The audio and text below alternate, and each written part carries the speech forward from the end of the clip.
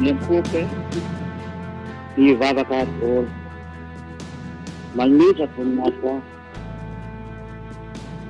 amin'ny dada malalala dia iava miankope eo anaty ny voninahity ankalazao ny anarana ary derao ny hatsarana miankofa dolo ny zanak'Andriamanitra rehetra sy ny resy lahatra rehetra miankofa daholo da mivavaka miankofa daholo.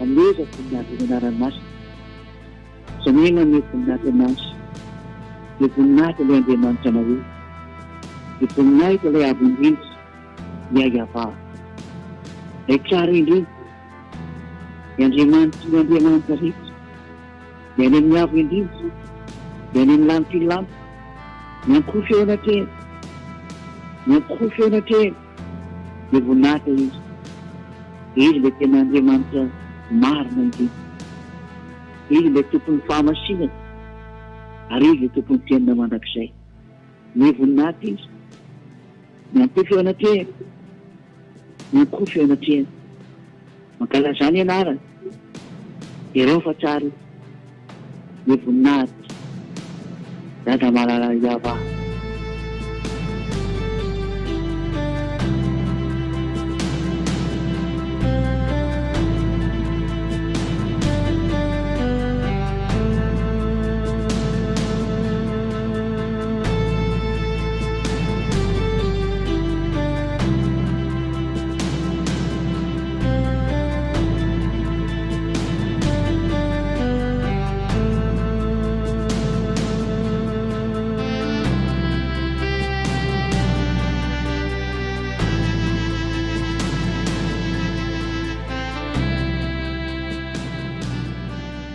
samy miresaka aminy samy manambara ny eo am-pony eo anatrehany ambara ho anazy dolony eo anatin'ny fonao aza misy afeniny eo anatrehany intsony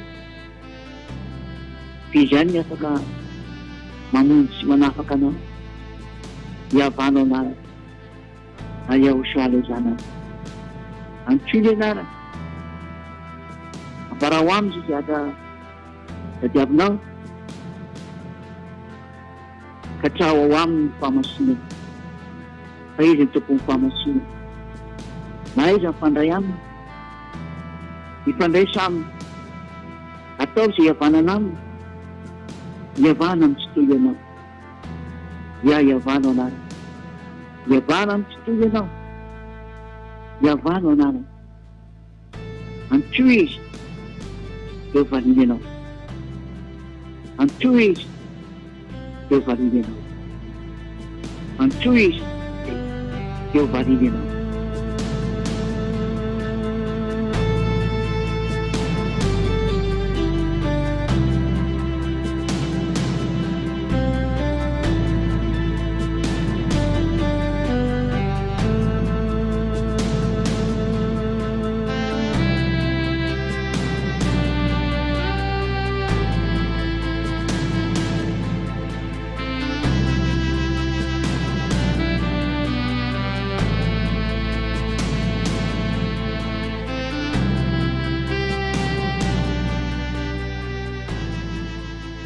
Orage.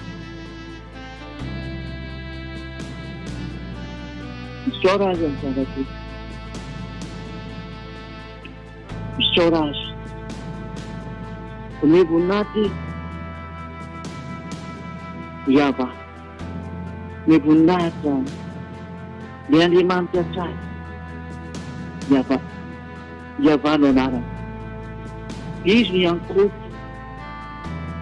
eo anateny, miankofo eo anateny, miankofo ianao eo anateny, miankofo adaolony ato tokantrano, miankofo adaolony na iza mandreny,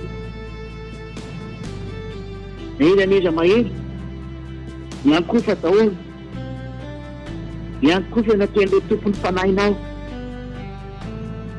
miankofo eo anaten'ilay nampisy aina anao, miankofo eo anaten'ilay nampamisy ny tanana sy tongotra anao, miankofo eo anaten'ilay nampamisy ny vatana anao, miankofo eo anaten'ilay nampisy aina ny tenanao, miankofo eo anateny fa izy ilay mahafaty ary izy ihany koa ilay mamelona. Izy avokoa mahay manao an'izany. Miankofo eo anateny, miankofo eo anateny ianao, hoe voninahitra izy, miankofo eo anateny ianao, antsoa ianarana, iavanao anarana. Izy ilay Andriamanitra maro, izy ilay Andriamanitra tsara indrindra, iavanao anarana, miankofo eo anateny.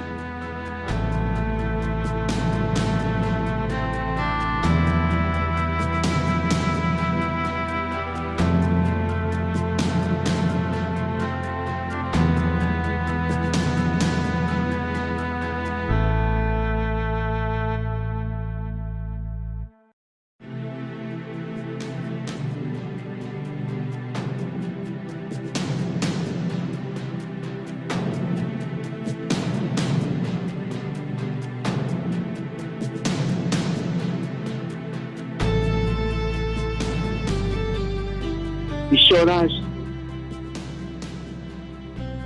tsy amin'ny misaotra azy. Aoko fantatrao fa tsara izy. Aoko fantatrao fa izy ny mpamaly vavaka. Aoko fantatrao fa izy ilay tena marina.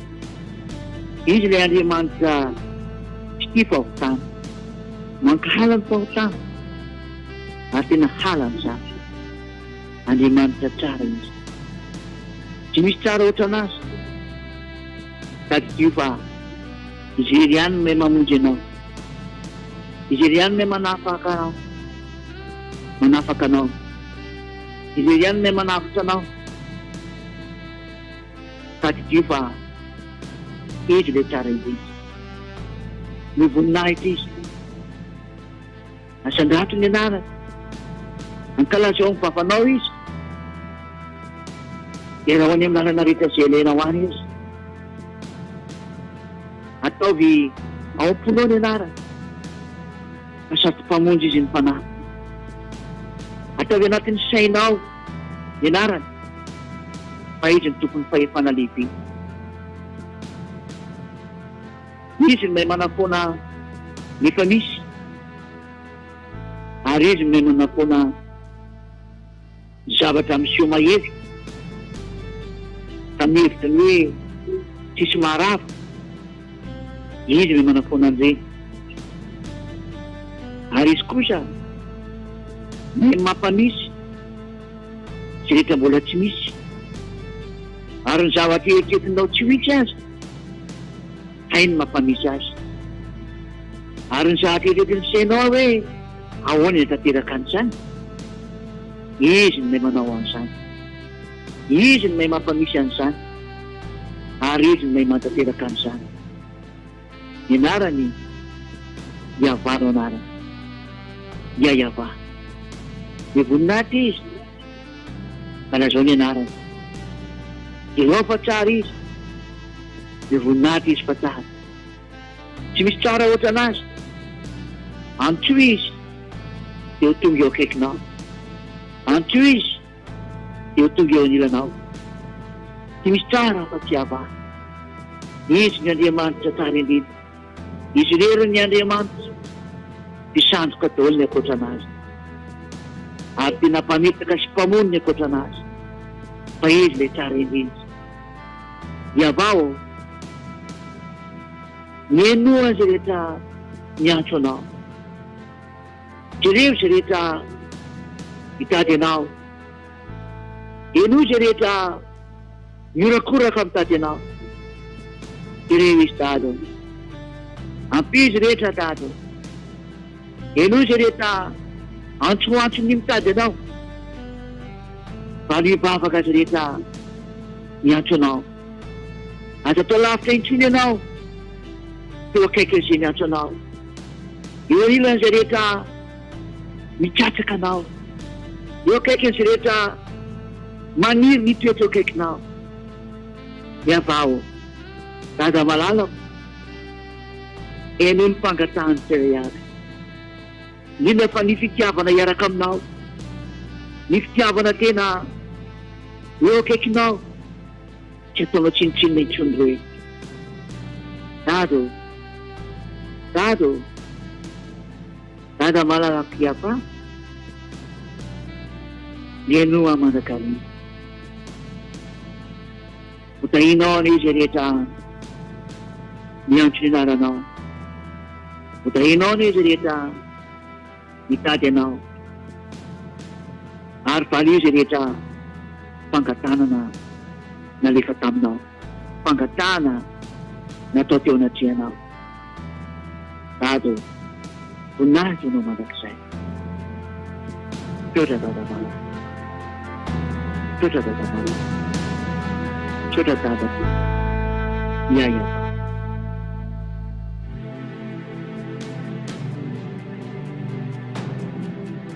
Amen.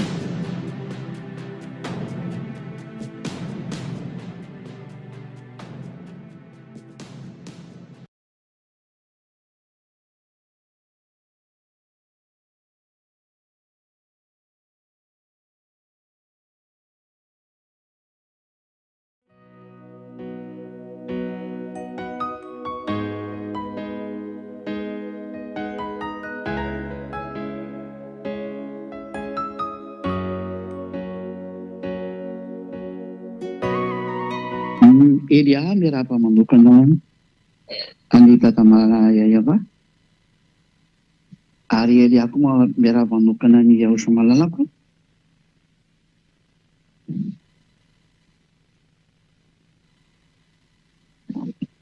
Aroan izay mendrika anononana ny fitahina sy ny fiadahana ary ny fahasoavana sy ny fahasambaranao amin'ny Yaosha, dia ho aminareo nge izany tenin'ny Yaosha zany, dia izany tenin'ny Elia zany.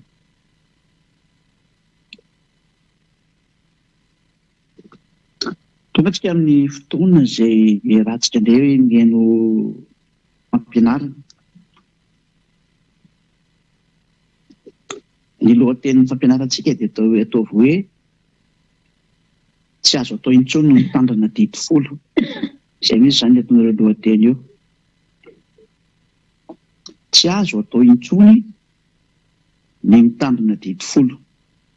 Izany hoe rehefa tia tsipeny amin'ny hevitra izany dia mitandrina foana dimy folo ianao. Dia izay zany no azavaina antsika rehetrarehetra, mety ho lavalava ihany ny teny androany. Fa mahasoa antsika izao fampianarana izao. Ary entin'ny Elia hanampofoana amin'ny rehetrarehetra izay nangalatahaka ny anarana hoe Yaosha, na nanova hoe Yavasoa, na nanova hoe Yahosoa, na nanovan'izay Yahoah tsy maro samihafa any, dia be anaran'ny vaovan'ireo olombelona. Dia manam-porofo aminareo izany androany. Mpangalatra tsy mahay mangalatra ny tena izy.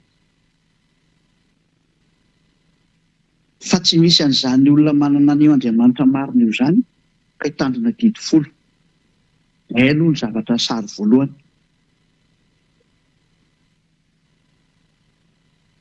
Fa ny tena marina aloha zany amin'ilay orazana amintsika dia ity ny teny voalohany, fa tsy mbola ilay sary voalohany teny teo, fa ity ny teny voalohany. Ny olona zany izay mpanota dia tsy misy Andriamanitra mihaino azy zany Ary rehefa tsy mihinana azy Andriamanitra, ny Elohim-Israely zany, dia volony miresaka sy mifandray n'iny olona iny dikan'izay. Satria ny lalàna dia milaza mihitsy hoe ny mpanota dia avy any amin'ny devoly. Rehetra mpanota izy dia avy any amin'ny devoly, satria ny devoly tanan'olona hatramin'ny voalohany. Zao raha vakentsika aloha izay fanombohana izay araka ny bokin'ny Jaona voalohany,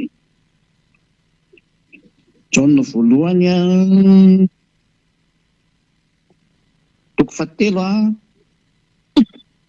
andininy 9.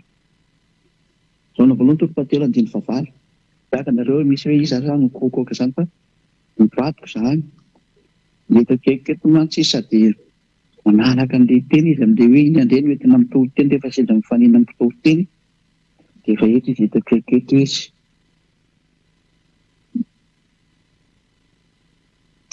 Izay manota dia avy any amin'ny devoly, satria ny devoly manota hatramin'ny voalohany. Hoy tsara be kosa ilay nataonareo, mety be mihitsy izao.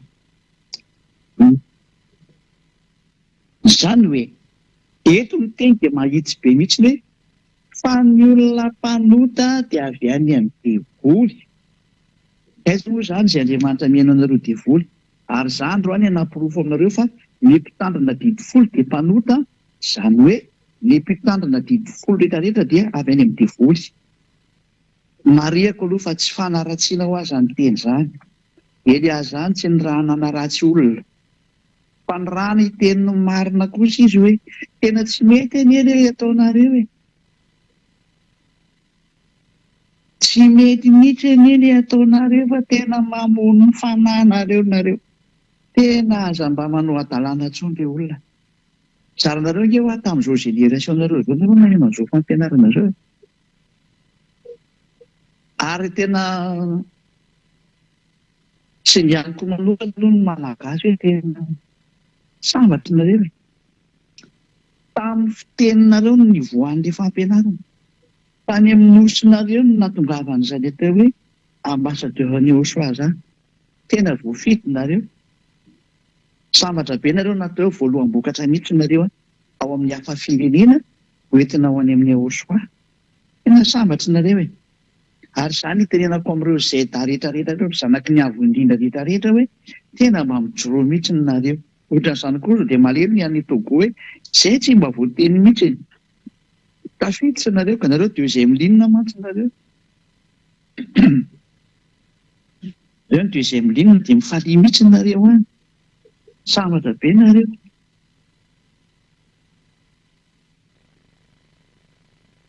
Tena mifalia daholo fa todika manokana amin'ilay nosy voafity ahy. Tena sambatra nareo. Dia moa maro anisa zao amin'ity fanjakana masina ity. Hoe miaina ao anatin'izany hoe tsy manota intsony izany. Satria ny mpanota ngeka avy any amin'ny devoly. Izay rehetra manota dia avy any amin'ny devoly. Dia izay na tonga ny eo samy teny hoe ianareo avy any amin'ny devoly rainareo ka izay tiany rainareo atao no ataonareo. Izay. Jaona toko 9. Jaona 8 43-44. Rehefa sisa teny izay. Jaona 8 43-44. Nahoana moa tsy azonareo ny teniko? Satria tsy mahay mihaino ny teniko ianareo. Fa ianareo dia avy amin'ny devoly rainareo. Aiza sitraky ny rainareo no tianareo atao? Izy dia mpamono olona hatramin'ny taloha tsy mba mitoetra amin'ny marina izy satria tsy misy marina aminy. Izay. Nahoana izy ny tsy azonareo ny teny satria tsy mahay ny teniko mihitsy nareo. Satria nareo avy any amin'ny devoly rainareo. Fa ny olona mpanota izany mpanao ratsy satria eo manao ratsy moa izy io mpamono olona tsy misy marina aminy. Marina ampiakarina kely angambany mety ka. Ary raha manainga izy dia niazo izany olona izay satria mpandainga izy sady raininainga. Olona mpanota mihitsy izy izany ny dikan'izay. Tsy manam-piakarina kely raka izy dia ihanyna fa tafadany amin'ireny marina fa tsy mitoetra amin'ny marina izy. Mbola misy teny eo ambany eo tokony hiakatra kely. Eo amin'izay teny izay mihitsiny izany dia hoe mpanota, mpandainga, rain'ainga, tsy mitoetra ao amin'ny marina, mpamon'olona. Izany ny atao hoe diavoly izany, mpanao ny ratsy izany. Ary ny diavoly izay mpanao ratsy ny diavoly izay mpanao ratsy dia tena manao ny ratsy marina tokoa, ary ny zanany izay mitovy aminy dia mpanao ratsy tahaka anazy. Ka ny mpanao ratsy sy ny mpandainga sy ny mpanota izany dia samy zanaka diavoly daholo. Dikan'izany mitandreny manodika an'izany ianao izay mandray hava. Nefa ianao hita tsara fa ny olona mpitandrina diavoly izany dia mpanota izany. Izany hoe tena mitovy kilasy amin'ny diavoly, zanaka diavoly, avy any amin'ny diavoly. Ary ireto mpanota reto dia tsy misy Andriamanitra mihaino azy izany. Andriamanitra tsy mihaino ny mpanota. Avetsika hatrany mihitsy ny fanazavana Isaia 7:50 satria fampianarana dia tsy maintsy fiainoana daholo ny teny. Isaia 7:50 andiny voalohany sy ny faharoa. Isaia 59 dia 1 sy ny 2.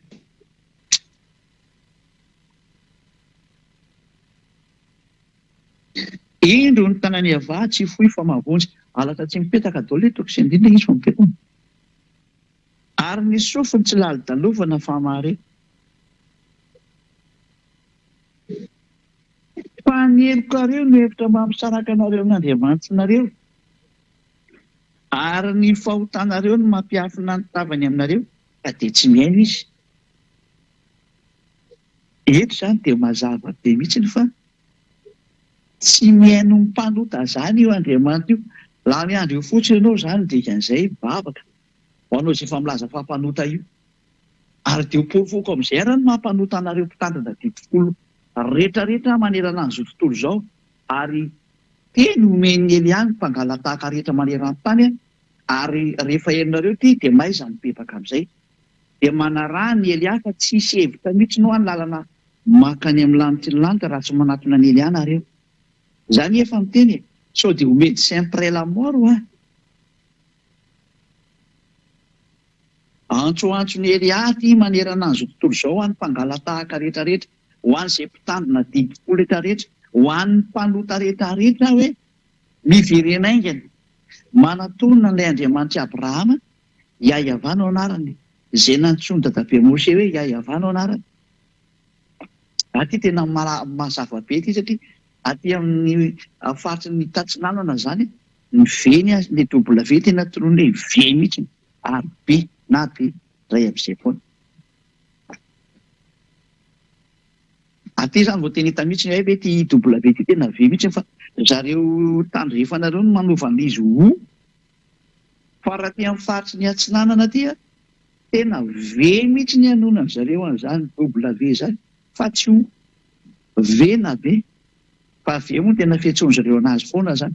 Ary izay no tena napetraka ny anarana hoe ny anarana moa tsy hoe zareo no nametaka anazy fa fanamporofona aminareo fotsiny ty tena hoe Yahveh. Parantesy kely iny. Satria aty izao raha miteny hoe working dia working ozy ry zareo. Ary raha miteny zareo hoe wife dia wife ozy ry zareo. Fa ianao miteny hoe wife amin'izareo izany zavatsafa ny andesany azy izany. Kely moa parantesy kely izay. Eto izany tsika dia mahita mihitsy ny hoe tsy mihaino mpanota io Andriamanitra io. Lavitra anazy ange izany. Ary izay ilay voalaza ao amin'ny Jaona 9:31. Satria naporofo amintsika mihitsy hoe laha ny andro nareo mivavaka rehefa mpanota fa aza miditra any am-piangonana intsony fa mijanona. Jaona 9:31. Jaona 7:30 mivaky tahaka an'izao ny soratra masina vakitika voninahitra eo soa malalaka. Fantatsika fa Andriamanitra tsy mihaino ny mpanota fa izay mivavaka aminy sy manao ny sitrapony no henoiny. io Andriamanitra marina io zany dia tsy mihaino ny mpanota zany mihitsiny io. Andriamanitra tsy mihaino ny mpanota. Mazava ho azy zany fa lany andro ianao hivavaka eo. Satria tsy mihaino ny mpanota eo Andriamanitra io. Lany andro io fotsiny ianao. Lany andro ianao makany am-piangonana any hirahira any. Izay ny mahatonga an'ilay olona andeha hivavaka dia mifanadala fotsiny ny atao zareo am-piangonana ao fa na mifampidera bika sy paozy fa tsisy mitady an'Andriamanitra zany. Raha mitady an'Andriamanitra zany ireo dia mitady hevitra ny tsy ho lasa mpanota. Mitady hevitra ny tsy ho lasa mpanota rehetra ny mitady an'Andriamanitra. Zatra fiangonana tsisy mahafaka amin'ny fahotana dia lozika be amin'izay samy mifanohy ny adalàna eo. Zava-doza amina tambo mihitsy ny miseho amin'izao. Fa samy tonga sainy. Samy tonga saintsika. Ahoana zany ny ahafahany Elia milaza fa tena mpanota nareo? Mitandrina dimy folo. Izao arany. Hainareo tsara mihitsy ny faniravan'ny dada Iava io dimy folo sy lana Mose io tamin'ny alalan'ny nanam-poteny ny fisoronana. Raha vao nipoteny dada Iava ny fisoronana dia rava ny dimy folo ny dikan'izay. Izay aloha zany ny filazana voalohany hoe rava ny dimy folo. Na tonga ny lohateny hoe tsy azo atao intsony mitandrina dimy folo. Ny antony hoe tsy azo atao intsony mitandrina dimy folo satria rava ilay izy. Ary izay ny porofolon'ny Elia eto androany. Fa izay mitandrina dimy folo rehetrarehetra dia efa omany ny bagazy. Mampalahelo be fa ilay bagazy teniko amin'izany ilay fanahinao zany ny tsipy any amin'ny elo. Mampalahelo ery ilay fanahy tokony vonjena lasa atsipinao any amin'ny elo. Tena mba mandiny reto a. Ory olombelona, tena mba aza vonoina ilay fanahy e. Aleo ilay fanahy mba ho velona amin'izay fa be izay nampijalianao anazy izay. Nentinao tany amin'ny Andriamanitra tsy izy. Nataonao nilomano tao fahomana. Nataonao ny tao anatin'ny faharatsiana mampitsinavina. Oka izay. Mba haino ilay fitarenan'ilay fanahy ry olona. Dia mbola ny fitiavanao tena ihany ve ny amoronao ilay fanahinao?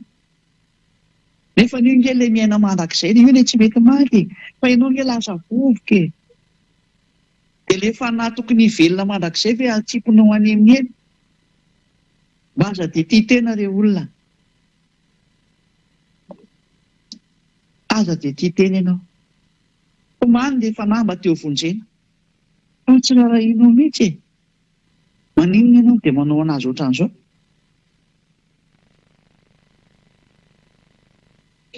Tena mba tonga sainy.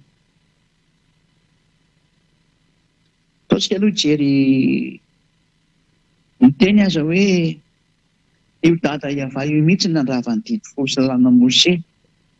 Izao mantsy. Ny voalaza an'io dimy folo n'Andriamanitra sy lalàna Mose io zany, lalàna n'Andriamanitra io dada Iava. Dia tsy azo ampiana io didy io ary tsy azo esorana. Izay ny lalàna fototra zany a, ny feon'io dimy folo sy lalàna Mose hoe aza ampiana dia aza esorana. Deutéronomie toko faefatra andininy voalohany sy ny faharoa. Deutéronomie 4:1-2. Ary ankehitriny ry Israely, mihaino ny didy sy fitsipika izay ampianariko anareo mba harahanareo. Dia ho velona nareo ka hiditra sy andovan'ny tany izay omeny avy Andriamanitra ny razanareo anareo. Izany hoe arao ilay didy tsipitsipika izy a, dia ampianariko anareo. Dia mba hiditra ao amin'ny tany Kanana anareo. Izany hoe ny objectif amin'ity dimy folo telo zany. Dia efa hazavaiko anareo izay mpitandrina azy fa mampiditra ao amin'ny tany Kanana. Izany hoe mitondra anao mankany Israel. Dia ny fanontena napetrako taminao ary aminao ary dia izao. Ianao ve lasa nakany Israel rehefa mitandrina an'io satria izay ny objectif amin'io. Ianao raha mbola mipetraka ao amin'ny tany misy anao io mandraka androany mbola eo ianao. Fa ilay didin'Andriamanitra nomena zanak'Israely dia mitarika anazy ho tonga any Israel. Dia tsy miendra indray sasany dia Israely ara-panahy io. Aza mba miteniteny foana. Olona tena ho an'ny Israel nge reto olona reto ary tonga tao izy.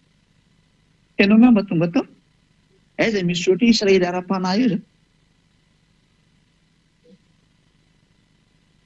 hitanao amin'izany ny hevitra diavoly avy any amin'ny diavoly ao amin'ny sain'ireo mpitondra fivavahana sy ny mpanodikodina ny tenin'Andriamanitra io miara-mita asehoantsika izao ny teny hoe hiditra sy andovan'ny tany izay omeny avy Andriamanitra ny razonareo anareo. Natokana ho any zanak'Israely mihitsy izany ilay satria ireo no any amin'ny tany Kanana dia any Israel izany. Ireo no makany fa tsy ianao. Efa diso adresaka ianao izany izay hafa firenena izay nitandrina an'ilay didy folo satria maninona ilay didy natokana ho an'ny olona ho any Israel. Ianao olona tsy ho any. Inona izany nitandremanao an'io? Raha Breziliana ianao dia hipetraka ao Brezila. Inona izany nitandremanao Breziliana an'io? Ho an'ilay mpitondra fivavahana ao Brezila. Raha ho azareo any Togo, ianao raha olona tsy ho any Israel koa na tsy hipetraka any ianao. Ka hoe hiverina ny Togo foana satria any ny tanindrazanao. Inona izany nitandremanao an'ilay didy folo? Ho anareo Togolais. Ho anareo Malagasy ohatran'izay koa. Raha Malagasy ianao angano hoe hipetraka any Israel, ianao nga dia ho any Israel na tena izy. Fa ny olona hipetraka sy honona any Israel iny no mitandrina an'io e. Ianao raha sady tsy mieritreritra no any ary tsy manam-pahefana ho any. Daholo ianao nefa no mitandrina an'io. Eo ange dia efa diso nareo e. Hiditra sy andovan'ny tany izay omeny avy Andriamanitra ny razonareo anareo. Ny olona mpitandrina didy folo izany a, ny objectif amin'izany dia mba ho tafiditra ao Israel. Nefa tsy mety niditra anakany fa mandrakandro anao mipetraka amin'ny tany misy anao. Anao Amerikanina, ianao Anglisy, ianao Frantsay, ianao Alemaina, ianao nizanizy, ianao izany. Hitenenako an'izany teny izany hoe ahoana ianao amin'io sary io? Ianao Indiana, ianao Japonais. Ahoana ianao amin'izao teny izao? Hitanao fa any dia efa diso daholo ny zava-drehetra. Ndao raha disotsika ny teny. Aza ampianareo ara ny teny izay andidiko anareo ary aza ny esorana anareo. Fantandremo ny didiny avy Andriamanitra rehetra ny didiko anareo. Ity didin'Andriamanitra didy fosilana Mose ity izany dia efa namohana didy hoe aza ampianareo. Dia aza ny esorana anareo. Tsy aza atao mihitsy ny zany manampy an'io. Ary tsy aza atao mihitsy ny manaisotra an'io. Fa tena lalàna mihitsy ny zany.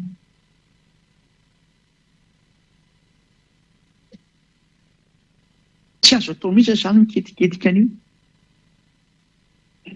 Ary namafisy ilay zanak'Andriamanitra io teny io ao amin'ny Matio 5. Etsika vetivitra amin'ilay boky Matio indray. Ity ilay mba ianaran'io ilay teneny ao na boky Matio 5. Ianao ihany aza mamatotra ny tenanao amin'izany hevitra izany.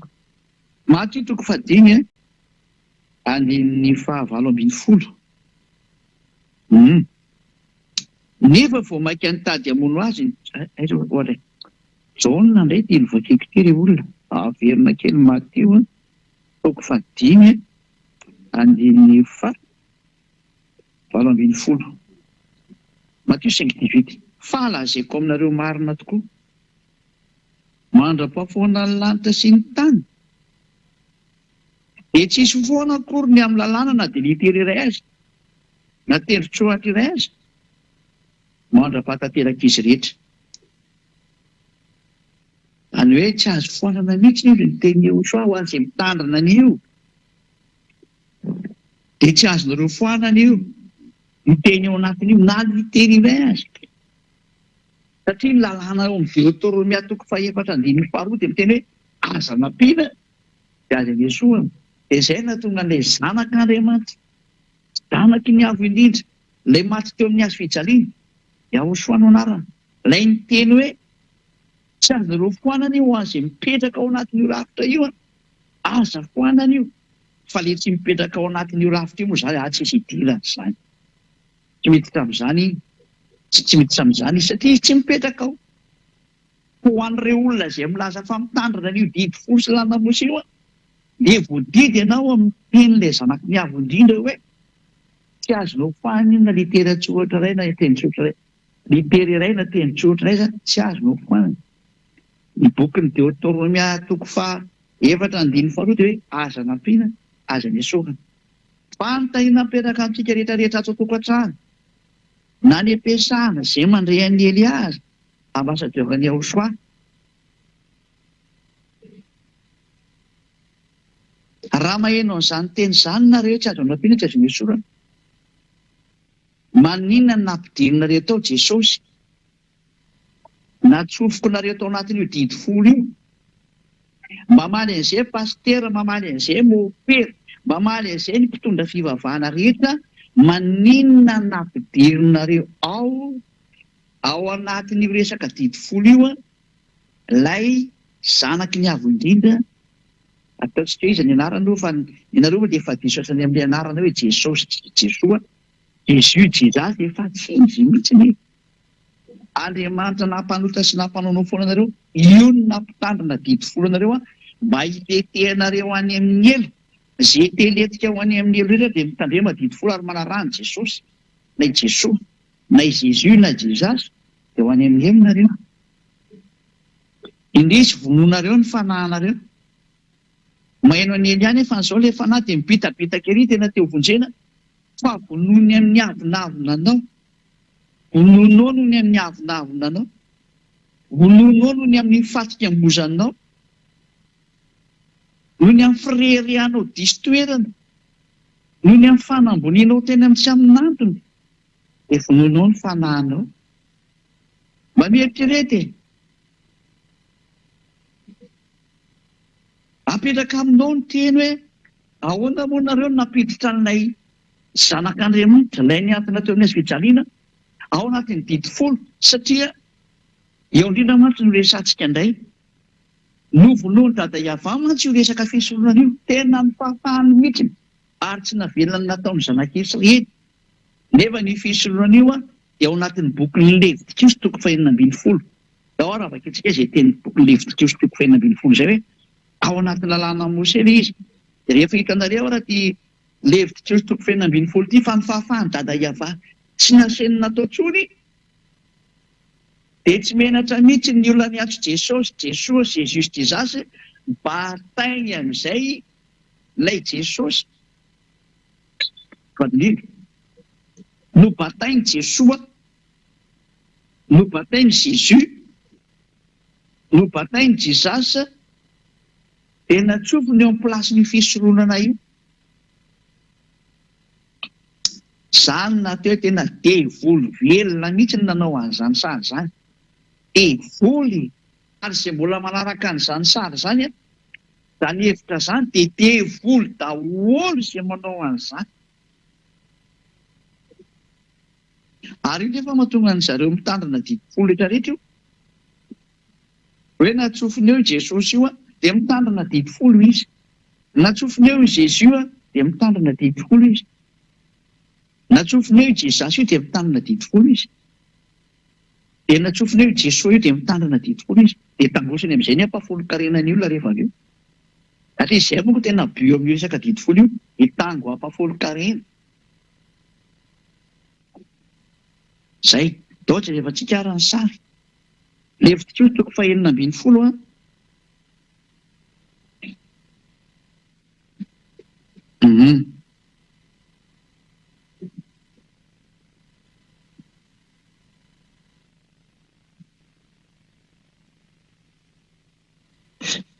Levitikos toko 2:12 andininy 5.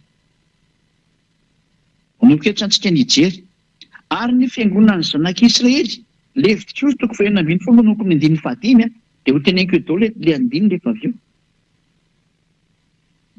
Ary ny fiangonan'ny zanak'Israely dia handraisan'ny osy lahy roa atao fanatitra noniota sy ondry lahy iray atao fanatitra dorana.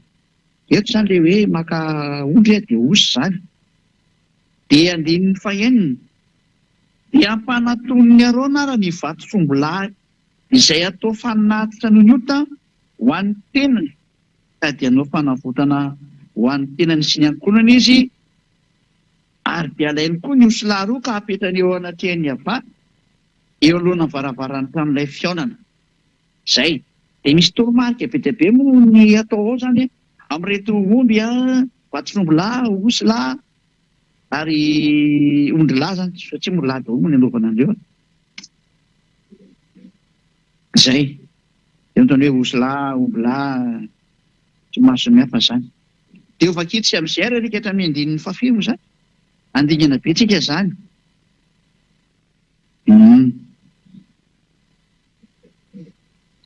amin'ny 5 amin'izay ka hatrany amin'ny farany amin'izay fakitsika zany.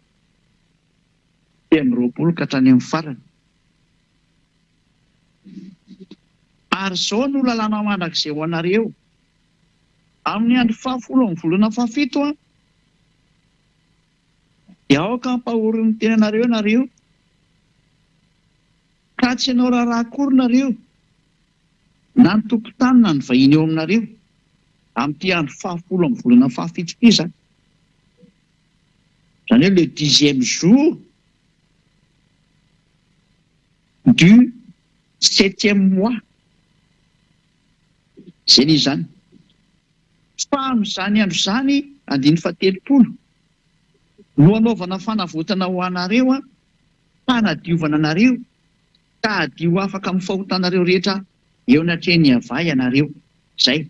Ity andro 10 amin'ny volana 17 zany dia fanadiovana ny zanak'Israely mba hoe mba tsy manota intsony izany izy rehefa amin'ny vaninandro ihany.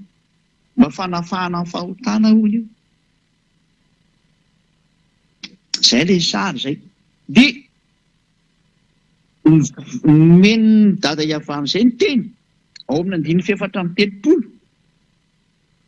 Levitiko 16:34 ho lalàna mandrakizay ho anareo ary zany hanaovana fanavotana ho an'ny zanak'Israely indray mandeha isa-taona hahafahany amin'ny fahotany rehetra.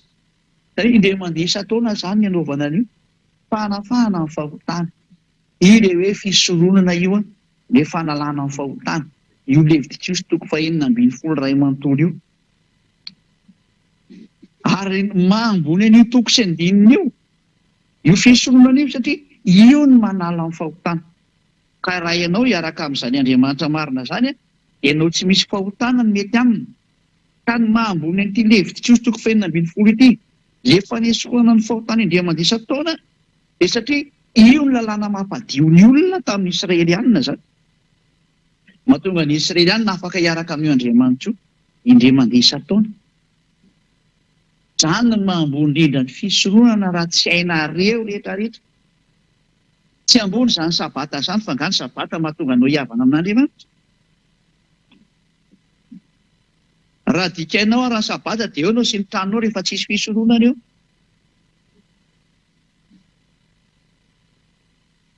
Ninona ho ataonao dia rehefa tsy eo ny fisoronana dia condamné à mort ianao. Satria ny lalàna ny fisoronana ny manala ny fahotanao indray mandeha isa-taona amin'ny fanaterana an'ilay raha eo anatrehany dada iava. Ka rehefa tsy misy izany fisoronana izany dia tsy misy ny fanafananao amin'ny fahotana. Ka rehefa tsy misy ny fanafananao amin'ny fahotana dia tafasaraka amin'ny Andriamanitra ianao ka ho any amin'ny helo ny dikan'izay rehefa maty. Tanzeny izy fa tsy ny sabata zany no ambony. Izay no tonga ny apôstôly Paoly miteny hoe fototry ny lalàna ny fisoronana. Hébreu 7 vakitsika amin'ny teny frantsay.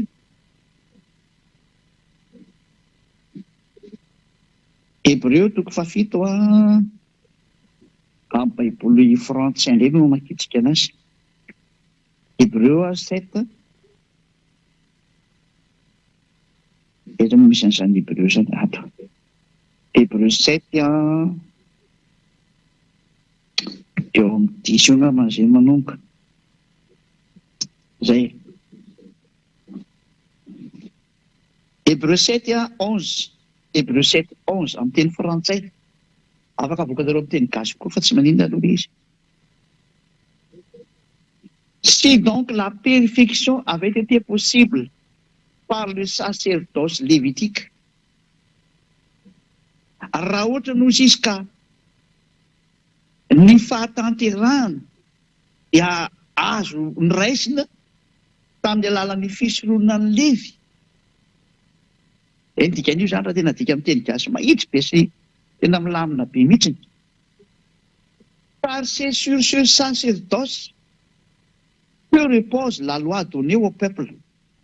Satria tamin'ny alalan'izany fisoronana izany no matory, zany hoe matory eo amboniny izany, miankina izy zany ny atao ambany fototra izy zany dikan'izay. Matory eo ambonin'ny fisoronana lalàna. Zany hoe ny fisoronana zany fototra ny dikan'izay.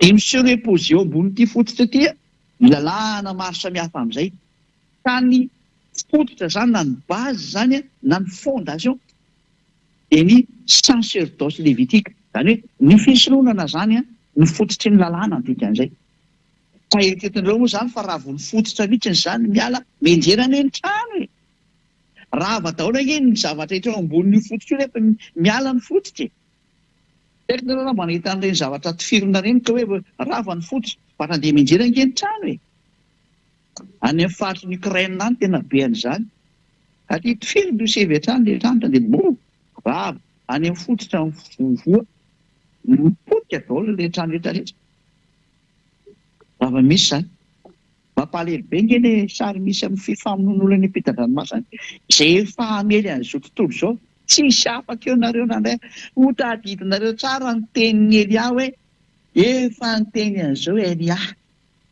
efa nampianatra an'izao Elia dia hitodika amin'izay ny fanahinareo za tsy nyteny ianao tsony fa ny fanahinao no hitodika hoe naninona ianao raha mba ny hainao ny Elia nefa dia hitanao tsara ny publicité nataony tany aminao tany ny fandefasana ny fampianarana hoen'ny sofinao na aparitany manerana an'izao tontolo izao ny fampianarana fa ny avinavy ianao tsy mba nentina ny ray na nambany ianao heverinao fa olombelona mitovy aminao zany Elia zany dia nambanianao sy nenitenenao zao rehetra zao ho tadidinao tsara matoa izany Elia zany teny hoe tsy manota intsony izay miaraka aminy miaraka amin'ilay Andriamanitra lehibe indrindra izy namorona n'izao tontolo izao le Dieu des dieux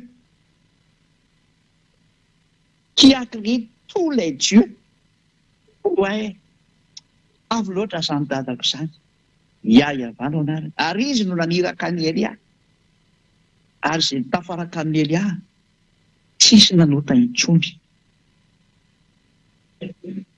ohatra izantsika nyteny azy eto zany tsika dia mahita mihitsiny hoe ny fototry ny didy folo sy lalàna Mosesy zany lalàna Mosesy dia ny fisoronana ilay levitikosy toko fahenina ambin'ny folo ilay manala ny fahotan'ny zanak'Israely indray mandeha isan-taona saingy tsy teny dada Iavaly izy tsy teny tsony ary any amin'izay ny Israelianina satria nampitandrina foana dada Iavaly ajanononareo ny fahadalanareo manao ny adalàna zanak'Israely dia avy eny izy manao fisoronana ajanonareo adalanareo ny fanoerana anahy io fa tsy mety amiko ireo sy dada Iavaly manao ihany izy dia manao le fisoronana izy rehefa avy eo indray mandeha isan-taona dia ohatra hoe milamina foana satria ko lalàna mipetraka tokoa moa izy na rarotiny rehetry mihitsy n'ilay zavatra ary lasa fanao mihitsy ny hafaran'izy tsy zaka ny dada Iavaly tsony nahita an'ilay sary fa tezitra amin'izay satria lasa fakasiana anazy mihitsy izy nandraisany fanapa-kevitra amin'izay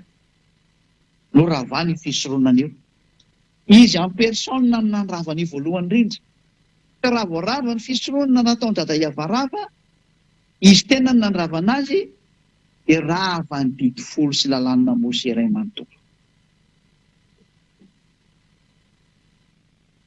izy ny nandrava azy valy teny menana rehetrarehetra mihitsy ny hoe ny dada ny venona metaka anazy dia ny zana ny venona nanravana azy dia didy folo zany iresantsika io dia manevaly teny mihitsy anao mihitsy ny androany ny dadany mihitsy ny nanravana azy dia namafisiny zanany teo amin'ny azy fijaliana dia ny marina confirmation iny azy fijaliana iny daholo avakitsika ary ny tenin'Andriamanitra mikasika any amin'izay ao amin'ny bokin'ny Isaia toko fahenina amby enimpolo andininy telo Isaia 66:3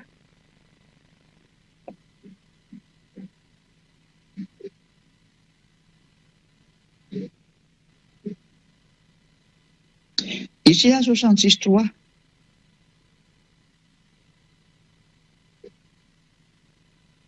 izay mamono omby dia ohatra ny mamono olona zay aloha izay anankiray zay ozana hoe resaka mamono omby nge zany e dao ary ozatsika ary izay mamono ondry atao fanatitra dia ohatra mamolaka vozona lika olana indray ny teninao amin'io ary resaka mamono omby fotsiny ve mamono omby fotsiny ve ty resaka sisa dia tovatra ny fanatitra amin'izay le izy fanatitra ny resahany eto Mitovy mamolaka vozona alika ianao rehefa mitondra fanatitra ondry. Ka dia miteny an'ireto mpanatitra ondry rehetrarehetra manao fanatitra toy hoe mitovy amin'ny mamolaka vozona alika ianareo. Dikan'izany tena fanompo-tsampy mahatsiravina ataon'ireto olona mpitondra fanatitra ondry lava isaky manao zavatra tony. Inona ny mpanao ody ratsy rehetrarehetra mandefa nytony ondry tony eny amin'ny toerana misy izay andehanany any reto. Mba mieritrerety fa mitovy amin'ny mamolaka vozona alika nareo izay soratra masina. Ozy ny tenin'ny Andriamanitra lehibe, miavo indrindra, le trop puissant, l'éternel, Yahweh. Ary izay manatitra fanatitra hohanina dia ohatra manatitra rakisoa. Izay rehetra manao fanatitra rehetra ozy ny tenin'Andriamanitra dia mitovy amin'ny manatitra rakisoa, nefa ilay kisoa fady mihitsy raha ny didy folo ny resany hoe aza mikitikitika an'ireny ireo ozy ny dada Yahweh, andreo mihinana an'ireny. Nefa dia mitovy amin'ny manatitra rakisoa ianao. Zava-doza izany. Zava-doza izany. Tsy mety sy nengeny efa natitra. Ary izay mandoro didika azo manontofo no fanatim-pahatsiarovana dia ohatra misaotra ny sampy. Izay rehetra mombany amin'ity fanatitra ity izany ninona ho ataonao dia lazain'ny dada Yahweh mihitsy hoe mitovy amin'ny manompo sampy, mitovy amin'ny mamolaka vozona alika, mitovy amin'ny mamono olona, mitovy amin'ny manatitra rakisoa. Eo dada Yahweh no nilaza mazava tamin'ny alalany mpaminany Ezea fa tsy mety ampitrony ny fitandremana ny didy folo sy lalàna Mose satria niravako mihitsy ny fisorohana izay fototra ny lalàna. Ka raha rava ny didy folo mopera sy pastera, iny ny tiana ataonao reo. Inona ireny valinareo an'ity? Inona ireny mety zavatra hoetriretin'ny sainareo? Fa mazava bety sady mbola ho tenenareo indray ny vahoaka ao aminareo hoe tsy raisina ohatran'izany ny tenin'Andriamanitra. Dia ory vahoaka izay mivavaka any amin'izany toerana izany mametraka anareo vendrana mihitsy io mpitondra fivavahana io. Sahala hoe olona tsy mba mahay micomprendre, tsy mamaky teninareo fa jamba ny tena marina. Klasy an'ireo mpitondra fivavahana ireo fa jamba mihitsy nareo ary tsisy saina intsony. Fa mameritreretra daholo izay mamandray ahy. Zara moa ianao mpitondra fivavahana io mbola vonjeny eny ahy. Zany mbola tsy nanakatona varavarana taminao Mbola miteny anao aza vonjeo ny fananao rehefa mbola tia monjy ianao. Fa rehefa tsy tia monjy ianao dia adalanao sy izay te hiaraka aminao. Mazava be ny teny miara-mamaky tsika io, miara-mijery anie tsika rehetrarehetra hoe manerana izao tontolo izao miara-mijery daholo. Ary ny toko sy andininy efa amin'ny fiteny samy manana ny fiteny daholo izao. Amin'ny teny gasy, amin'ny teny fransay, amin'ny teny anglisy, amin'ny teny sinoa. Ary mbola ho avy indray ny teny hafa rehefa tsy kelikely aloha. Zavatra maro izany. Mazava be ny teny eto fa dada Yahweh mihitsy nanapotika ilay didy folo sy lalàna Mose satria ny lalàna dia milaza mihitsy ny tarehy aza nampiana dia aza ny esoana. Nefa izy mihitsy eto nandrava azy. Ka iza izany nandrava an'izy voalohany? Dia dada Yahweh nandrava azy voalohany. Ary rehefa niravany dia tsy azo dokotena intsony. Ka hoe ianao indray nitolotolona andeha hampiditra zavatra hafa, iza nampanaonao an'izany? Fa angatsy hita voamasonao ilay hoe aza nampiana dia aza ny esoana. Nangefa kitsika andeha mandeha averina iny toko sy andinina ankizy. Dia nikatra amin'ilay Deutéronomie toko 4 dia andeha ny faharoa. Hoe eversika vakiana kely. Deutéronomie 4:2.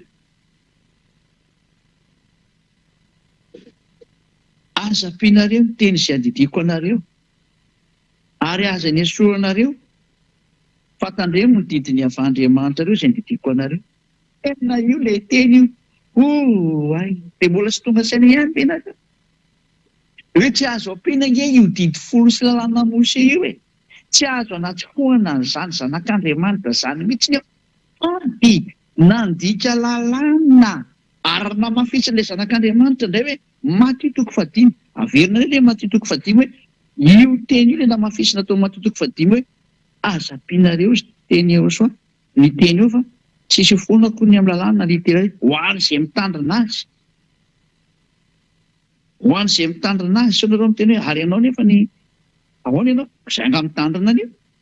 Tsy mitandrina anio. Zatra fantatra nefa fa zatra fa niravany dadanay dia izy ny andeha tsofoka ao. ratsy olona tsy misaina no mbola mitsofoka ihany. Asaina tonga namiteny izay mandre ahy hoe mba misaina amin'izay e. Meko aloha nge le fampianarana io e. Jereo nge le teny fitiavana anao zao. Jereo ny famonona ataon'ny mpitondra fivavahana anao. Fitaona anao zay ny vonoina. Fitaonan'Andriamanitra mbola tsy maty fa mbola naheno any Elia anao zao. Miverena amin'izay verena amin'izay miaino jereo ty adalàna nanjoanareo ty e. Nataonao. Ohatry vakitsika le tenin'ny Jehosoa. Falazaiko aminareo marina dia marina tokoa. Mandra-pahafoana lanitra sy ny tany dia tsisy ho foana akory ny amin'ny lalàna. Na dia literena tendrotsoatra iray aza mandra-pahatanteraka izy rehetra. Dia mandra-pahatanteraka izy rehetra mbola mafisika tsara efa kelikely eo satria hiditra amin'izay hoe ny rahavan'ilay zanany eny hididy folo eo e. Ny rahavany tsaratsara mihitsy. Ko ny dadany nandrava azy voalohany ko namontsy fa mafisika miazy fijaliana. Izay ilay hoe tsy mety mipetraka mihitsy ny lalàna ny Jehosoa raha tsy raha hididy folo io. Fa manjary misy double constitution. Ilay constitution didy folo dia ilay constitution Jehosoa, lalàna ny Jehosoa dia tsy mety io. Fa tsy maintsy iray ihany lalàna rahana dia izay no mahatonga hoe tsy maintsy ny rahavana ny didy folo dia mipetraka ny Jehosoa. Ary nandrava ny voalohany nefa ny da malala ia. Zay. Zay ny zava-marina, zay ny zava-misy. Izy nandrava ny voalohany indrindra. Antsika amin'izay ilay teny teo. Araka ny bokin'ny Isaia. Averina amin'izay ilay sarak'izy. Isaia 66:3. Veantsika amin'izay ilay teny ery hoe izay mamono omby dia ohatra ny mamono olona. Izay mamono ondry atao fanaty dia ohatra mamolaka vozona rika. Izay manatitra fanatitra hoana dia ohatra manatitra rakisoa. Izay mandoro ditin-kazo manimpofo no fanatram-pahatsiarova dia ohatra misaotra ny sampy. Eny tahaka ny fidianany reniny aleny sy ny fahalian'ny fanahy ny tampavetavetany. Io zany atezerany dada Eva ty miteny ity. Dia tahaka izany kosa no hifidianako ny fampahoriana azy sy andatsahako ny fahatahorany ho aminy. Satria ny antso aho fa tsy nisy namaly, ny teny aho fa tsisy nety ny aino, fananao izay ratsy toy masoko izy ary ny tsisitrako mihitsy no ny vidiny. Ay. Ezitra mihitsy ny dada Eva. Ravany amin'izay ny fisorohana.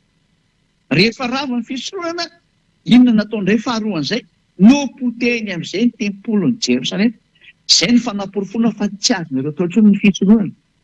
Irany amin'izay ny Nebokadiny zara-panjaka nandorony ny tempolon'ny Jerosalema. Araka ny bokin'ny Jeremia 52, mitohy amin'izay ny tantara. Maty Isaia, hiditra tseratra indray Jeremia. Jeremia 52, eo amin'ny andininy fahafemisitra.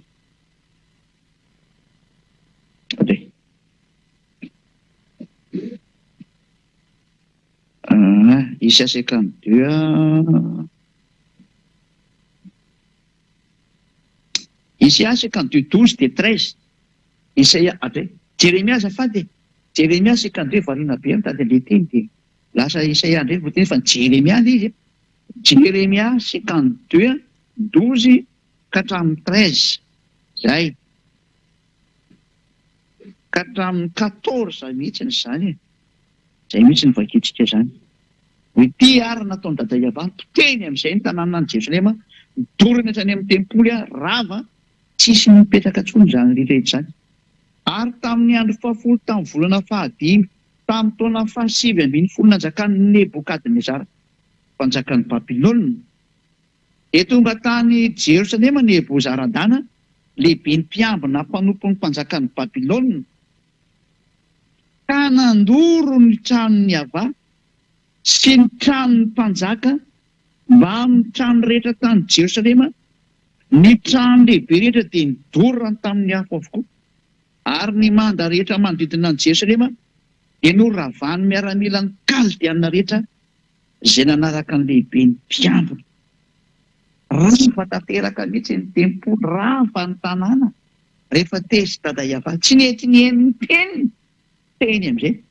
ianao koa izay tsy mety meno izao teny izao ianareo rehetrarehetra hafa firenena eny fatra ny Israeliana rehefa tratran'izao teniko izao izay tsy mety meno ny teniny iry miomana koa ny fandravana anareo fa tena miala nenina faraparany ery fa tena loza mahatsiravina ny enjoan'ny taninareo mbola tazomina fotsiny ny loza tsy hikapoka aminareo amin'izao ritenenako izao fa tena mihaja mba miteny angely aho hafanenina foaka izay fa dia tsy zakanareo tsony nendeha ny andeha amin'ity taninareo ty tsy zaka ny lohanareo fa tena ho avy amin'izay ilay teny hoe hiazakazaka anareo ka hivembena hitady ny tenin'Andriamanitra zay tsy fanirikanina fa ny etaeta hitady hanina ary etaeta hisotro rano fa faniriana hitady ny teny avava tsy ahitanareo ho tonga aminareo daholo izany teny rehetrarehetra izany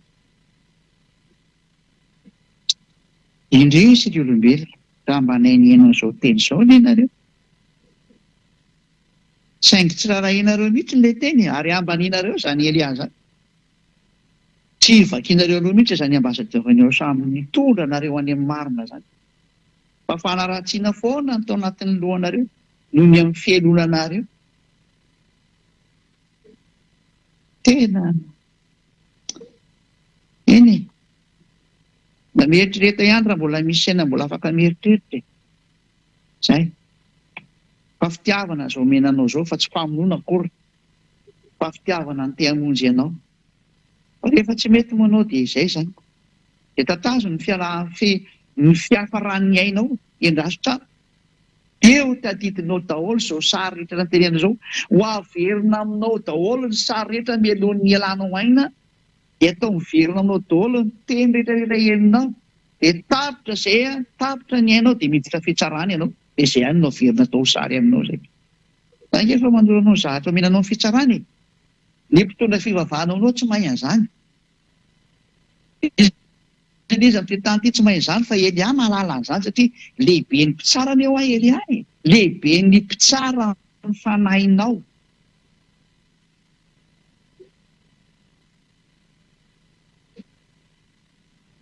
tsy mitsara ny nofonao zay fa ataonao iny ny nofonao zay nke tsy tonga ho an'ny nofonao re fa mitsara ny fanahinao dahana tonga na miteny an'ilay olona manao ratsy any Elia hoe raha mba fantatro io olona loanao io tsy sananao an'izany ianao raha mety ny koka tao aloha mihitsy mba avonjeo re za raha mba fantatrao zany atao Eliaza tsy hainao le izy dia vavatry vava moa ny atao sasany fihetsika tena fanambaniana tahaka lery dia me fotsiny hoe mbo dia ho tadidinao nge ty fihetsika anao ty rehefa miala amin'ity planeta terre anao ty ianao dia ozanao ianao rehety ambony tany ko aizany anaoko aminao ay naso meko anao le sosialiana fa niasa taoko ty ary matoa Eliana afaka olona tsy nanao teny intsony dia tsy olombelona tahaka anareo izy hoa avy any amin'ny lanitra ny lanitra avy any misy any Ahosoa nao ke efa ketsika ny teny parenthèse kelinay ianao hoe ao amin'ny Jaona toko 7 Jaona toko 7 esa misy any teny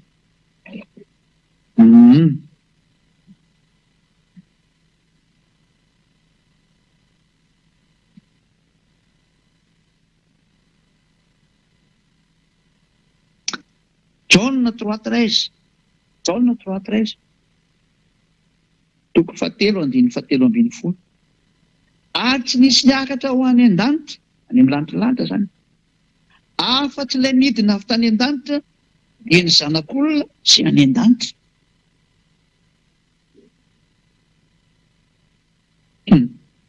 fanina mihitsy anao miaino an'izany tesarinina ty teny eto ary mama tena inona izay izy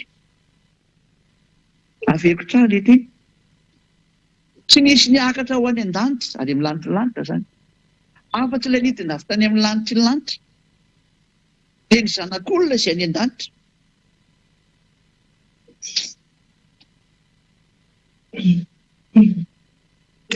dikan'izany teny izany dia io Ahosoa ety an-tany io any an-danitra izy amin'io fotoana io misy double personnalité dikan'izany ilo amin'ny lanitra ny lanitra Ahosoa sy Elia manana an'izany Dia dada iavako dia tena tompondry izany mihitsy izy. Ny azy moa ny voninany mihitsy ny ataony mandehandeha dia afaka miteny sy miresaka amin'izay tiany ifampiresahana. Fa izy indray rehefa tena any amin'ny lantilanitra fa izy tsy miala an'izany. Izay dada iava izay. Dada iava iray tsy mety eny misy anazy fa ny azy niraka ny fotsiny alefany nanay izy iny enjely, nanay izy iny ny voninany mihitsy fa miteny. Zay na hoe double personnalité. Dia Yahosoa koa ohatra an'izay. Yahosoa indray ny vatany mihitsy ny ety fa ny momba azy koa mbola any. Dia hoe mijanona ny foana ny anankiray izany misy anakaiky mijanona momba anazy any. Aza aveko anareo. Aleo angamba tsy andezaveko anareo mihitsy ilay izy e. Dia azonareo tsara amin'izay. Misy ny anankiray amin'ny Yahosoa tsy azo entina makety aminareo ety. Dia azonareo izy. Fa raha tena momba izany Yahosoa izany no tena midina makety dia mikarapoka ty taninareo ty. Tsy dia izay no lazaiko anareo. Tany dia midofotra ty taninareo toy ny fitenenana. Izany natonga hoe i Paoly apôstôly iny efa namboarina be mihitsy ny fifandraisan'ny Yahosoa amin'iny vao afaka mifandray amin'iny ohatran'iny nataon'iny Yahosoa. Nefa naizana tsatra nikarapoka daholo izay olona teo ary jamba mihitsy ary moa ny afaran'ny Paoly dia tena nisaka tamin'ny vantana. Fa mafy be ny force de présence ny Yahosoa iny. Tsy misy Yahosoa avy any amin'ny lantilanitra izany ka hiresaka amin'ny olona ety an-tany ko velona iny olona iny. Fa protection be teny efa goavana be nomena ary be dia be ny zatra efa esorina any amin'ny vatan'ny Yahosoa ho afaka mifandray ohatran'ireny izy. Satria izany Yahosoa izany Yahosoa égale force destructrice. Lumière destructrice. Feu destructeur. Afo mandrava sy mandoro. Fahazavana manapotika sy mandrava ny zavatra rehetra izay akaiky iny. Dia izay sary izay raha hoentina izay tena ray manontolo amin'ny Yahosoa izay hoentina midina ety an-tanareo ity. Fa dia mirefitra ny taninareo. Raha mivoa zavatra efa misy sao izany. Izay tany rehetrarehetra raha izy moa izany mandrava tsy dia rava. Fa na tsy andrava izy fa izay misy anazy rehetra mirefitra daholo izay misy anazy rehetra. Izay lalovana izany dia mirefitra daholo iny. Dia izay no mahatonga ny hoe voaterina jana iny zavatra iny any amin'ny lanitra any ambony any. Fa ny tena ny herin'ny midina makety. Izany hoe ny heriny sy ny fahefany sy ny momba azy anankiray dia mijanona any aminazy any ambony any foana. Fa ny vatany ihany no mandeha ity dia izay ilaina ihany. Ny force ilaina mandeha amin'ity tany ity ihany no entina mandeha amin'ity tany ity. Izay ny dikan'io teny io raha tsy hainareo. Efa nazava izay. Fa raha hoe niara-midina tamin'ny Yahosoa daholo no tena momba azy rehetrarehetra. Haiko misy olona hiara-monina aminazy. Tsy possible. Izany na hoe zatra tsy possible. Izy ny olona hitan'Andriamanitra ko velona. Tsy m'existe izany. Izay azonareo tsara angambany izy. La même chose que Elia. Elia koa raha nentin'ny Elia ty daholo ny zavatra momba ny Elia. Dia mitovy tsy hisy valaka tamin'ny zavatra niseho koa. Fa ny esorina koa izany rehetra izany fa izay ilainy Elia mandeha amin'ity planeta Terre ity ihany mena azy sy ampitondrena azy. Ary omena araka an'izay itiavan'i dada Iava sy Yahosoa anazy koa nefany izay tiany menana azy.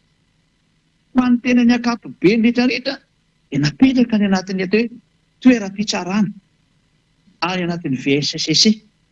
Izay ny teniko anareo hoe miandry anareo azy ny Elia izany ary raha izay maty rehetra moa tsy misy nahita tsy afaka miteny ety aminareo ety. Izany mahatonga namena hoe nisy olona maty dia nahita ny hery. Tena olona mitapitapy mihitsy izany.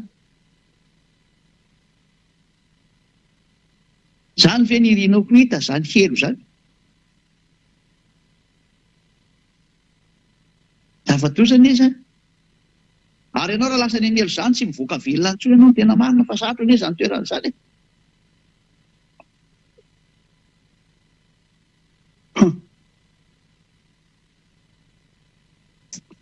Fa Elia indray tena mahay manavitra fanahy Elia.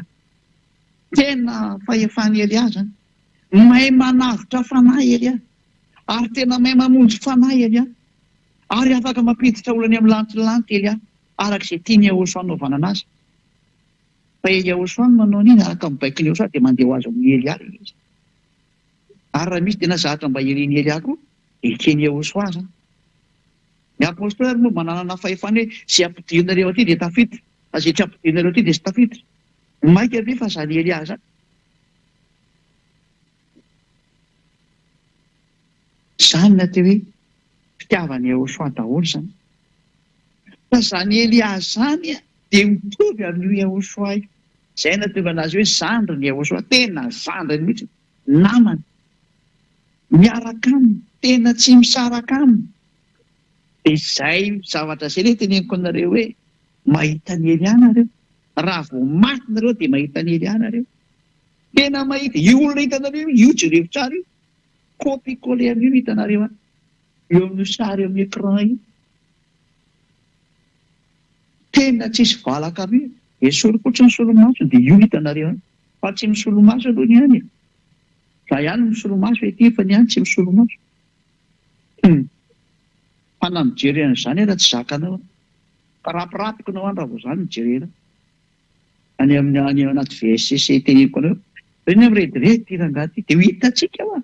Raha reny maty reny hoa na indresaka taminareo dia mitantara tena maro ny teny olona io. Fa tena misy fitsarana any. Ahoana ho any hidirana any amin'ny lanitra raha tsy mandalo fitsarana nareo e. Masina be nge io lanitra io, tokony izy io nge dada iavay. Tsy mahazo miditra mihitsy izay tsy masiny. Matoanao zany ampidirina any vita triazy ianao midika an'izany. Tsy maintsy mandalo fitsarana no midika an'izany. Nga tsy nivakinareo ilay bokin'ny Apokalipsy 21-27. Nge vakitsika izy. Apokalipsy 21-27. Ary tsy mba hiditra mihitsy izay tsy masina. Na izay manao vetaveta na izay mandainga. Fa izay voasoratra anatin'ny bokin'ny fiainana ny zanak'ondry ihany. Misy zany izay voasoratra anatin'ny bokin'ny fiainana ny zanak'ondry. Mazava ho azy fa tsy mety mitriena anao zany dia izay voasoratra ao mahazo makany. Ary ny fanoratana anazy arika hatramin'ny fitsarana. Any no mamoaka dite mahazo miditra ty.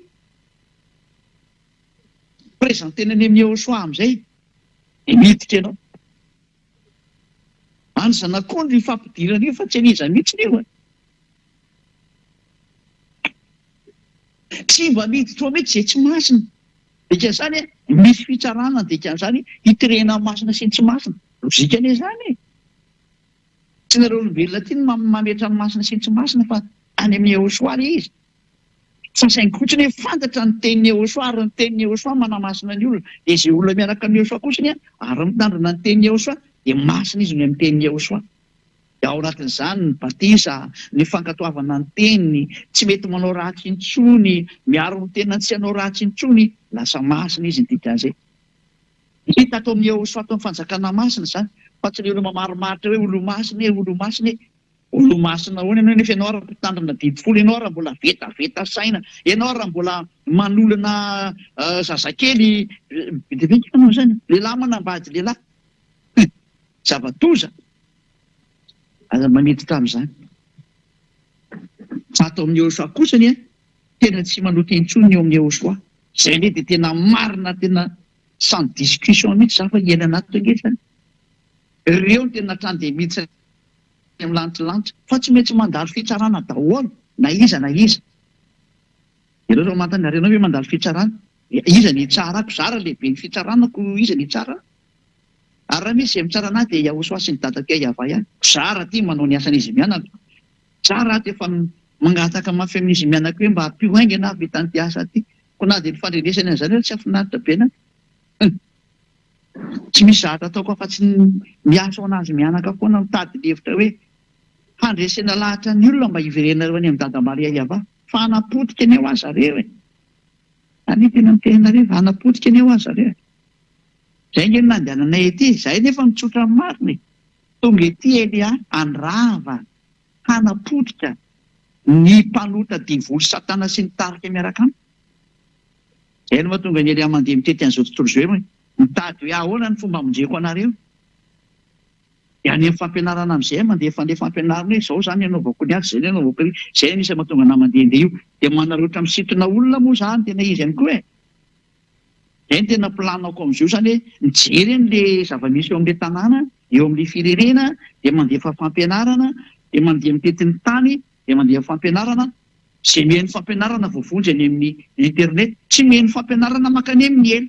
Zay mihitsy ny izay. Zay mihitsy ny izay. Tsara ny tsirairay avy mandinika ny dikan'izay. Ao ary toetratsika amin'izay le teny zany somary lavalava teny fa samy miantsika. Dao tsika amin'izay hiditra tsika hoe mazava sa ny izy hoe fahinareo tsara momba ny Elia. Hoe avy aiza Elia avy any amin'any teny lanitra. Teny mahatonga ny olona izay miaraka aminy tsy mahay manota intsony ary tsy manao raha teny tsotra satria izy avy any. Lôjika be zany. Dao ary toetratsika amin'izay ary ny teny. Rehefa novonoan'ny dada Iavara ny didy folo sy lalàna Mose, inona no nitranga? Tamin'ny alalan'inona? Tamin'ilay fisorohana teo? Rava zany ilay fisorohana. Rehefa rava zany ny fisorohana satria tena tsy azoko teny io. Dia iny fisorohana iny mihitsiny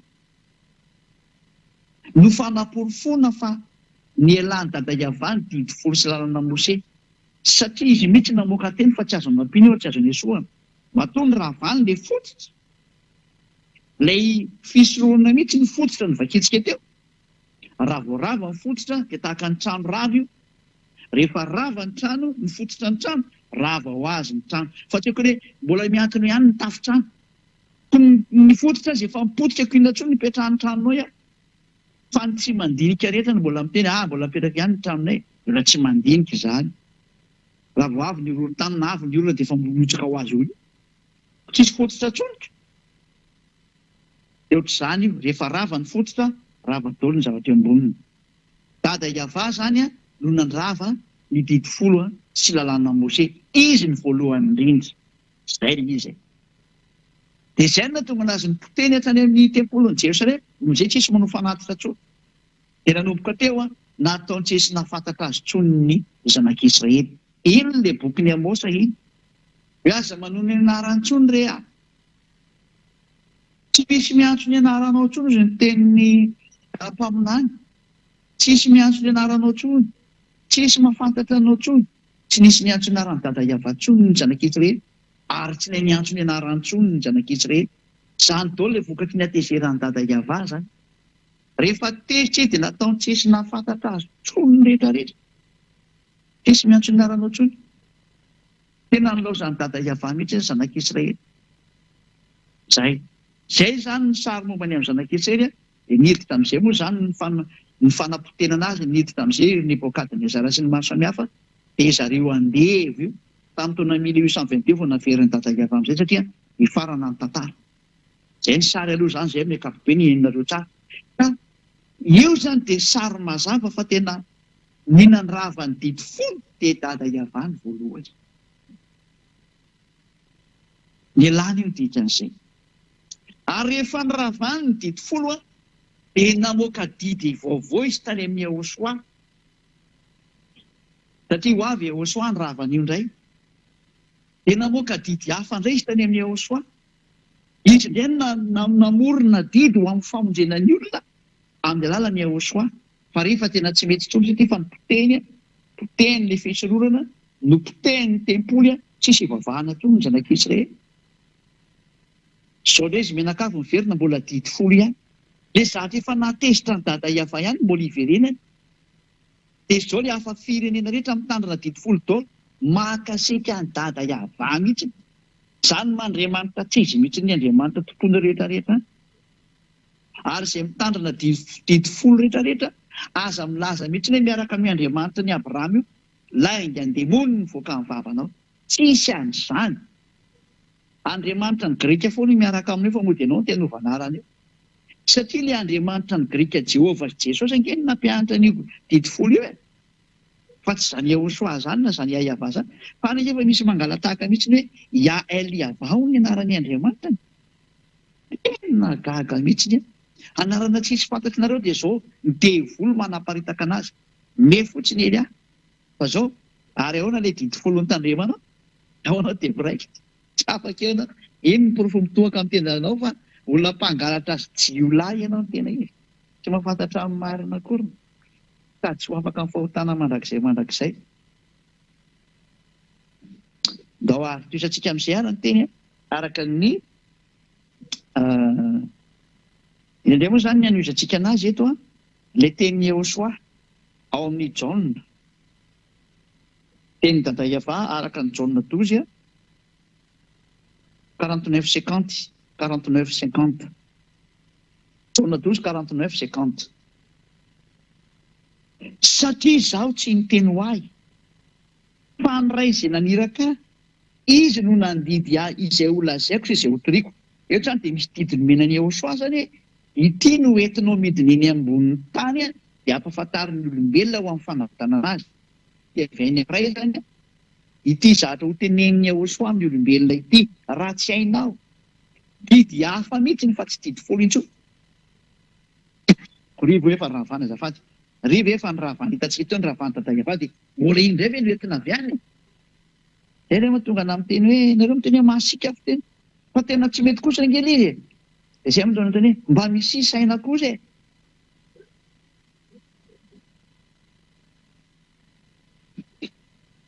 fa ny ray izy naniraka ao izy no nandidy aho izay ho lazaiko sy izay ho toriko any hoe misy didy zany nomena ny Iehosoa nasain'ny dada Iava ho lazainy ary ho toriany ety amboniny tany mazava fa tsy didy folo le izy didy an'izay fa hafa mihitsy satria le didy folo efa nitoteny dada Iava tany ny fisorohana aonao ohatry hoe nibatana zavatra koatran'izay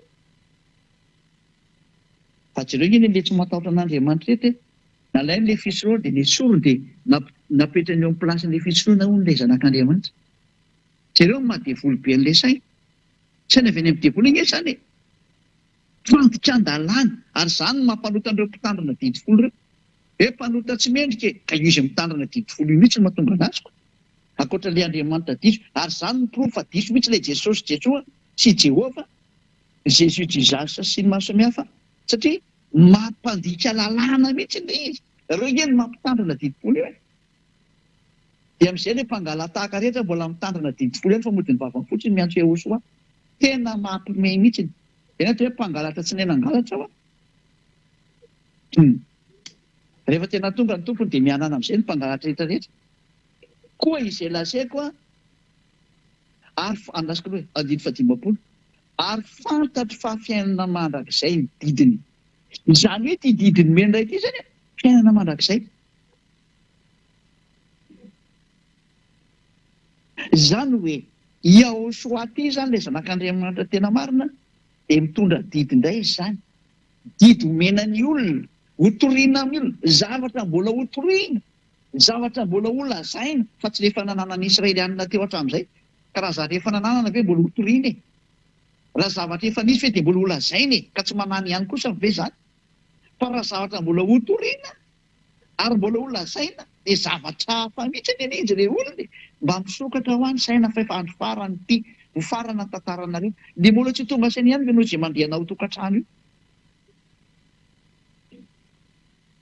hoe ny zahatra hoentin'ny Iehosoa amin'ity didy ity e dia zahatra mbola vo ho lazaina zany hoe tsy mitovy amin'ny didy folo ny dikan'izay hotoriana zavatra hafa mihitsy ny dikan'izany ary hoy ny teniny ary fantatro fa fiainana mandrakizay ny didiny tena ity didy ity zay hoentin'ny Iehosoa ty tena fiainana mandrakizay izy ity ka le didiny Iehosoa moa dia tsy mahay manota sy manao ratsy intsony ary parfait perfect zay ary zay lazaiko dia lazaiko araka an'izay lazain'ilay tamiko zany hoe nisy discussion zany nisy didy zany avy any amin'ny dadany no zarainy tamin'izany iny dia ty hoentinao any hamonjenao ny olona zay io resaka io ina zao dirany didy folo amin'izany raha zavatra didy folo hoe dia mbola ho ampahafantarina an'io zanany io izy mianaka zavatra efa mahafantatra ny zavatra ny fanaovana tamin'ny zanak'Israely mbola ho ampianarina ny zanany ve lesa mba mieritreretra zavatra hafa mihitsy ity satria hoe zay mbola ho lazaiko ary zay mbola ho toriako zavatra mbola tsisy mahay ity zavatra ity tsy fantatry ny Israely ihany ary noho ny amin'ny tsy fahalalany anazy mihitsy no namonoany Iehosoa teo amin'ny fijaliana satria ny fanohitra tamin'ny zavatra nananany zareo le ny teneny Iehosoa no vonoiny amin'izay lozika be ngely izy zany no profa zavatra hafa mihitsy le nilazainy Iehosoa ary zavatra hafa mihitsy le nitoriany tsy nisy idirana didy folo zany resaka zany ka rehefa tsy nitovy tamin'le didy folo vonono zareo Israely ihany nefa dia tena dada Iava mihitsy ny namono le didy folo talohan'ny fotoana Fa rehefa tsy natakatra ny sainy satria fanolozan'Andriamanitra namono ny zanany hafaran'ny Israely ihany. Mandrak'androany ange izany tsy mahafantatra an'izany reo Israelianina reo. Tsy hainy anio zavatra ampianariko io. Tsy fantany io nandray. Zany rehefa niady tamin'ny dada Eva, fanina mihitsy ianao fa tsy zaka fantatra anao teo. Mikatsika ange ny anjoan'ny Israely afaka fotoana fotsiny tenako anareo. Hitanareo ny anjoan'ny Israely io. Fa ibabababa io kelikely io. Mitra-pihavanana amin'ny Rosia io kelikely io. Kely hanao fifanarahana amin'ny fahafatesana. Hanao an'izany io Israeliana io, ary hitanareo tsara Rosia fa miaraka amin'ny Iraniana io ne. Ndao fa kitsika ny ten'Andriamanitra mikasika ny amin'izay ho izay tsy mino, dia mba mino rehefa miseho ty zavatra ty nefany tsy ho tara loatra. Isaiah toko 7:20. Isaiah 28:15 angamba izay. Isaiah 28:15. 28:14 aloha e. 14 dia ny 15.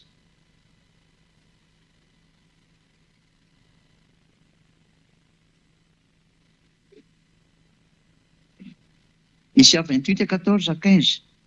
Koa mihaino ny tenin'ny avay ianareo ry mpaniratsira, izay manapaka an'ity firenena eto Jerosalema ity.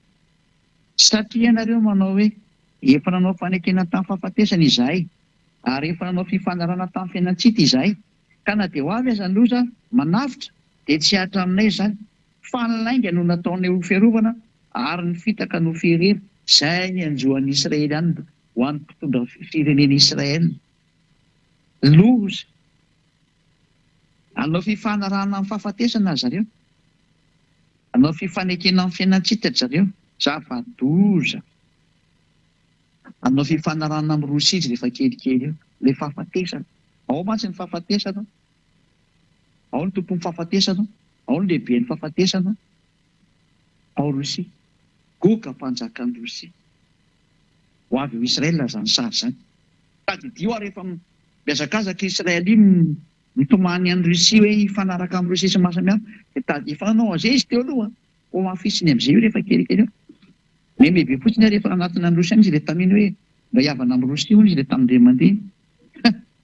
Mebe. No, tisantsika amin'izay ilay teny. Inona ary nataony Yehosoa? Nataony Yehosoa nravany ny didy folo sy lana Mose. Ny confirme izy ny fametrahana ty didy hoentiny ity, dia nypotehiny teo amin'ny azy fijaliana ny didy folo sy lana Mose. Lovaka itsika Efesianina 2:15. Tany dia lasitsika miazakazaka iny amin'izay mba tsy taraiky intsony. Efesianina 2:15. Fakitsika amin'ny anaran'ny Yehosoa voninahitra ny dadamala Eva. Efesianina 2:14 sy ny 15. Fa izy no fihavanantsika izay nahiraintsika roa tota ka nandravany hevitry ny fisarahana. Fa tao amin'ny nofo ny nandravan'ny fandrafiana dia ny lalàna ny fididina tao ho-tandremana mba hanakambany antsika roa tota ao amin'ny tenany olom-baovao iray ka novan'ny fihavanana. Tao amin'ny nofo ny nandravan'ny fandrafiana. Zafatiny. Fa inona io zany? Tao amin'ny nofo ny nandravan'ny fandrafiana dia ny lalàna ny fididina tao ho-tandremana. Inona izany lalàna zany? Dia ny didy folo sy lalàna Mose. Nogevaka itsika amin'ny teny frantsay izy io e. Efesianina 2:15. Dia mba homan'ny kely raha izy raha misy anareo ilay Torah fa avoakatsika eo ilay Torah raha mamaky Torah nareo. Dia mba avoakatsika kely eo ilay Torah. Efesianina 2:15 raha misy raha hitanareo fa rehefa tsy hitanareo dia leo amin'izao fa ataontsika teny frantsay fotsiny fa izany hamaky anazy ity. Fa raha hitanareo vao metsara ilay boky Sefer Torah. Efesianina 2:15.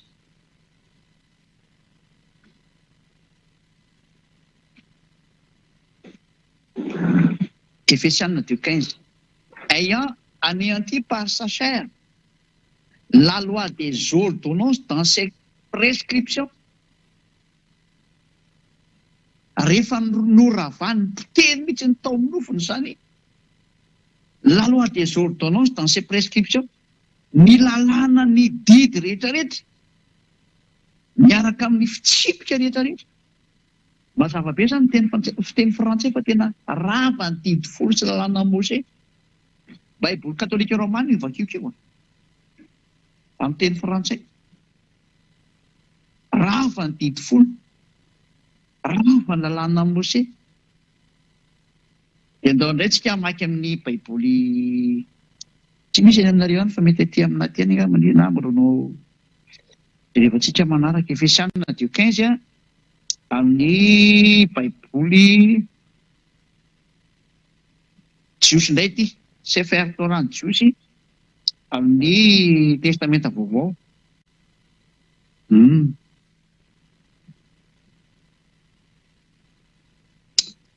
Torah ozy izy dia Nebim ozy dia Ketubim. Izay no jefa-tsika ato zany eo amin'ny bokin'ny testamenta vaovao vakitsika Efesianina 2:15.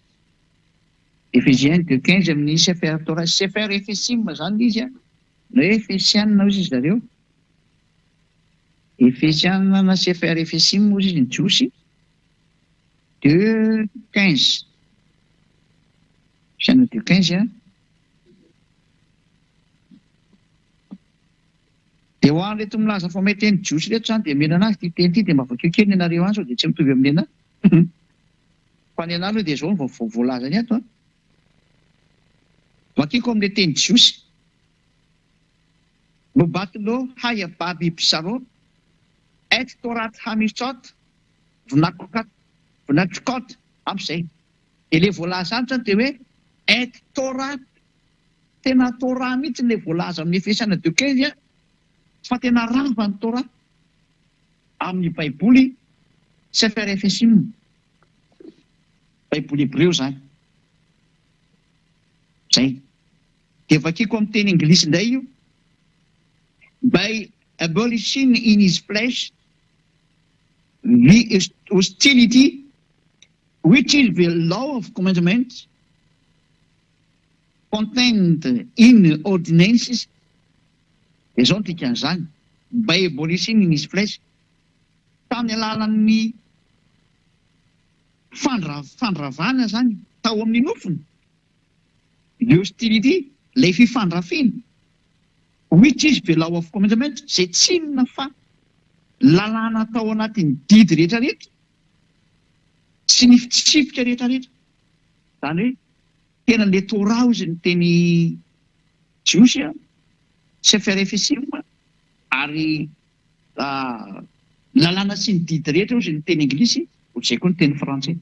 Izany hoe raha izao tenin'Andriamanitra miboaka izao atao amin'ny teny Anglisy ny anareo na teny Frantsay raha kely ohatra ka mety raha ohatra tsy misy moa dia elo amin'izao atao fiteny gasy koa tsy manina. Raha izao teny mandeha izao zany atao fiteny gasy fa tsy manina mba ho hitan'ny olona le tokony andininy zany Efesianina 2:15. Izao tena ny Torah mihitsy no maty teo amin'ny hazo fijaliana. Zany hoe rehefa avy nivonoany dada Iava izy dia nivonoany ny zanany amin'izay teo amin'ny hazo fijaliana. Rehefa niravany dada Iava dia ny zanany mihitsy no nasiana matsika anazy eo amin'ny hazo fijaliana mba ho rava tanteraka izy, ary rehefa rava teo amin'ny hazo fijaliana didy fosy lalàna Mose dia mipetraka automatika amin'izay ilay ina moa ny filazany lalam-pandrenana. Ina moa filazany lalam-pandrenana amin'ny teny Frantsay? Constitution. Première constitution zany didy fosy lalàna Mose. Dia vonoany dada Iava ny voalohany tamin'ny lalàna fisorohana, rava zany ny didy folo ny dikan'itsy lalàna Mose. Dia mba tonga n'iny ofisiel mihitsy rava dia ny vonoany Jehosoa teo amin'ny hazo fijaliana. Rehefa ny vonoany Jehosoa teo amin'ny hazo fijaliana, ofisiel na rava azy zany teo amin'ny hazo fijaliana. Rehefa ofisiel na rava azy teo amin'ny hazo fijaliana dia mipetraka amin'izay ny deuxième constitution, la nouvelle alliance, Jehosoa miaraka amin'ny fanekena vaovao lalàna ny Jehosoa amin'izay. Izay mahatonga ny olona tsy mahay manao ratsy intsony, tsy manao teny intsony, lasa perfect ozy ny Anglisy na parfait ozy ny vazaha, miaraka amin'ny Jehosoa zany sy Elias efa nirany isolo tena azy ety amin'ny planeta Terre nareo, izay entsokonareo hoe andao amin'izay iaraka amin'ny Elias. Hoentiko any amin'ny Jehosoa nareo, manaova batisa ato amin'ny Jehosoa. Andao nareo mandositra ny atezerana izy efa tonga. Efa mamela ny taninareo io atezerana io. Fa Elias le mbola mitady an'ilay olona, tsy mbola mijery ny zava-misy amin'ity taninareo ty hoe ahoana ny teny omenany ry, ahoana ny teny omenany ry.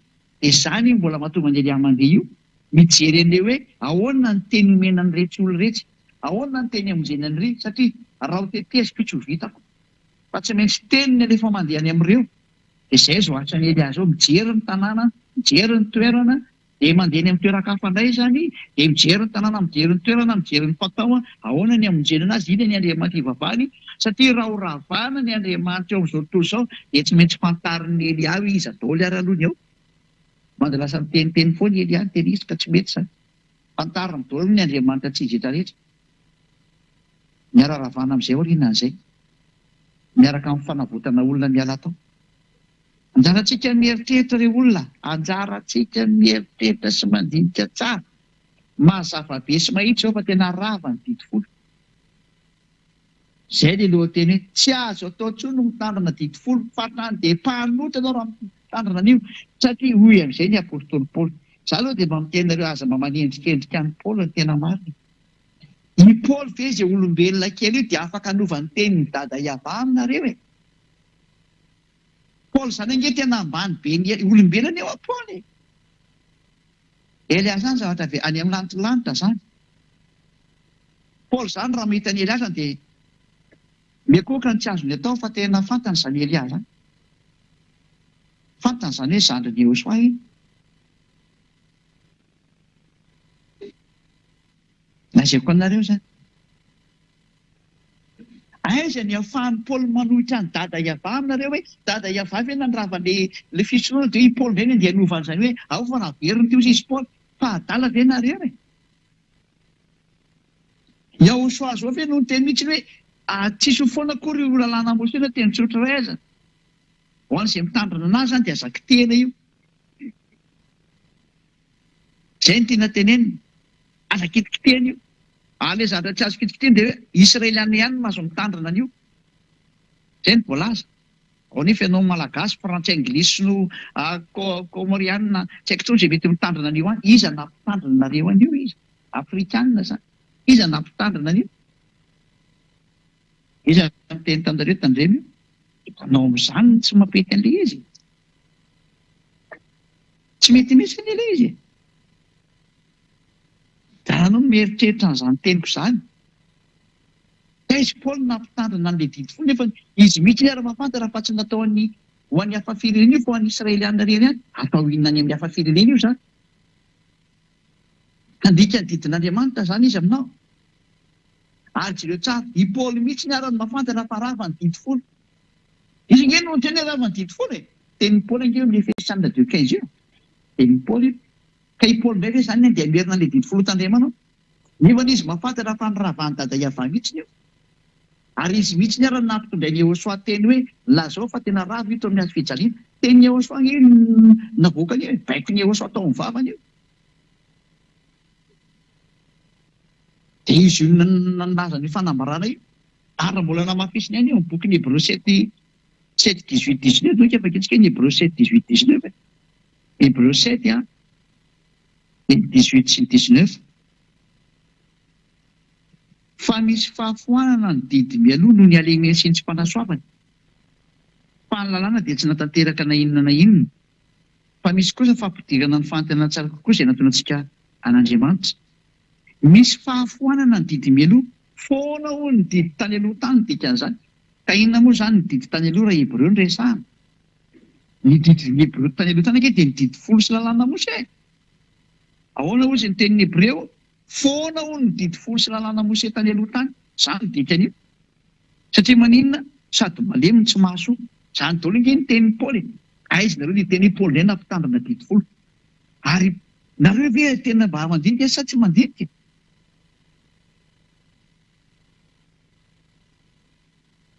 Dada Iava mihitsy ny ary fenina ny ravana azy, mbola izy ve zany mbola ampitandrina an'io indray. Izy mihitsy nanapotika an'io, ary nopoteny hatrany amin'ny tempolo mba tsy hisanao an'izany resaka zany intsony. Eny nanapoteny an'io tempolo io. Dia tsy taitra mihitsy indray ilay olona avy any dia mibata an'ilay didy folo efa nampateza sy ny poteny averiny ihany.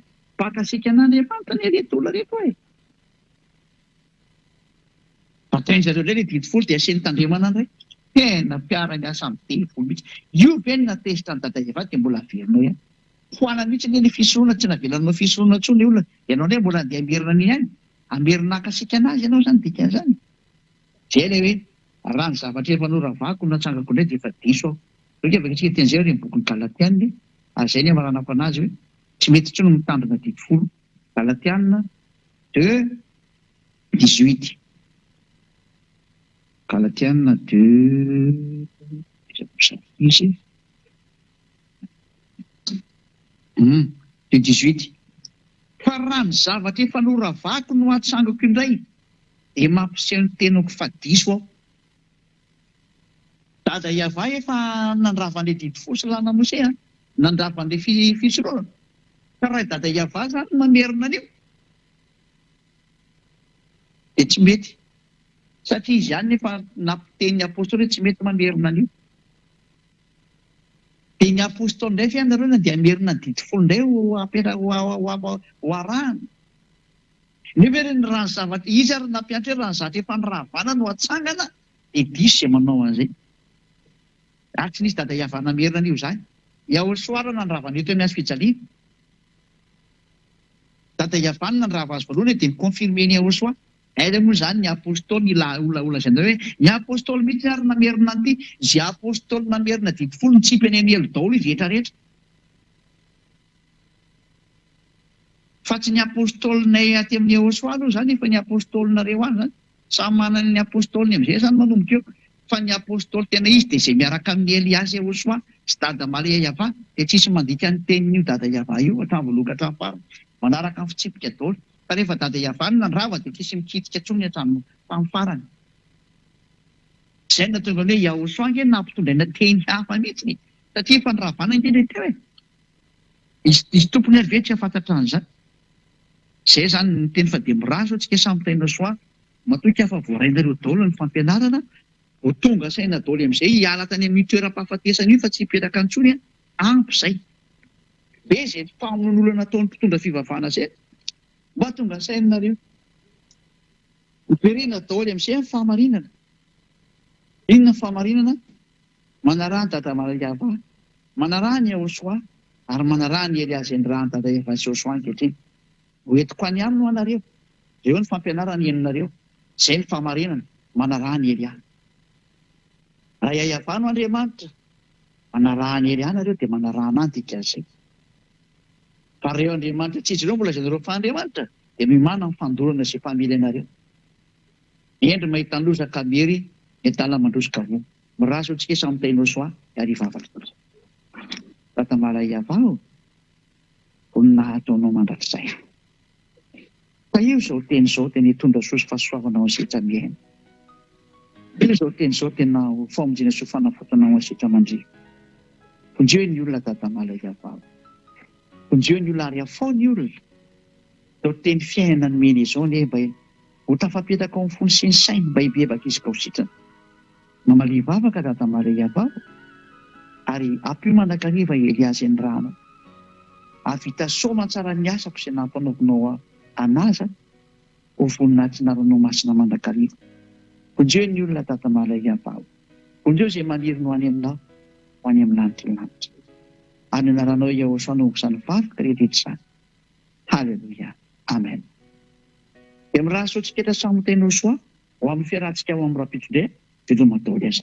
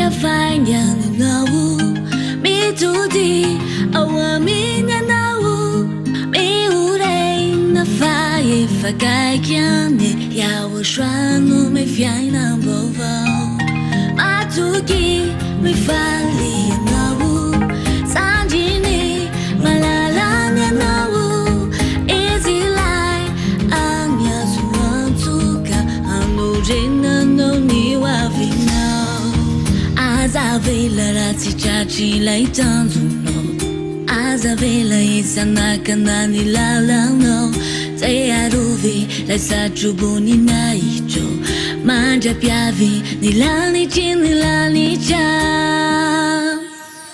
Manantu na yeyano Mia via zadezao Manjusu azamana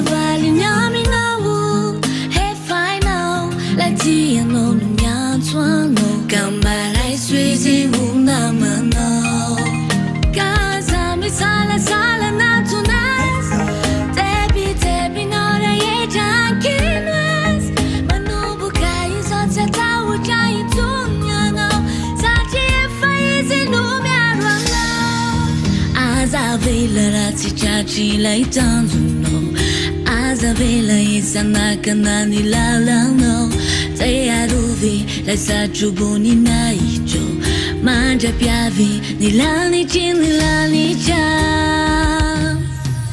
Manantu na yeyano Mia via zadezao Manjusu azamanai fa yawo shua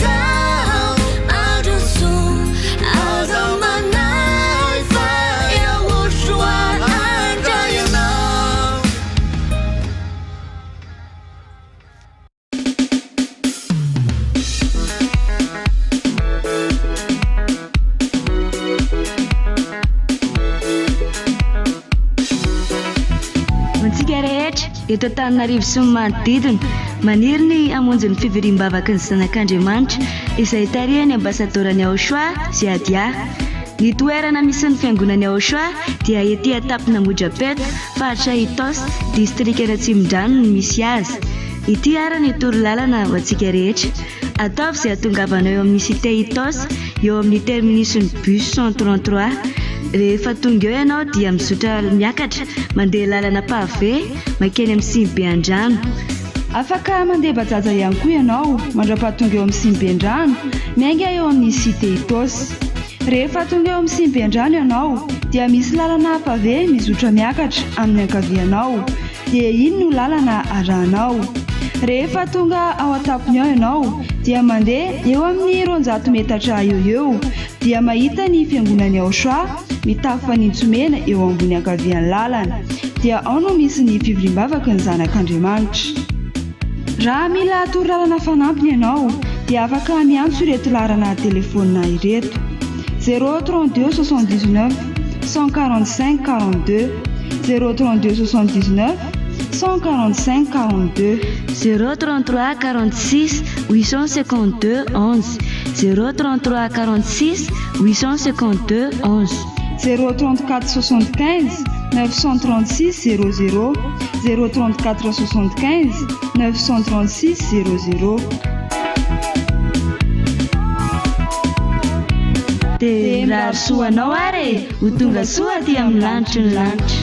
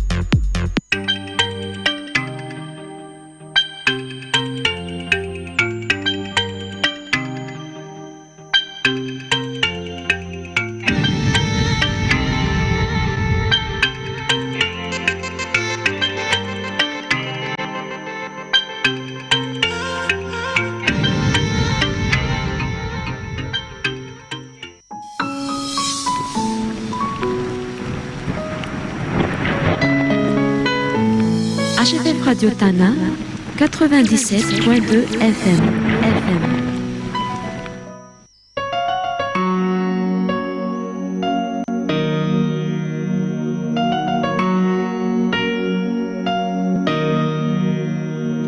Tina fuya yang no, tina mele je fa, juang li la guajan, dapat disiang yang no. How was you know me as you were the other way you know I charm in his eye Sisi tuna rumba kai how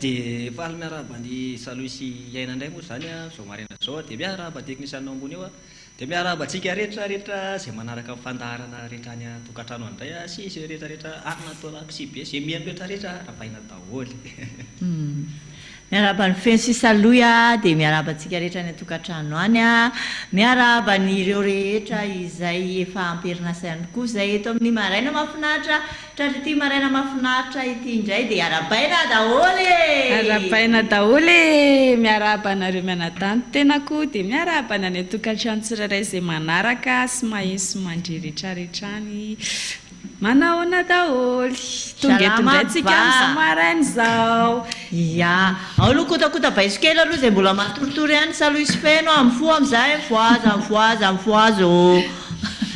fa tsy ndraiky izy zao mety tsy mino hoe niantsika dia izay zao izy dia fampianarana dia mijery fampianarana aloha ka tsy izy dia izay ime koa mijery dia rehefa fafitra fampianarana nana amin'izay misasa dia misolakanjo ilay aloha lera fampianarana mihitsy tena tsara rana le latsinainy maraina ty le makamokamo ny olona mihitsy le voandeha hiasa amin'izy ty le maraina nefa za miteny hoe latsinainy mety mampazotozoto fa le farany herinandro iny manomboka mekamokamo raha zara aloha izy de kely ava raha tamin'izany aloha dia le voany dia maraina latsinainy a makamo ana mihitsy eny dia le faraparina ny herinandro a efa hiditra sady indray ny mazoto miasa tsara tsy fantatra amin'y mandeha koa fotoana amin'ny fotoana io dia inona vaovao inona maresaka ny alo zao ny vaovao tena nafinahitra dia sadatra ny fifaliana be omaly tamina amin'ny sadatra ny fifaliana mihitsy zany efa tena hita sorotra sady zay faliana zay feno sisaloha teo amin'ny zanaky ny abidindra rehetra nafinaritra iny nafinaritra be ihany koa nadraisana ny ambassadeur Australie mivady zay tonga avy any Inde tena tsara sady tena hoe zany tena firaviravony ao amin'ny fanamasina zay tena firaviravony ao amin'ny fanamasina tokoa satria tena hoe fifaliana era-po era-tsaina mihitsy ny tena zalo faly tena fifaliana be mihitsy na ary efa maro ihany koa ireo vahiny tonga reny efa maromaro vahiny tonga dia tanina ihany nareo zay mbola ho avy masimara zay mahare azao fampianarana sy mijery azao télé fiasa zao dia tanina ihany tsika hoe tongava ihany fa efa maro ihany izy ny tonga moa zany zareo malala an'le efa pirofo efa vavolombelona ihany koa izany efa mahita an'le aty moa zany matotonga eo dia ianareo le mbola mianahana sisa no endrasana indray tongava ihany koa so dia nao ianao hoe zaty hoe satria efa nandeha ny teny maly hoe rehefa naheno ianao dia efa anisan'le voafidy ianao zay zany dia anisan'le fidiny ianao na ozy izy ianao hoe za tsy te hijoro vavolombelona amin'izany fa aloha tsy eno efa naheno aloha ianao tsy afaka ataonao tsintsinina mihitsy le anarana efa nandalo ny sofinao ile tenen'ny misy zao onjam-peo RTVSFF zao dia fa anisany fa tafiditra ao anatin'izay naheno sy nahare izay ianao fa ny tena mety tsy hainao mitsoka an'le izy no mety fa hainao miditra sy manantona ary mandeha izay moa ny antondiany ambassadeur Australie feno sisa aloha amonjy any fanahinao izy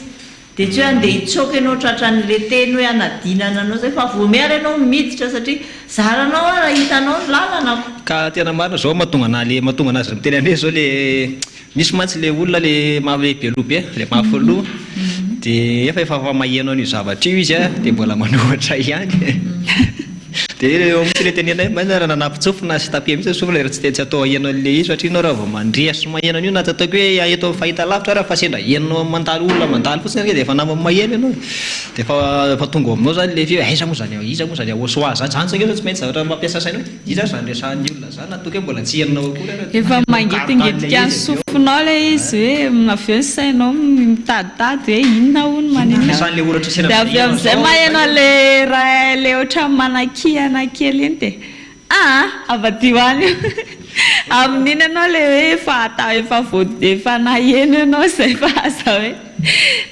zary tsy nienanareo hatramin'ny farany akory ianao matsy hoe anaty taxi zavatra matsy zany taloha mandidy hoe maheno so karazana anarana finoana hafa rehetrarehetra zao le zavatra mbola tsy faheko mihitsy dia makakana ohatr'izay ihany koa zany zareo mandeha ka maheno olona miresaka fotsiny ohatra raha samytsika fotsiny raha ohatra miresaka natao vila dia efa maheno izy hoe misy azany ahoso azy dia efa matokony mba hoe matao tonga anato sahako mafy mihitsy rehefa anaty bus any misy olona tsy mahalala efa iza misy an'izany dia efa henonao izy efa nampitainay anao le izy dia mampitady ianao aveo aiza ny ahitana zany zay le efa hoe atoro anao zany ny lalana fa anjaranao sisa misafidy zay moa ny teny ambassadeur Australie hoe fa tsisy akanambitambo satria tena efa hoe 70 taona ny toriana 70 taona be zao fa niavonavona ny malagasy tena hoe niavonavona tsika zany tena hoe tian'Andriamanitra mihitsy fa be avonavona tsika zany zao le hoe sary tiavina indray eto tady an'Andriamanitra nefa rehefa tena niseho Andriamanitra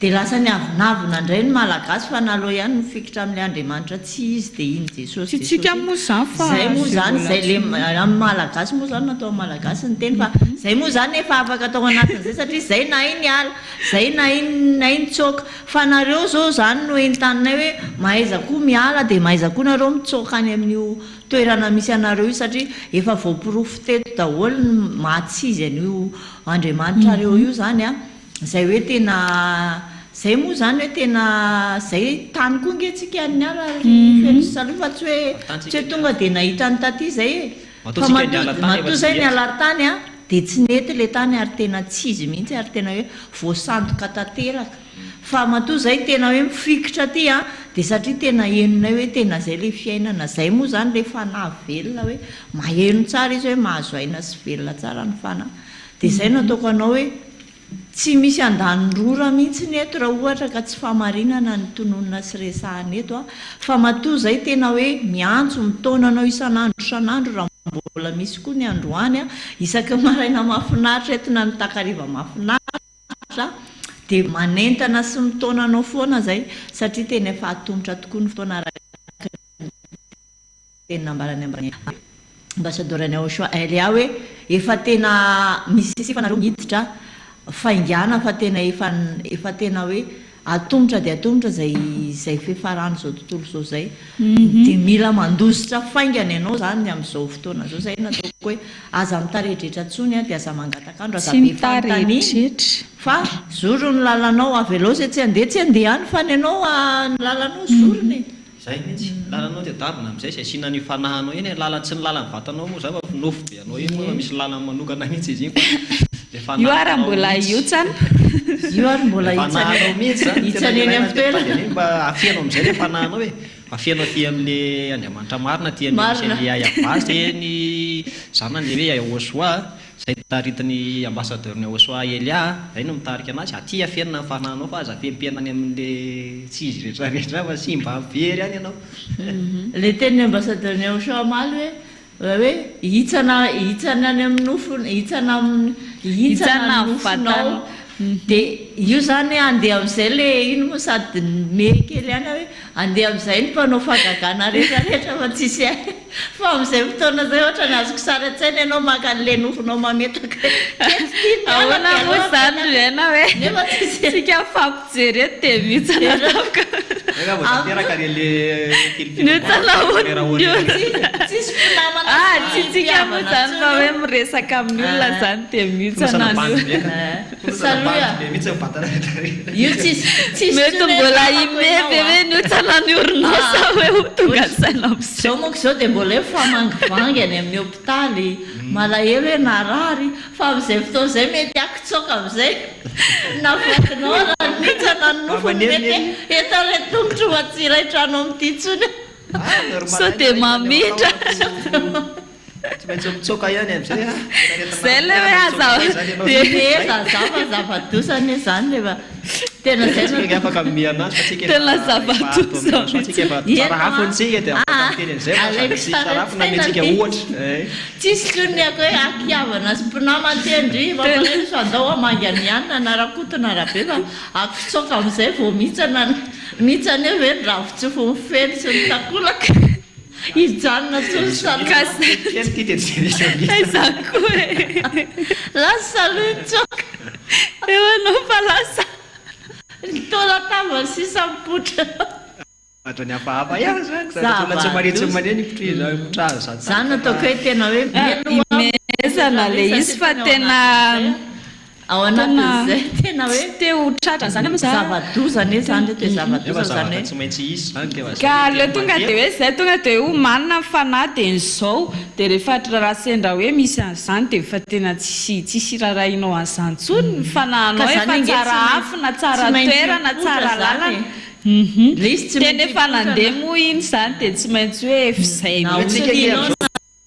mandeha amin'ny tenintsika dia manamitsika tsy maintsy manaraka tentsika araka tsika akofe manaraka fandraitsika zavatra fandraitra tsy maintsy mitondra tsara foana izy fa tsy mitondra anao amin'ny lalana ratsy izy tsika mandeha amin'ny teny dia mandeha fotsiny manaraka etsika dia zay foana natsotsika zareo tsy tara miteny foana moa tsika tongava ihany na tongava nareo fotsy ara hoe mba vavolombelona kely nahita an'izany hoe atao amin'ny Auchois fotsy ara dia efa manjanareo amin'izay mieritreritra avy eo hoe efa nahifinareo fa naheno an'le teny raha tonga ato ka naheno an'le teny ianareo zany efa naheno an'le fampianarany Auchois nareo dia efa tokony efa anjanareo mieritreritra hoe efa misy tokony avotinareo fanahanareo satria efa mangetaheta mafy izy matonareo misy tomana anazy io foana zany feno zavatra tokana fotsiny mazava be hoe naiza ianao mandeha naiza ianao mivavaka naiza tsisy Andriamanitra marina akoatran'ny atao amin'ny Auchois zany any aloha natezitra be arany orinao mahaino an'izany fa marinana ny tenenina eto fa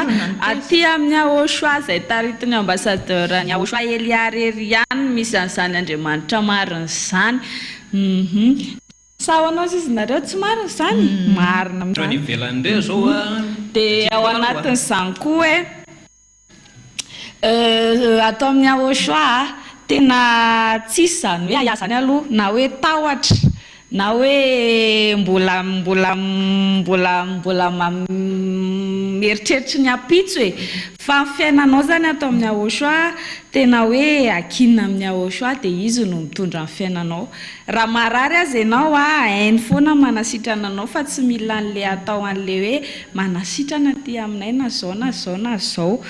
Dia izay le hoe tsara hafina miaraka amin'ny Ahosoa nareo ve tsy mahita an'izany? Za aloha tena mahatsapa an'izany mihitsy hoe tena miaraka amin'ny Ahosoa zany tsara hafina matsiro koa izy le fitenenana. Zany aloha dia zavatra sarotra be mandany zay. Dia mahita moa zany zay dia mahatsapa dia matsiaro dia izay mihitsy nitondrantsika ny olona any tokantrano any hoe raha makanisa ty amin'ny Ahosoa dia tsapanao le izy fa izay moa zany efa mahatsapa satria ao anatiny dia no fitiavanay anao dia misintona sy mitarika anao foana izay hoe andao amin'izay araka amin'ny Ahosoa indrindrandrindra ianao any tokantrano izay be dia be hoe miasa saina amin'ny fiainana andavanandro ny olana tsy makery fa rehefa tena miaraka amin'ny Ahosoa ianao tsy hitanao akory zany rehetra zany le arak'le tian'ny ambasadorny Ahosoa Elialy ny teny hoe efa tena atao ny antsika ozy izy efa tena direct amin'ny télé mihitsy io fa miharihary fa naporofona tsy fahamarinan'ireo mpitondra rehetrarehetra reo. Raha ohatra ka zavatra ratsy zavatra nitoriana teto efa katona efa ela ty fiangonana ty fa matoa ty tsisy nasanana katona dia tokony mba mandinika sana zavatra marina ny matoa io tsy katona. Ary efa nifampiresantsika teto foana izay feno izay le teneniko hoe nisy ny fiantsoana an'ireo fiangonana rehetrarehetra ireo zany hoe tongava manao hevitra teto amin'ny plateau ny RTVS FM izay hoe tsy andoavam-bola izay zavatra izay efa natsoina ireo tena efa taona maro koa ny antsoina azy fa tsy hoe natsotsoina kely fotsiny izay hoe tsy sarany ary dia netohana daholo ny rehetrarehetra efa tena hoe natao daholo zany izay fomba rehetra hoe tena hoe nampafantarana sy nahafantaran'ireo milaza azy mpitondra fivavahana rehetrarehetra teto a Madagasikara reo hoe tiany famarinana dia avia raha toera ohatra ka milaza nareo fa tsy famarinana ndreto fa zareo nge tsisy nanao tsisy tonga tsy nisy nanohana ny antso ary na izay nanohana arany doko hoe nisy ihany fa zany hoe tena hoe tsisy foto-kevitra azo ny raisina tany aminy na ny kely arany ary izy ihany ny vavandry zareo ihany ny aiky fa hoe tsy marina ny anazy zay na tonga le fanitsiana fahenina dia nefa ny na dia atao hoe fa nisy le fanitsiana fahenina efa tsy azona fenina ntsony fa niariary ohatra mivay akandrona eraka teny rehetrarehetra teny mbola hatramin'izao tsika amin'ny teny zao mbola io Andriamanitra efa lazaindry zareo fa diso ary tsy azony natsoina sy nitonoana io ihany mbola atsoatsony any amin'ny misy azy ihany tao le anarana dia atao hoe tompo arany soratanao tao mbola miverina ihany le izy hitantsika pirofo mivaingana amin'ny hira ataondry zareo zany amin'ny zavatra teneniny ihany dia dikan'izay zany hoe tena marina be ny teny ambasadorny Ahosoa Elia hoe raha ny zavatra efa nodisoko izy nolazaiko fa marina indray dia mampiseho ny tenako fa diso zay dia hidry zareo mihitsy ny tena hoe dia efa miariary ange mifadisondry zareo fa mahagaga ny mbola tena hoe avona mbola hoetiny ihany le Jesosy sy Jehova nefa hoe diso le izy efa tsy nitononona nefa mbola teneniny ihany le izy dia izay nataoko hoe na zany raha ve tsy efa mahatonga saina ny rehetrarehetra izay tsika hoe mandeha mamonjy an'izay hoe andeha hivavaka indray fa tonga ny alahady efa lasa fahazarana fotsiny ange sisa nandanana any sy hoe tapikenatra amin'ilay fitenena mahamenatra ny tsy miditra am-piangonana dia sasany aza angamba milasa hoe lamody fotsiny le mandeha makany am-piangonana ka izay nataoko efa lasa mahamenatra zavatra magagana kely fandarina misy ihany le fandaratsika le teo aloha teo le mazava be moa le toa dia le mazava be fandarina mazava be dia efa eo sur plateau eo dia efa hita vavoatrerina izy fa tsy hitan'izao izay valena dia mahita miteniteny foana say mamorona zavatra mivadibadikevitra ka izay natao hoe ireny natao daholo reny rehetrarehetra ireny tena hoe ho vavolombelona anaporofona ny famarinana izao hoe efa hito tonga eto ambasadorny Ahosoa Elia dia efa nazavainy tsara mihitsy hoe inona moa ny hevitra izay anarana hoentina izay nisy heviny ngezabe izay saloisy feno hoe tonga eto Andriamanitra daday ava hamonjy io izy io efa io izy io fa io ny teniny efa ino hitanao mandehandeha fa lasa ny ampitiny efa eto izy eto a de efa teneninanao hoe midiry ianao tongava efa hoe tsy afaka no vovony zany ianao raha tsy mandalo eo ambany masony de za kosa ve efa misy hoe efa za ve ao anaty rano de efa misy mamonjy anao hoe tsy tafavoaka ao mihitsy ianao raha tsy sotomina avy ety ambony ambony ino ty izy teo hélicoptère ety ambony ety fa raha mbola andeha an'ry lakana kely ry ianao de mbola ho safotra ao ihany ianao fa de mbola tsy andeha ihany ave fa mbola alao ihany andeha amin'ry lakany ry le izy moa zany na ty moa zany porofotokana fotsiny hoe iza mpitondra tarika tany ivelany tany arany mba navitany teny an'izany hoe aza manota intsony zany hitanao le izy zany moa de atao ihany fa ny azy ataony zareo le izy hoe misy le aza manota intsony hoe ataony le izy fa ny anazy mbola fangarony an'le teny anankiray le hoe tsy maintsy manota kely ololany tsy maintsy mahatonga le izy hoe de zao dika zay mbola tsy mihitsy izy zany am'izany tsy afaka iteny mihitsy izy aza manota intsony satria isy ary mbola manao dahoana moa teny raha nisy nohatra hoe mpitarika tany ivelany tany tsy resaka zany mihitsy ho fomba fitofetson'ny olona na hoe hitondran'ny olona hoe hivavaka fa ny zavatra atao aloha voalohany indrindra de aty fanasitrarana aty ny raha manao an'izao ianao de afaka amin'izao na zao presque ohatr'izay daholo ny zavatra hitako aloha ny zareo any ivelany any fa tsy mbola nisy mivoy mihitsy ny tao anatin'izay hoe raha makaty ianao de tena hoe hoady momba fanahinao zany tsy nisy resaka momba fanahy mihitsy ny aloha le fanentanany zareo aloha hitako voalohany indrindra raha mahatsikaritra nareo de inona zany ny vonjeny zareo le fanasa le vatana aloha tsy fantatra mihitsy aloha le vatana moa zany azo no navota fa tsisy vatana ny azo nofo loha zany azy nofo ny azo loha tsy hoe navota fa tsy voavonjy mihitsy fanahinao raha tsisy resaka akory aza fa le izy aloha zany tsy resaka mihitsy aloha le izy zany tsy resaka tsao mihitsy le hoe famonjena fanahy na hoe tena fitoriana ny filazantsara marina fa le izy zany araka ny fitenenana matetika moa zay ho an'le olona tsy mino de hoe lasa resaka clientélisme le izy resaka zay le hoe ka zay le hoe tsisy resaka fanahy mihitsy ao anatin'izay ny mahatonga an'le hoe atao le zavatra de résultat mpanota foana zay mivoaka avy eo satria le izy tsy zay le atao hoe tsy misy fanahy miasa ao anatin'le iziko fa ny ambassadeur ny Auchan raha nanao an'izao asa zao tena tsy nisy resaka hoe clientélisme na zavatra fanahinao ny anazy mihitsy tena zay no antony hoe na zao onjapeo zao hoe zay zavatra rehetra natao teto de zay na mahatonga an'izy hoe maimaim-poana daholo zany rehetrarehetra zany tsisy andoavam-bola natao hoe miakatra sur plateau ianao na misy fandarana atao eto na ohatr'izany fa tena hoe maimaim-poana daholo satria zay le hoe fanavonjena dikan'izany raha ohatra nge hoe volany de davina feno sisaloy de afaka nataontsika tsara mihitsy izay manao piban'izao fa tonga avy nareo manao an'izao de zao ny anina na ataontsika mora afaka atao daholo ny azakazany olona ty raha ohatra zany zay de davina fa tsy misy an'izay teto zany hatramin'ny ato raha roasina rehefa manao tsy mety fa hoe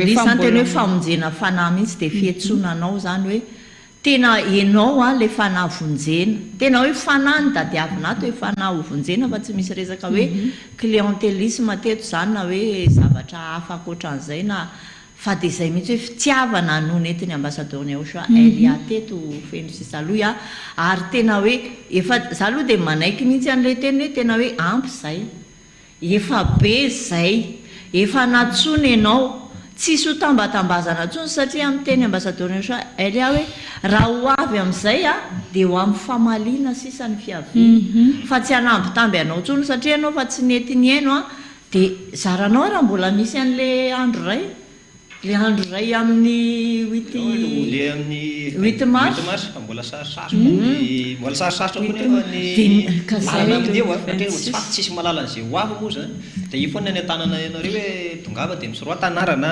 fa aorianan'izay de ho sarotra aminao zao tsika io moa zany tena netanantsika olona foana io eo amin'ny 7-8 décembre fa tsy mars aloha efa akaiky zany a fotoana fohy sisa zay tenenananao hoe hiazaka zao zay nanasananao zay ny anasanareo hoe tongava ty na de tongava ihany vavolombelona fotsiny vavolombelona ianao hoe mba io ihany koa ny angalana le bie anareo sy vetinareo ny am'sisy ivato ampilazana an'le fa efapolo taona ny radio fa efapolo moa zany fa efapolo taona natongavany ambassadeur-ny Madagasikaratsika ty a nitondran'izay famonjena izay dia 7-8 zay feno sisa aloha fa ny 10 ihany koa dia anasanantsika eny amin'ny CC Ivato mbola vavolombelona nisiny zay koa zay miaraka amin'ny RTVS FM sy ny radio zany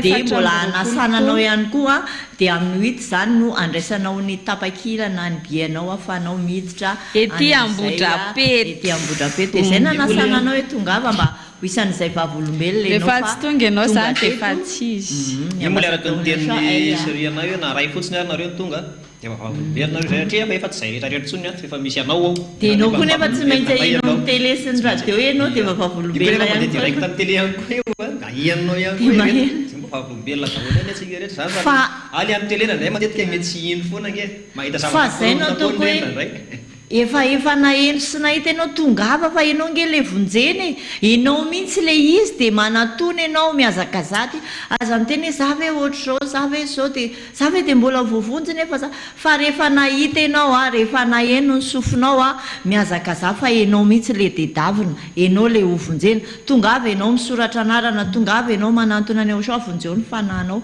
ianao mihitsy le izy dia aza ho isan'izay tsy mino ntsony fa tongava ianao zay na netanany ianao tongava rehefa naheno ianao dia ianao le voantsonantsona dia tongava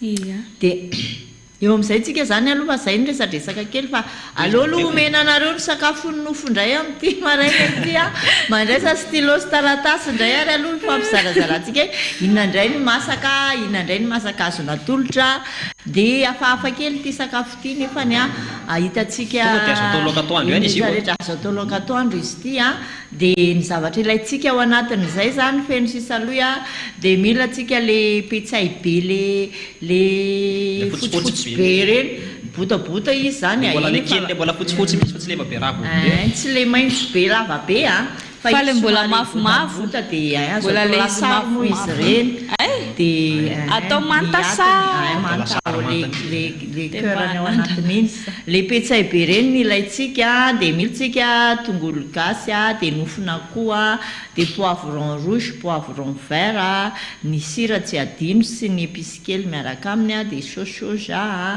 dia tongolo maintso zay ny ilayntsika ao anatiny izay sakafo karakaraintsika androany izay zany mba averiko indray le petsay be fotsifotsy be reny zany dia tongolo gasy dia nofon'akoho dia poivron rouge poivron vert dia tsy adino ny sira satria tsika raha anao sakafo mila sira io zany zao le petsay be io zany izy io efa io tetehany io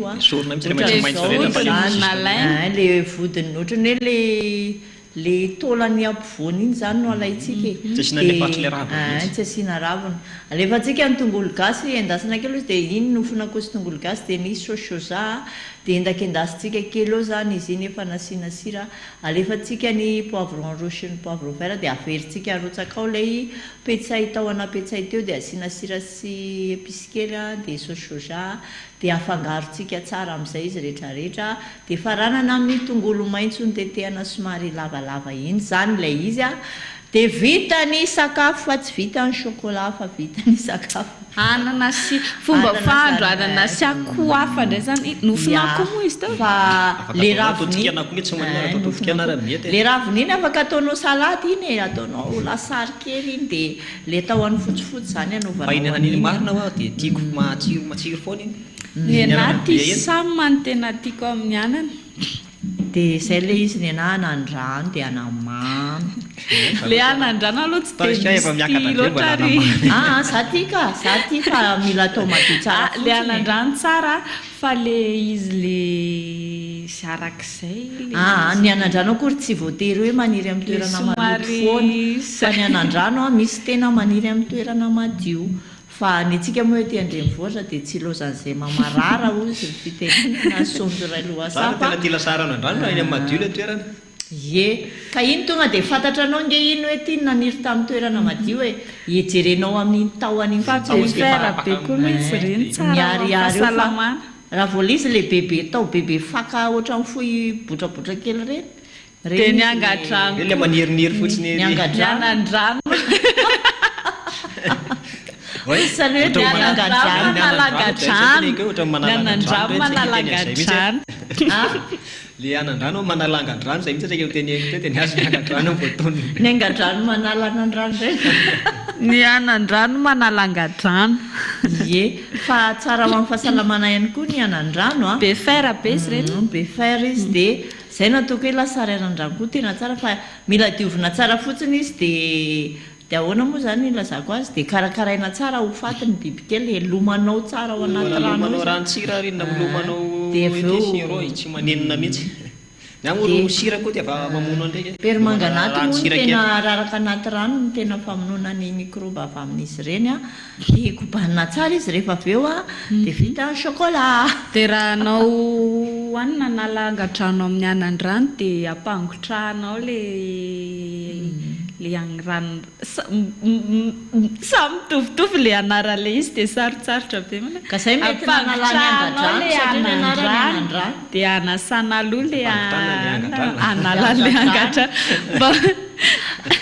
ampangotranao ny anandrano dia anasana aloha le angadrano le rano analana le angadrano le rano avy nampangotrana ny anandrano zany no anasanao aloha ala ny angadrano zay zany no tiany saloha atongavana fa ndrano moa le izy dia mifangaro be eo ihany dia moa loka natotry taty aina teo iny dia fa tsy misahirantsika vidy andreny mamao ary moramora ihany misy koa mampapaza fa leo amin'le épice zao no somary rehefa manao hitanao eny atsiana daholo tsy satra daholo no vidy andreny fa hitanao tsara eny atsiana sy andehananao eny izy reny manao an'le sauce soja iny zao dia tsy atao be sira tsony fa njary lasa ohatran'ny somary efa masirasira mankony izy iny arakaraka ny tsiro ilainao moa zany fa dia aleo foana mandefa sira tsikelikely fa indraindray le rehefa miasa manko saitsika io le manao raharaha ohatranao dia mandrotsaka ihany tsadiny saina mandeha andramana zay sira ohatr'izay lasa miady amin'ny ohatrany fa izy andray mbola nanampy sira ny tilako ty ny matetika mavoana mijery an'le quantité an'le zavatra anatin'le vilany dia ray vilany be ty ve dia ataoko sira misimisy le rehefa masaka ohatra anana reny dia rehefa masaka faravodinga fa sirandoka za tsy enitsoro le tsirondoka ka za mijery an'le anana hoe ray vilany be dia tena sira be dia be za vao masiran'izy ty dia maka sira dia raraka fitina amin'izay izy io fa tonga dia tsisy dia aloha tapohana rano atao anana rony ray ty zany zay ihany ny fanafodiny mantena tsara aloha raha hoe resaka nao sira dia tsara raha hoe sira manta mihitsy le arotsaka izay masakatable anazy moa zany ko maninona moa raha atao hoe rehefa mihinam-bary vao maka sira kely dia fa za kosa aloha tsy tia an'izany raha zany anontaniany lasa tsy tafiditra ny anatin'le sakafo indrindrandrindra tsaramaso dia aty ivelany misy sira dia tsakonao anatiny tsy sira reny manko ohatrany tsy ara-pahasalamana tsara eny izy ara-pahasalamana aleonao raha mbola mihinana an'izay zay hoe tena tsy mahazo mihina tsira tsony rehefa tena mihetsika nge le aretina dia tena voafetra mihitsy hoe tsy mahazo mihina tsira za aloha zao mbola mahazo mihina tsira dia mihinana ako za ve fa rehefa miaraka zany le olona tsy mihina tsira nefa le sira koa fa nisa mamery an'le vatana io izy mamery an'le vatana fa ka zay ny hitandremana dia melo mba ahafahana mihina tsira foana ka tsisy mamery an'io vatanao izany eo raha tsy ahosoa rery ihany dia zay foana ny tenenana hoe mera amin'ny ahosoa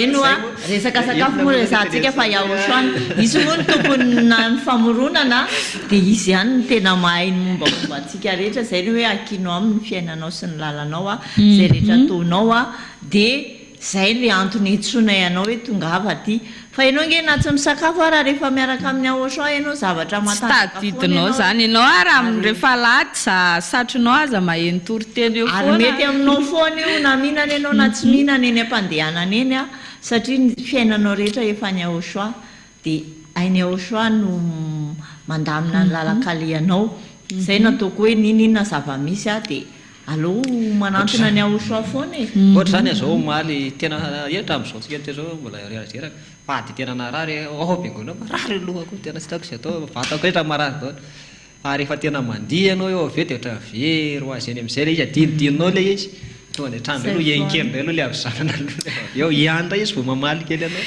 dia miantso any ahoso ianao miresaka amin'ny ahoso karoseria ny fivatinga karoseria ty zavatra rehefa ohatran'le jiro any rehefa piana ny interrupteur dia tsisy azavana jiro mipetraka eo dia zay nataoko anao hoe ity nofo ty zany aloha dia tsisy ninina ho antenaina amin'izy ity fa tsy maintsy iraraka eo ampitoerana eo araky ny tenin'ny soratra masina izy ity fa ny fanahinao hiazakazahana vonjena iny le tsy mety maty mihitsy fanahinao iny fa mandrakizay iny le mipempenina fa nataoko hoe marary ara izy tsy ho fato mihitsy fa raha tsy atao amin'ny ahoso kosa izy tsy maintsy ho very izy na marary ary le olona very any amin'ny afobe any izy rehefa tsy ana dia any izy maty tanteraka le olona zao rehefa marary zao le olona feno a hitako hoe tena hoe miditra any amin'ny hôpitaly dia hitanao amin'ny endriny le olona marary io mihitsy ny fitaintainana hoe ho faty asa ho velona eo zany dia efa hitanao hoe fa manomboka miorooro amin'izay ny fanahany fa izy tsy miteny fotsiny ny vavany dia tsy haiko hoe mety hoe zay izy dia amin'iny le fanahy no mitaitaina fa tsy le olona marary la ohatrohatran'izay ve zany na hita olona efa mialaina ho aza fa tena mbola manao ny ataony ihany izy tena ozy izy za hoe tena miasa mihitsy ny devoly nefa izy efa ho faty dia tena hoe avoaka ny daholo zao teniteny foana rehetrarehetra zao tena kivy any jery anazy hoe tena dia zay le tenenanao hoe fa zay le efa ampelana eny hoe mbola ameo kafe ony ameo sigara ony zany nefa izy efa hialaina ka mety zay le toko efa hialaina ianao dia mbola mitady tsy za rery kosa angamba nahita zay le nofo be tena voaka mihitsy raha amin'izay andro zay hoe izy moa rehefa tonga taty an-trano sista namangy azy kosa tonga taty an-trano dia zay nataoko anareo hoe fonjeo ny fanahinareo fa tondrany vatany an-trano zay moa zany dia efa zay dia tsy hita tsosy eo manko nyzay le hoe niaza maty a zay foana moa zany teny ambassadeur Joël hoe niaza maty ianao io eo mihitsy izy ny tena hita mantsy hitanao io eo amin'le fotoana farany atrehanao iny hitanao amin'izay hoe inona daholo ahoana ny oelako amin'reto sy ny sisako ianao tsisy fotoana any hoe anonerana n'izay tsony ary ny tena nagagana tamin'izay na dia efa mialaina izy nefa ny vatany mbola mitady an'le zavatra ihany a zany hoe tena andevoziny nandevoziny le vatany izy dia tena dia zao ianao raha mbola afaka mitsoka ianao maheno sy mandrehana io a dia mandosira ianao an'izay rehetrarehetra zay zay ny entsoina ianao foana hoe tonga ava manatona ny ahosoa tonga ava ty a atreo le fety be a dia aza miandry an'le fety be fa amin'ny sabotsy dia efa tonga ava ianao aloha dia efa mba maka ny anjaranao ianao hoe tsy alohanao ve mba mahazo meloa e dia mba tonga dia efa hitanao daholo ohatran'izao nyjany fifaliana ohatr'izao ny tsirony zany dia amin'ny lahady ianao tonga ty sabotsy sy lahady ianao tonga ty maka tsirony kely ny huit efa tonga ianao dia efa tsy vahitsony fa tonga dia milomano tanteraka ao anatin'izay hafaliana zay ianao a sy fifaliana zay ianao mame voninahitra ny dada Vasy Ahosoa dia izay no ataoko anao hoe tongava aza atao sakana mihitsy ny zavatra misy na miasa ary ianao dia mangata mihitsy ny aloha permission kely impiry angataka permission anao sady hiasa foana ianao mandritra ny androm-piainanao e ka tsy alohanao ve aloha vonjena ny fanahinao fa nio asa io tsy mijanona mihitsy io mandrakizay raha ohatra hoe andeha faritra ianao dia misy fiangonana ihany koa ny faritrany efa mba manonony eto ihany le olona miantso amin'ny ahona reny hoe aty amin'izao ny fiangonana misy anay sitory lalana fa tsaratsara ihany koa ianao mba tena arak'izay teny tatiana zay hoe ajanony aloha dia makanisa aty Ambohidrapeta izay mba misadatra an'izay satria ny fotoana angeho efa tena akaiky izay fotoana zay zany hoe tsika raha zao dia efa tapitra sahady ny 2024 ohatrany hoe manofo fotsiny ianao zany dia tapitra ny taona ohatrany hoe embolana le dia mba ina moa vitanao tao anatin'izay taona zay dia sika le somary aprenda le ndray kely mihitsy nareo fa omaly zay raha nareo fa iny le tonga teo reny moa jereo akisy za koa marary be loha dia tsy tena iatsika fery mihitsy fa feo nanomboka ny etsika ihany dia fa iny leo akay leo aloha reo zany zareo akisy mody menamenatra aloha le amin'ny voaloha menamenatra feo amin'izay izy dia izy amin'izay ny tena mandidy faly ohatr' zany le mampianarena kely anareo ihany ohatr' zany le aty fa vahiny aty tonga dia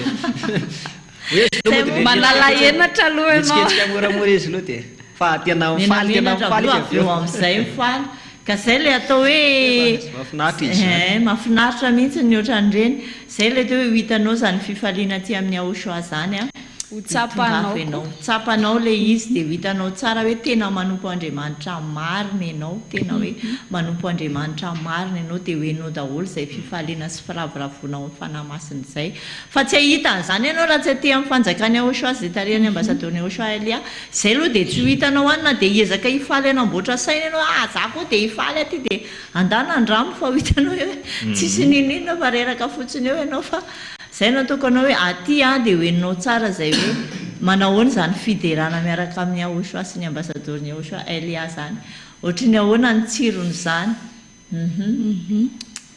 io moa zany efa hitantsika amin'ny adresy téléphone any amin'ny internet mandehandeha any ny fampianarana adiny fampianarana amin'izao zany efa fampianarana tonga dia mahitsy mihitsy fa tsisy fampianarana mila kolana tso mihitsy temy mandeha dia tonga dia temy mahitsy dia aza entina katezerina lesy fa manatora dia fakafakao sy dinidinio le zavatra resandra fa aza dia tonga dia raisina katezerina sy fahakalana fotsiny fa temy mandeha misy dikany io tian'io matonina voaka za fa tsy hoe entina efa tena efa hoentina atonga sainatsika rehetra mihitsy zany izy io zay ny tena marina dia ao anatin'izay no tsika aloha anaraka kely juste pour rire fa mandeha ihany koa moa ny fotoana dia miresaka ihany tsika avy eo araka kely meme kely tsika anaty juste pour rire ady milina mofo ihany aloha mandra-pandeha le juste pour rire tsika tampoka be mano mofo gasy ianao sitrony dité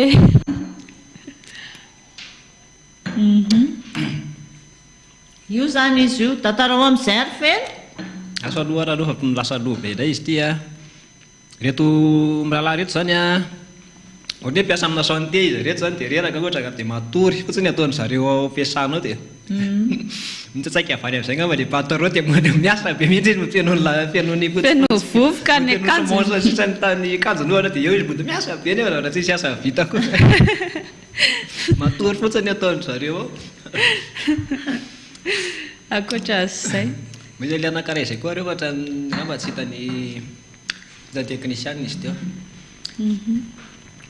dia jeretinao hoe maro mihitsy ny olona manao ohatrany le teo iny le kam miasa kam miasa matory fotsiny atao dia mamorona zavatra fotsiny eo ampiasanao dia mody matory le vetsy be dia eny patron mody miasa asa be nefa mody mamoky voky be nefa zavatra nene ohatra zany taloha ta mbola tsy tatao miahosoa le miasa ny ampiasana io ndray indray ny anankiray latsaka anaty raha le kapa zany dia sikisikirina amin'le hazo kely dia voditra tany anatin'le tanatin'le hazo kely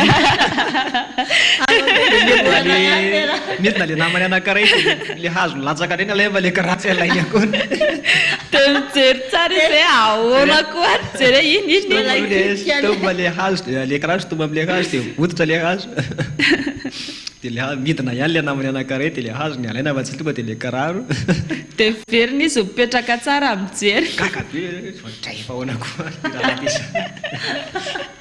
mety mbola misy hoe karazana olona mety mbola misy misy mihitsy nireny satriakely ohatr'izay foana ty azo ty no isikirana ndraiky raha ty zany de tsy azo de tsy maintsy nefa tafidina anata rano ao ihany fa misy lesona koa ao anatin'le izy hoe tinghe rano tsy lala fa ina ny tseriboanao karany na izy tsy te ho lena ny misikotra fotsiny de le anankiray koa mbola te anasazy ohatrany hoe manany ihany za aleo le azo no alaina izy iny ohatra matetika misy foana mihitsy rehefa zavatra ohatr'izay hoe zavatra tokony efa vitany ty lasa mbola tsy maintsy miodina makarivo vitandray ohatra efa misy mandeha amin'ny fiainana davanandro mihitsy za fa tsy hoe ataokena olona samy savà tsara zao ary ohatra diso kely fotsiny ianao de miodina zavatra haparindray mo ataonao avy eo lasa manalavy-dalana izy raha tokony lalana manintsy zay tena efa tratra za foaingana kely mihitsiny tsy tadido hoe aiza moty inona le anara-toerana teo de miodina bus efa ary ambany be ary kay lalana kely manao ohatr'izao de efa tonga Anjanahary tena ale Anjanahary tadidy fa le bus makanina tamin'izay tsy nahirana kely sarosarotra lalana mahitsy kely ohatrao de tonga ianao mbola niodina nanao ohatr'izao ihany zay le hoe zay vo manodidina zay vo manodidina tsy tenitenenina fotsiny tokoa le zay vo manodidina ino tsy maintsy misy foana io zavatra iny eo amin'ny fiainana iany de inandray ny azony saluetina aloha ankoatran'izay rehefa miara-ny meme tamin'ny feno aloha zany tsika tamin'iny iny sary mampime kely teo iny juste pour rire zany de ny saloha zany resadresaka notohizany alefaso aoarana atao de alefatsika zany izy ty filetehan'ny masoandro nanomboka tamin'ny 17 novambra lasa teo masoandro tany Otika Alaska tany Alaska de tsy miposaka ndray aloha izy raha tsy amin'ny 23 janvier andray izy vo mahita masoandro ry zareo amin'ny Alaska ao zany arahantsika kely angamba aloha sary fa ohatrany hoe miteniteny foana fotsiny zany tsy misy masoandro mihitsy zany miletika aloha masoandro ohatry le partian'ny pôle nord sud reo zany efa ndimbo masoandro amin'ny zareo de zay mahatonga le lasa misy glace de maizina foana aloha any mandritra ny 13 andro zany roa volana mahery eo zany de ao aorian'izay ndray zany zareo vao mahita masoandro de tiako tenena hoe rehefa miposaka le masoandro hoe zany de mba tsy tratra amin'ny masoandro mihitsy aloha zany zareo fa hoe ohatr'izao ny ahitana anazy any io zao mety hoe maraina ny andro fa eny milandro ao aneny ohatrany hoe mazavazava fotsiny fa ohatr'izao de ny jiro zao no jiro foana no mirehatra ka zany hoe anatin'ny roa volana mahery de any amin'zareo ara nefa zany aloha zany mety tsy possible izy délestage matanjaka be zany tanàna zareo matoa misy jirojiro foana mandritra de ahoana fanahazarana amin'izao ry saloha izy fe rivotra manala azy rivotra ne mampangatsika rivotra manamaimaina anazy zany rivotra mangatsika de misy mihitsy zao efa reo partian'ny any Alaska misy any Otika de misy kitay maina ve amin'izao misy ala maniry ny azo tao misy ihany fa hoe inona zany ny kitay ho alaina afahana mamindro amin'izao ain'zareo foana zany miaina amin'io rehefa hoe tena hoe zay le hoe tsy hainao io raha tsy tena hoe miaina ny zavatra io ianao de tsy hoe hitaina glasy ain'zareo foana misy mihitsy zao zavatra misy ka io zao izy misy trano io fa tiako atongavana fotsiny hoe manahoana zany mba hoe sa hoe mandeha miala toerana lavitra mihitsy mividy kitay amin'ny camion io zany mety hoe fa fantatra amy aloha angamba ny fisian'io zavatra io de efa manomana daholo izy ty ny ohatrany tsy ohatrany misy fotoana mandalo ohatr'izay foana izy io misy taona ao anatin'ny taona misy an'io zavatra io fa tsy masoandro ke zany am'izao ke zao ririnina ety amintsika sy ny ohatr' zany am'izao zao masoandro zao potsaka ihany fa lavitra nazy fotsiny hoe tsy matsiazo le masoandro fa jereo zao ny ambony abakabaka mazava ihany takona fotsiny zao zao mazava ihany ny amin'ny abakabaka eny de fa ao anaty le toerana mbola tsy azo satria le fiodin'le tany tsy misy tsy azo fiodin'ny tany mahatonga an'le izy tsy tratry ny masoandro ohatran'io raha tsy afaka roa volana mahery kely dia izay ny momba ny Alaska moa zany mety mitsonika ave zany le glasy rehefa tafodina amin'le masoandro zany rehefa tonga eo amin'le masoandro dia me mazava fotsiny fa tsy hoe me miala reo glasy reo iny tsika ho atsy any dia tsy haitsika le izy iny zao ohatra fa mety hoe dia misy mihitsy le mamay be indray ny andro avy dia mitsompy glasy dia lasa tondra trano zareo indray le izy dia lasa reny tempête de neige tsy haiko mirotsaka be avy eny tendrombohitra be reny indray izy avy eo le la neige fa reo zareo adinonareo kosa no ny teny fa efa avy ny orana tamin'ity herinandro ity ary tena namely izy ka zay zao mba vaovao dia nitratentsika dia tsy niteny fa le tany zoma zay sady rivotra no orambe ny avandra fa vety be olona mihinana avandra zay raha tratran'ty koa nihinana an'ireny tratran'ty tratran'ny oran'iny an-dalana frigidaire sara tonga za zao tamin'ny avy le avandra dia nisy mipetrika tao atrany dia ngeza be zay tonga dia nohaniko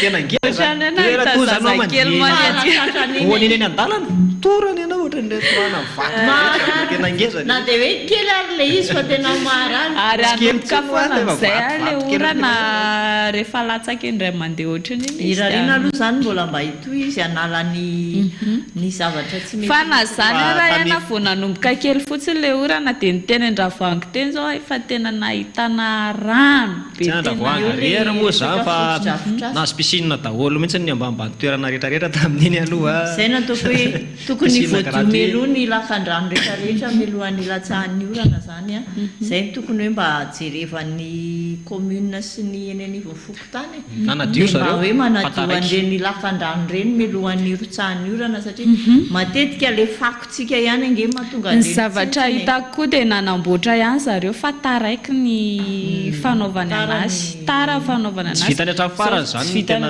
mano hoe nanaovany azy eo asosaoteo poste zao a manamboatra zareo zany ohatrany hoe amboarina angamba mba hiarovana an'le orana ho avy io a dia ohatrany hoe vao kely fotsiny no vita zareo dia efa latsaka nefa le orana dia tsy le fianahana lasa tsy mahavita zavatra amin'izay zavatra zay fa nataoko hoe voaroaka amin'ny fako nefa tavela eo ampotitra le dalina ny diovina dia miverina makondra iny raha vao avy ny orana nefa tokony hoe mba mailo zany hoe isaky ny manadio dia tonga dia mandroaka fako ianao dia manary an'iny zany eo ihany fa rehefa le tratran'ny rano be le eny sotra iny ianao efa tsy tia hiditra hoe iloboka ao anatiny ianao fa tsy maintsy miloboka ianao dia zavatra hitanao eo alohanao aloha zany dia efa le karazana minina reny eo nefa karazana minina zatsy miteny karazana minina reny hitanao mitsingefangefa tsy maintsy mandeha moto moa ianao ko ataonao ahoana dia efa zay dia miaritra fotsiny dia any trano misasa tsara zavatra karazana maloto e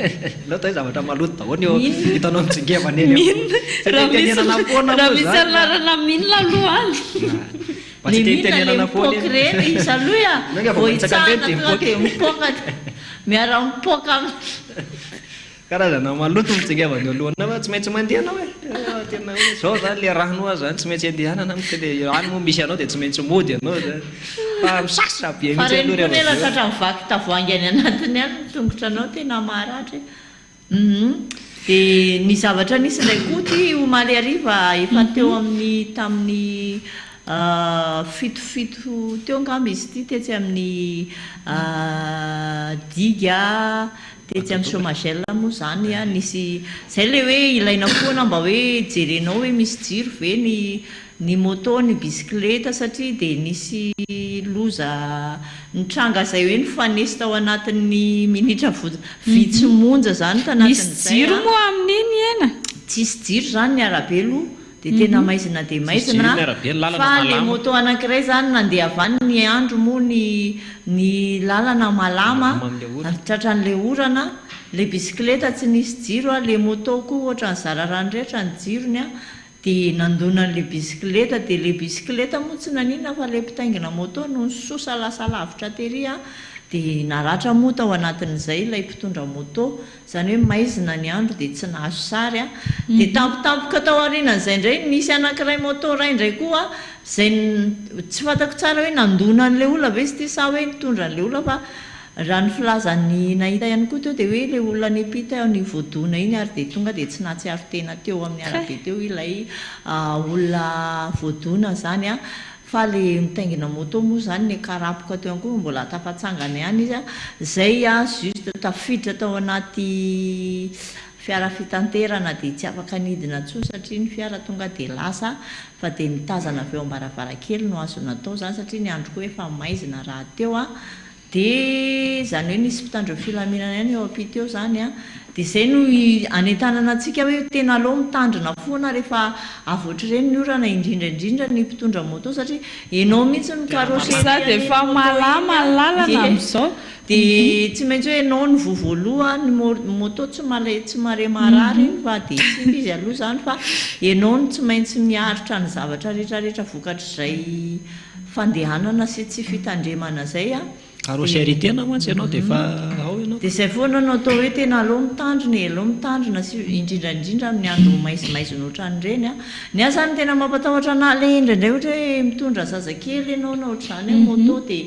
nefa mbola hoe tsy mandeha mono any na mitondra vehivavy ohatr'izany dia mbola mandeha mafy be any amin'ireny lalana malamo ireny fa betsaka mihitsy nefa nahita loza tamin'izay fandehanana mafy amin'ny lalana malama zay na ny andro avy orana fa ninina fa maikana zany dia aloha mitandrina foana fe saloha rehefa tsy mandeha mafy ary ianao fa rehefa mienjera aminao obstacle kely eo fotsiny ianao mienjera zay fa tena mitandrina ary ianao moa mbola mahita aloha zay maika fa tsy tandrina dia izay ny zava-misy vaovao kely azony zaraina aloha zany hitako malalefa saloha isypeno ny akoatran'izay tsy fantatro mihitsy aloha na maty na velona zao le anankiray voadona fa tena hoe tsy nahatsiaro tena izy zany tena hoe dia ny amo ao anatin'izay ihany ny fanamafisana ihany koa mitondra moto aloha hoe maro antsika mitondra moto mbola tsy manana permis ara-dalàna ohatra le fitondrana moto a dia aiza dia tia setrasetra tia moto mantsy zao amin'izao izy hita rehetra zao dia tia setrasetra dia tia faninaninana ohatrohatr'izany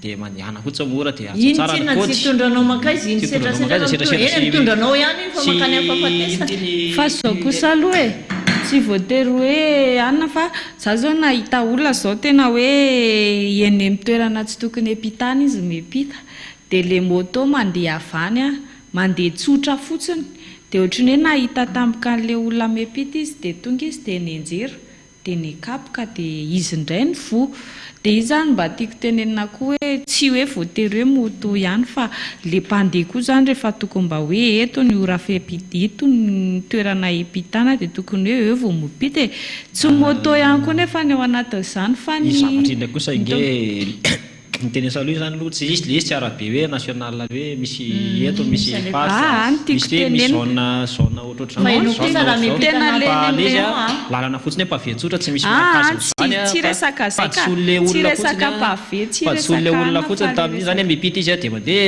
moramora kely mipita ianao nefa amin'io le olona efa mba hiakatra andeha mafy amin'ilay fiakarana izy zany moa zavatra nisy teto ambany teto amintsika teto ihany le izy tamin'ny herin'ny androany le izy tsy haiko na zay data ato amintsika zay ihany mitondra le moto sosa dia nenjera ny alan'le olona izy ny zazakely mipita zany nalao be tsy ohatran'ireny tsy epita reo moa zany hoe hiakatra an'ilay fiakarana iny a efa tsy saika tsy voatana moa zany dia tsy maintsy nazera ny farany moa le moto dia nenjera te zao vady fa iny zavatra fa fanenany tiako tenena le olona mepitapita foana tsy eo amin'le efa misy lalàna fepitana mihitsy reny nataon'ny commune reny hoe faritra fepitana dia tokony samy manajazay mihitsy fa ny hoe mety hoe misy lalana tsy misy raha teo amin'izay accident-ny aina zay zao dia ohatrany ahoana zao le toerana izy aloha eo tsy misy an'izany tsisy an'le hoe fepitana eo sy ny sisa fa le hoe famaizinana teo aloha zany zay le hoe ilana ihany ny jiro normal ko eo polisy raha ohatra ka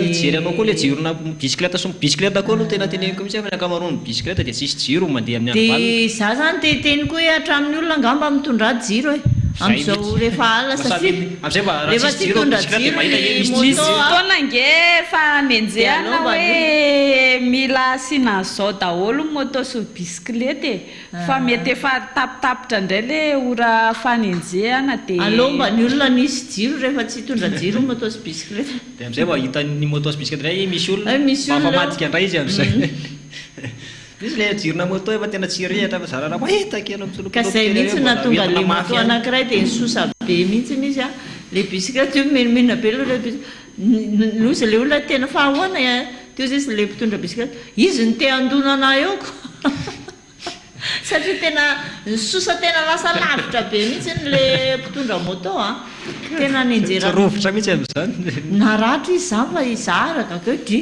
zany azakazaka hijery izy ka efa tafatsangana izy mbola natosindray moto dia za moa noteny fotsiny hoe tsy naninona ve ianao dia tsy maninona zaho fa ry bisikileta reny ny tena manahirana kosa izy ary tsy manino tsy tapitra koa zay iny ray fa nisy anankiray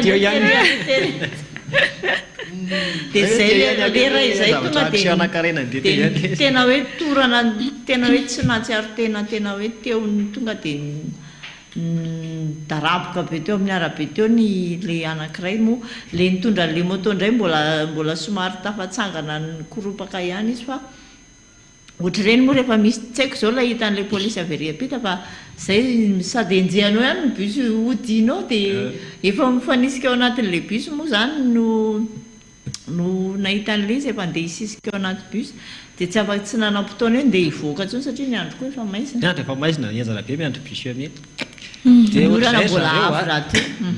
ohatr'izay zareo no anatsona ianareo foana tsy hoe antsoantso foana ho azy zay fa zavatra ohatr'izany zao dia efa tsy apozina nge ho ny accident tsy apozinao mihitsy zavatra mety afaty anao tamika dia zay foana ny anatsona ianareo tsy reraka mihitsy zay hoe manatolany ahosoafonjeo le fanahy fa tsy apozinareo zavatra mety azo zavatra kely tsisy dika zay zao ohatr'izany zao dia iny sista hoe ianao andeha pitakely fitandremanao dia fa niteraka loza zay le hoe asio lalana amin'izay ny fanahinao zany tena marina iny zany tsy foana iny tsy reraka mihitsy zay miteny an'izay foana hoe ianao zany ataovy ao an-tsaina amin'izay hoe anankiroa ianao fa tsy ray dia indray vatanao dia indray fanahinao dia tokony heritreritra foana ianao rehefa manao zavatra hoe raha za zao zaho manokana dia niditra tataony ahosoa dia tena lasa haiko zany hoe mijery ny fanahiko zany rehefa misy zavatra ataoko dia mifanahiko foana ny voalohany aloha vao mivatako fa tamin'izaho mbola tany ivelany tany ohatrany hoe tsy ao an-tsaiko akory ary zany hoe misy fanahy ao anatiko ao fa zay tiany ny vatabeako ihany ny anany nataoko dia rehefa tonga tato amin'ny ahosoa dia tena lasa mahay an'izany zavatra izany hoe ajanona aloha ny filan'ny vatany filan'ny nofo moa zany tena marina na indray tena efa tsapako mihitsy ohatra amin'izay misy zavatra tetaviny zavatra ankiray ao anatiko zany fa tsy mety mbola hitako mihitsy dia arakaraka ny idirako fiangonana fa mainty ana tsy tiako malokoloko dia mijanona ohatra ny olona miteny ana maneny ianao tsy mivavaka tsy maintsy afa tsy miditra fiangonana zany tena zay mihitsy ny ataoko fa le manaranaraka kely an'le olona fotsy le mamody menamenatra fotsiny reny dia eo mamody mandeha kely fa tsy miditra any am-piangonana koa efa toko tamin'm-piangonana dia mifoka asigarana atao toko tamin'm-piangonana dia mamo dia zay ny atao tamin'izany fa tsisy an'izany hitra am-piangonana ianao dia hitra am-piangonana ka tsy ao koa monga moa misy an'izany na hoe mandeha mivavaka ianao dia mifoka asigara kely tsy misy mijery ianao tsisy miteny fa fara-piangonana mihitsy ianao mifoka asigara tamin'izany ka misy mangatakafo mihitsy areo mba mihoafo kely eo tena marina koa zany moa niainako taloha zany tena zavatra nenandray le mandeha mitaiza zaza ao avelany ao ny anany tena na dia efa misy oratra le sigara hoe mahafaty sy mahamony ty raha vao mihinana azy mbola misy mangatakafo any any am-piangonana andeha monjy fanany efa nietina andeha mandeha mivavaka dia le mbola nitaiza kely tamin'izany dia rehefa tsy mipetrapetraka lasa le zazakely tototrona ohatra ny hoe zarany satrinao arany dia ilalao ariaraka amin'ilay zazakely fa tsy heno za mihitsy aho tonga dia tsy zavatra miditra am'sainao zay mihitsy le hoe tsisy fanafahana matory fotsiny dia zay no tokanao hoe efa lasa zay le hoe fombafomba habitude zavatra mahazatra dia ohatry ny hoe zavatra tsy maintsy ho ataonao amin'ny fiainana fa mamenatra olona raha tsy manao an'izay zay nefa tena hoe tsy misy ninina fa dia famitahatena zany no azonao amin'izay zavatra zay a zay no toko hoe manatona ny ahosoa aty ianao tena mahafantatra tsara nylanjany hoe manahoana zany hoe afa-pahotana zany henonao tsara ao anatinao zany a fantatra ao amin'izay ny alehanao sy ny tokony ho ataonao a ary tena misy fanahy miaro ianao milalakalehanao rehetrarehetra zany hoe raha vao mivoaka ny trano zany ianao miainga ao an-trano a dia efa misy mananatra foana ianao ny ampandehanany any hoe aza manao an'izao a tsy mety ty zavatra ty a aty lalana fazahany a henonao foana zay zavatra zay henonao foana zay fanahy miteny aminao zay zany hoe manitsy ianao amin'ny lalakalehanao eny ampandehanana eny fa rehefa tsy ao amin'ny ahosoa ianao a dia arakaraka le eritreritranao moa hoe dia efa ino mitondra anao iny na dia efa ratsy ara mbola hoe ataovy ty fa ohatr'zao fa tsy maninona io e dia lasa manaonao foana ianao zay hoe tonga fa ty amin'ny ahosoa fa tsy fana fa tsy ty amin'ny ahosoa zay tarihan'ny ambassadeur ahosoa Elia aty any misy an'izay fanafana aty any misy Andriamanitra marina tsy tia zareo mihitsy manko zay fitenenako le izy mety hoe mahasorenanao fa le zany tsy hita moa zany zay ilazana fa zay le famarinana dia zay koa tsy maintsy milaza marina satria zay mihitsy no atondianay eto zany hoe sy antom-pisinay a ilazan'izay marina zay aminao mba fantatranao ny famarinana dia ianto sy taonanao hoe tongava manantona ny ahosoa amin'izao efa tena hoe famaranana amin'ny farany ozy ny ambassadeur ny ahosoa Elia zay nataokanao hoe miara mirotsaka daholo ny zavatra rehetra dia anjaranao sisa ny bosesika miditra fa tsy misy sisianao ntsony anie rehefa tapitra andro ray io e tena hoe zay ny vitany aminao ry malagasy araka ny teny ambassadeur ny ahosoa Elia zay hoe tena hoe karazany efa tena hoe fanaovana baibayan'ny malagasy amin'izay io a dia nefa tena hoe manahoana ny andrinao raha ireny ary ny zavatra nahazo ny israeliana zay mbola tsy natafavoaka azy mandrakitsika amin'ny teny zao dia ahoana kosa ny azo atsika malagasy raha tonga teto zay teny zay tenin'Andriamanitra zay a zay noentiny ambassadeur Elia zay nataon'ny gasy tsinitsinina zany a tena hoe namavanina tanteraka dia zay no ataoko hoe inao mbola fotoana zao mbola misy fotoana zany tena hoe kely dia kely sisany fotoana mafisy tsara hoe malagasy fa hoe malagasy fa gasy voatononareo gasy a fa gasy ge gasy fa tsy hoe gasy any atao amintsika gasy atao amintsika fa izy gasy hoe manina ry antontono fa ianao gasiko nga ianao moa tsy gasy ianao miteny io gasy daholo tsika rehetrarehetra fa neny gasy nefa safidikony mihitsy hoe zay no tinetsona azy dia zay no ataoko hoe ianao zany a mila manapa-kevitra tanteraka ianao ao anatin'izay fa tsy gasy rery ny gasy fa zako gasy dia zay hoe hitanao reo zay hoe teny hoe kofina amin'ny gasy malagasy zany zao kofina itsika malagasy hiditra amin'izay tsika zany zao le tena tafiditra anatin'le kofina aloha zany zao fa ny any ivelany efa programme hafa indray ny amin'iny fa tsika zao aloha le mbola kofina dia tsy haiko anao nanisan'le mbola miraikitra raha ataontsika hoe ampango zany dia kofina ohatra tsy hoe hoariko amin'ny ampango ianao fa tsy haiko anao raha mbola isy hipetraka le hipetaka be amin'ny vody volany e za tsy ala za tsy maintsy le ampangotrahana be aloha dia hoe miala ho azy izy rehetra efa tena fa dia efa ka mety efa zay mihitsy hoe hosiana rano dia ampangotrahana mihitsy endaka satria misy an'izay teny zay feno sisa aloha hoe na dia izay efa ao amin'ny afo ara dia sario iveriny zany hoe efa zay mihitsy ny ataony ambassadeur ahosoa Elia io hoe na dia ianao efa tena hoe ratsy efa tsy haitsony ohatra ny ahoana ny aratsianao mbola sotomina ihany ianao hoe miverena amin'ny ahosoa zay no antom-pisiny ny antondiany natongavany a dia anjaranao ny mieritreritra zany tsy haiko hoe tafapaka any amin'ny sainao ve zay zavatra zay a fa zay rehetrarehetra zany ahafahana misitona anao dia ataonay daholo zany rehetrarehetra zay hoe tongava aty amin'ny ahosoa fa tena fitiavana be ety ambotrapeto ianao a aty ambotrapeto miaraka amin'ny ambassadeur ny ahosoa Elia ny zavatra tena mampalahelo anahy koa ihany dia zao tena be dia be mihitsy ny olona amin'izao a no misisika sy mihazakazaka amin'le hoe mivavaka satria efa hita tsapa zareo ihany hoe tsy mandeha intsony le fiainana eto amin'ity tany ity fa zareo tena hoe mbola mihazakazaka fa saingy mavoan zareo a diso lalana diso Andriamanitra moa zany tena marina le fanahy efa mitady vonjy amin'iny fa lasa marary tena efa dia mba ny antony isitsika eto zany aloha dia mampafantatra zareo hoe aty ny tena Andriamanitra marina fa raha ihazakazaka hivavaka ihany ianao mandre anay io a dia aza mianahana tsony avy ilao zay hoany amin'ny Andriamanitra tsy izy ihany fa makanesa amin'izay aty amin'ny ahosoa fa izy rery ihany ny tena hoe Andriamanitra marina ary zay dia vavolombelona amin'izany na tsy mijoro azany ary zay fa na eno ianao na tsy eno ianao Andriamanitra marina ahosoa fa andramo ka zaho izy izy nataony fitenena izay fa hitanao fa hotsapanao zany hoe tena marina fa tsy mitovy ny any ivelany amin'ny mihitsy ary tena tsy mitovy fa tena be dia be mihitsy zareo mihazakazaka mitady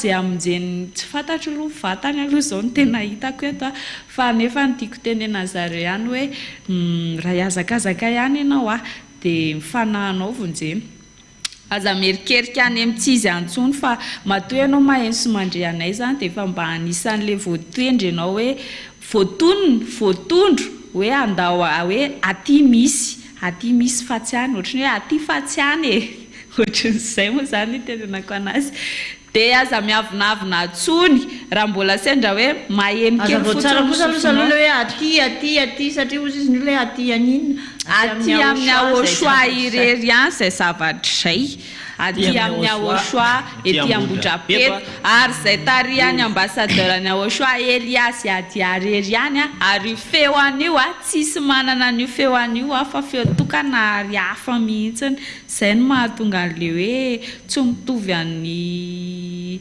mpitarika eto amin'ity tany ity mihitsy ny loha izy voalohany indrindra fa zay no mahavany amin'ny lanitra anazy zay nalefa tety izy mba hitarika tsika raha netony hoe sambatra ny tsika fa teto amin'ity nosy Madagasikara tsika ity nisy iny dia zay le hoe aza miavinavina tsontsika fa ambassadeur ny ahosoa Elia tsy mitovy amin'ny mpitarika atsika fa izy avy any amin'ny lanitra aloha voalohany indrindra dia zay ny tenenana hoe Andriamanitra marina miaraka aminy fa tsy mitovy amin'ny any ivelany ihany ka raha hamonjy mifanahinao ihany ianao raha tena hoe hivavaka foana ianao dia aza variana mandre raha tena fotsiny any ivelany ihany ianao fa efa atorina ianao ary zay manintsy anao hoe makanesa ty Ambohidrapeto mamonjy fiboriam-bavaka miaraka amin'ny zanak'Andriamanitra zanaky ny avy indrindra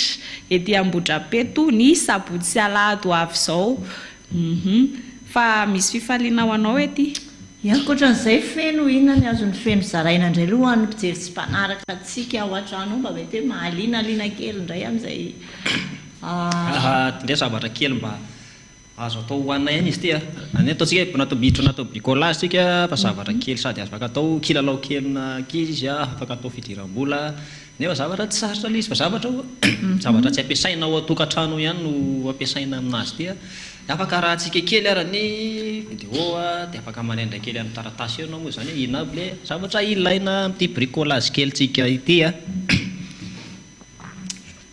eto amin'ity moa zany ohatra hoe maka an'ireny lambalambana jean reny zany lambalambana jean ao an-trano reny ianao pataloha ny dadanareo pataloha tsy anaovana reny pataloha amin'ny feno zao mety anaovana dia reny zany anaovanao an'ity zavatra anankiray kofeny ihany manao pataloha tsy voatery misy jean misy an'le likety jean reny mety kongena le misy poketra jean poketra mihitsy moa no amboaritsika eto amin'ity dia le mahatsotsotra anazy mihitsy no atao aloha mbola misahina ngamba dia kristianina mbola tsy ao ngamba ny vidéo atsika dia fa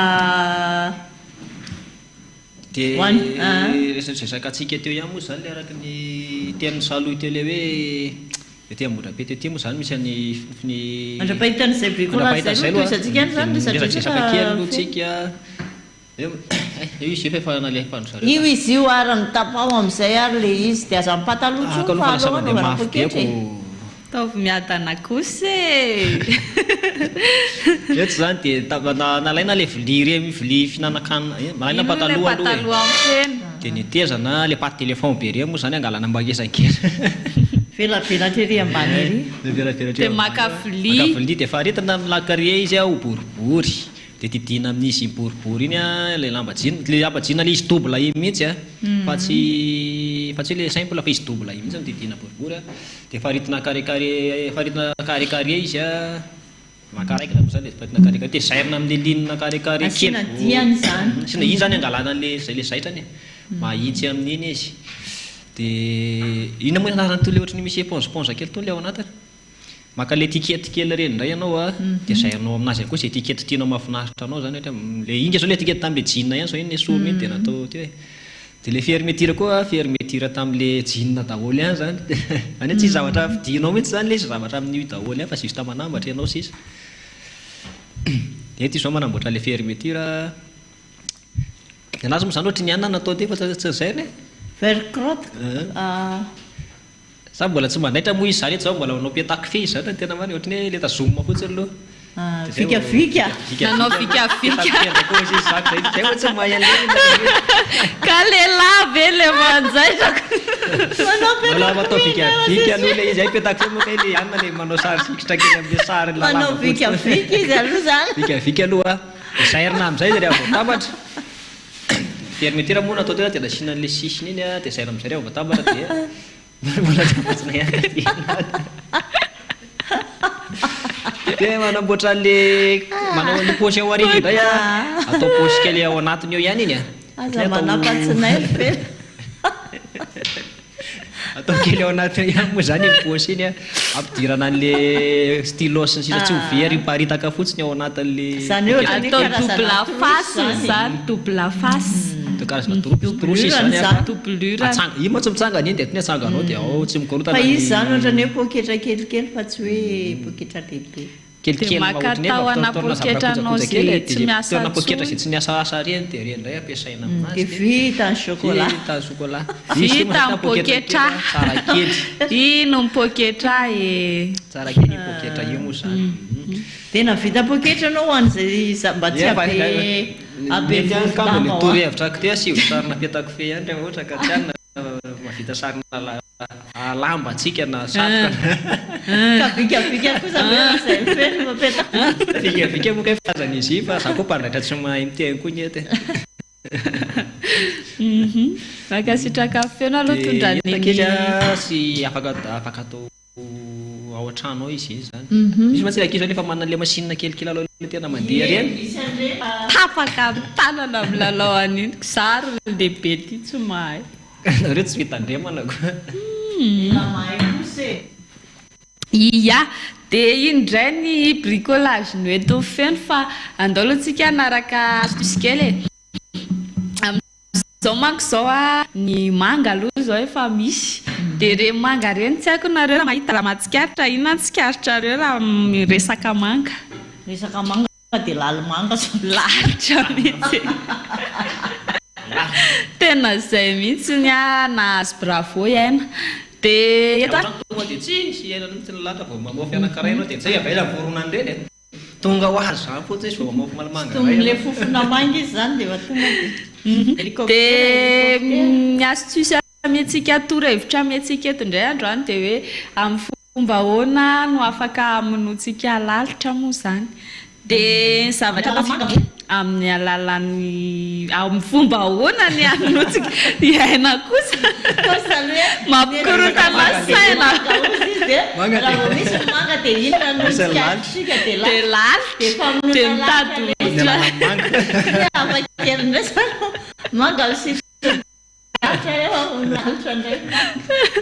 dia ny ataontsika eto dia mba amonoantsika izay lalitra izay dia maka vera aloha tsika zany mazava azy maka vera tsika dia maka vinaigre ray sachet kely amin'le 300 reny moa zao izy efa lasa 300 nefa izy taloha 100 Dimampolo mihitsy vao dia fois 2 izy dia roanjato dia izao izy telonjato dimampolo aloha ny ingany dia zao izy fois 6 ny dimampolo tsy hita faly fiainana moa zany efa hita ka mizotra miakatra hita miariary be io tsy hita mizotra miakatra fa miariary be dimampolo efa telonjato ankehitriny tsy hita dia maka vinaigre ray sachet tsika dia maka shampoing zay mety amintsika ao an-trano ao moa zany a maka shampoing fotsiny dia mety ray sotro kely ny ataotsika dia maka menaka ray sotro ihany koa tsika dia maka ataotsika ao anatin'io vera io arorotsika ilay izy rehefa avy eo a dia tiany lalitra be izy io tiany lalitra be ny tsirony dia mahafaty lalitra maromaro tsika makamaka eo izy dia makamaka kely ny tsirony eo izy dia kely zany dia azo atao amin'ity daholo fa tsy lalitra inavoloha ilay izy teo shampoing dia maka vinaigre tsika kadradraka koa azo atao amin'io fa eto resaka insecte zany izy ohatra hoe kadradraka na vitsika na zavatra tsisy taolana biby tsisy taolana vitsika kadradraka fa eto aloha mbola lalitra ny sary aseho antsika dia lalitra ny etontsika maka vinaigre ray sachet tsika dia maka shampoing ray sotro kely dia maka menaka ihany koa tsika ray sotro kely dia aroarotsika tsara ilay izy dia jereo fa mahafatifaty lalitra betsabetsaka ohatran'izao ianao rehefa jereo fa mahafatifaty satria tia zareo io tsirony io ny azo ao zavatra tena tsy tiako dia za zany voan'ilay izy misotro dite akay misy lalitra be ataoko hoe voan'ilay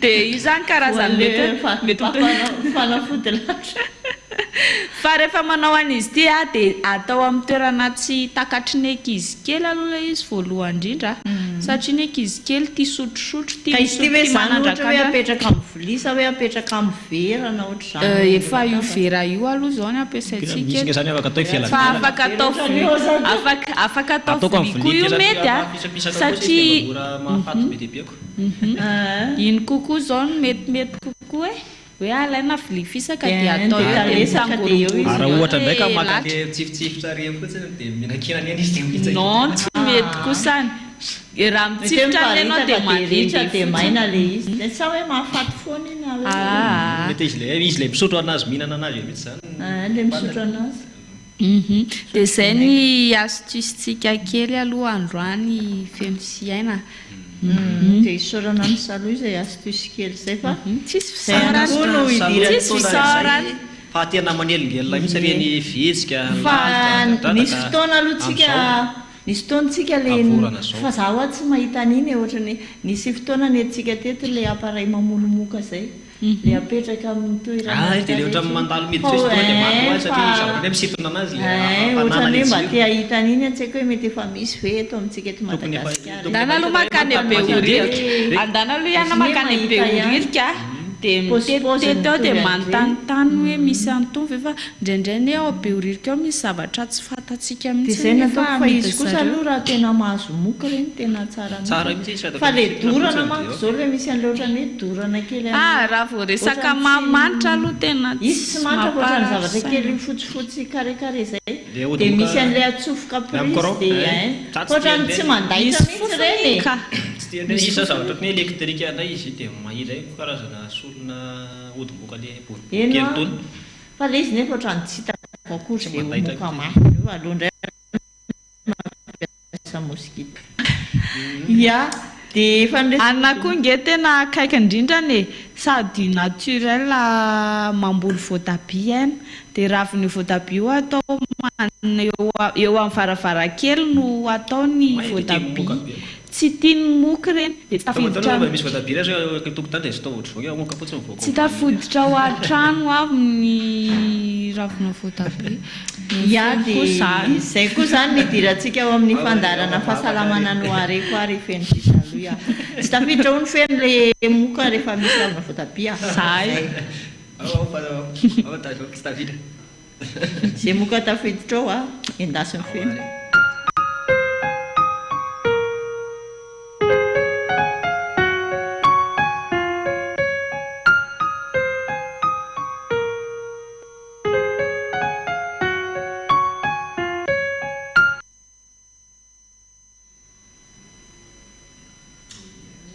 ia dia tonga atao amin'ny fandarana fahasalamana no areko indray isika amin'izao maraina zao a ny oentina eto izany moa izay maro mpangataka ihany koa ity resaka afta ity a izay tena maharary tokoa izay fisiny izay afta izay ao anatin'ny vava ary tena manelingelina atsika indrindrandrindra amin'ny fisakafoanana zany tena hoe miteraka fahalaikomana ihany koa izy ity zany a dia izay indray no oentina sy hozaraina amintsika amin'ity maraina mahafinaritra ity indray dia toy izao ary ny zavatra ilayntsika ao anatin'izay hitsaboantsika ny afta izay a karbonetra zany a ray sotro a fihinanana no ilayntsika dia rano a ray vera zany a rano matimaty zany no ilayntsika amin'izay fotoana izay a ray vera dia afangaro tsara zany a ireo karbonetra sy rano ray vera ireo a dia izay no anotsanantsika vava na izay faritra rehetra misy an'izay afta izay zany hoe alonalona kely elaela kobanina ao anatin'ny vava manoatra ny atao bain de bouchon zany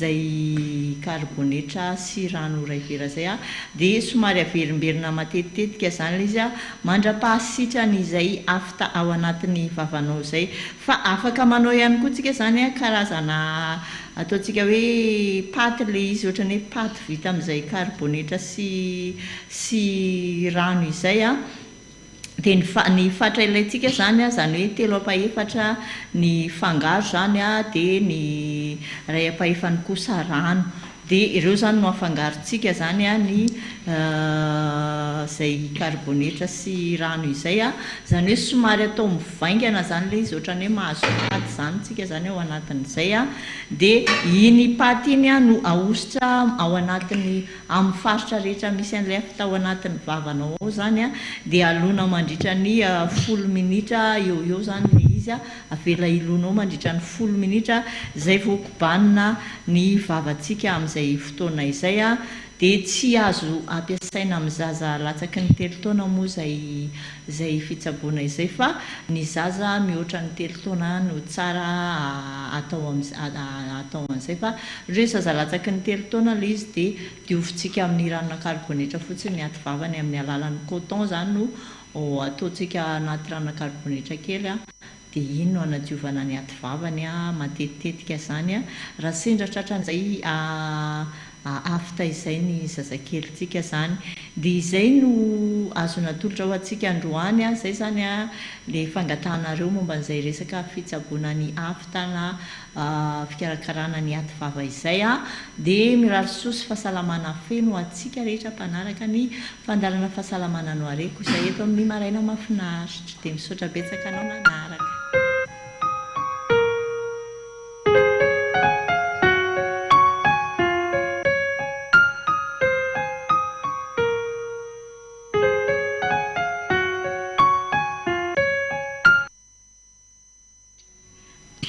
ia makasitraka ny aina nitondra ny resaka afta vavahiny fa ny roatra koa ihana ny roatra ihany koa dia anisan'ny manasitrana fantatra mahatonga ny roatra ihany manasitrana ny satria rehefa hohanina izy dia mafaikafaiky be amin'izao zao ohatrany efa misy roatra indray zao teny ohatra mbola tsy teny endravoangy feno roatra tokony efa hoe favokarany mihitsy manko volana octobre novembre iny ohatra ny tara izy ty vokatra ny tsefisiniorana fa nazanatsary za koa malaibe fe sisa le satria ohatra tsisy le tsy mivoaka mihitsy izy zany misy koa fa lafo 2 zao kila ho an'le ratsy be reny misy izy dia mavo a sady vetivety kely dia tsy ahitsy tsy atratra tso zany natoko hoe ohatra ny hoe tsy dia nisy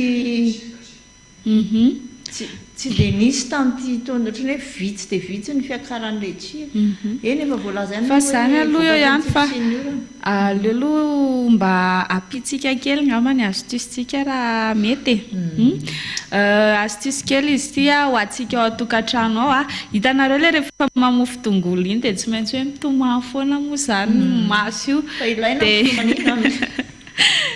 mba elantsika amin'izay a dia alohany amoasana anazy a dia lomantsika rano aloha le tongolo dia izay vao voasina dia amin'iny zany ianao a tsy tratran'le misy raha maso be rano 5 minitra fa mety daholo dia le tongolo efa voavofo aloha ny lomana anazy sa le tongolo mbola minotiny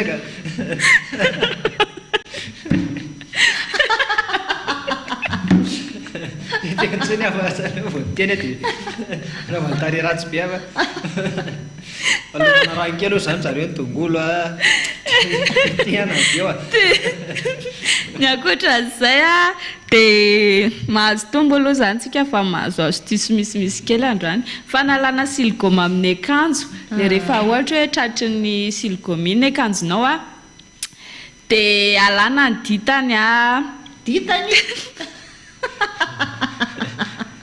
okalofa tena mbola manala ny dity le miraikitra iny aina le dity miraikitra iny a mifametrarana le maintimainty kely miraikitra ny tongotra reny asitsika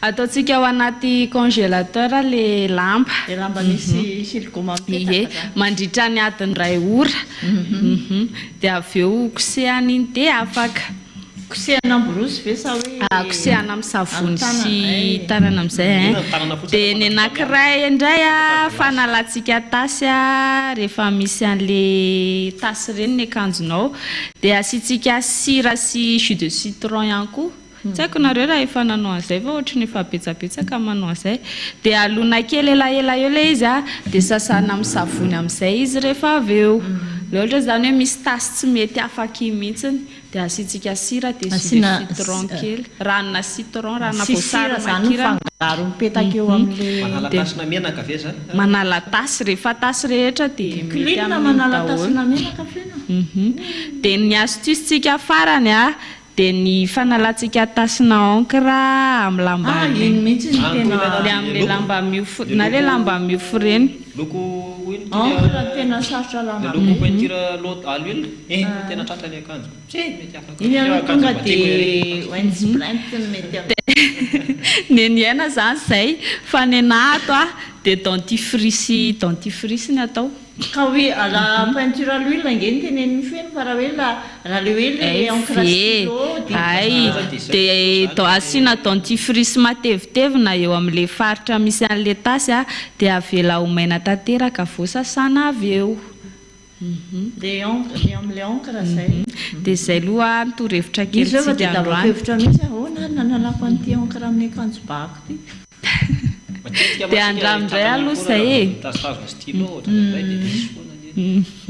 dia zay aloha ny astuce kely tsika androany tsara ho fantatra zany rehetrarehetra zany a fa ny torohevitra tena marina ny torohevitra tena tsara indrindra ankoatran'izay torohevitra efa nentin'izay dia tsisy afa-tsy ny hoe miaraka amin'ny ahosoa ihany zay ihany torohevitra ho an'ny daholo moa zany ho an'ny ihana fa miaraka amin'ny ahosoa ny tena tsara zay ny tena tsara zay dia mbola manasanao foana zay tsy vozaka manatona ny ahosoa dia tonga afa-ty amin'ny fanjakany ahosoa ety ambotra peto manasanao a izahay telo mianada ho tonga amin'ny sabotsy sy alahady ho avy zao ianao dia efa asaina ho avy a isan'andro ianao dia efa asaina ianao anaraka fampianarana afaka mifety tsara ianao tonga dia efa homakomando zao ny fitafiana mienjaika tsara ianao anome voninahitra ny avo indrindra zany a tonga dia ataonao amin'le tena tsara indrindra ny fitafiana rehetrarehetra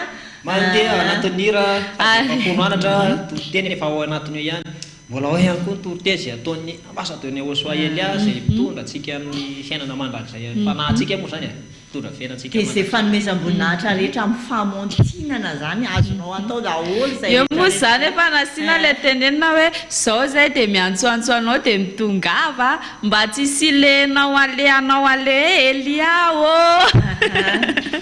araka le efa teny nandeha iny dia mba elanao amin'izay dia efa zao zay dia efa mipetrapetra hoe mitongava ianao mamonjy ianao le tena tia mamonjy fety mienjaika anjaika reny a azonao atao tsara ny mienjaika amin'ny farany tsara indrindra amin'io amin'ny fanahinao dia ho an'izay hoe fanomezam-boninahitra ny dada Yavasy Ahosoa miaraka amin'ny ambassadeur Ahosoa LA izay dia tongava fa tena manasanao zay a ny invitation moa zany amin'izay dia efa zay fiantsoana zay fanentanan'izay no fanasananao fa idirantsika avy hatrany ary feno sisa aloha ny fijery ny gazety indray amin'izao azy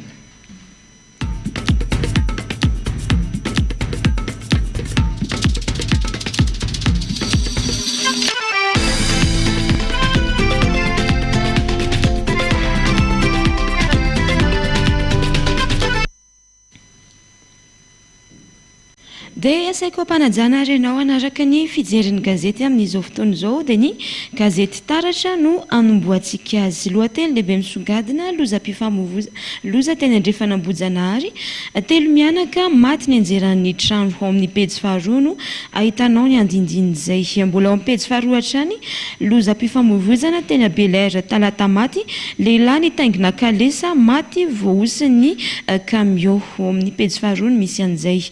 Seny tsy manana fahefana hitsara na anasazy. Ao amin'ny pejy fahatelo ny misy ny mahakasikasika an'izay.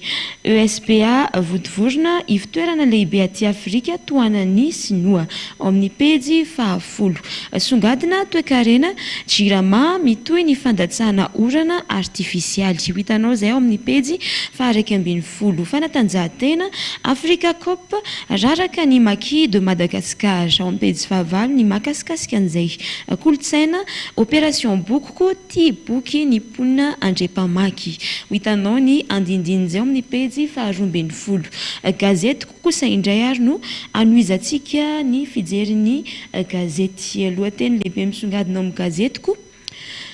Fifanatrehan'ireo kandida eto Antananarivo banga ny toeran'ny Tojo Ravalomanana sy Arlala Ramanantsoa. Ao amin'ny pejy fahafito ny ahitanao ny andindin'izay resaka fifidianana izay.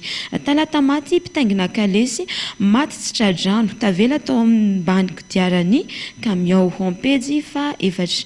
Antananarivo renivohitra farotra maro no dibo-drano. Hitanao ny mahakasikasika an'izay ao pejy fahatelo. Mbola pejy fahatelo hatrany antenimiran'ny varotra CCIA Antananarivo voafidy ho foloa Razafintsalama Gilles.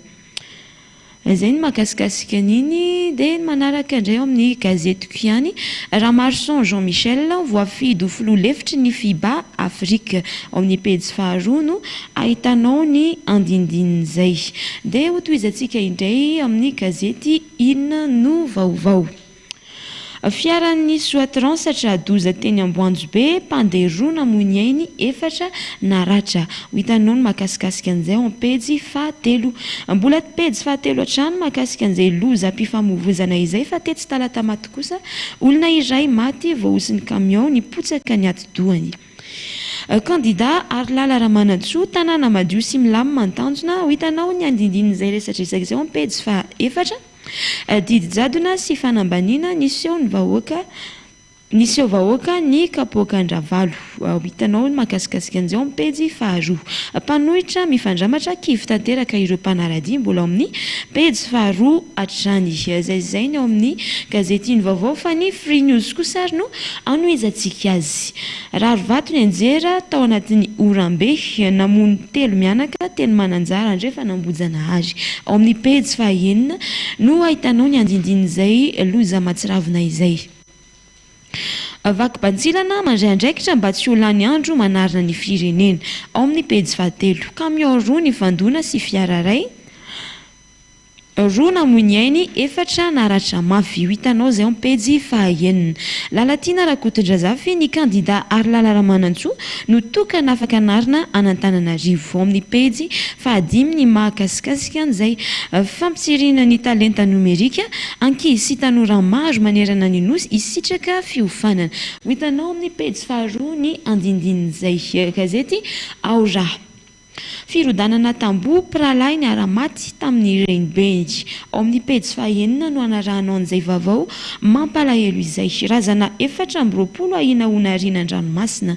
Hitanao izay ao amin'ny pejy faharoa. Fifaninanana robotika miakely ny herijika lasan'ny ekipa malagasy any États-Unis. Ao amin'ny pejy fahafito indray ny mahakasikasika an'izay. Baolina kitra ekipa pirenena hiara hitady mpanazatra vaovao ny Barea ny FMF sy ny FIFA. Ao amin'ny pejy fahasivy indray ny mahakasika an'izay. Mbola pejy fahasivy hatrany resaka fanatanjahantena rugby lalao afrikana nosakanan'ny Maroc tsy hiakatra vondrona A ny Maki. Vokatry ny rotsakorana no tapohin'ny rano tao an-trano ireo tokantrano sasany. Ao amin'ny pejy fahaefatra indray no anarahanao ny andindin'izay. Fifanohanan'ireo samy kandida namboraka ny fisina fifanarahana nandamoka i Tadafara. Ao amin'ny pejy fahatelo. Gazety zay zany kosa indray no anoizantsika azy andrefa nambojanahary zanaka polisy 12 taona sy 20 taona ary ny rafozany maty ny hotsahany tany ao amin'ny pejy faharoa no misy an'izay tranga mampalahelo zay nanafika banky tany Komoro efa voasambotra koa i Ronald ao amin'ny pejy faharoa hatrany no misy an'izay somaliana ny tsoponenana vehivavy 7 namony ainy teny an-dranomasina mbola pejy faharoa hatrany no misy ny andindin'izay Kylian Mbappé mbola nandresy ny Paris Saint-Germain indray ao amin'ny pejy fahaefatra indray no misy an'izay resaka fanatanjahantena izay torohevitra misotro jus de concombre dia salama ao amin'ny pejy fa-5 no ahitanao an'izay torohevitra maso izay de hotoizantsika indray ary ny fijerin'ny gazety amin'ny gazety malaza Madagascar. Course à la mer d'Antananarivo, à chacun son programme à la page 2. GEFP, les défis face aux problèmes en électricité et aux réformes fiscales à la page 3. Un Jeffan Abouzanage, 3 décès suite à l'effondrement d'une maison à la page 6. Taxe sur les transactions mobiles, l'administration et les opérateurs campent sur leurs positions respectives à la page 2. Torapaski Tomasna nahitana lohan'olona tapaka ao amin'ny pejy fahaefatra no anaranao ny andindin'izay Fédération Malagasy ny baolina kitra manambara ofisialy ny fitadiavana mpanazatra vaovao ny Barea ao amin'ny pejy fahaefatra no ahitanao ny andindin'izay de ny gazety La Vérité kosa indray ary Marc Ravalomanana isole un jour isole toujours à la page 3. Lutte contre les violences, Orange Day pour renforcer les engagements à la page 4.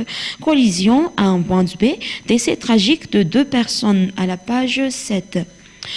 Les nouvelles Arlala Ramanatsu, nous allons fermer Anjalanch à la page 3. Saison des pluies, la commission municipale en réunion d'urgence à la page 4. Temps d'antenne sur la TVM et RNM, des diffusions gratuites ou payantes à la page 2. Tram, un mur s'écroule et fait 3 morts à la page 7. Projet pour la capitale, les mécanismes de financement divisent les candidats à la page 2. Communal, Boud claque la porte au team à la page 3. Taxe sur mobile monnaie, une menace pour les foyers malgaches selon les opérateurs à la page 18. Barea de Madagascar, Jules Hugon postule au poste de sélectionneur à la page 12. Opération Bourkou, objectif atteint à la page 17. Gazette L'Express de Madagascar. Énergie propre, le prix du gaz flambe à la page 5. Rugby Africa Cup, le Maroc brise le rêve des maquis à la page 19. Touliara, des femmes entrepreneurs inspirent les jeunes à la page 15.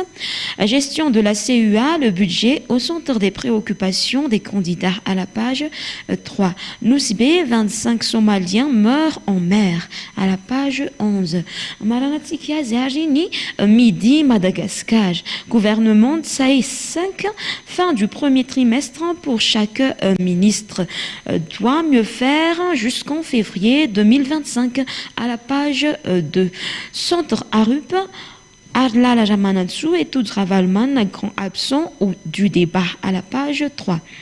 Trade Davarajanu, Najavunzi, premier dans la catégorie M6 à la page 11. Noussiranz, naufrage de 2 vedettes, 48 survivants à la page 17. Grosse pluie, des dégâts matériels durant le week-end à la page 6. Barea, recrutement international d'un nouveau sélectionneur à la page 12. Coupe du monde de Slam, Konai Junior parmi les demi-finalistes à la page 9. Mobile monnaie, les opérateurs contre la taxe sur les transactions mobiles à la page 5. Fort-Voran, 3 morts dans l'effondrement d'une maison. Des aizages non amaranatsikani, vjereni gazeti isorananao nanaraka hatramin'ny farany.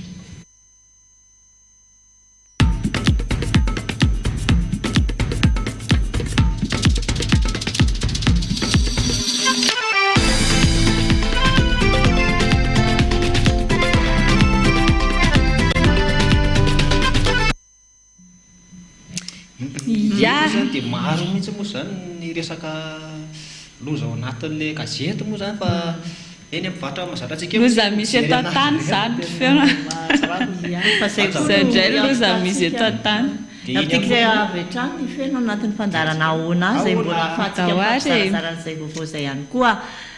Ia, dia tsy foantsika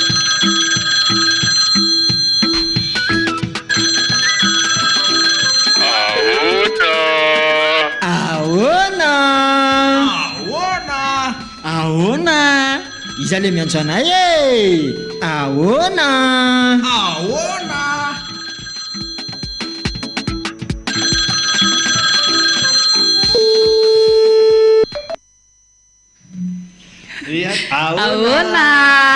ahoana tazara-pandarina ora ray moa tsika zany a zay efa mbolazantsika vaovao mandeha koa moa ny tsy mijanona mihitsy ny fanentanantsika fa mba misimisy vaovao kely dia mba paritadritaka ihany keo mba hitantsika ratsy be iny resaka hoe vohitsaka atao ambany camion iny tena hoe potika tena iny olona izy zao mbola tsy nafantatra koa hoe ho faty izy dia fa lasa aloha fotoana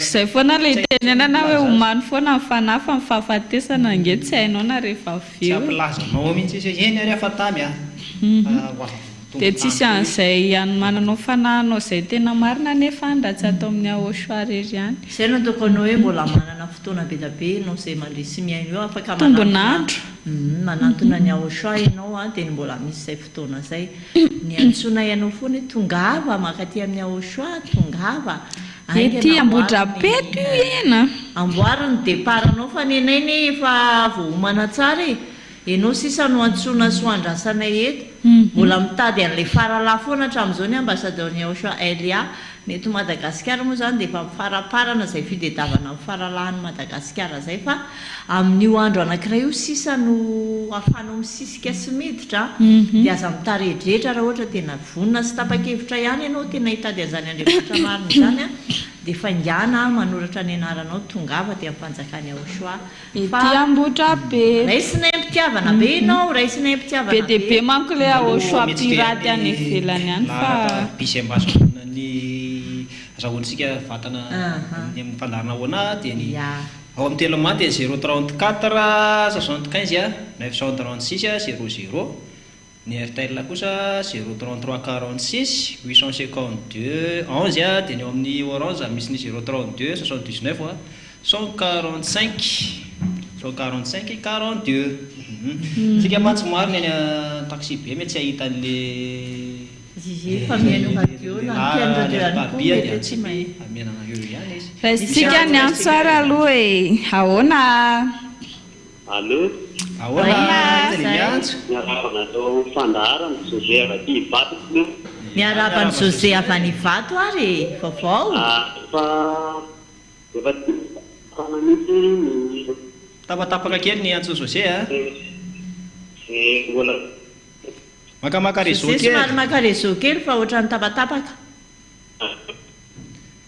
José coucou José mba makamaka réseau kely José a mbola afaka mamerina miantso José raha ohatra ka fa somary tapatapaka ilay fifandraisantsika teo José a dia tanina ihany aloha tsika ampiantso hoe mba manalavidavitra kely ny fahita lavitra na dia afohifohy izy male satria betsaka ny antso miditra dia mbo samy teny daholo ary tena sarotra le miantso tsy tafiditra mihitsy ianao sareo fanitsaka be le antso dia izay no atao hoe mba afohifohezintsika zany a dia mba tafiditra daholo ny rehetrarehetra e miantso anao dia tona misy réseau fandona zany any ambony eny dia tonga dia vierina ho azy fotsiny tsy mahazo tenana lefa mba misonina kely ianao mbola ho lava ihany tafetra mbola afaka mamerina miantso José akory fa tsy hoe ihany fa le izy tafiditra José fa le misy antso aloha ahoana iza le miantso iza le miantso tapatapaka be ihany koa ny antsotsika zoantsika zany alohany ahoana aloha ngamba soloantsika antso hafa indray loatra mbola tena tsy hoe fa alany fotsiny crédit any a afaka mamerina miantso any ianao satria tena hoe tsy tafita mihitsy le feo aty aminay a dia somary mitady toerana tsaratsara afahana mampita tsara n'izay afatra tiana ho ambara zay ngamba ny mety kokoa na miakatra toerana somary avoavo kely azahoana réseau dia mbola andrasana trano izay amin'izay fa mitoy ihany fanentanantsika feno sisa aloha ao anatin'izay fiandrasana anjo izay hoe aza mitarehdretra re tongava manatona ny ahosoa fa misy antso raisitsika vetra ahoana iza le miantso betabetyafata tamatavy ihany no miantso miarabantara na vaovao nareo mifandarana ihany koa dia miaraba ny ambataderany aosaely aty trianaty ny ankonany rehetrarehetra ny vaovao moa zany tena dia misy fa ny fifaliana tamin'ny romaly zany tena mahafinaritra be tena mahafinaritra be ny fifaliana tamin'ny aosa izay foana moa ny anentanana ny olona hoe dia mbola misy ny fotoana dia mbola eo ambataderany aosaely aty tena miazaka za manaradiany aosa dia torina ambataderany aosaely aty ty am'fatra tamatavy zany efa misy ihany koa ny fiangonany aosa dia anentana tsika rehetrarehetra manentananareo tamatavy famonjy ny fivorimbavaka ataon'ny aosa atya depôt 4 eto aloha fiangonany aosa depôt 4 aty am'fatra tamatavy dia ataonao toty moa ny atongavanao aty amin'ny saparazite dia rehefa tonga eo amin'ny saparazite manaraka ny lalana misy na makany amondranomasina izy fa tonga ao amondranomasina dia todika kely fotsiny mianavaratra dia misy plaky eo a manody ny fiangonany aosa aty amin'ny faritra tamatavy dia mitongava monjy ny fivorimbavaka sahady amin'ny asabotsy ny alahady ny hoavy zao zay ny fanentanana ahoana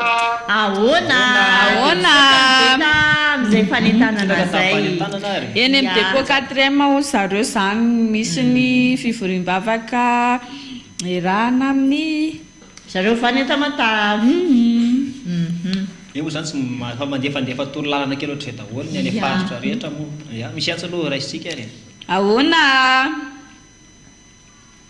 efa tafiditra ianao miaraban'ny aosa izy dia miaraban'ny triana izy aloha le miantso e miarabanareo fadaharana miarabanao iza le fadaharanareo ya iza le miantso aloha e avy ty ambody manjaka zoli miarabany ambody manjaka tena mafinaritra le fadaharanareo sotra betsaka Julia re inona vaovao Julia manentana ny olona rehetra ny velany any alefaso ara fanentanana e tongava rehetra efa tena miantso mafy misy ny ambasaderany aosa rehetra dia mba elio le radio ambasaderany aosa amin'ny fanandro eny vozeny e da tongava mifanasana amin'ny io diaamisy sotra betsaka io sotra betsaka ny Julia maka sotraka Julia re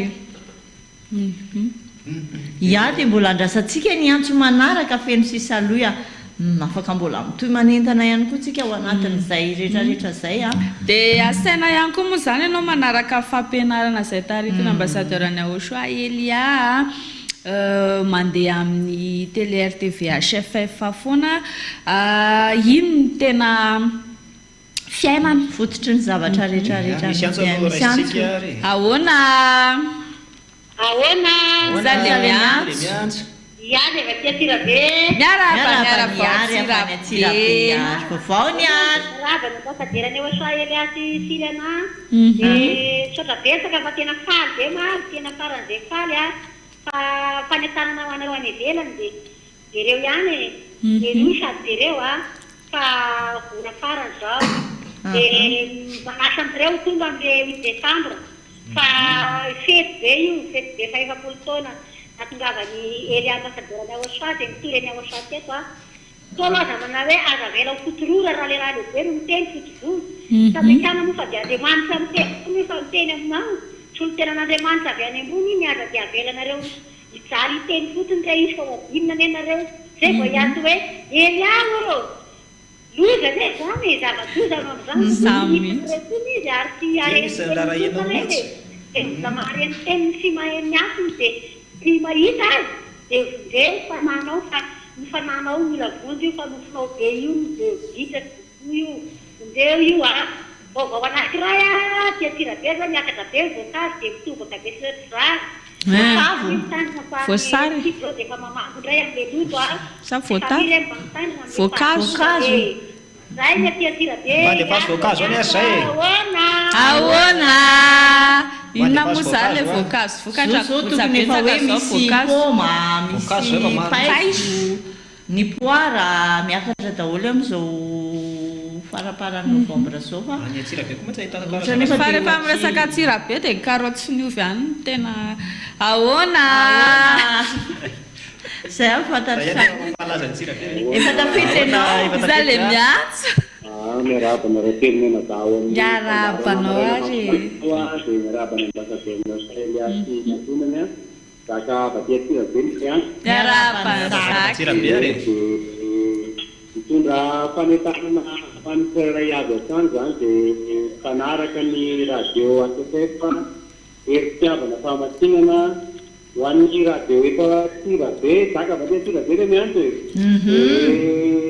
asaina zany sikerehetrarehetra dia miaino ny fampianarana dia ny radio herim-piavana famasinana sakatra ho an'nysy efisaimitsany efa tsirabe ny fasitanatsika zany izay tamintsika hoavy amonjy nyfibovavaka fibovavaka ny sabotsy ny alahady ho azo zao na dia vo alatsinaina zany loaka asaina satsika ho avy satria fotoana efa tena kely dia kely ary tena miazakazaka be fotoana 2024 zay vao tapitra indray aiza mangatakandro lava re aiza ho aiza le toerana zaka miantso anareo tsiray azy ny fokatany isambatan'olona misy reo natona eny an-dalana toriana misy anaty vidy misy miaino hoe mahafantatry hoe efa marina zany efa zany dia atendana ho afa miaino fotsiny satria avonjana hoe matonitenona fotsiny na hoe nataonao fahalalana fotsiny efa fantatray zany dia fa migira mitongava soraty maranao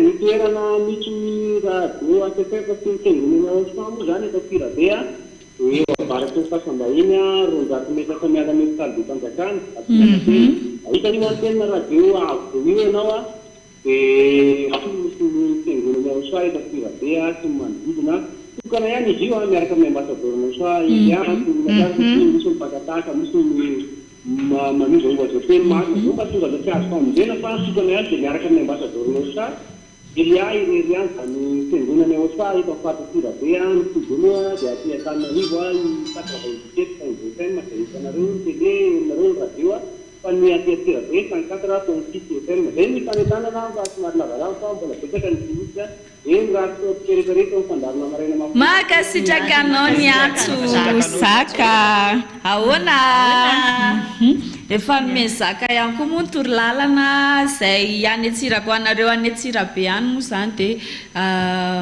efa nomeny zaka teo nytory lalana hoe afa misy fivoriam-bavaka ihany koa eny toerana misy antso rahatsika vetrany ny antso ahoana le miantso sodiava sy vady ihany le tapaka ty tavaverina ihany ianao zany afatsika ary miarabany basa le ady miarabany nakona miarabanareo plateau miarabanao zay mba manentana an'le any ivelany zany mba handinika feriferitra satria efa miaratsy miaraty le fiainana dia tokony mba tovasaina daholo hoe tena mahafaka fahotana maro na zay le hivavahatra satria izay ny tanjona rehefa hivavaka dia manaraka ao tany fa ny zareo le tanjona amin'le mivavaka ohatrany hoe tsy tsasa fotsiny zay ie maheno zay maheno makarizoky anao fa tapatapaka kely dia manetana izy mbola ny ivelany any zany le sety soito le fety be atao amin'ny tengonany ao soa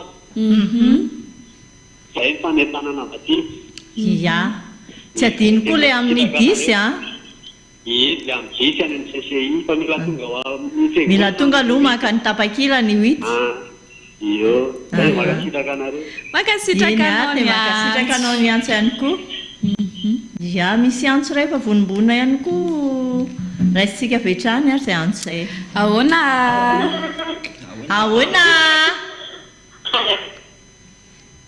Tapatapaka be. Maka plastik. Ya, fanjava sabotsina mena lenya. Miaraba fanjava sabotsina mena. Banyambata daonya Israelia sy Siriana sy Nyankona miaraba nareo plateau koa fa mahafinaritra be daholo nareo. Dia faly be aloha. Faly be na? Zay koa faly be. Faly be daholo. Faly be dia misaotra be dabe ny ambassadeur-ny Aosy tena misaotra anazy tsika. Faliany izany a. Ie dia tana daholo ny olona izay maheno, izay mandre, izay mahita. Indrindra fa fampianarany Aosy sy ampianarany ambassadeur-ny Aosy Liliane a. Fa zao ilay fiantsoantsoana tena tsotsona daholo mihitsy na dala na endy amin'izao. Hiditra atao amin'ny fanjakana. Maro izany. Fa dia nao laza endry. Rehefa tonga ato vadika endry moa. Izay mihitsy. Dia mba mpisimafy mba ho hitan'ilay voafidy. Satria efa tsotsona daholo izao. Dia izay a. Ahoana. Zay le efa asaina daholo na neny amoron-dalana na ny aiza na ny aiza. Na ny eny an'arabe na any an-trano na ny eny misy antso raha tsika betra. Ahoana. Iza le miantso. Noela. Noe? Noela vaiza. Noela vaiza. Noela. Noela fotsiny enina izay Noela moa izany dia tapaka ny antso fa miandro ny antso manaraka. Ay izay Noela. Tady réseau kely ianao ary. Tapatapaka kely. Jery réseau kely Noela. Tsy eno mihitsy. Mahazo tsy mahazo tapatapaka kely. Dia miarahaba nareo fandaharana ihany koa. Salamo. Ie. Voalohany zao tena misaotra betsaka ny ambassadeur-ny Aosy zany efa falisany famarina fa raha tsy izy dia tena tsy nafantatra mihitsy a. Dia tena misaotra Aosy mihitsy zany satria raha tsy tika zany ny ambassadeur-ny Aosy dia tena tsy nafantatra ny famarinana mihitsy. Misaotra ny ambassadeur-ny Aosy dia mba letana ny olona rehetra zany a. Aza miandry fa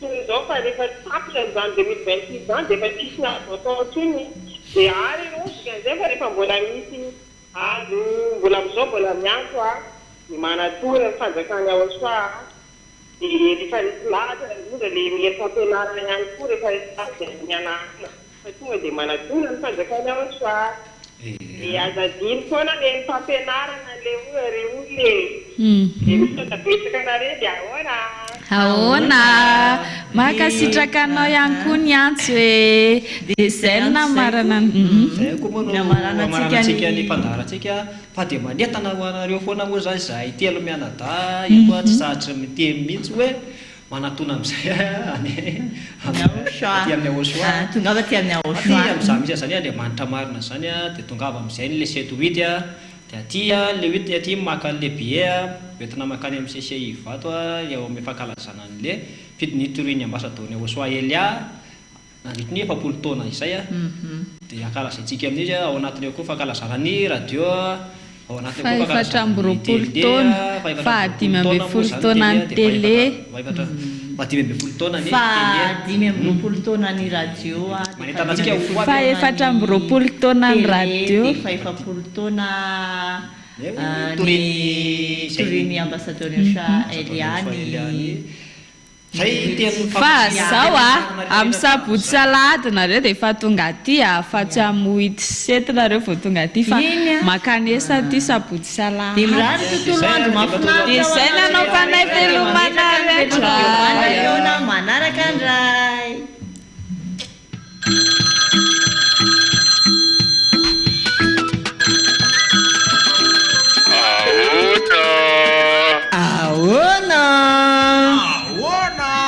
ahoana iza le miantso anay ahoana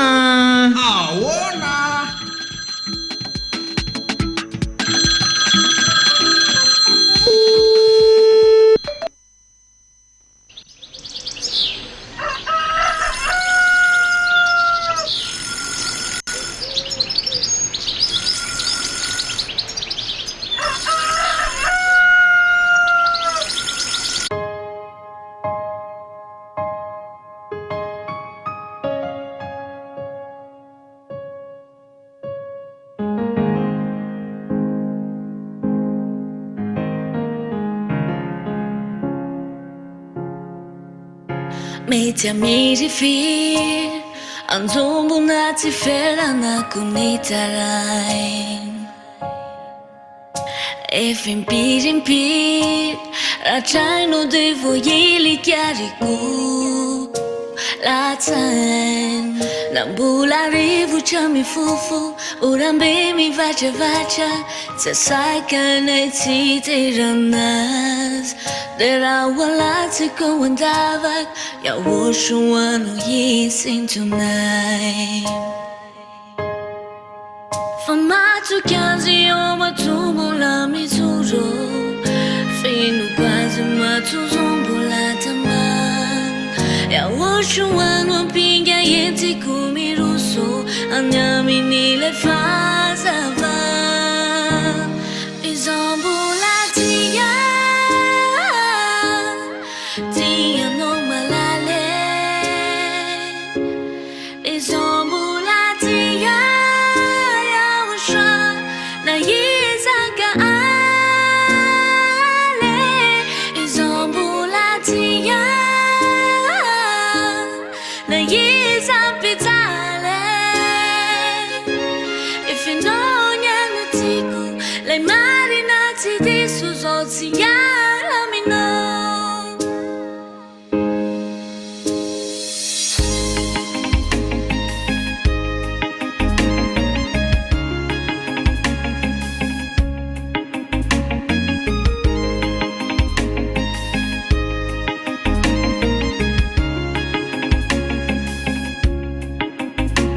kana inana itraka yaosho ady zao nefa vitasetra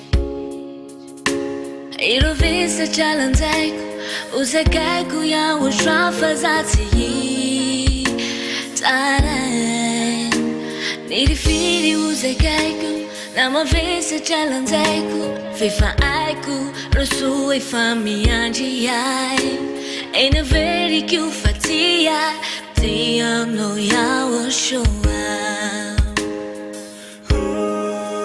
fa matsoky azy eo matombola mitsoro feno quase matozombola tamana yaosho ano ampinga entiko miroso any amin'ile fazava izombola tia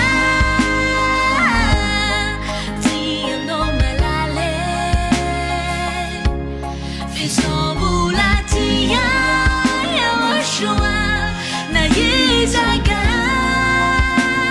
ale izombola tia na izampitale ifinognano tiko lay marina tsy diso zao tsy iaraminao izombola tia tianao malale izombola tia na izaka ale izombola tia na izampitale ifinognano tiko lay marina tsy diso zao tsy iaraminao ifinognano tiko lay marina tsy diso zao tsy iaraminao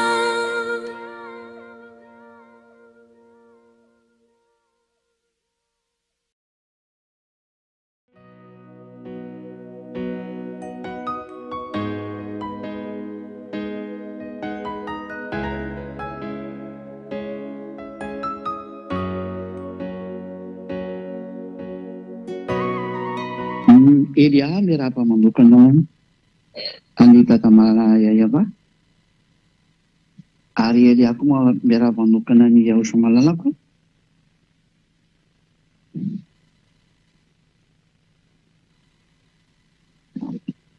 ary ho an'izay mendrika anononana ny fitahina sy ny fiadahana ary ny fahasoavana sy ny fahasambarana amin'ny Yaosho dia ho aminareo nge izany tenin'ny Yaosho zany izany tenin'ny Elia zany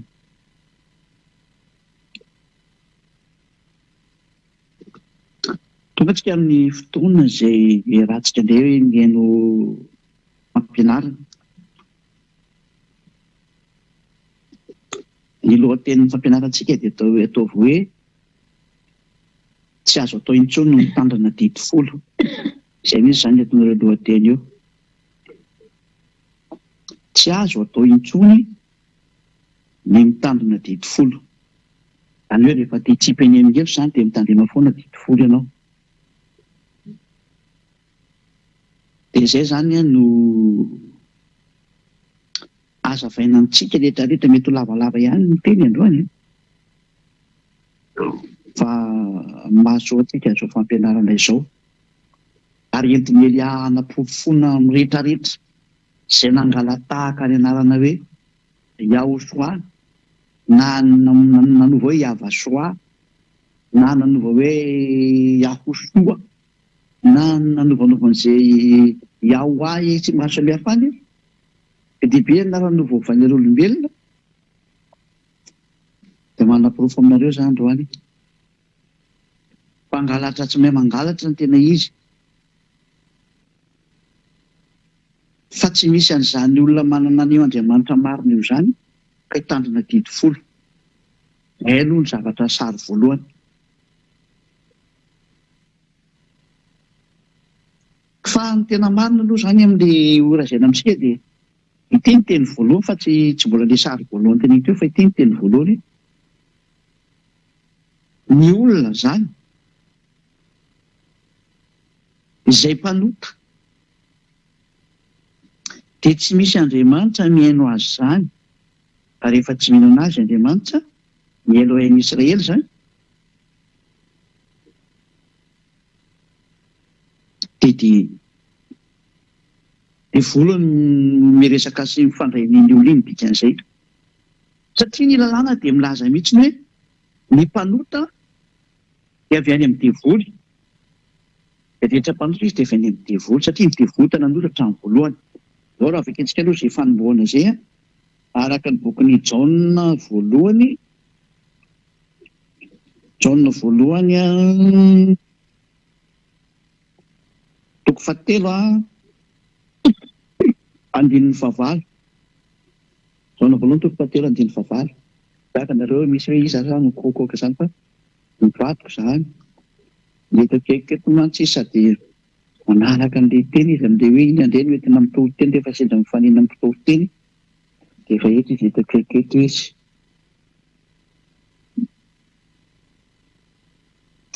Izay manota dia avy any amin'ny devoly.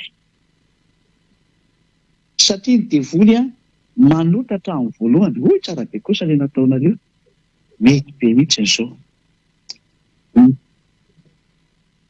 Izany hoe eto ny teny dia mahitsy be mihitsy hoe fa ny olona mpanota dia avy any amin'ny devoly. Aiza moa izany izay Andriamanitra mihaino anareo devoly? Ary izany androany hanam-porofo aminareo fa ny mpitandrina didy folo dia mpanota, izany hoe ny mpitandrina didy folo rehetrarehetra dia avy any amin'ny devoly. Mariako aloha fa tsy fanaratsiana ho azy ny teny izany.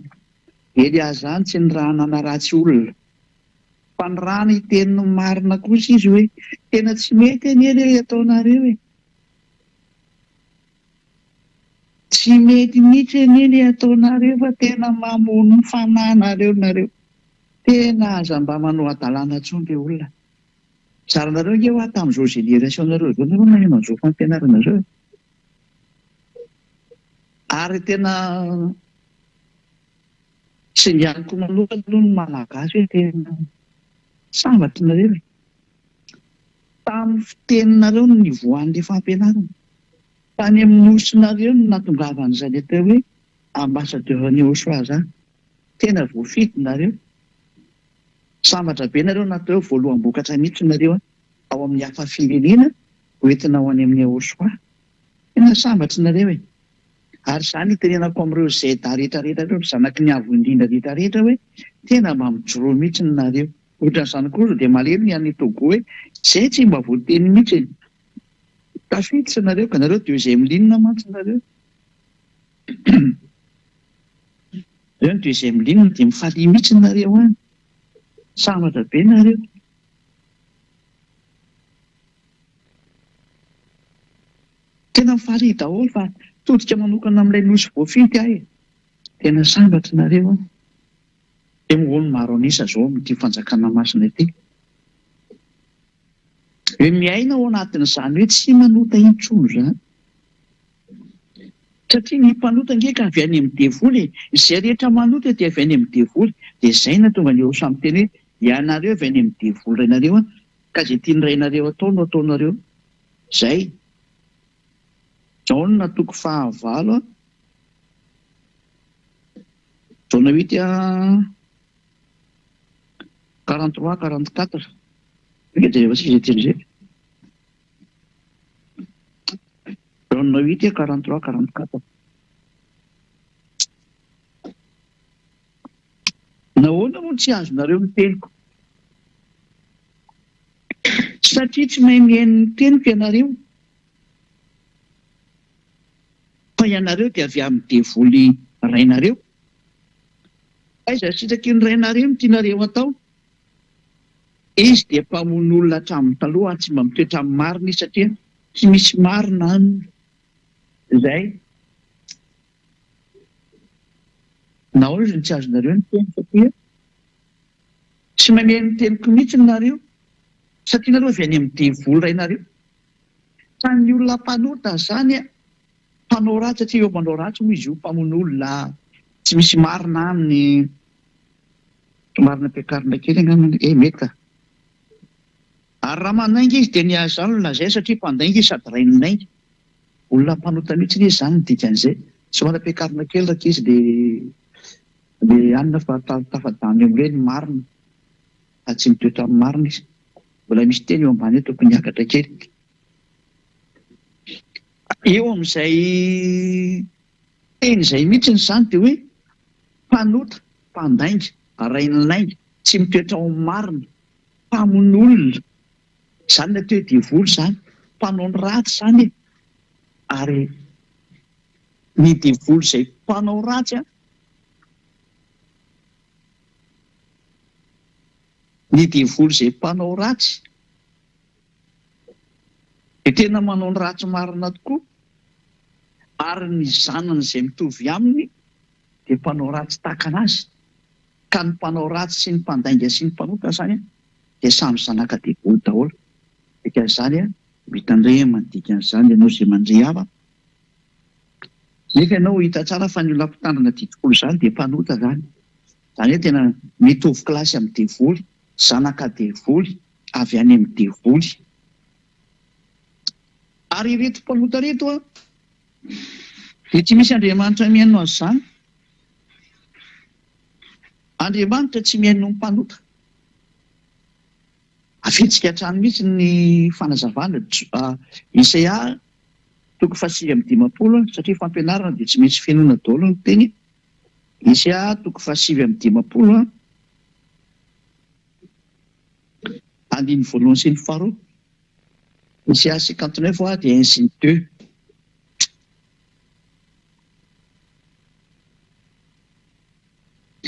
indro ny tanany ava tsy fohy fa mahavonjy alatra tsy mipetaka daholo etoko sy indrindra izy fa mipetana ary ny sofiny tsy lali-dalovana fa mare fa ny helokareo no hevitra mampisaraka anareo amin'Andriamanitranareo ary ny fahotanareo no mampiafina ny tavany aminareo ka dia tsy mihaino izy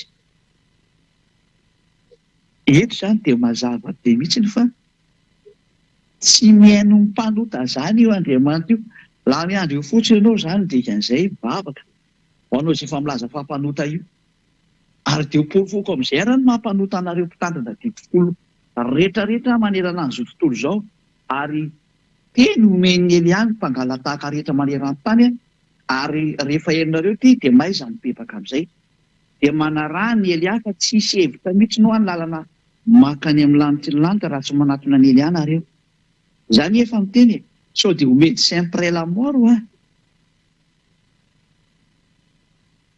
antsoantsony ely aty manerana an'izao tontolo izao ho an'ny mpangalatahaka rehetrarehetra ho an'izay mpitandrina didikolo rehetrarehetra ho an'ny mpanota rehetrarehetra hoe miverenaingana manatonina n'ilay Andriamanitra Abrahama Iahavana ao anarany zay nantsoiny dadabe Mose hoe iaiavanao anarany. Aty tena mazava be ty satria aty amin'ny faritry ny tatsinanana zany ny veny le W tena toroiny hoe ve mihitsy ary B na B ray amin'izay foana. Aty zany vao tena hita mihitsy hoe ty W ty tena ve mihitsy fa zareo tandrefanareo no manova an'izy ho. Fa raha ty amin'ny faritry ny atsinanana ty tena ve mihitsy ny anona zareo an'izany W zany fa tsy ho ve na be fa ve moa tena fiantsoany zareo anazy foana zany. Ary izay no tena napetraka ny anarana hoe ny anarana moa tsy hoe zareo nametaka anazy fa fanamporofona aminareo fotsiny ty tena hoe iaiava. Parenthèse kely iny satria ty zao miteny hoe working de working ozy zareo ary raha miteny zareo wife de wife ozy zareo fa ianao miteny hoe wife amin'izareo zany zavatsafa ny andesany azy zany. Ke moa parenthèse kely zay. Eto zany tsika dia mahita mihitsy ny hoe tsy mihaino mpanota io Andriamanitra io. Lavitra anazy nge zany. Ary zay le voalaza ao amin'ny Jaona 9:31. Satria nampirofo amintsika mihitsy hoe laha ny andro nareo mivavaka rehefa mpanota fa aza miditra any am-piangonana intsony fa mijanona. Jaona 9:31. Jaona 7:9-3 mivaky tahaka an'izao ny soratra masina vakitia voninahitra Jehosoa malalaka. Fantatsika fa Andriamanitra tsy mihaino ny mpanota fa izay mivavaka aminy sy manao ny sitrapony no henoiny. Io Andriamanitra marina io zany dia tsy mihaino ny mpanota zany mihitsy io. Andriamanitra tsy mihaino ny mpanota. Mazava ho azy zany fa laha ny andro ianao hivavaka eo. Satria tsy mihaino ny mpanota io Andriamanitra io. Laha ny andro io fotsiny ianao. Laha ny andro ianao makany am-piangonana any hirahira any, izay ny mahatonga an'ilay olona andeha hivavaka dia mifanadala fotsiny ny atao zareo am-piangonana ao fa na mifampidera bika sy paozy fa tsisy mitady an'Andriamanitra zany. Raha mitady an'Andriamanitra zany reo dia mitady hevitra ny tsy ho lasa mpanota. Mitady hevitra ny tsy ho lasa mpanota rehefa tany mitady an'Andriamanitra. Zatra fiangonana tsisy mahafaka amin'ny fahotana dia lozika be amin'izay ny samy mifanao ny adalany eo. Zava-doza amina tambo mihitsy ange misy eo amin'izao. Fa samy tonga sainy. Samy tonga saintsika. Ahoana zany ny ahafahany ely amin'ny laza fa tena mpanota nareo? Mpitandrina 10. Izao arany. Hainareo tsara mihitsy ny fanirahavany dada Iavay 10 sy lana Mose io tamin'ny alalan'iny nanapoteny ny fisoronana. Raha vao nipoteny dada Iavay ny fisoronana dia rava ny 10 ny dikan'izay. Zay aloha zany ny filazana voalohany hoe rava ny 10. Natonga ny lohateny hoe tsy azo atao intsony mitandrina 10. Ny antony hoe tsy azo atao intsony mitandrina 10 satria rava le izy. Ary izay ny porofon'ny Elia eto androany. Fa izay mitandrina 10 rehetrarehetra dia fa omany ny bagazy. Mampalahelo fa le bagazy teniko amin'izany le fanahinao zany ny tsipy any amin'ny elo. Mampalahelo le fanahy tokony vonjena lasa atsipinao any amin'ny elo. Tena mba mandiny reto. Ory olombelona tena mba aza vonona le fanahy. Aleo le fanahy mba ho velona amin'izay fa be izay nampijalianao anazy izay. Nentinao tany amin'ny Andriamanitra tsy izy. Nataonao nilomano tao fahotana. Nataonao ny natao anatin'ny faharatsiana mampitsinavina. Oka izay. Mba heno le fitarenan'ilay fanahy olona. Dia mbola ny fitiavanao tena ihany ve ny amoronao le fanahinao? Nefa io nge le miaina mandrakizay io le tsy mety maty. Fa ianao nge lasa vovoka. Dia le fanahy tokony velona mandrakizay ve atsipinao any amin'ny eny? Baza dia tia tena re olona. Aza dia tia tena ianao. Komany le fanahy mba teo vonjena. Fa tsy rarahinao mihitsy. Maninona ianao dia manao anazy ohatran'izao.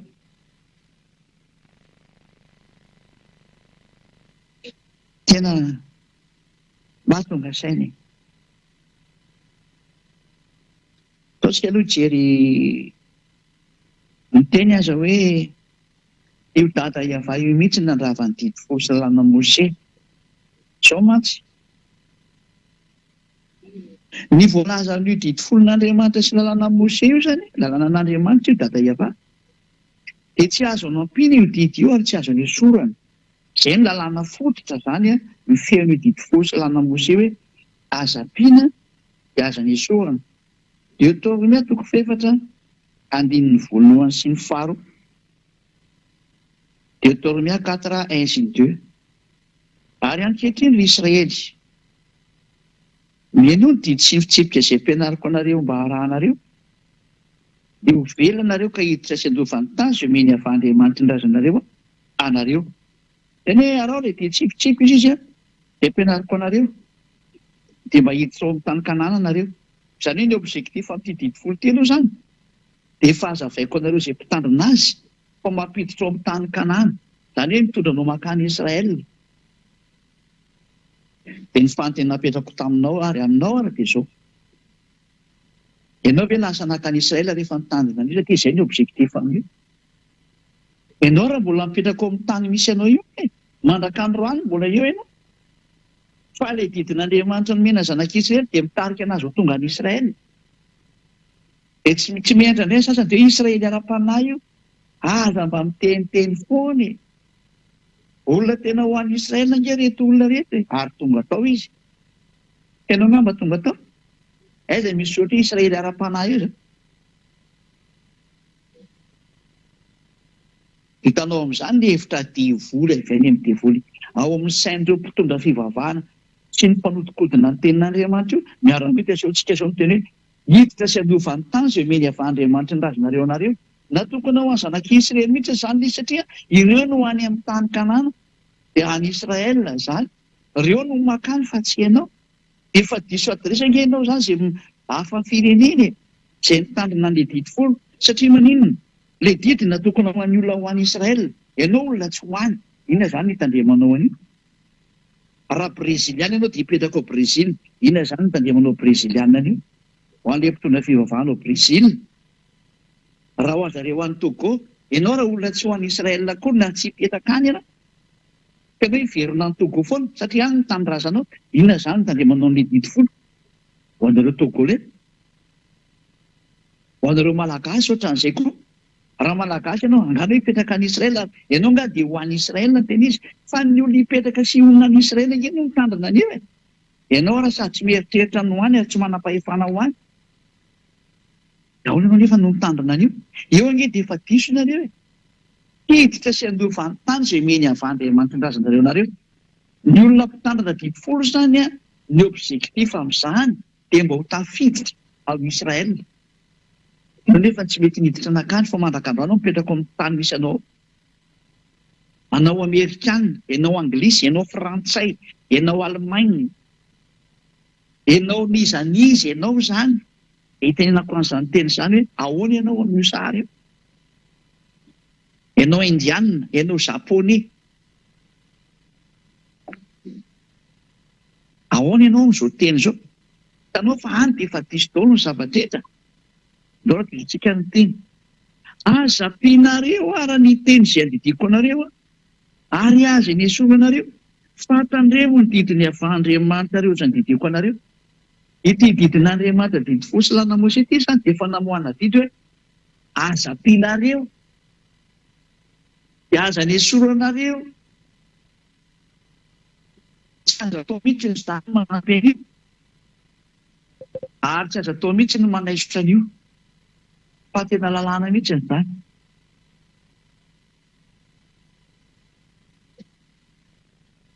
Tsy azo atao mihitsy izany miketiketika an'io. Ary namafisy ilay zanak'Andriamanitra io teny io ao amin'ny Matio 5:5. Etsika viditra amin'ilay boky Matio indray.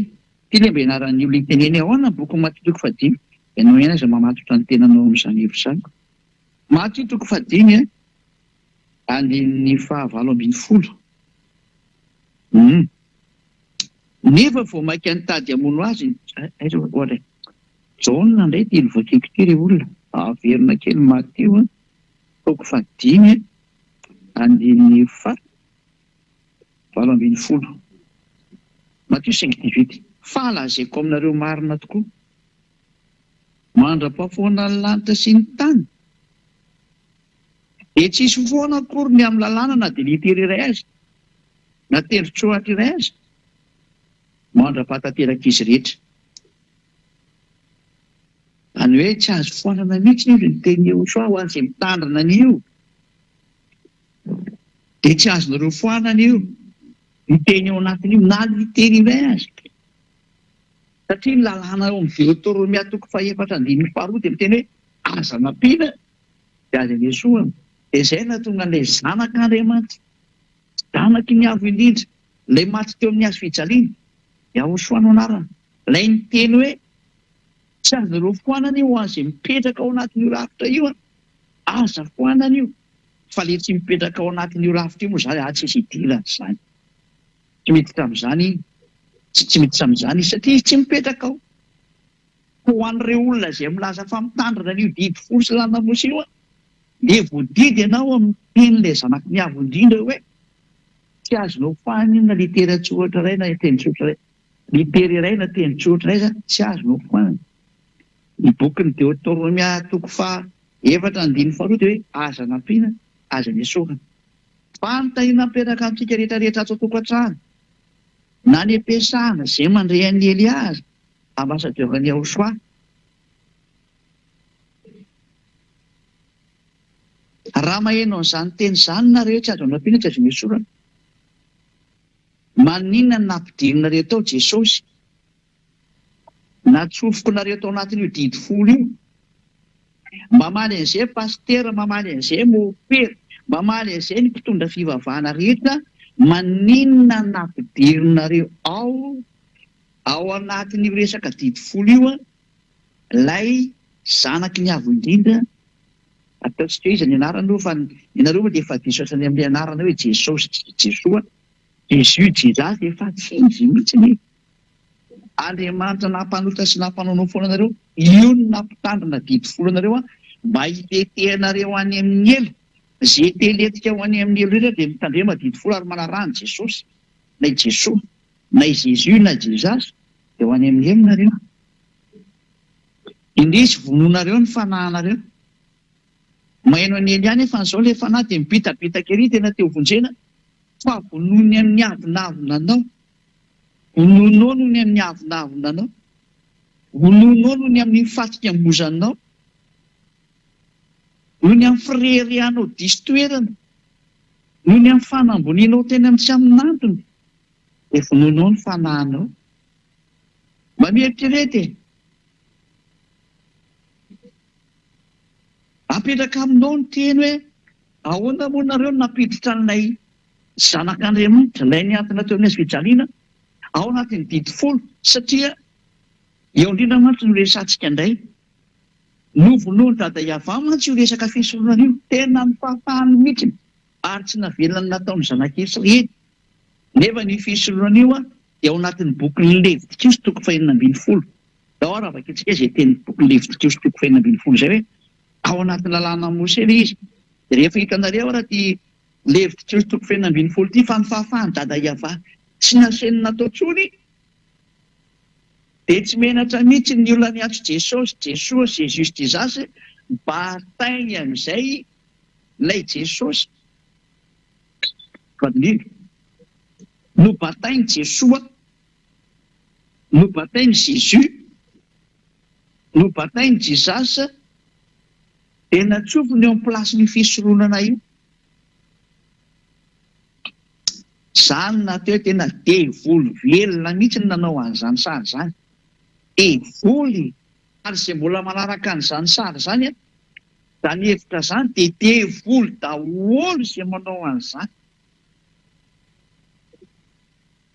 Ary io nefa mahatonga an'zareo mitandrina didy folo rehetrarehetra io. Hoe natsofony eo Jesosy io dia mitandrina didy folo izy. Natsofony eo Jésus dia mitandrina didy folo izy.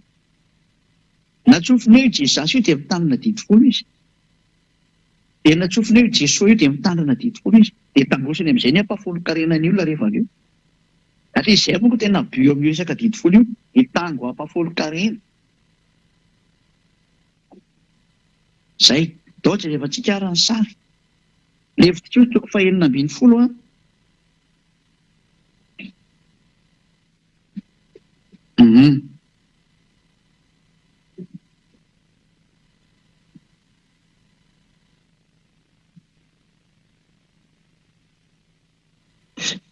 Le hevitriko toko fahaenina ambin'ny folo a, andinin'ny fahadimy. Noketra antsika nijery. Ary ny fiangonana zanak'Israely, le hevitriko toko fahaenina ambin'ny folo manoko ny andinin'ny fahadimy a, dia ho teneniko eto le andiny rehefa avy eo. Ary ny fiangonana zanak'Israely dia handraisan'ny osy lahy roa atao fanatitra noho ota sy ondry lahy iray atao fanatitra dorana. Eto zany le hoe maka ondry dia osy zany. Dia andinin'ny fahaenina dia ampanatony Arona ara ny vatotrombylahy izay atao fanatitra noho ota ho an'ny tenany, ka dia anao fanavotana ho an'ny tenany sy ny ankonany izy. Ary dia alainy koa ny osy lahy roa ka apetrany eo anatrehan'ny ava eo alohana varavarany tamin'ilay fiaonana. Zay, dia misy toromarika be dia be moa ny atao ao zany amin'reto omby vatotrombylahy, osy lahy ary ondry lahy zany, satria ondry lahy daholo ny anaovana andreo. Zay, dia mitany hoe osy lahy, omby lahy, tsy maro samihafa zany. Dia ovakitsy amin'izay ary alika hatramin'ny andinin'ny fahafimo zany. Andingana be tsika zany.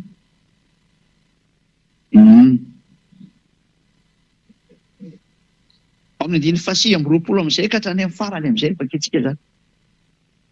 Dia amin'ny roapolo ka hatrany amin'ny farany. Ary izao no lalàna mandrakizay ho anareo amin'ny andro fahafolo amin'ny volana fahafito a, dia aoka hampahorin'ny tenanareo nareo,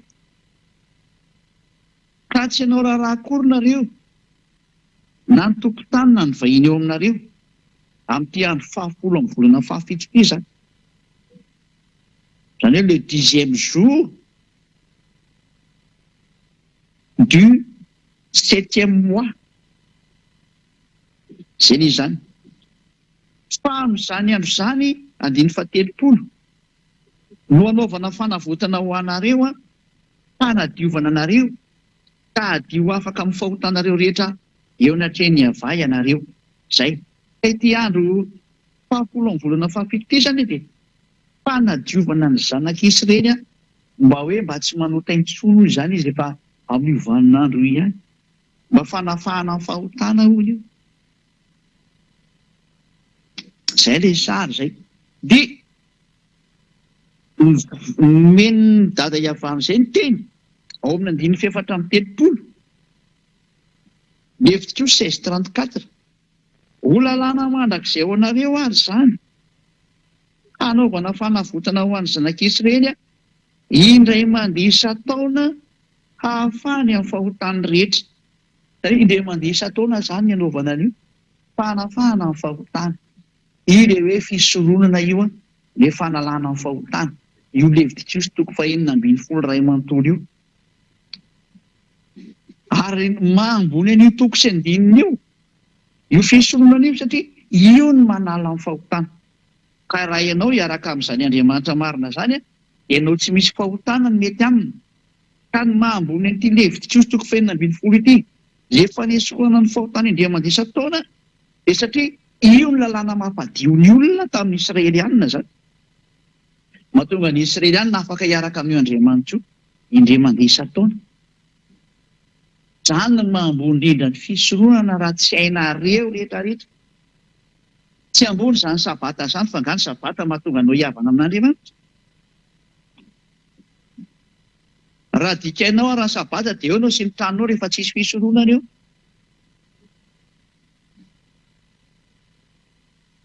Ninona ho ataonao dia rehefa tsy eo ny fisoronana dia condamné à mort ianao.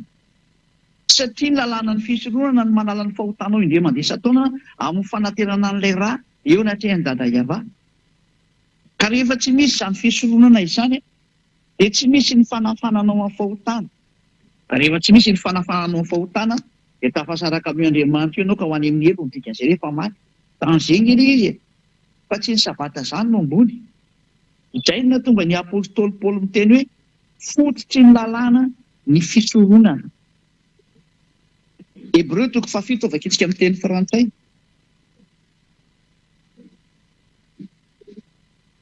Hébreu 7 amin'ny baiboly frantsay indray no makitsika anazy. Hébreu 7 eto misy an'izany Hébreu zany ato. Hébreu 7 eo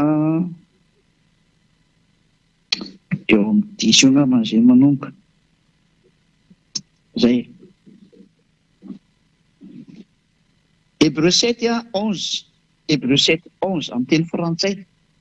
Afaka avokadareo amin'ny teny gasy koa fa tsy maninona aloha izy. Si donc la purification avait été possible par le sacerdoce lévitique, raha ohatra nozy izy ka ny fahatanterahana dia azo niraisina tamin'ny alalan'ny fisoroana ny Levy. Dikan'io zany raha tena dika amin'ny teny gasy mahitsy be sy tena milamina be mihitsy. Car c'est sur ce sacerdoce que repose la loi donnée au peuple. Satria tamin'ny alalan'izany fisoroana izany no matory, zany hoe matory eo amboniny izany, miankina izy zany ny atao ambany fototra izy zany dikan'izay. Matory eo ambonin'ny fisoroana lalàna. Zany hoe ny fisoroana zany fototra ny dikan'izay.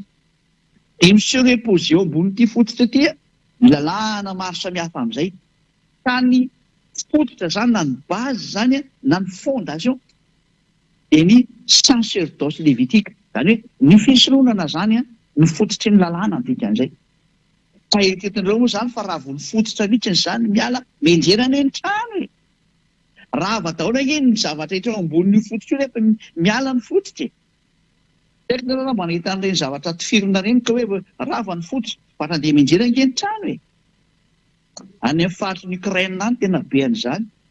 Aty tifirina no sevy hatrany le trano dia rava any amin'ny fototra voa mipotika daholo le trano rehetrarehetra. Raha misy zany mampalahelo be ngeny sary misy amin'ny fifamonoan'olona any ampitan-dranomasina izay efa hamely an'izao tontolo izao tsisy afaka eo nareo nandray ho tadidinareo tsara ny tenin'ny Elia hoe efa ny teny an'izao Elia, efa nampianatra an'izao Elia.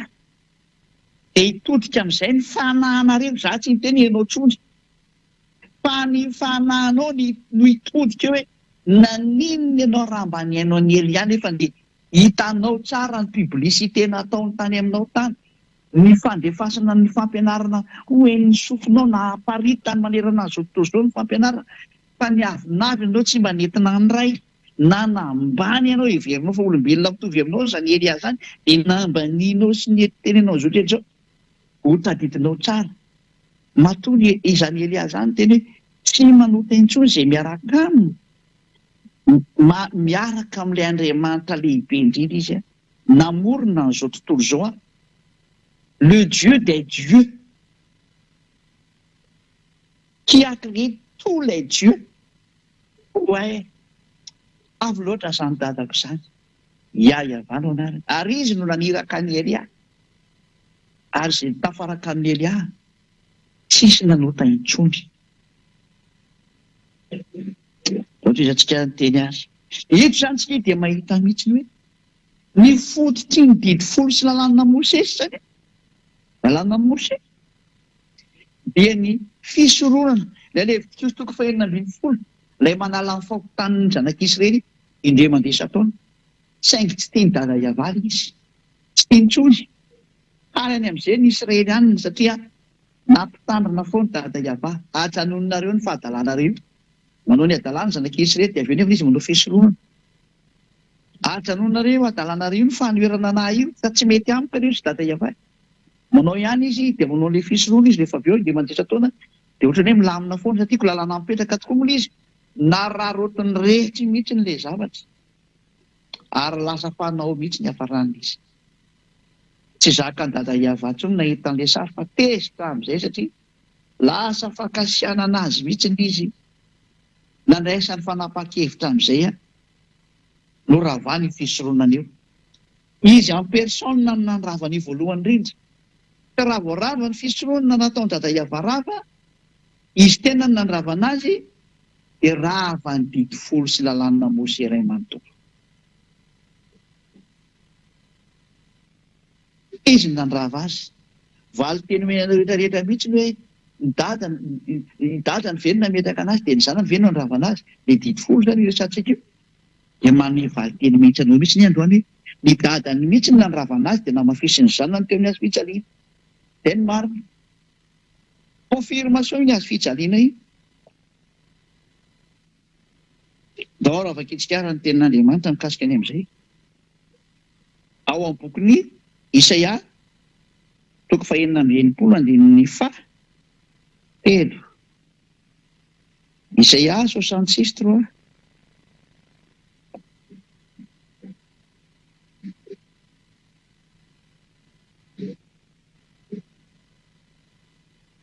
Isaia 66:3.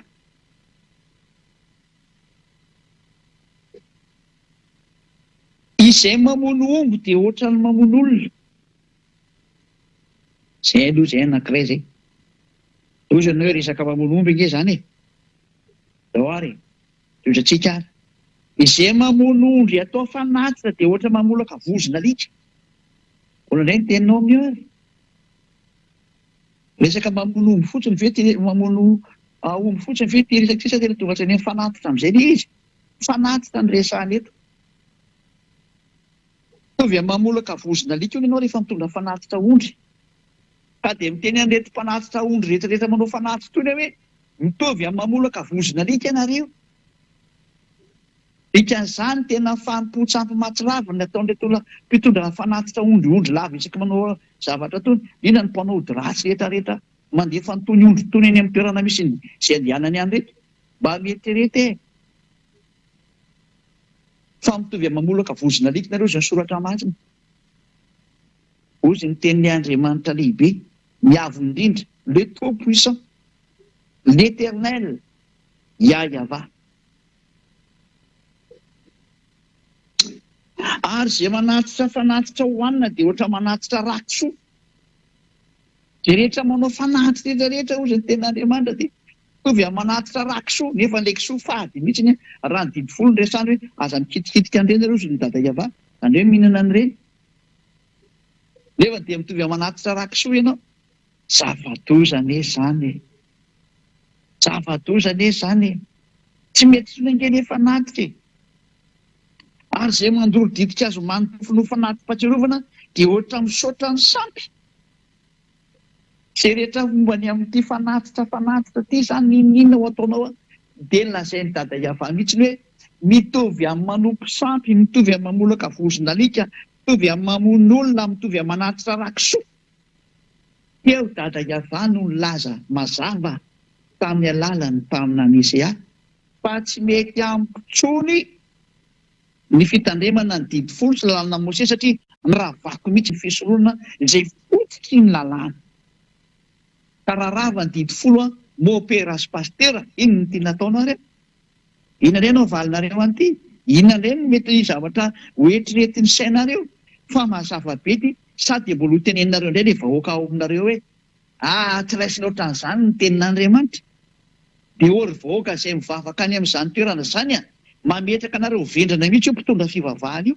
Sahala hoe olona tsy mba mahay micomprendre, tsy mamaky teninareo fa jamba ny tena marina. Klasy an'ireo mpitondra fivavahana ireo fa jamba mihitsy nareo ary tsisy saina intsony. Fa mameritreretra daholo izay mamandray ahy. Zara moa ianao mpitondra fivavahana io nge mbola vonjiny eny ahy. Zay nge mbola tsy nanakatona varavarana taminao e. Mbola miteny anao aho za vonjeo ny fananao rehefa mbola tia monjy ianao. Fa rehefa tsy tia monjy ianao dia adalanao sy izay te hiaraka aminao. Mazava be ny teny miara-mamaky tsika io, miara-mijery nge tsika rehetrarehetra hoe manerana an'izao tontolo izao miara-mijery daholo. Ary ny toko sy andininy efa amin'ny fiteny samy manana ny fiteny daholo zao. Amin'ny teny gasy, amin'ny teny français, amin'ny teny anglisy, amin'ny teny chinois. Ary mbola ho avy indray ny teny hafa rehefa tsy kelikely aloha. Zavatra marina izany. Mazava be ny teny eto fa dada iavany mihitsy nanapotika le didy fotsy lanamotsy satria ny lalàna dia milaza mihitsy ny tario aza nampiana dia aza ny esoana. Nefa izy mihitsy eto nandrava azy. Ka iza zany nandravan'izy voalohany? Dia dada iavany nandrava azy voalohany. Ary rehefa niravany dia tsy azo dokotena tsony. Ka hoe ianao indray nitolotolona andeha hampiditra zavatra hafa aho. Iza nampanaonao an'izany? Mangatsy hita voamasonao le aza nampiana dia aza ny esoana. Nangefa kitsika andeha mandeha averina iny toko sy andimina kizy. Dia rikatra amin'ilay Deutéronomie toko faefatra dia andeha ny faharoa. Hoe versika vakiana kely. Deutéronomie 4:2. Aza ampianareo ny teny izay andidiko anareo ary aza ny esoanareo fantandremo ny didiny avy Andriamanitra reo izay andidiko anareo. Tena io le teny io. Ay, dia mbola tsy tonga saina ihany tena. Hoe tsy azo ampiana nge io didy folo sy lalàna Mose io e. Tsy azo anatsofoana n'izany zanak'Andriamanitra zany mihitsy ady nandika lalàna ary namafisin'ilay zanak'Andriamanitra indray hoe Matthieu toko 5. Averina ilay Matthieu toko 5 hoe io teny io ilay namafisina tao Matthieu toko 5 hoe aza ampianareo teny eo soa ny teny eo fa tsisy fonako ny amin'ny lalàna literaly ho an'izay mitandrina azy. Ho an'izay mitandrina azy sonareo miteny hoe ary ianao nefa ny ahoana ianao izay anga mitandrina an'io. E tsy mitandrina an'io zatra fantatra nefa fa zatra fandravan'ny dadanay dia izany andeha tsofoka ao. Ko raha tsy olona tsy misaina, tsy misaina no mbola mitsofoka ao ihany. Izay no tonga namiteny izay mandre ahy hoe mba misaina amin'izay e. Meko aloha nge ilay fampianarana io e. Jereo nge ilay teny e. Fitiavana anao zao. Jereo ny famonona natao mpitondra fivavahana anao. Fitoana anao izay ny vonoana. Soran'Andriamanitra mbola tsy maty fa mbola naheno any Elia anao zao. Miverena amin'izay mijery, verena amin'izay mihaino jereo ty adalàna nanjoanareo ty nataonao. Nokefaka itsika le teny eo soa. Falazaiko aminareo marina dia marina tokoa. Mandra-pahafoana ny lanitra sy ny tany dia tsisy ho foana akory ny amin'ny lalàna. Na dia litera na teny tsoatra iray aza mandra-patateraka izy rehetra. Dia mandra-patateraka izy rehetra dia mbola mafisika tsara rehefa kelikely eo satria hiditra amin'izay hoe ny rahavany zany any didy folo io e. Ny rahavany tsaratsara mihitsy. Ko ny dadany nandrava azy voalohany ko namoa tsy mafisina miazo fijaliana. Izay ilay hoe tsy mety mipetraka mihitsy ny lalàna ny eo soa tsy raha didy folo io. Fa manjary misy double constitution. Ndray constitution didy folo dia ndray constitution eo soa. Lalàna ny eo soa dia tsy mety io. Fa tsy maintsy iray ihany lalàna rana. Dia izay no mahatonga hoe tsy maintsy ny rahavana ny didy folo. Dia mipetraka ny eo soa. Ary nandrava ny voalohany nefa ny dada malala ia. Zay. Izay ny zava-marina, izay ny zava-misy. Izy nandrava ny voalohany indrindra. Dia antsika amin'izay ilay teny teo. Araka ny bokin'ny Isaia. Averina amin'izay ilay saraka izy. Isaia 66:3. Vetsika amin'izay ilay teny ery hoe izay mamono omby dia ohatra ny mamono olona. Izay mamono olona atao fanatitra dia ohatra mamolaka vozona alika. Izay manatitra fanatitra hoana dia ohatra manatitra rakisoa. Izay mandolo ditika azo manimpofino fanatram-pahatsiarona dia ohatra misaotra ny sampy. Eny tahaka ny fidianany reniny aleny sy ny falian'ny fanahany tany fahavetavetany. Io zany ateserany dada Evaty miteny ity. Dia tahaka izany kosa ny fidianako ny fampahoriana azy sy andatsahako ny fahatahorany ho aminy. Satria ny antso aho fa tsy nisy namaly, ny teny aho fa tsisy nety ny aino, fa nanao izay ratsy teo masoko izy ary ny tsy sitrako mihitsy noho ny fidiny. Ay. Tezitra mihitsy ny dada iava. Ravany amin'izay ny fisorohana. Rehefa rava ny fisorohana, inona nataondray faharoan'izay? Nopoteny amin'izay ny tempolon'ny Jerosalema. Izay ny fanaporofona fa tsy azonareo atao intsony ny fisorohana. Irany amin'izay ny Nebokadiny zara-panjaka nandorony ny tempolon'ny Jerosalema. Araka ny bokin'ny Jeremia 52. Mitohy amin'izay ny tantara. Maty Isaia hiditra tseritra indray Jeremia. Jeremia 52 eo amin'ny andininy fahafimitra.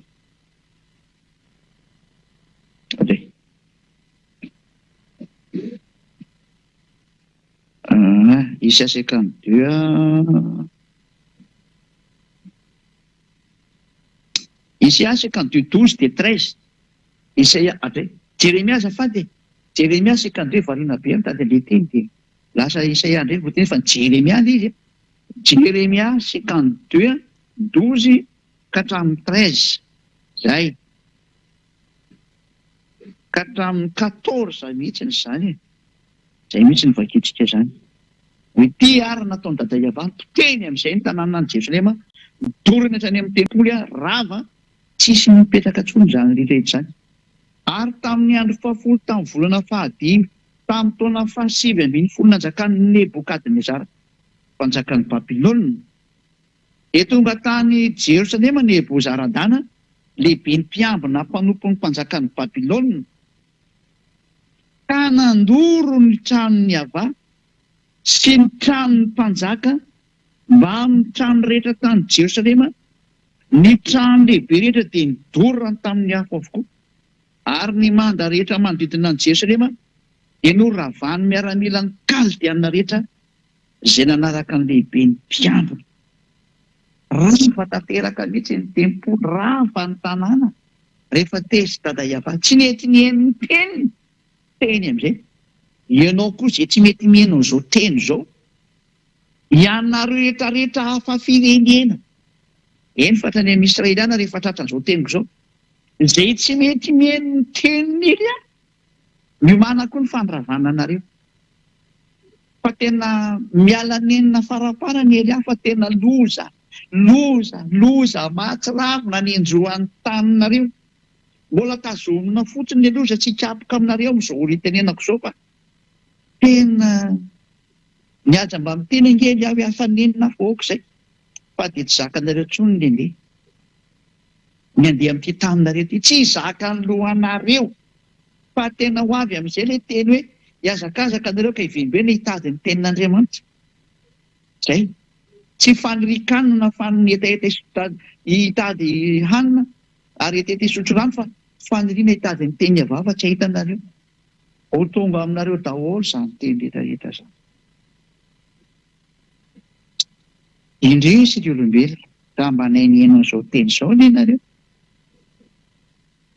Saingy tsy rarahinareo mihitsy ilay teny ary ambanianareo izany Elia zany. Tsy vakianareo aloha mihitsy izany ambasadavany ao samy mitondra nareo any amin'ny marina zany. Fa fanaratsiana foana ny tao anatin'ny lohanareo noho ny amin'ny fialonanareo. Tena eny mba mieritrereta ihany raha mbola misy saina mbola afaka mieritreritra zay. Fa fitiavana zao menanao zao fa tsy famonoana akory fa fitiavana ny te-hamonjy ianao. Fa rehefa tsy mety manao dia izay zany dia tatazo ny fiafaran'ny ainao endraso tsara. Eo tadidinao daholo izao sary rehetra nantenena izao ho averina aminao daholo ny sary rehetra mialohan'ny ialanao aina dia atao miverina aminao daholo ny teny rehetrarehetra heninao dia tapitra izay tapitra ny ainao dia miditra fitsarana ianao dia izay ihany no averina atao sary aminao zay. Fa efa mandoranao zahatra menanao ny fitsarana e.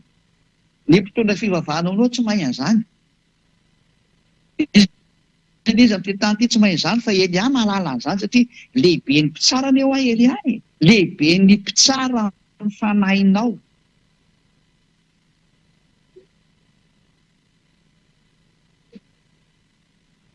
Tsy mitsara ny nofonao zay fa ataonao iny ny nofonao zay nke tsy tonga ho an'ny nofonao re. Fa mitsara ny fanahinao. Dana tonga na miteny an'ilay olona manao ratsy an'i Elia hoe raha mba fantatro io olona nolonao io tsy sananao an'izany. Ianao raha mety nikoaka teo aloha mihitsy mba avonjeo re za. Raha mba fantatro zany atao Elia zany. Tsy hainao re izy. Dia vavatsy vava moa ny atao sasany fihetsika tena fanambaniana tahaka ireny dia me fotsiny hoe dia ho tadidinao nge ty fihetsika anao ty rehefa miala amin'ity planeta Terre anao ty ianao.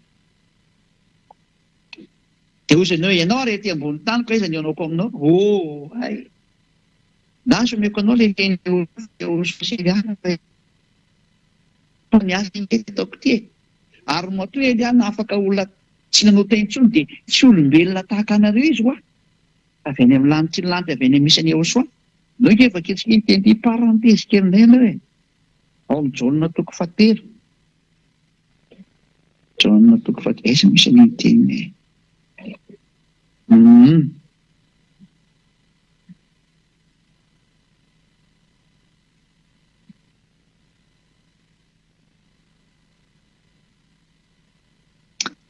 Jaona 3:13 Jaona 3:13 toko 7:17 ary tsy nisy niakatra ho any an-danitra any amin'ny lanitra zany afa-tsy ilay nidina avy tany an-danitra dia ny zanak'olona sy any an-danitra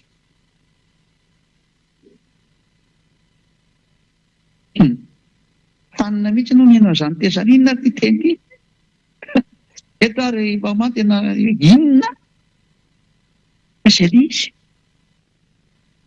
aveko tsara le teny tsy nisy niakatra ho any an-danitra ary amin'ny lanitra zany afa-tsy ilay nidina avy tany amin'ny lanitra lanitra dia ny zanak'olona sy any an-danitra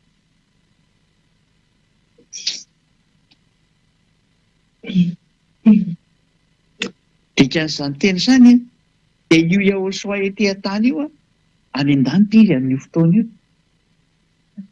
misy double personnalité dikan'izany ilo amin'ny lanitra lanitra ny Ahosoa sy Elia manana an'izany dia dada iavako dia tena tompony izany mihitsy izy ny azy moa ny voninany mihitsy ny ataony mandehandeha dia afaka miteny sy miresaka amin'izay tiany ifampiresahana fa izy indray rehefa tena any amin'ny lanitra lanitra fa izy tsy miala any zany zay dada iava zay dada iava ray tsy mety eny misy anazy fa ny azy niraka ny fotsiny alefany nanay izy iny enjely nanay izy iny ny voninany mihitsy fa miteny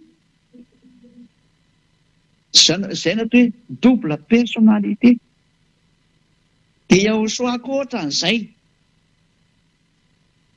Ahosoa indray ny vatany mihitsy ny ety fa ny momba azy koa mbola any dia le mijanona ny foana ny anankiray zany misy anakika mijanona momba anazy any azaveko anareo aleo matandrezaveko anareo mihitsy le izy dia azonareo tsara amin'izay misy ny anankiray amin'ny Ahosoa tsy azo entina makety aminareo ety dia azonareo izy fa raha tena momba zany Ahosoa zany no tena midina makety dia mikarapoka ty taninareo ty sa dia izay no lazaiko anareo tany dia midofotra ty taninareo toy ny fitenenana zany natonga hoe i Paoly apôstôly iny efa namboarina be mihitsy ny fifandraisan'ny Ahosoa amin'iny fa afaka mifandray amin'iny ohatran'iny nataony iny Ahosoa nefa ny naizana tsatra nikarapoka daholo izay olona teo ary jamba mihitsy ary moa ny afaran'ny Paoly dia tena nisaka tamin'ny vantana fa mafy be ny force de présence ny Ahosoa iny tsy misy Ahosoa avy any amin'ny lanitra zany ka hiresaka amin'ny olona ety an-tany ko velona iny olona fa protection be teny efa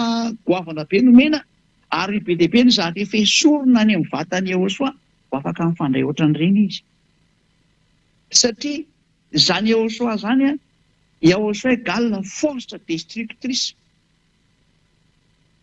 lumière destructrice feu destructeur afo mandrava sy mandoro fahazavana manapotika sy mandrava ny zavatra rehetra izay akekiny dia izay sary zay raha hoentina zay tena ray manontolo amin'ny Ahosoa zay hoentina midina ety an-tanareo ty tany dia mirefitra ny taninareo raha mizobo zavatra efa misy sao zany zay tany rehetrarehetra raha moa zany mandrava tsy nandeha rava fa na tsy andravana izy fa zay misy anazy etretra mirefitra daholo zay misy anazy eto zay lalovana zany dia mirefitra daholo iny dia izay no mahatonga ny hoe voaterina jana iny zavatra iny any amin'ny lanitra any ambony any fa ny tena ny reriny midina makety izany hoe ny heriny sy ny fahefany sy ny momba azy anankiray dia mijanona any aminazy any ambony any foana fa ny vatany ihany no mandeha ty dia izay ilaina ihany ny force ilaina mandeha amin'ity tany ty ihany no entina mandeha amin'ity tany ty izay ny dikan'io teny io raha tsy hainareo efa nazava zay fa raha hoe niara-midina tamin'ny Ahosoa daholo no tena momba azy rehetrarehetra haiko misy olona hiara-monina aminazy zany tsy possible zany na hoe zatra tsy possible izy ny olona hitan'Andriamanitra ko velona. Tsy m'existe zany. Zay azonareo tsara angavana izy. La même chose que Elia. Elia koa raha netiny Elia ty dodolony zany momba ny Elia. Dia mitovy tsisy valaka tamin'ny zahatra niseho koa. Fa ny sorona koa zany rehetra zany fa izay ilainy Elia mandeha amin'ity planeta Terre ty ihany, mena azy sy ampitondena azy. Ary omena araka izay itiavan'ny dada Iava soasoana azy koa nefany izay tiany menana azy. Fa ny tena ny akapobe ny rehetrarehetra dia napetraka ny anatin'ny atao hoe toeram-pitsarana ary anatin'ny VSCC. Izay ny tenako anareo hoe miandry anareo azy ny Elia zany ary raha azy dia maty rehetrarehetra moa tsisy nahita afaka amin'ny teny ety aminareo ety. Zany mahatonga namely hoe nisy olona maty dia nahita ny helo. Tena olona mitapitapy mihitsy zany. Zany ve ny rinoko hita zany helo zany. Tafatozana izy zany. Ary ianao raha lasa ny helo zany tsy mivoaka velona intsony ianao tena marina fa sarotra ny zany toerana zany.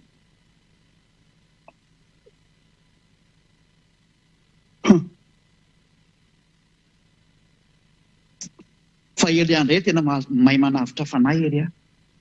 Tena fahefany Elia zany. Mahay manavitra fanahy Elia. Ary tena mahay mamonjy fanahy Elia. Ary afaka mampiditra olany amin'ny lantilanty Elia. Arak'izay tiany Yahosoa naovana anazy.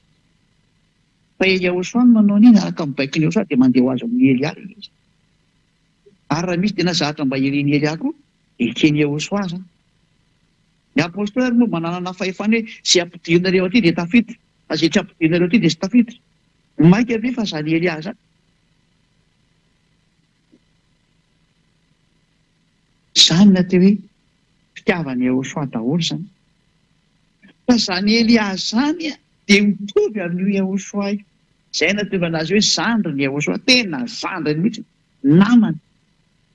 Miaraka aminy, tena tsy misaraka aminy. Dia izay zavatra izay ilay teneniko anareo hoe mahita ny Elia nareo.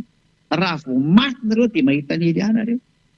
Tena mahita. Io olona hitanareo io jereo tsara io. Copie-coller amin'io hitanareo any. Eo amin'ny sary eo amin'ny écran io.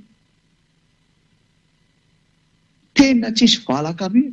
Solokotra ny solomaso dia io hitanareo any. Fa tsy misolomaso aloha ny any. Raha ihany misolomaso ety fa ny any tsy misolomaso. Fa na mijerena izany raha tsy zakanao. Parapirapiko nao any raha vao izany mijerena. Any amin'ny anaty VSCC teneniko anao. Reny amin'ny redirety rangaty dia hitantsika hoa. Raha reny maty reny hoa na indresaka taminareo dia mitantara io tena maro io teny olona io. Fa tena misy fitsarana any. Ahoana ho any hidirana any amin'ny lantilanitra raha tsy mandalo fitsarana nareo e. Marina be io lantilanitra io, tokony izy io nge dada Iavay. Tsy mahazo miditra mihitsy izay tsy masiny. Matoanao zany ampidirina any vita triazy ianao midika an'izany. Tsy maintsy mandalo fitsarana anao midika an'izany. Nga tsy novakinareo ilay bokin'ny Apocalypse 21-27. Nge vakintsika izy. Apocalypse 21-27. Ary tsy mba hiditra mihitsy izay tsy masina. Na izay manao vetaveta na izay mandainga. Fa izay voasoratra anatin'ny bokin'ny fiainana zanak'ondry ihany. Misy zany izay voasoratra anatin'ny bokin'ny fiainana zanak'ondry. Mazava azy fa tsy mety mitriena anao zany dia izay voasoratra ao mahazo makany. Ary ny fanoratana anazy arika hatramin'ny fitsarana. Any no mamoaka dite mahazo mihitsy. Ty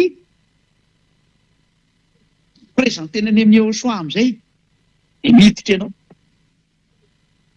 Any zanak'ondry ny fampidirana io fa tsy aniza mihitsy io.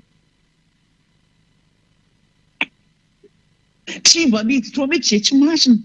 Dikan'izany misy fitsarana dikan'izany hitirena masina sy ny tsy masina. Lozika anie zany e. Tsy nareo olombelona ty no mametra ny masina sy ny tsy masina fa any amin'ny Yahosoa izy. Sasaingy fotsiny hoe fantatra ny tenin'ny Yahosoa ary ny tenin'ny Yahosoa manamasina ny olona. Dia izay olona miaraka amin'ny Yahosoa kosiny ary mitandrina ny tenin'ny Yahosoa dia masina izy ny amin'ny tenin'ny Yahosoa. Ao anatin'izany ny batisa, ny fankatoavana ny teniny, tsy mety manao ratsy intsony, miaro ny tena tsy hanao ratsy intsony, lasa masina izy ny dikan'izay. Hita atao amin'ny Yahosoa atao amin'ny fanjakana masina zany, fa tsy ilay olona mamaromaritra hoe olo masina, olo masina, olo masina hoana ianao nefa ianao raha mpitandrina didifolo, ianao raha mbola vetaveta saina, ianao raha mbola manolana zazakely bitibitika anao zany lehilahy manambady lehilahy zavatoza aza manetitra amin'izany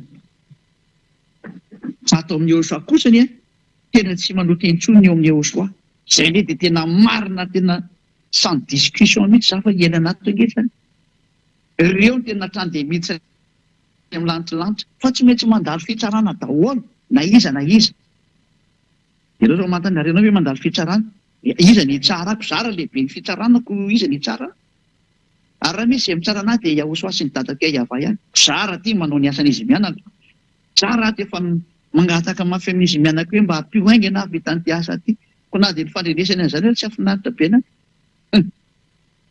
tsy misy zatra ataoko afa-tsy miasa ho anazy mianaka foana mitady levitra hoe handresena lahatra ny olona mba hiverenareo any amin'ny dada Maria Yahva fa hanapotika ny eo azy zareo any tena mitenareo hanapotika ny eo azy zareo zay nge nandehananay ety zay nefa mitsotra ny mariny tonga ety Elia andrava hanapotika ny mpanota divoly satana sy ny tarika miaraka aminy zay no mahatonga ny Elia mandeha mitety an'izao tontolo izao hoe mitady hoe ahoana ny fomba amonjeko anareo dia any amin'ny fampianarana amin'izay mandeha fandeha fampianarana hoe izao zany anaovako ny azy zay anaovako ry zay anisy mahatonga na mandehandeha io dia manaroatra misintona olona moa zany tena izy ihany koa zay ny tena planako amin'izio zany hoe mijery an'le zava-misy eo amin'le tanàna eo amin'le firenena dia mandefa fampianarana dia mandeha mitety ny tany dia mandeha fampianarana zay mihain'ny fampianarana voavonjy any amin'ny internet tsy mihain'ny fampianarana makany amin'ny ely zay mihitsy ny izay zay mihitsy ny izay tsarany tsiray avy mandinika ny dikan'izay ao aritotratsika amin'izay le teny zany somary lavalava teny fa sany miantsika daotsika amin'izay tetitsatsika ry hoe fa mazava sany izy hoe fahinareo tsara momba ny Elia hoe avy Elia avy any aminany teny lany zay no mahatonga ny olona izay miaraka aminy tsy mahay manota intsony ary tsy manao raha teny intsony satria izy avy any lozika be zany dao aritotratsika amin'izay ary ny teny rehefa novonoany dada Yahva ny didy folo sy lalana Mose dia ina no nitranga tany alanin'ny tamin'ilay fisorohana teo rava zany le fisorohana rehefa rava zany ny fisorohana satria tena tsy azoko teny io dia iny fisorohana iny mihitsiny no fanaporofona fa ny elan'ny dada Yahva ny didy folo sy lalana Mose satria izy mihitsy namoaka teny fa tsy azo mampiny eo tsy azo nesoana matony ravany le fototra lay fisorohana mihitsy ny fototra ny vakitsika teo ravorava ny fototra dia tahaka ny trano rava io rehefa rava ny trano ny fototra ny trano rava ho azy ny trano fa tsy haiko hoe mbola miantona ihany ny tafitrano ko ny fototra azy efa mipotika ko inona tsony nipetrahany tranonao fa ny tsy mandinika rehetra ny mbola miteny mbola mipetraka ihany ny tranonay mbola tsy mandinika zany raha vo avy ny olona tany na avy ny olona dia efa mimotsaka ho azy olo tsisy fototra tsonika dia ohatr'izany io rehefa rava ny fototra rava daholo ny zavatra eo amboniny dada Yahva zany no nandrava ny didy folo sy lalàna Mose izy ny voalohany indrindra zay izy dia zay no natonga anazy nipoteny hatrany amin'ny tempoly ny Jerosalema no zay tsisy manao fanatitra tsony dia nanomboka teo nataony tsy esy nafantatra azy tsony ny zanak'Israely iny le boky ny Amosa iny hoe aza manao ny anarantsony re tsy misy miantso ny anaranao tsony izy ny tenin'ny ara-paminany tsisy miantso ny anaranao tsony tsisy mahafantatra anao tsony tsy nisy niantso ny anaran'ny dada Yahva tsony ny zanak'Israely ary tsy nay niantso ny anarany tsony ny zanak'Israely zany daholo le vokatry ny atezeran'ny dada Yahva zany rehefa tezitra dia nataony tsisy nahafantatra azy tsony rehetrarehetra tsisy miantso ny anaranao tsony tena nilaozany dada Yahva mihitsy ny zanak'Israely zay zany ny sary momba ny amin'ny zanak'Israely dia niditra tamin'izay moa zany ny fanapotena anazy niditra tamin'izay Nebokadnezara sy ny maro samihafa dia zareo andevy io tamin'ny taona 1822 vao naveriny dada Yahva amin'izay satria mifarana ny tantara zay ny sary aloha zany zay amin'ny ankapobeny henonareo tsara ka io zany dia sary mazava fa tena ninandrava ny didy folo dia dada Yahva ny voalohany ny elany io ny dikan'izay ary rehefa nyravany ny didy folo dia namoaka didy vaovao izy tany amin'ny Yehosoa satria ho avy Ehosoa ny ravan'io indray. Tena moa ka didy hafa indray izy tany amin'ny Ehosoa. Izy indray namorona didy ho amin'ny famonjena ny olona amin'ny alalan'ny Ehosoa. Fa rehefa tena tsy mety tsony satria fa potehiny le fisororana, no potehiny ny tempoly, tsisy ivavahana tony ny zanak'Israely rehetra. Sao indray izy menakavy miverina mbola didy folo ihany. Le zatra efa natezitra ny dada Iava ihany mbola hiverenany. Dia izao le hafa firenena rehetra mitandrina didy folo daholo mahakasika ny dada Iava mihitsy. Izany m'Andriamanitra tsy izy mihitsy ny Andriamanitra tompony rehetrarehetra. Ary izay mitandrina didy folo rehetrarehetra aza milaza mihitsy hoe miaraka amin'ny Andriamanitra ny Abrahama io, lainga ny demony nivoaka amin'ny vavanao. Tsisy an'izany. Andriamanitra ny Greka foana miaraka amin'io fa moa dia ianao no tena ovanarana io. Satria ilay Andriamanitra ny Greka Jehovah Jesosy angeny nampianatra an'io didy folo io e. Fa tsy izany Ehosoa zany na izany Iava zany. Fa nefa misy mangalatahaka mihitsy hoe Yael Iava ny anaran'ny Andriamanitra. Tena gaga mihitsy. Anarana tsisy fantatrinareo dia izao ny devolo manaparitaka anazy. Me fotsiny ely aho. Fa izao ary ahoana ilay didy folo nitandremanao? Ahoana dia miraikitra. Tsy afaka eo ianao. Iny ny porofo mitohaka amin'ny tendanao fa olona mpangalatra azy jiolahy ianao ny tena izy. Tsy mahafantatra amin'ny marina akory. Sady tsy ho afaka amin'ny fahotana mandrakizay. Ndao ary toisantsika amin'izay ary ny teny araka ny indray moa izany ny anoizantsika anazy eto le tenin'ny Ehosoa ao amin'ny Jaona. Teny dada Iava araka ny Jaona 12 49-50. Jaona 12 49-50.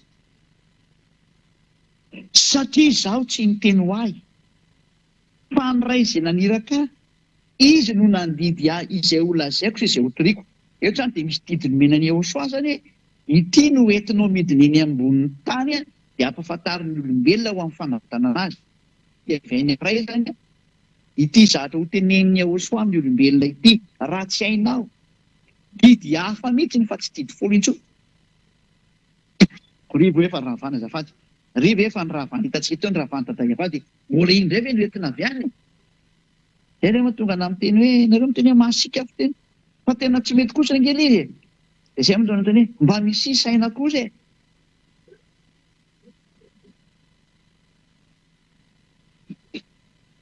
Fa ny ray izay naniraka ao izy no nandidy aho izay ho lazaiko sy izay ho toriako. Any hoe misy didy izany no menan'ny Ehosoa nasain'ny dada Iava ho lazainy ary ho toriany ety ambonin'ny tany. Mazava fa tsy didy folo ilay izy didy azy fa hafa mihitsy. Satria ilay didy folo efa nipotehiny dada Iava tany ny fisororana aonao otrany ny batana zavatra ohatran'izay. Fa jereo ngeny ilay tsy matahotra an'Andriamanitra rehetra nalainy ilay fisororana dia nesorony dia napetrany eo amin'ny plasin'ilay fisororana hono ilay zanak'Andriamanitra. Jereo mahadevoly be an'ilay saina. Saina avy any amin'ny devoly iny zany fantitra an-dalàna ary izany mampanota an'ireo mpitandrina didy folo ireo. Hoe mpanota tsy mendrika ka io izy mitandrina didy folo io mihitsy no mahatonga an'azy. Ankoatra ilay Andriamanitra diso ary izany miprofa diso mihitsy ilay Jesosy Jesoa sy Jehova, Jésus Jesus sy ny maro samihafa satria mampandika lalàna mihitsy ilay izy. Ireo ngeny mampitandrina didy folo io. Dia amin'izay ilay mpangalatahaka rehetra mbola mitandrina didy folo ihany fa mody ny vavany fotsiny miantso Ehosoa. Tena mampiomehy mihitsy. Ena hoe mpangalatra tsy nenangalatra ho. Rehefa tena tonga ny tompony dia mianana amin'izay ny mpangalatra rehetrarehetra. Koa izay lazaiko ary andasiko hoe adidy fa 50 ary fantatro fa fiainana mandrakizay ny didiny. Izany hoe ty didiny menindray ity zany fiainana mandrakizay. Izany hoe Ehosoa ty zany ilay zanak'Andriamanitra tena marina dia mitondra didy indray izy zany. Didy homenan'ny olona, ho toriana amin'ny olona, zavatra mbola ho toriana, zavatra mbola ho lazaina fa tsy rehefa nananany Israelianina teo hatramin'izay. Ka raha zany rehefa nananana ve mbola ho toriana e. Raha zavatra efa nisy ve dia mbola ho lazaina e, ka tsy manany ihany kosa ve zany. Fa raha zavatra mbola ho toriana ary mbola ho lazaina dia zavatra hafa mihitsy ny izy ilay olona mba misokatra ho any saina fa efa andro farany ity ho farana tantaranareo. Dia mbola tsy tonga saina ihany ianao izay mandriana ho tokantrano io. hoe ny zahatra hoentiny Yehosoa amin'ity didy ity iny ny zahatra mbola vo ho lazaina zany hoe tsy mitovy amin'ny didy folo ny dika zay ho toriana zavatra hafa mihitsy ny dika an'izany ary hoy ny teniny ary fantatry fa fiainana mandrakizay ny didiny tena ity didy ity zay hoentiny Yehosoa ty tena fiainana mandrakizay izy ty ka le didiny Yehosoa moa dia tsy miha-manota sy manao ratsy intsony ary parfait perfect zay ary zay lazaiko dia lazaiko araka zay lazainay tampoka zany hoe nisy discussion zany nisy didy zany avy any amin'ny dadany nozarainy tamin'izany iny dia ty hoentinao any hamonjenao ny olona zay io resaka io ina zao dirany didy folo amin'izany raha zavatra didy folo hoe dia mbola ampahafantarina an'io zanany io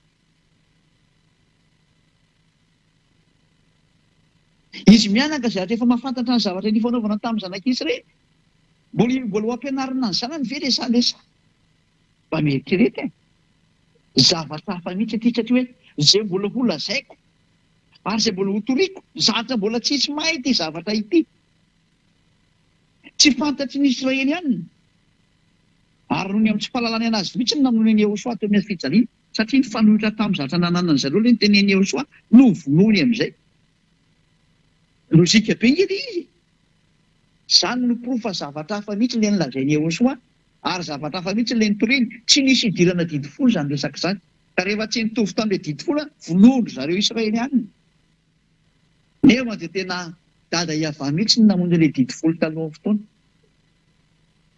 fa rehefa tsy natakatra ny saina satria fanolozan'Andriamanitra namono ny zanany hafaran'le Israely ihany mandrak'androany ange izany tsy mahafantatra ny zany reo Israely ihany nareo tsy hainy an'io zavatra ampianariko io tsy fantany io nandray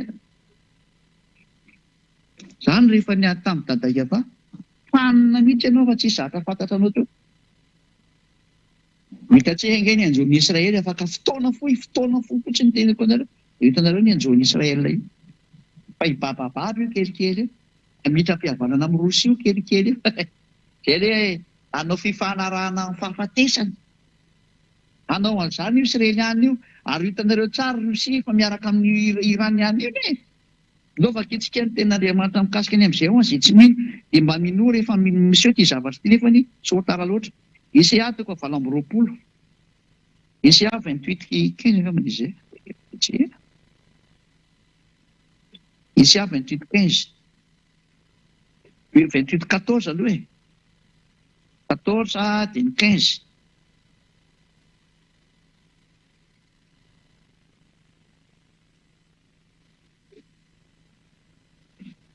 Isaia 28:14-15 koa mieno ny tenin'ny avay ianareo ry mpaniratsira izay manapaka an'ity firenena eto Jerosalema ity satria ianareo manao hoe efa nanao fanekena tamin'ny fahafatesana izahay ary efa nanao fifanarana tamin'ny fiainantsika izahay ka na dia ho avy aza ny loza manavitra dia tsy hatra aminay izany fa ny lainga no nataonay ho fiarovana ary ny fitaka no fiherery izay ny anjoan'ny Israely ihany ho an'ny mpitondra firenena Israely loza anao fifanarahana amin'ny fahafatesana zareo anao fifanekena amin'ny fiainantsika zareo zava-doza anao fifanarahana amin'ny Rosia izy rehefa kelikely io le fahafatesana ao mantsy ny fahafatesana ao ny tompon'ny fahafatesana ao ny lehiben'ny fahafatesana ao Rosia goka mpanjakan'ny Rosia ho avy eo Israely zany sary zany tadidio ary rehefa miazakazaka Israely mitomany an'ny Rosia hoe hifanaraka amin'ny Rosia sy mahasamihafa dia tady fanao an'izay izy teo aloha ho mafisiny amin'izay io rehefa kelikely io mebe fotsiny rehefa anatina ny Rosia izy le taminy hoe naiavana amin'ny Rosia izy le tamin'ire mandeha mebe no tisantsika amin'izay le teny inona ary nataony Yehosoa nataony Yehosoa nravany didy folo sy lana Mose ny confirme izy ny fametrana an'ity didy hoentiny ity dia nipotehiny teo amin'ny fijaliana ny didy folo sy lana Mose lovaka itsika Efesianina 2:15 tany dia lasitsika miazakazaka iny amin'izay mba tsy taraiky intsony Efesianina 2:15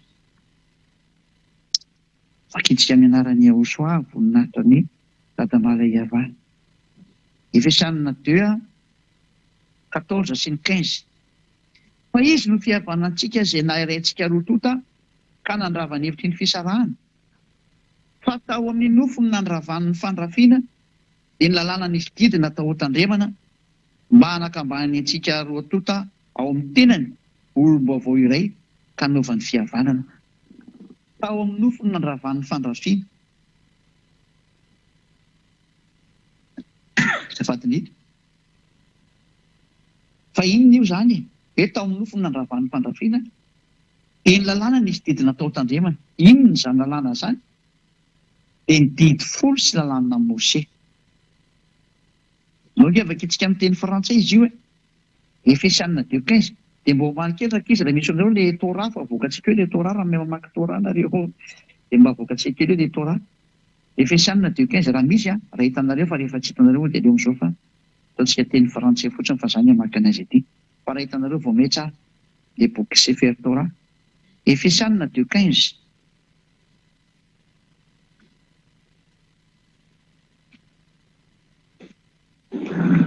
Efesiana 2:15 ayant anéanti par sa chair la loi des ordonnances dans ses prescriptions.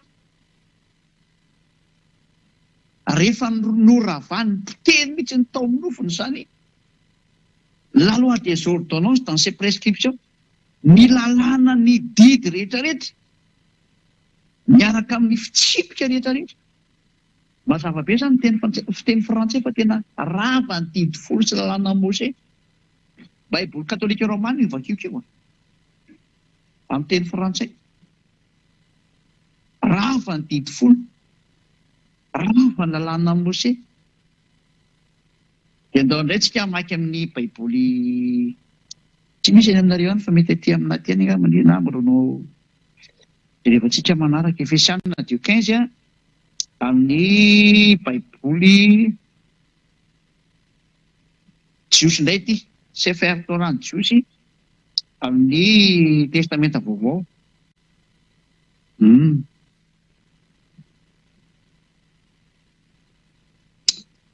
Torah ozy izy dia Nebim ozy dia ny Ketubim. Izay no jevatsika ato zany eo amin'ny bokin'ny testamenta vaovao vakitsika Efesiana 2:15. Efesiana 2:15 amin'ny Sefer Torah. Sefer Efesim zany izy na Efesiana ozy izy zareo. Efesiana na Sefer Efesim ozy izy ny jiosy 2:15. Efesiana 2:15 dia ho any reto milaza fa mety teny jiosy reto zany dia mena anazy ty teny ty dia mba vakeo kely ny anareo any sao dia tsy mitovy amin'ny anahy fa ny anahy aloha dia zao ny voalaza ny ato vakiko amin'ilay teny jiosy mobatilo haya baby pisaro et torat hamisot vnatrikot amin'izay dia ilay voalaza any zany dia hoe et torat tena Torah mihitsy ilay voalaza amin'ny Efesiana 2:15 fa tena rava ny Torah amin'ny baiboly Sefer Efesim, baiboly Hebreo zany. Zay. Dia vakiko amin'ny teny Anglisy indray io. By abolishing in his flesh the hostility which is the law of commandments contained in ordinances. Izao ny tikan'izany by abolishing in his flesh tamin'ny alalan'ny fandravana zany tao amin'ny nofony le hostility ilay fifandrafiana which is the law of commandment zay tsinona fa lalàna tao anatin'ny didy rehetrarehetra sy ny fitsipika rehetrarehetra zany hoe tena le Torah ozy ny teny jiosy Sefer Efesim ary lalàna sy ny didy rehetra ozy ny teny Anglisy ohatr'izay koa ny teny frantsay. Izany hoe raha izao tenin'Andriamanitra miboaka izao atao amin'ny teny Anglisy any ianareo na teny frantsay raha kely ohatra ka mety raha ohatra ny tsy misy moa dia elo amin'izao ataovy teny gasy koa tsy manino.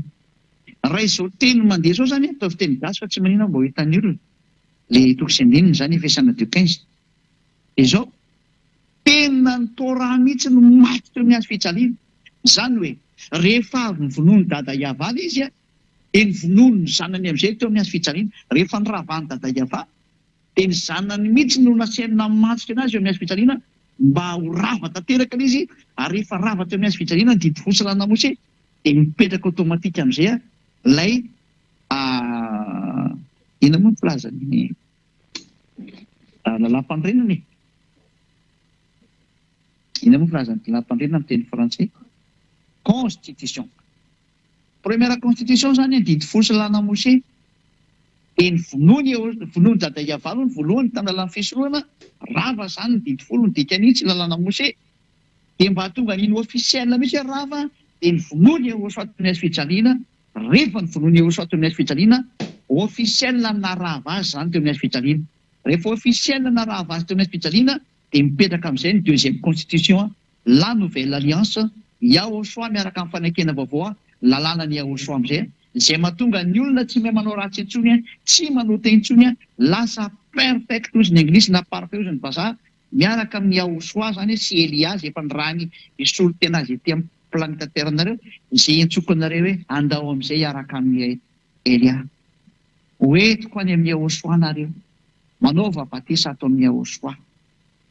Andao nareo mandositra ny atezerana izy efa tonga. Efa mamela ny taninareo io atezerana io. Fa Elia ilay mbola mitady an'ilay olona, tsy mbola mijery ny zava-misy amin'ity taninareo ity hoe ahoana ny teny omenany ry, ahoana ny teny omenany ry, dia izany mbola mahatonga ny Elia mandeha io mijery an'ilay hoe ahoana ny teny omenany rehetra olona rehetra, ahoana ny teny amonjenany ry, satria raha ho teteziko tsy ho vitako. Fa tsy maintsy teniny rehefa mandeha any amin'ireo. Dia izay zao atsan'ny Elia zao mijery ny tanàna, mijery ny toerana, dia mandeha ny amin'ny toeran-kafa indray zany, dia mijery ny tanàna, mijery ny toerana, mijery ny fatao, ahoana ny amonjenana azy, iny ny Andriamanitra hivavahany, satria raha ho ravana ny Andriamanitra eo amin'izao tontolo izao dia tsy maintsy fantarin'ny Elia izy adaoly aralohany ao. Manda lasa miteniteny foana Elia ny teny izy ka tsy mety zany. Fantariny daholo ny Andriamanitra tsy izy rehetra. Miara-ravana amin'izay aorianan'izay, miaraka amin'ny fanavotana olona miala tao. Anjarantsika mieritreritra ireo olona, anjarantsika mieritreritra sy mandinika tsara. Mazava be sy mahitsy ao fa tena rava ny didy folo. Izay ilay lohateny hoe tsy azo atao intsony no mitandrina didy folo, fa dia mpanotra ianao raha mitandrina an'io, satria hoy amin'izay ny apôstôly Paoly. Izaho aloha dia mba miteny nareo aza mba manendrikendrika ny Paoly ny tena marina. I Paoly ve izay olombelona kely io dia afaka hanovany teniny dada Iava aminareo e. Paoly zany ange tena ambany be ny olombelona eo a Paoly. Elia zany zavatra any amin'ny lanitra zany. Paoly zany raha mahita ny Elia zany dia miakoka ny tsy azony atao fa tena fantany zany Elia zany.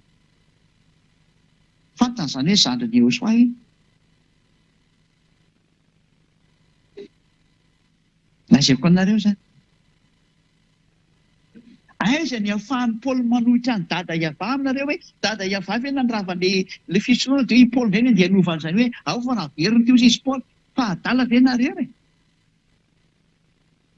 Yehoshua zao ve no teny mihitsy hoe tsisy foana akory io lalàna Mose na teny tsotra ray aza. Ho an'izay mitandrina anazy zany dia azaky tena io. Izay no tiana tenenina. Aza kitikitena io. Ilay zavatra tsy azo kitikitena dia hoe Israeliana ihany no azo mitandrina an'io. Izay no voalaza. Ao nefa ianao malagasy, frantsay, anglisy no komoriana, tsy haiko intsony izay mety mitandrina an'io any. Iza nampitandrina nareo an'io izy. Afrikanina zany. Iza nampitandrina an'io. Iza miteny taminareo tandremo io. Itanao amin'izany tsy mampety an'ilay izy. Tsy mety mihitsy an'ilay izy. Daranao mieritreritra an'izany teniko izany. Izy Paoly nampitandrina an'ilay didy folo nefa izy mihitsy ny ara-mafantatra raha fa tsy natao ho an'ny hafa firenena io fa ho an'ny Israeliana irery ihany. Atao inona any amin'ny hafa firenena io zany. Andika ny didin'Andriamanitra zany izy aminao. Ary ireo tsara, i Paoly mihitsy ny ara-mafantatra fa rava ny didy folo. Izy nge no teny rava ny didy folo e. Tenin'ny Paoly ange amin'ny Efesiana 2:15 io. Tenin'ny Paoly. Ka i Paoly indray ve zany dia merina ilay didy folo tandremanao. Nefa izy mafantatra fa ny ravany dada Iava mihitsy io. Ary izy mihitsy ny arana nampitondrainy Yehosoa teny hoe lazao fa tena ravo ito amin'ny azy fijaliana. Teny Yehosoa io navokany hoe baiko ny Yehosoa tao amin'ny vavany io. Dia izy io nalaza ny fanambarana io. Ary mbola namafisiny ihany io amin'ny boky ny Hébreux 7:18-19 no afaka antsika ny Hébreux 7:18-19. Hébreux 7 18 sy 19. Fa misy fahafoanana ny didy mialoha noho ny alehany sy ny tsy fanasoavany. Fa ny lalàna dia tsy natanteraka na inona na inona. Fa misy kosa fampidirana ny fahantena tsara kokoa izay nataonantsika an'Andriamanitra. Misy fahafoanana ny didy mialoha, foana hoy ny didy tany aloha tany dikan'izany. Ka inona moa izany ny didy tany aloha raha Hébreux no resahana? Ny didy Hébreux tany aloha tany dia ny didy folo sy lalàna Mose. Ahoana hozy ny tenin'ny Hébreux? Foana hoy ny didy folo sy lalàna Mose tany aloha tany. Izany dikany io. Satria maninona? Sady malemy tsy mahasoa. Izany daholo ange ny tenin'ny Paoly. Aizy nareo ny tenin'ny Paoly indray nampitandrina didy folo. Ary nareo ve tena mba mandinika sa tsy mandinika?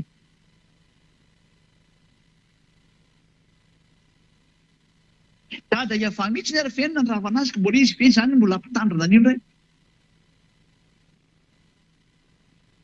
Izy mihitsy nanapotika an'io, ary nopoteny hatrany amin'ny tempolo mba tsy hisanao an'izany resaka izany intsony. Eny nanapoteny io tempolo io.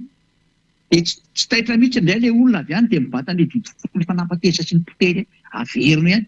Pakasika an'Andriamanitra ny reto olona reto e. Batainy zareo indray ilay didy folo dia asiany tandremana indray. Tena mpiara miasa amin'ny teny folo mihitsy. Io ve ny natesitra ny dada Iava dia mbola averinao ihany.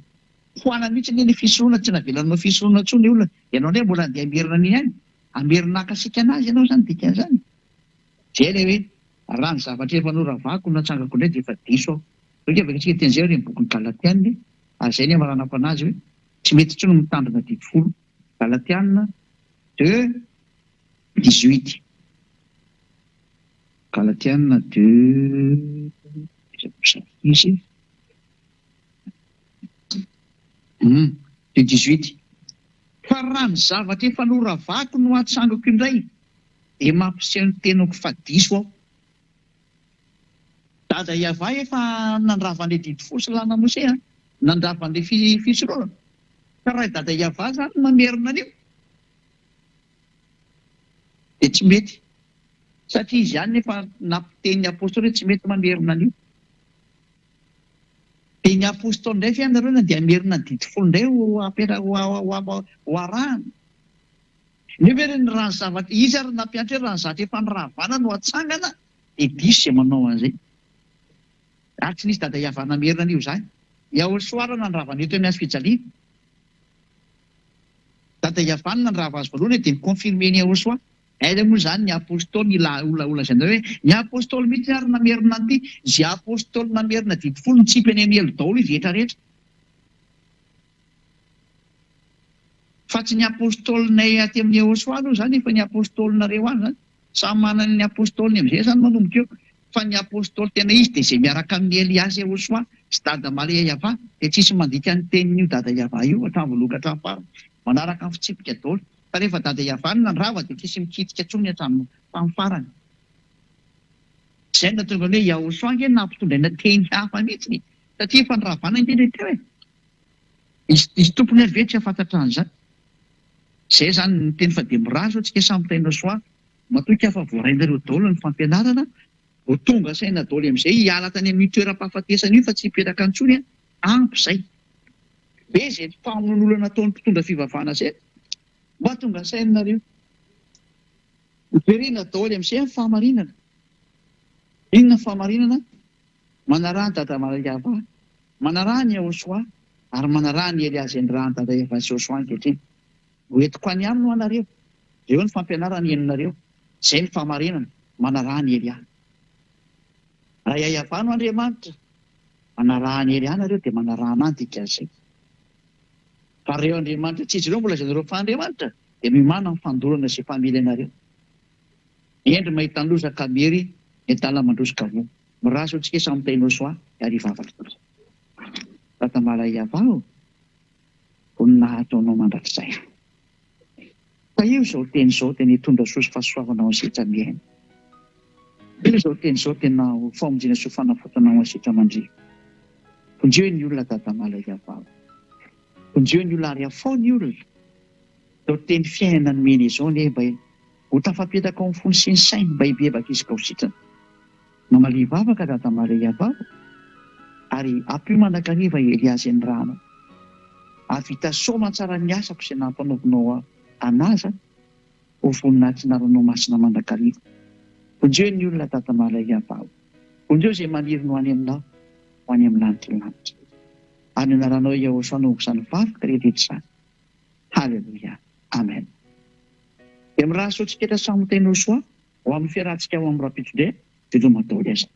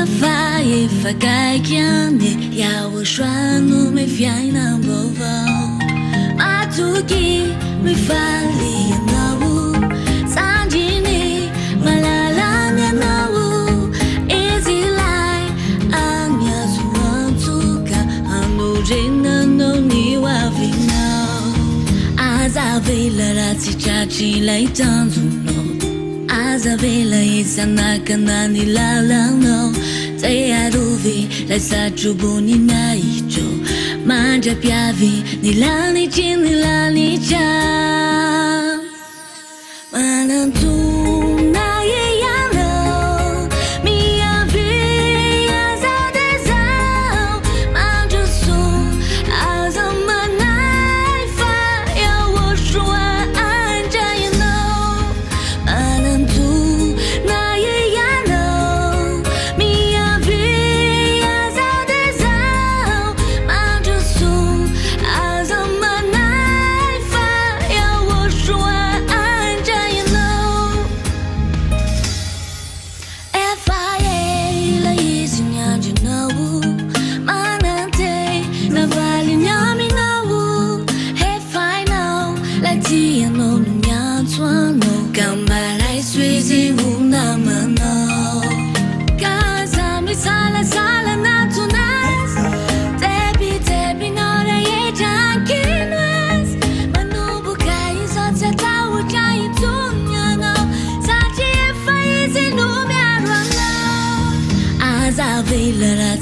Chilai tanzuno azavela isanaka nani lalano tayaruvi lasa chubuni na icho manja piavi nilani chin nilani cha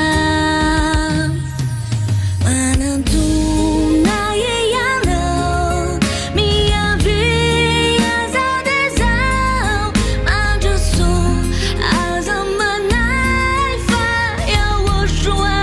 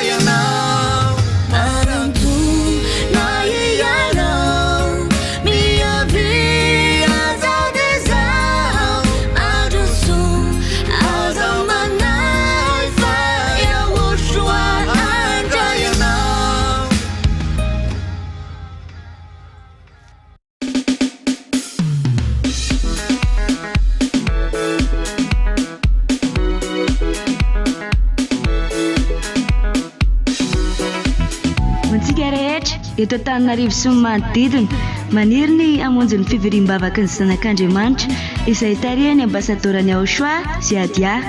Ny toerana misy ny fiangonany Aochoa dia ety Atapina Modrapeto, faritra Itos, distrika Ratsimondrano no misy azy. Ity ara ny torolalana ho antsika rehetra. Ataovy izay hatongavanao eo amin'ny cité Itos, eo amin'ny terminus'ny bus 133. Rehefa tonga eo ianao dia mizotra miakatra mandeha lalana pavé makeny amin'ny Simbeandrano. Afaka mandeha bajaja ihany koa ianao mandra-pahatonga eo amin'ny Simbeandrano, miainga eo amin'ny cité Itos. Rehefa tonga eo amin'ny Simbeandrano ianao dia misy lalana pavé mizotra miakatra amin'ny ankavianao, dia iny no lalana arahanao. Rehefa tonga ao Atapiny ao ianao dia mandeha eo amin'ny 200 metatra eo dia mahita ny fiangonany Aochoa mitafo fanitso-mena eo ambony ankavian'ny lalana, dia ao no misy ny fivoriam-bavaka ny zanak'Andriamanitra. Raha mila torolalana fanampiny ianao dia afaka miantso ireto laharana telefonina ireto: 032 79 145 42, 032 79 145 42, 033 46 852 11, 033 46 852 11, 034 75 936 00, 034 75 936 00. Dia mirary soanao ary ho tonga soa aty amin'ny lanitry ny lanitra.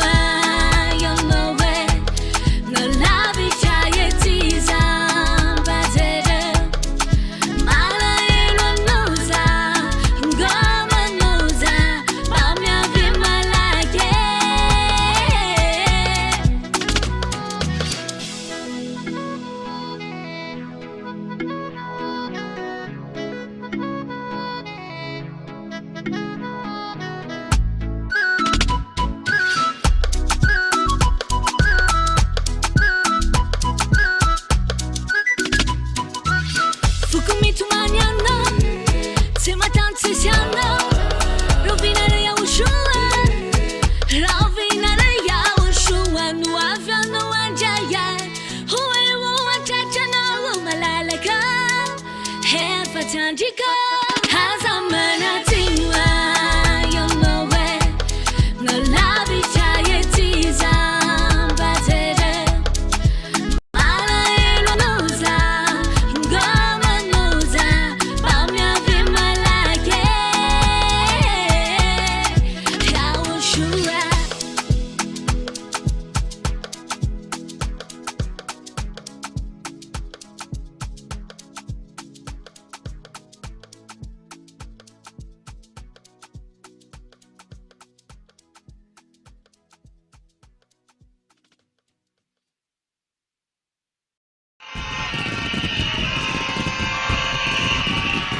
efapolo taona no nanaovana Elia ny asany tamin'ny fitoriana ny Aosoa.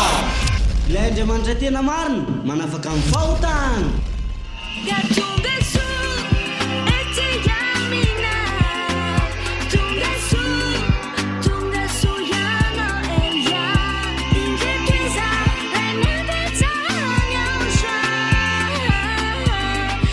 Kararony be raha ifety satria tafiditra tamin'ny fanjakany Aosha, lasa polina lanitra ny lanitra ary hoena tratrany Aosha no ny fahatongavany ambasadorny Aosha Elia.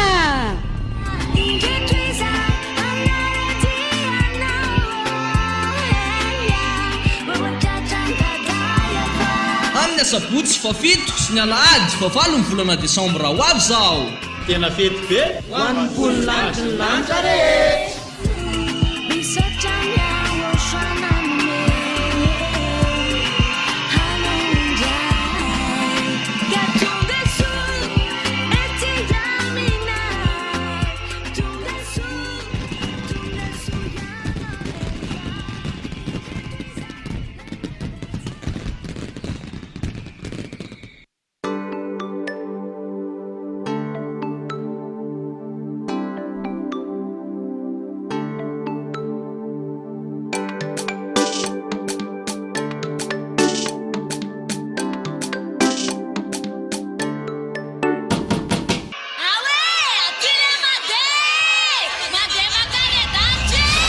Efapolo taona no nanaovana Elia ny asany tamin'ny fitoriana ny Aosoa. Ilay Andriamanitra tena marina manafaka amin'ny fahotana.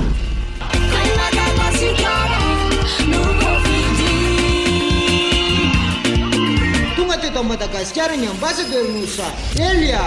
Fampinovelona izany ny RTV HFR. Ilay fahita lavitra sy onjam-peo nitorany Yaya Basy Aosoa.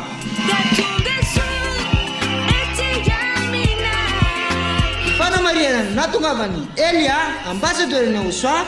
Dia isy ary ny fety be izay ho tontosaina ao amin'ny grande salle la plénière ao amin'ny CCI Ivato amin'ny fahafolon'ny volana Desambra ho avy zao.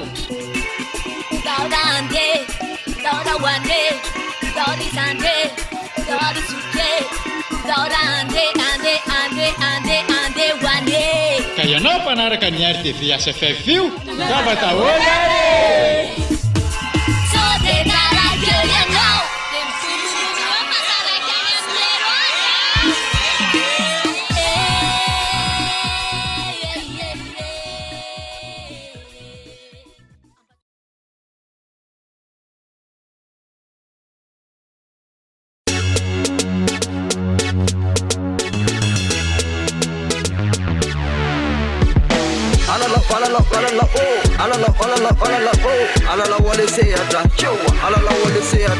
Atsika mifante mila mandihe miara amitahy sandahoaka fie iara iterany Aosoa dia tongava fa ty tsy manafaka fa atsika le fete dia ataovy se mety fa atsika le fete dia ataovy se mety andao daholo ndo iary fete andao daholo iara kitsinjaka atsika le fete ale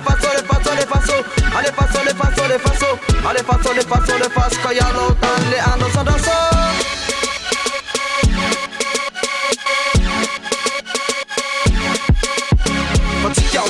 Mila mandihe miara amitahy sandahoaka fie fa io ale fetiny Aosoa tsy ala fa anamisana isoa ka tongava ratie dia andahoaka fie ka tongava ratie dia andahoaka fie fa io ale fety tsy manatsala io ale fetiny Aosoa anasana ny olona jiaby tsy akanavaka tongava ka nahino koranonao dia nahino filaninao dia tongava ty fa io ale fetiny Aosoa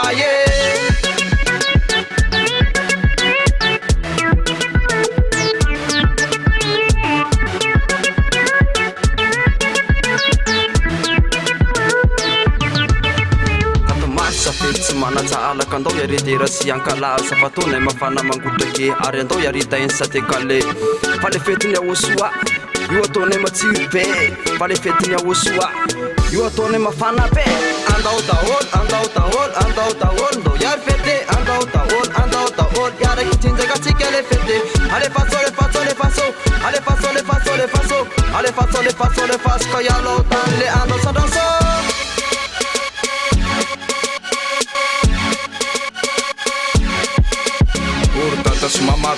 sandre tongafatongafandao ankalazazy efa navy eto toerana navy any apita tongafatongava fa ahitsy na France sy Afrique na Europe na Asiatique eny atsaminy Japonais de tongafatongafa jiaby tonga le fetiny 4 mars ka anasana ny olon-drehetra ho avy ankalaza azy amin'ny 4 mars ka tsy haiko aloha fa za aloha dia andeha nareo ny tsy haiko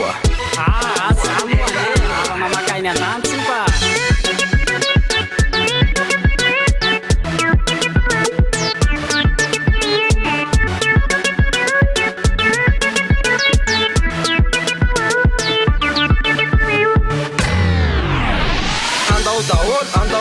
andao daholo ndo iary fete andao daholo iaraky tsinjakatsika le fete alefaso ka ialao tany le andao sandraso zay bana ny zanaka nakato matro tsy mba voazakana fetiny ao sotsy maintsy vita tongava daholo mba hitsisika atrovoninkanjako rana mafana falina zany de tsy mba voatany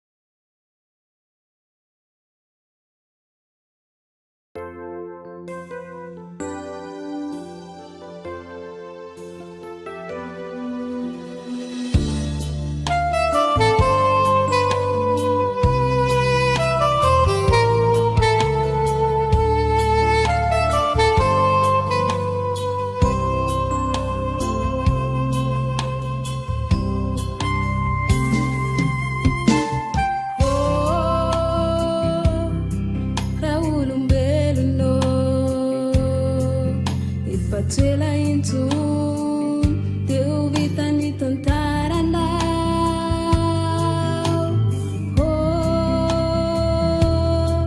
raha olombelonô badinio ihany izay afaranao ambassadorany aoasoa isoasao le soedoa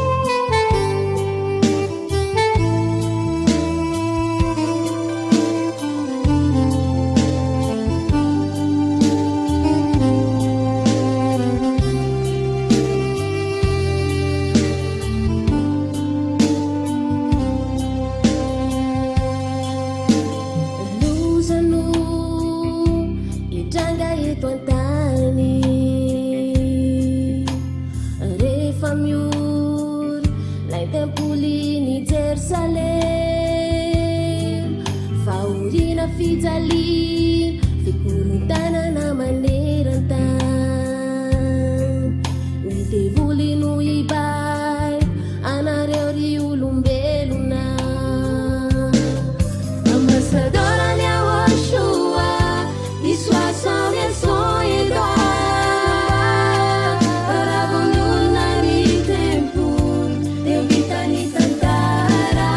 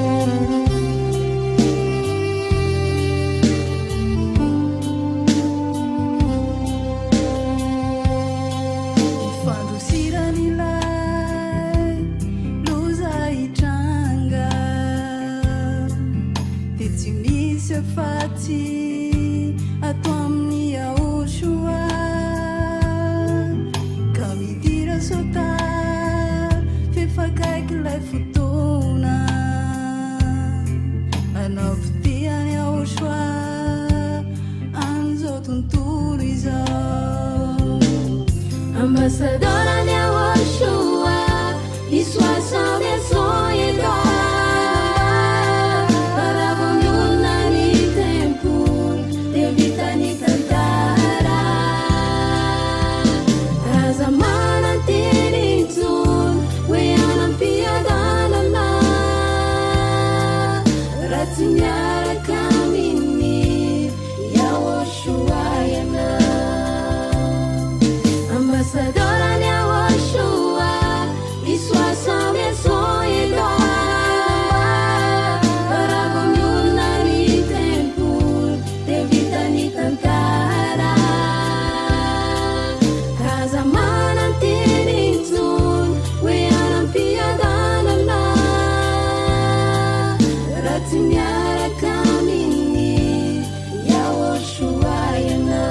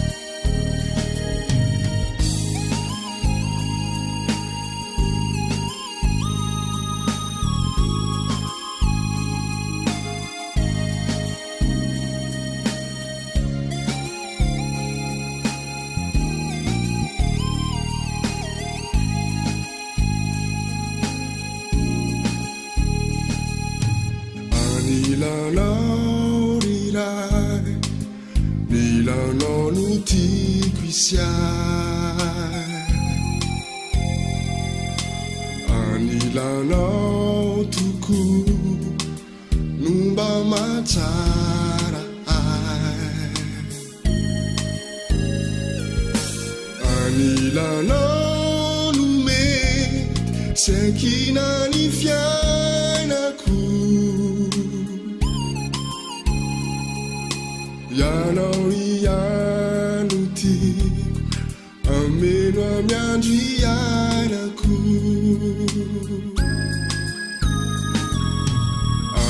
anilanao iray nilanao no tiako isiay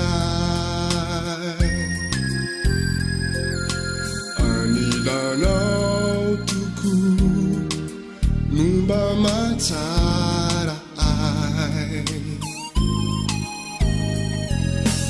anilanao nome sankina ny fiainako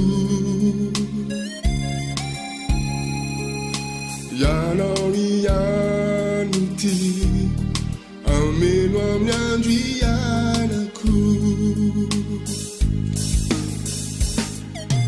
ianao lay tsy mba mandao anay satria ianao efa nifidy anay arovinao mba tsy ho very ny tananao atolory aminay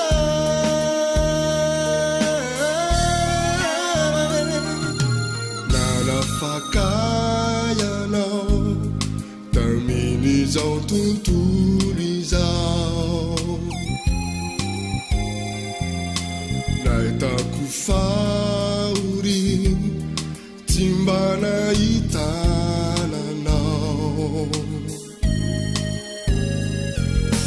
nandrery fonao ty azina fony izao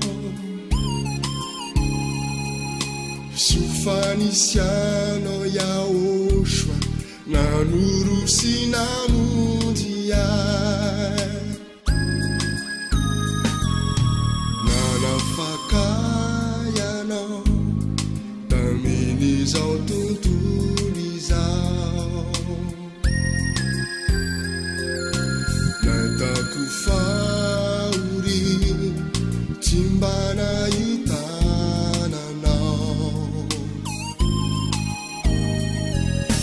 nandrery fonao ty azina fony izao sofanisianao yaoshwa nanorosi namonjy ay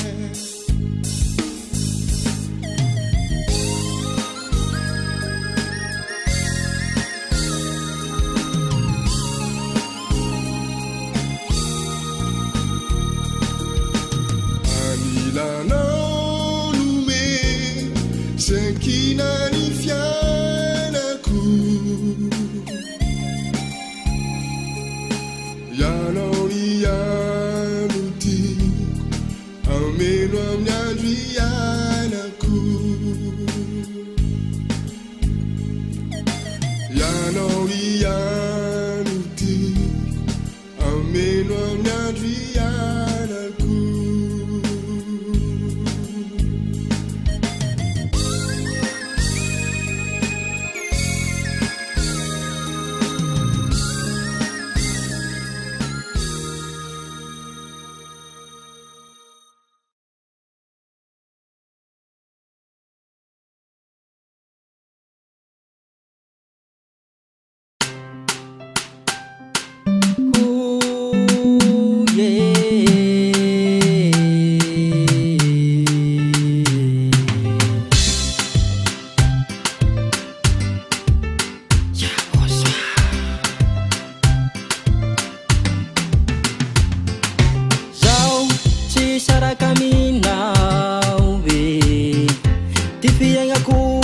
tagnanao igny ndragny raha ataoko ambany masonao ty ho aviko tsy metaka aminao igny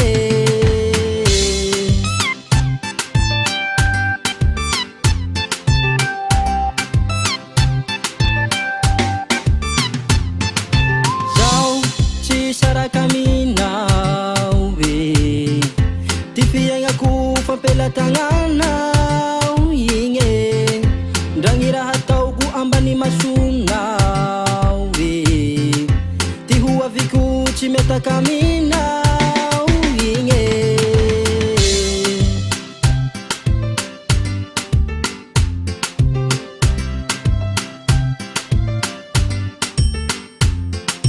zao tsy saraka aminao e zao e zao tsy valika aminao e zao e zao tsy saraka aminao e zao e zao tsy valika aminao igny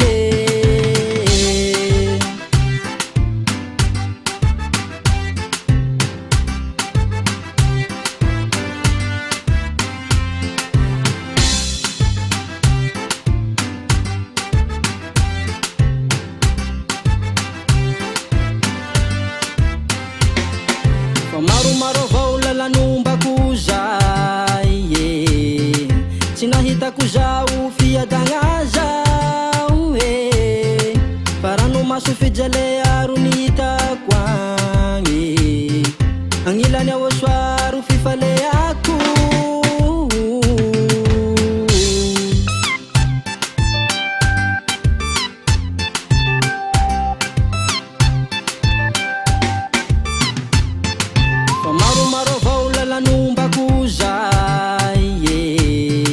tsy nahitako zao fiadagna zao e fa rano maso fijale aro nihitako agny agnilany ao soaro fifaleako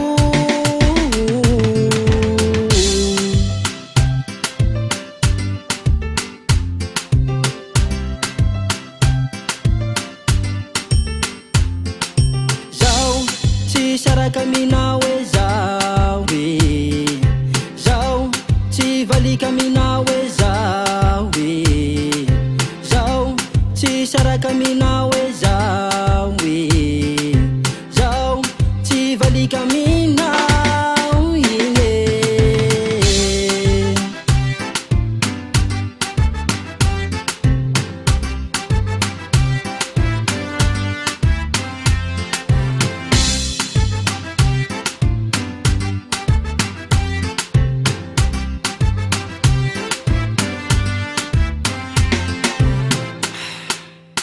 yawasoa fagnahinao ny foko tsy misy dirany ny hafa sasy gnahy nga misy ny mpagnaraty tsy hampiovay zay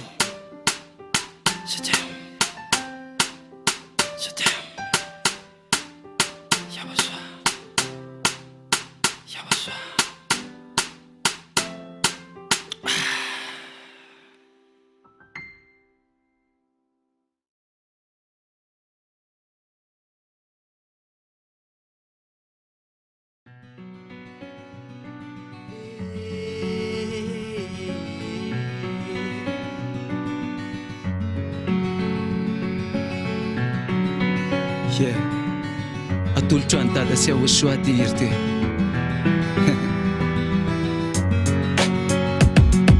zaroko reo fotoana tany alona nefa lasana ny andro mahorina mpitrondra ny maso raha ty nofo tsy mazaka tena leo ny alohany fasana tsy tapahorina angamba lavitra ny akaso fa ny singa nampiova no namadika ny petsy nano ny batisa no nanomboka ny katsy ka nanjaro ty falina teo reo sentsito reo tsy fa teo alohany dada raty salsa io very dada tsy nitsahatra nandeo ny fahatsarany nkolo teny taiza sady ny amina fanady reny teny mamy reny le mampitontately tsy mba fozana ny dady reny retraretra reny izao ny sombotrombony ary sao ny tampitaminy i dada no ny teny hoe handaoany aminay fa tena afy anao ry dada afa mitsy anao fa sady foky tampitamby say mifoky kilalao dado dado sambatra yaoshwa patenati dikana efa natao mikajy fa tsy voasandambidy ny lalana makany amin'ny lanitry ny lanitra sa niezaka ny tady ty tontolo fa tsy azy mahatsy ny lakilenjadony indrese sekondra sy minitra risaina kely sisy eo asoa efa nahita fa vinavina ny setra ty tontolo ty nahita fa tsy fampandrindratrisa niaraka nahitsika fa tanteraka ny teniny fa zanaka adala no ny verina mitrainy rehefa binga tsy aro tena ny fofosy tonga sainy de maro no miteny nisola teny hoendry nefa dala no vidina mba mpamenatra ny re tsy ny marina no tsony fampanota mba hipebaka kola tsinjonao ny loza tsaratsara lo miera ary aza de kanosa na varina mena ena fa maro no natsona sainy fiso no nekely sotranao iaoasoa de makamamy makately na niatsaranao zay de tsy soratana mipeny kanto loatra tsy ho tandaraina raha le ino fono hina aloha de tsy afaka ao an-tsainy ao am-po sy fanahy mideranao mandrakariva anandratra mambavaka mangataka veroany hoe arovya feno fahatsarana fa neo akaikinao ny tena kany matamana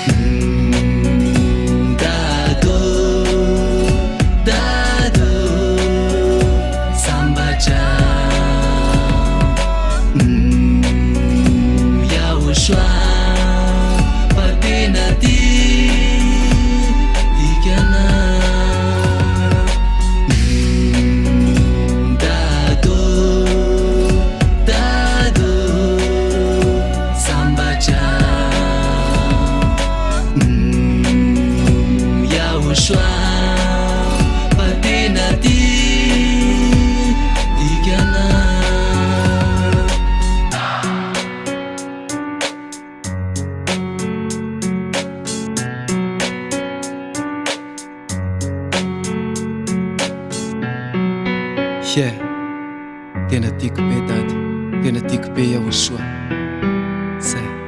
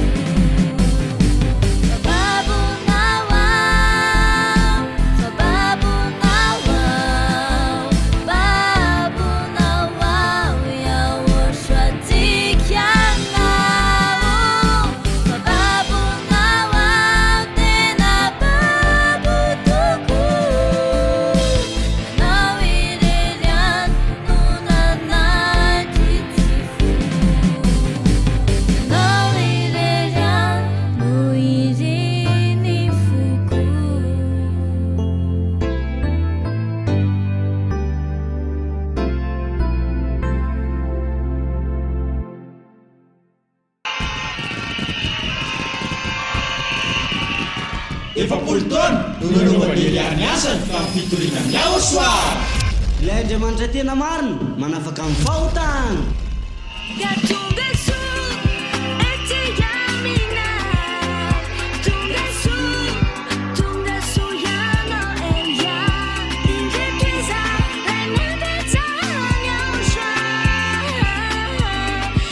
Kararony be raha ifety satria tafiditra tamin'ny fanjakany Ahosoa lasa polina lanitra ny lanitra ary hoe ny antratrany Ahosoa no ny fahatongavany ambasadoriny Ahosoa Elia.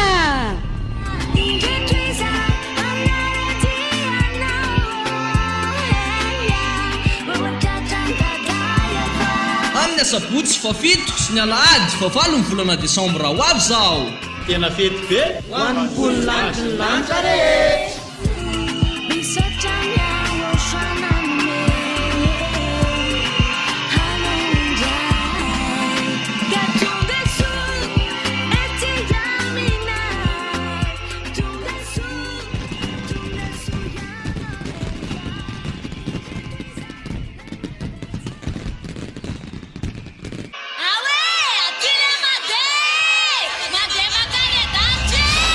Efapolo taona no nanaovany any asany fa mifitoriana amin'ny Ahosoa.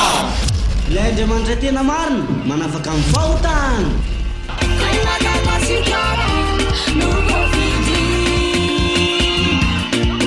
Tonga teto Madagasikara ny ambasadoriny Ahosoa Elia. Fampinombelona izany ny RTV HFR. Ilay fahita lavitra sy onjam-peo mitorany Yaya Basy Ahosoa.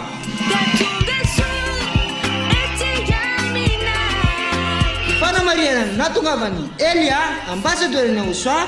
Dia isy ary ny fety be izay ho tontosaina ao amin'ny grande salle la plénière ao amin'ny CCI Ivato amin'ny fahafolony volana Desambra ho avy zao.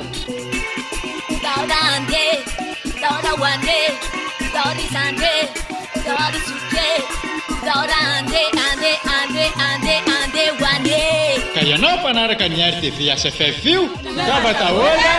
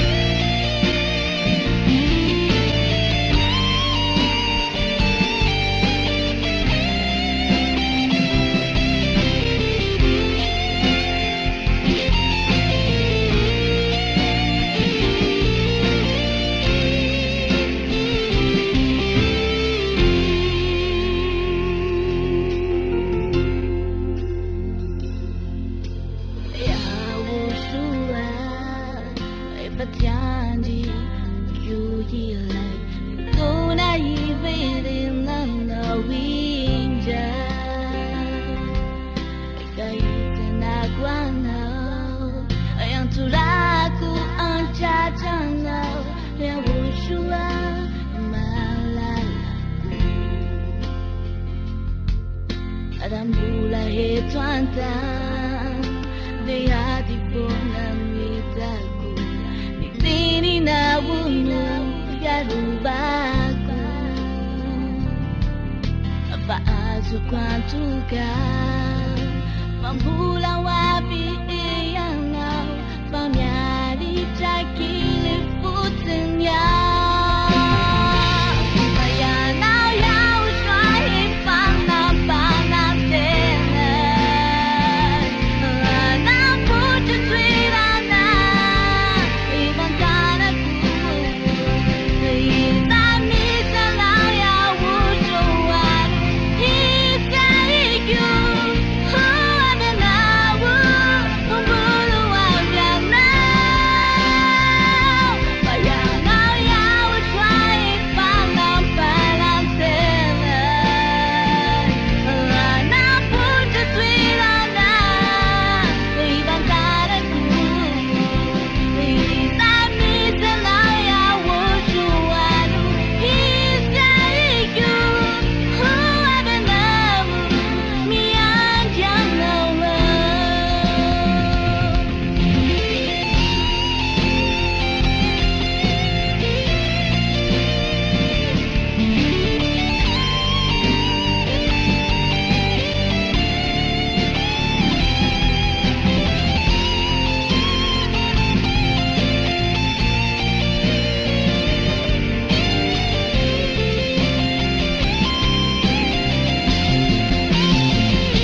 Payanau yau shwahi pana pana tena Ana putu twirana Iban kana kumu Ina misa lau ya wujuan Iska ikyu Huabenawu Umbulu wabianau Payanau yau shwahi pana pana tena Ana putu twirana Iban kana kumu Ina misa lau ya wujuan Iska ikyu Huabenawu Mian jangawa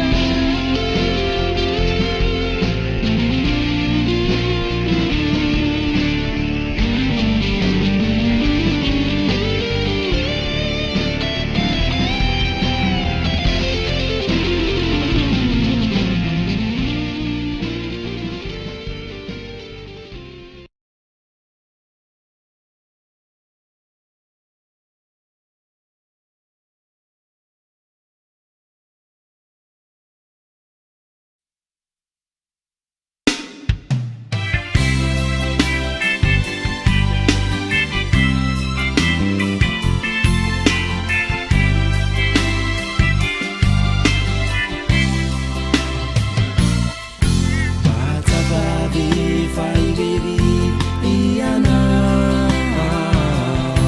Malaelu mitumani sinitari Nangabi mitarau Weizanu ienwa Taguvi ya ushwa timanda Tia mirana uizi matukia Tia nari tihafui sanati Mirani nwefana latani Uana utetili Taguvi ya ushwa tiana Nichaka maereza Nizuru mangeana Turizure Nizaniti Iya Nichaka maereza Nizuru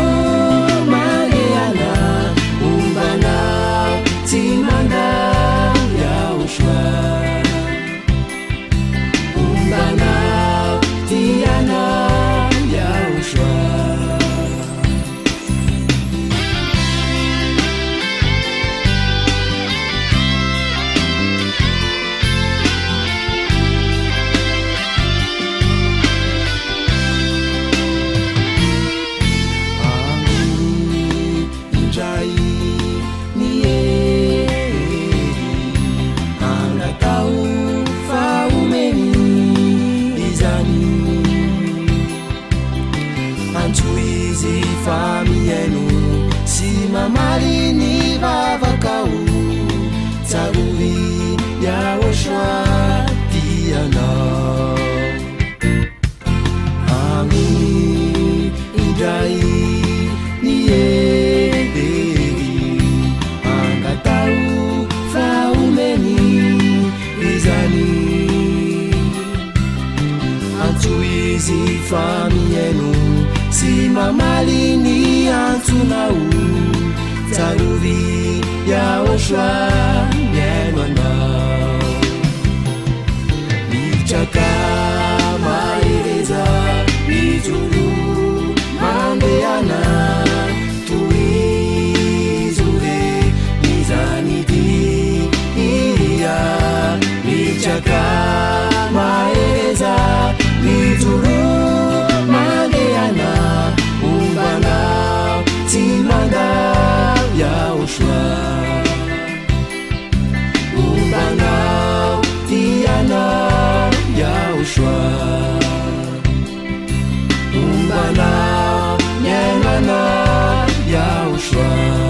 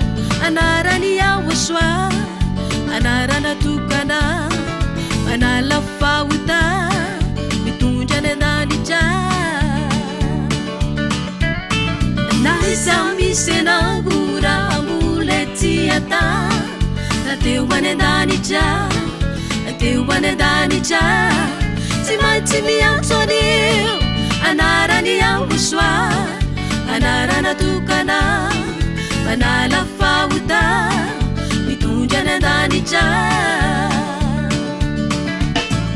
Alden tu siwe ati how hafafirene walazany lalàna walazany lalàna tsy azovana anara afa iwe mamahave anao amine avy amtosiwe fa tsy hafafirene walazany lalàna walazany lalàna tsy azovana anara afa iwe mamahave anao amine mamahave anao amine mamahave anao amine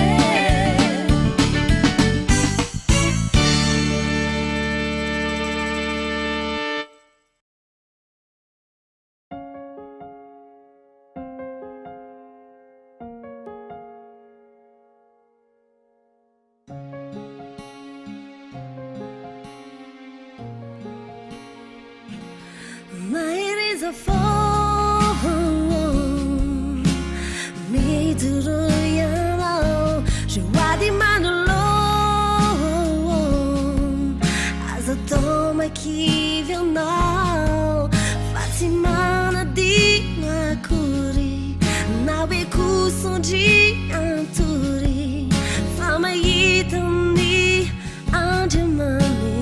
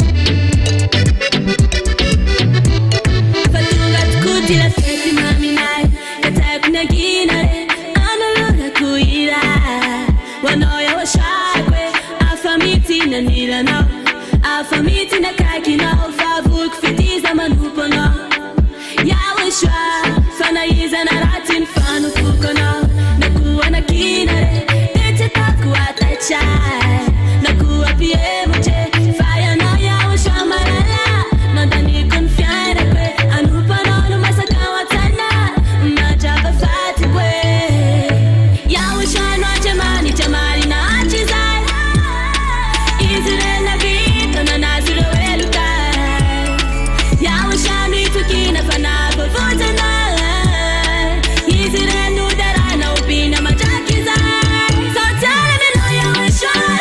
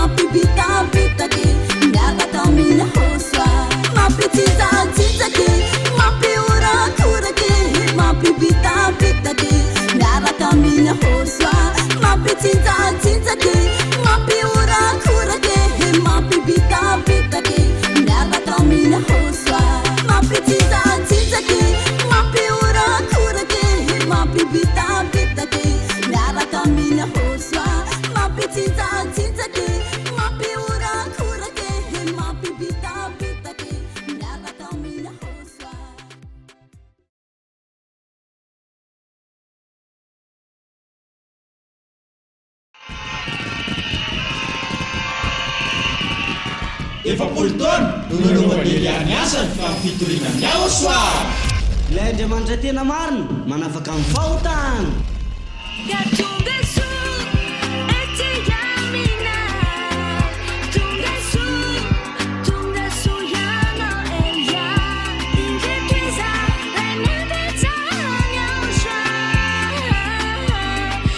Kararony be raha ifety satria tafiditra tao amin'ny fanjakany Aosha lasa polina lanitra ny lanitra ary hoe natratrany Aosha noho ny fahatongavany ambassadeur-ny Aosha Elia.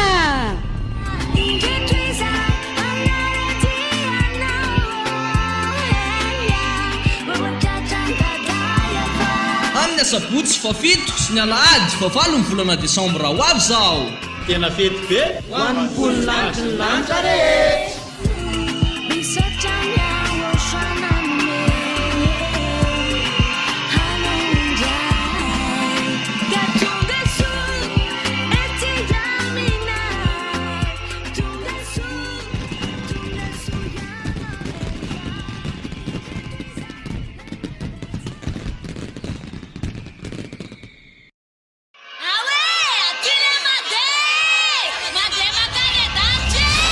Efapolotona nololovaderyany asany fa fitorinany ao soa ilay Andriamanitra tena marina manafaka amin'ny fahotana.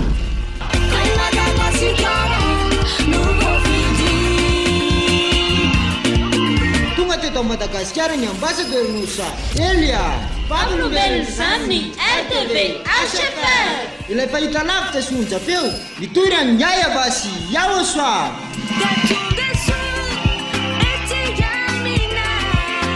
Fanamariana natongavany Elia ambassadeur-ny USA dia isy ary ny fety be izay ho totosaina ao amin'ny grande salle la plénière ao amin'ny CCI Ivato amin'ny fahafolony volana desambra ho avy zao.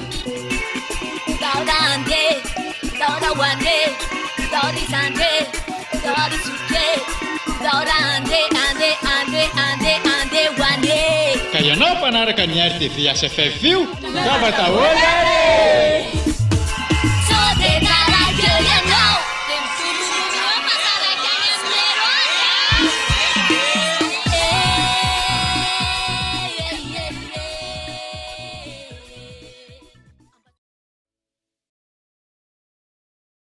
Amirapiratsika mina yande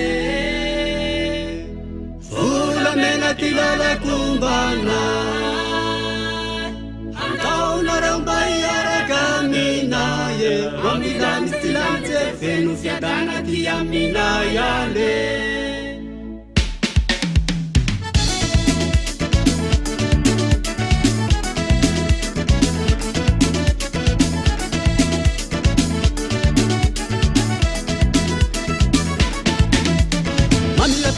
Mina yande fula mera tilala kumbana tauna ramba yara kamina ye wamilan silan sitenu betana tiyamina yande mamira pira cita mina yande fula mera tilala kumbana tauna ramba yara kamina ye wamilan silan sitenu betana tiyamina yande.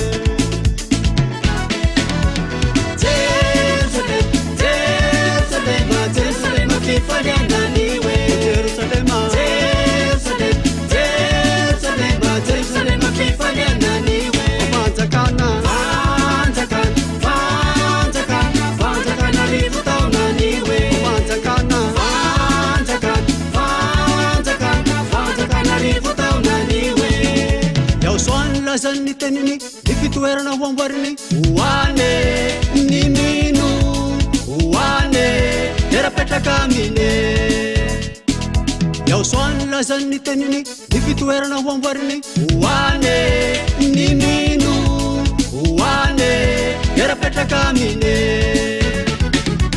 Jerusalem,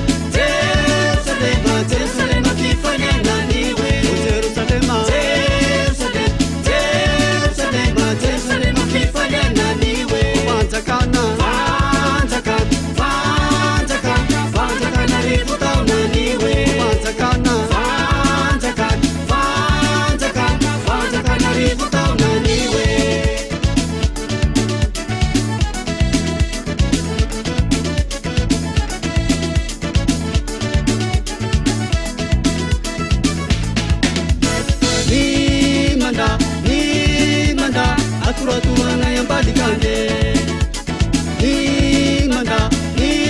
imanda aturaturana yambalikanye miumana fa utapahina mitaimbi nareo tandremo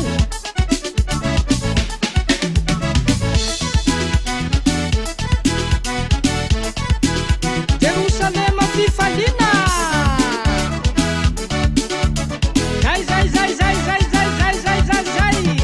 zay ty marina ary zay ty tena izy eo Jerusalema fifaliananiwe Jerusalema fifaliananiwe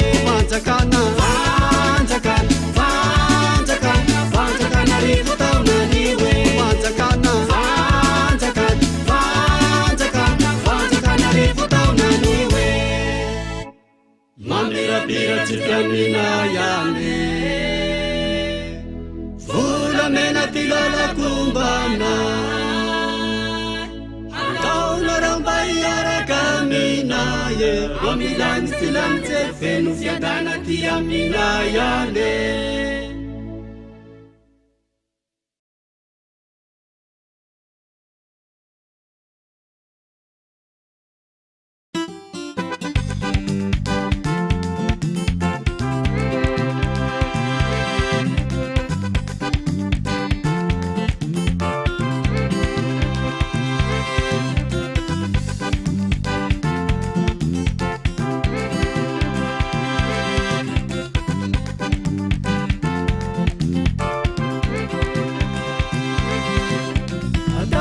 Mafanani fetilia washwa Atautika mafanani katmarisha Atautika mafanani fetilia washwa Atautika mafanani katmarisha Atautika ifanya Atautika idera Atautika mafana vipatunga nilera Atautika ifana Atautika idera Atautika mafana vipatunga nilera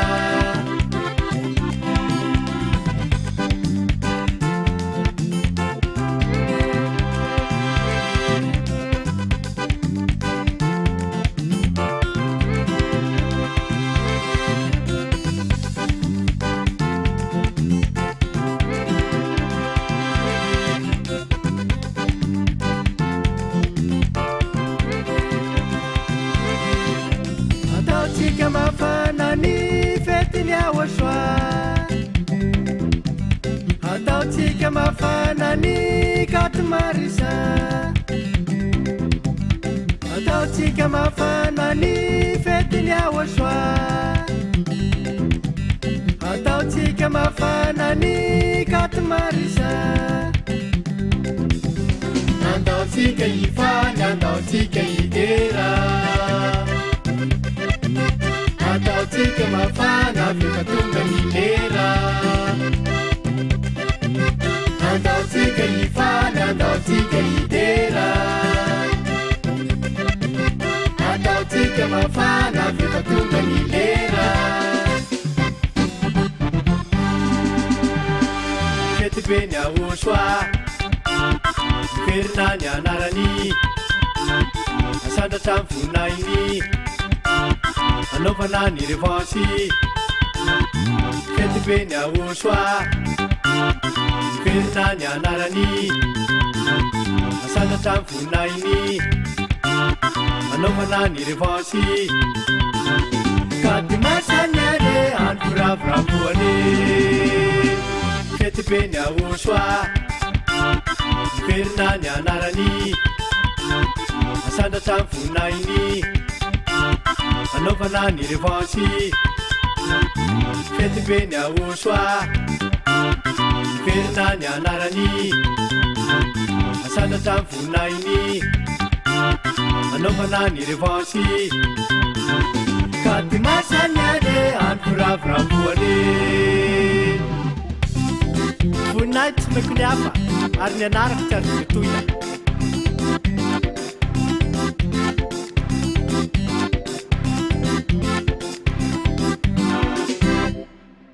tsy maintsy falinandrany ahosoa amin'ny fitiavana tsy maintsy falinandrany ahosoa amin'ny fankataovana tsy maintsy falinandrany ahosoa amin'ny famarinana tsy maintsy falinandrany ahosoa amin'ny famasinana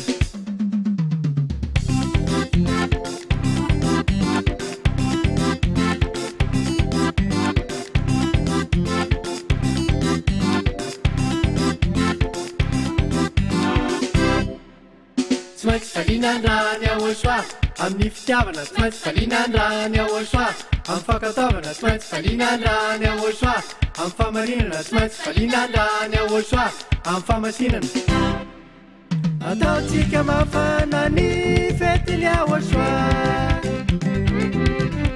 ataotsika mafana ny katimarisa ataotsika mafana ny fetiny ahosoa ataotsika mafana ny katimarisa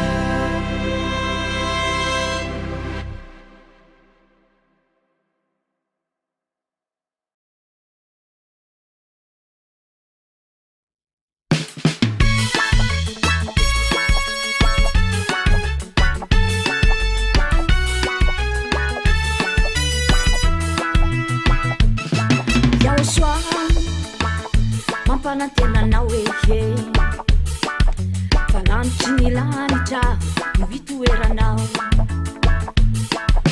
anjakahao ianao raha manaraka azy anjakarivota anapaka ny teny ao mihevitra eny vesatsy anompony ahosoavesa lay bibidi tapao mihevitra fa vita ny tantara ekuaka amin'ny ahosoavesa ekuaka amin'ilay bibidi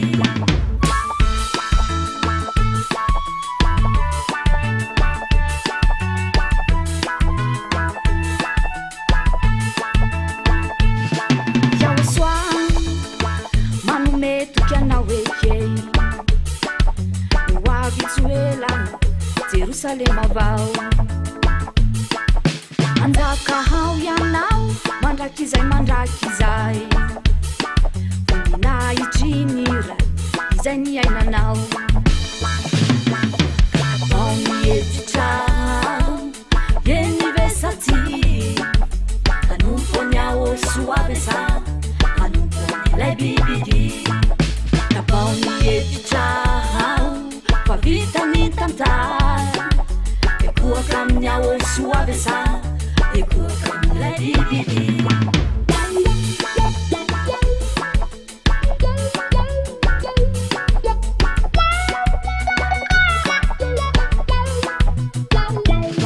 yahosoa mampitandrinanao e vita ny tanta zao tontolo izao atsanganany tepoli ny Jerusalema anjakahao any ilay bibidi mihevitry izy fa izy no Andriamanitra tereniny olona ekuakeo aminy ao mihevitra eny vesatsy anompony ahosoavesa anompony lay bibidi tapao mihevitra fa vita ny tantara ekuaka amin'ny ahosoavesa ekuaka amin'ilay bibidi yahosoa ihany fanapody alana amin'ny fahatezeranao ahy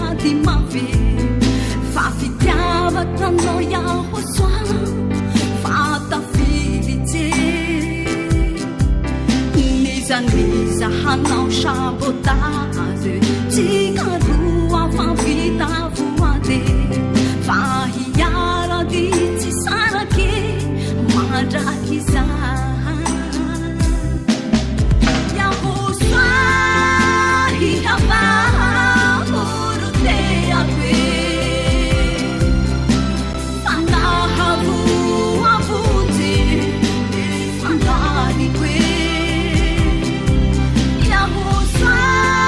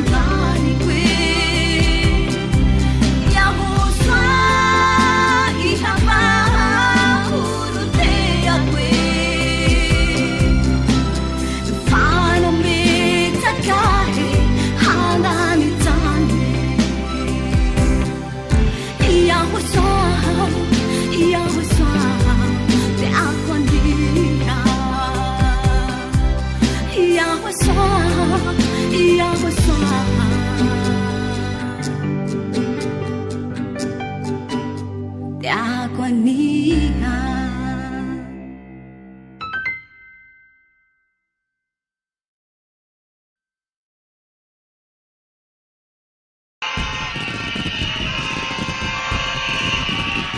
Efapolo taona no nanovany Eliany asany tamin'ny fitorinan'ny Aosoa. Ilay Andriamanitra tena marina manafaka amin'ny fahotana.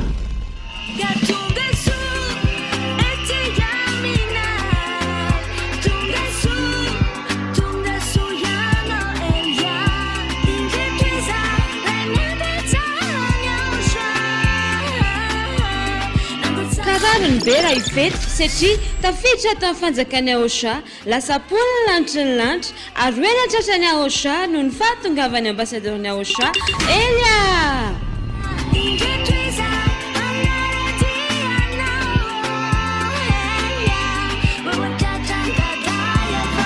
Amin'ny asabotsy fafito sy ny alahady favalo ny volana desambra ho avy zao. Tena fety be ho an'ny polina lanitry ny lanitra rehetra.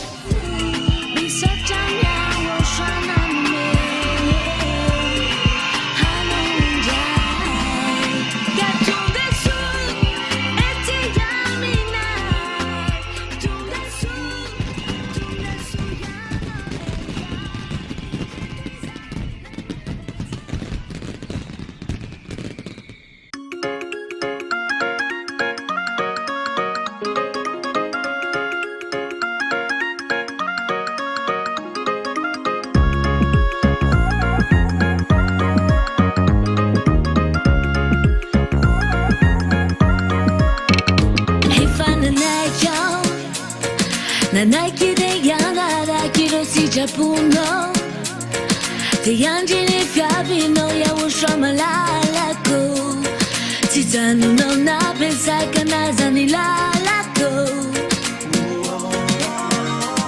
fitinu wale na fanate na kufijavaku they no ide no na fofonte ni fanaye ku fare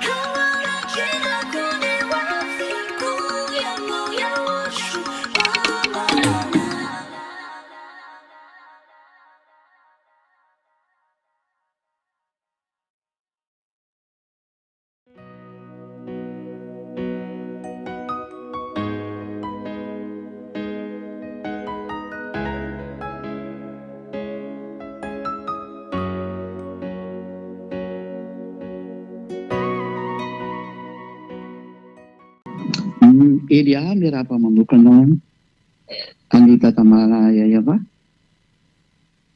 ary Elia koa miarahaba manokana ny Aosomalalako.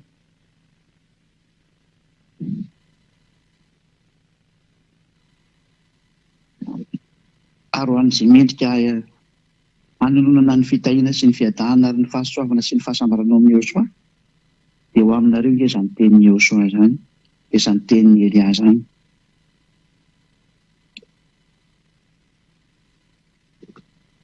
Tonga tsika amin'ny fotoana izay rahantsika indray hoe mihaino fampianarana. Ny lohatenin'ny fampianarantsika dia ataovy hoe tsy azo atao intsony ny mitandrina didy folo. Izay mihitsy izany ny atonareo lohateny eo.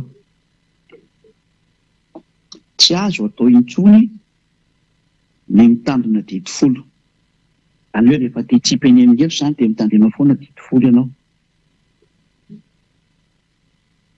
Dia izay zany no azavaina amintsika rehetrarehetra, mety ho lavalava ihany ny teny androany. Fa mahasoa antsika izao fampianarana izao. Ary entin'ny Elia hanampofoana amin'ny rehetrarehetra izay nangala tahaka ny anarana hoe Yahosoa, na nanova hoe Yavasoa, na nanova hoe Yahosoa, na nanovan'izay Yahoa tsy maro samihafa any. Dia be anarana novaovan'ireo olombelona dia manam-porofo aminareo izany androany. Mpangalatra tsy mahay mangalatra ny tena izy. Fa tsy misy an'izany olona manana an'io Andriamanitra marina io izany ka hitandrina didy folo. Ay aloha ny zavatra sary voalohany.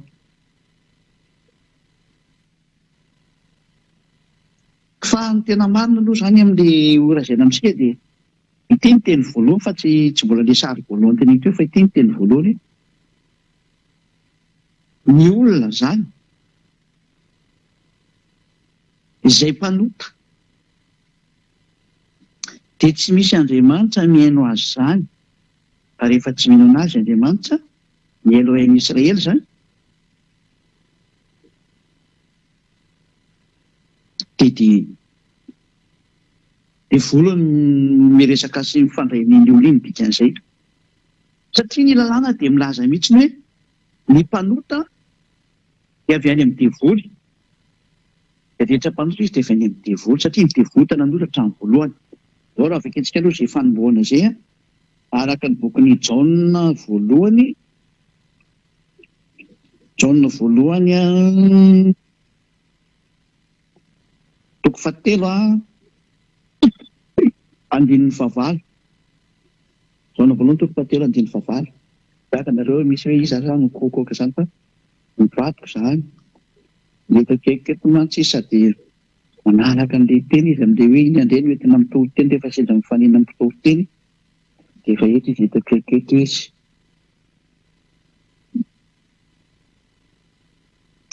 Izay manota dia avy any amin'ny devoly.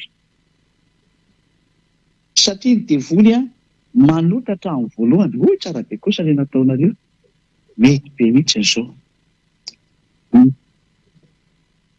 Izany hoe eto ny teny dia mahitsy be mihitsy hoe fa ny olona mpanota dia avy any amin'ny devoly.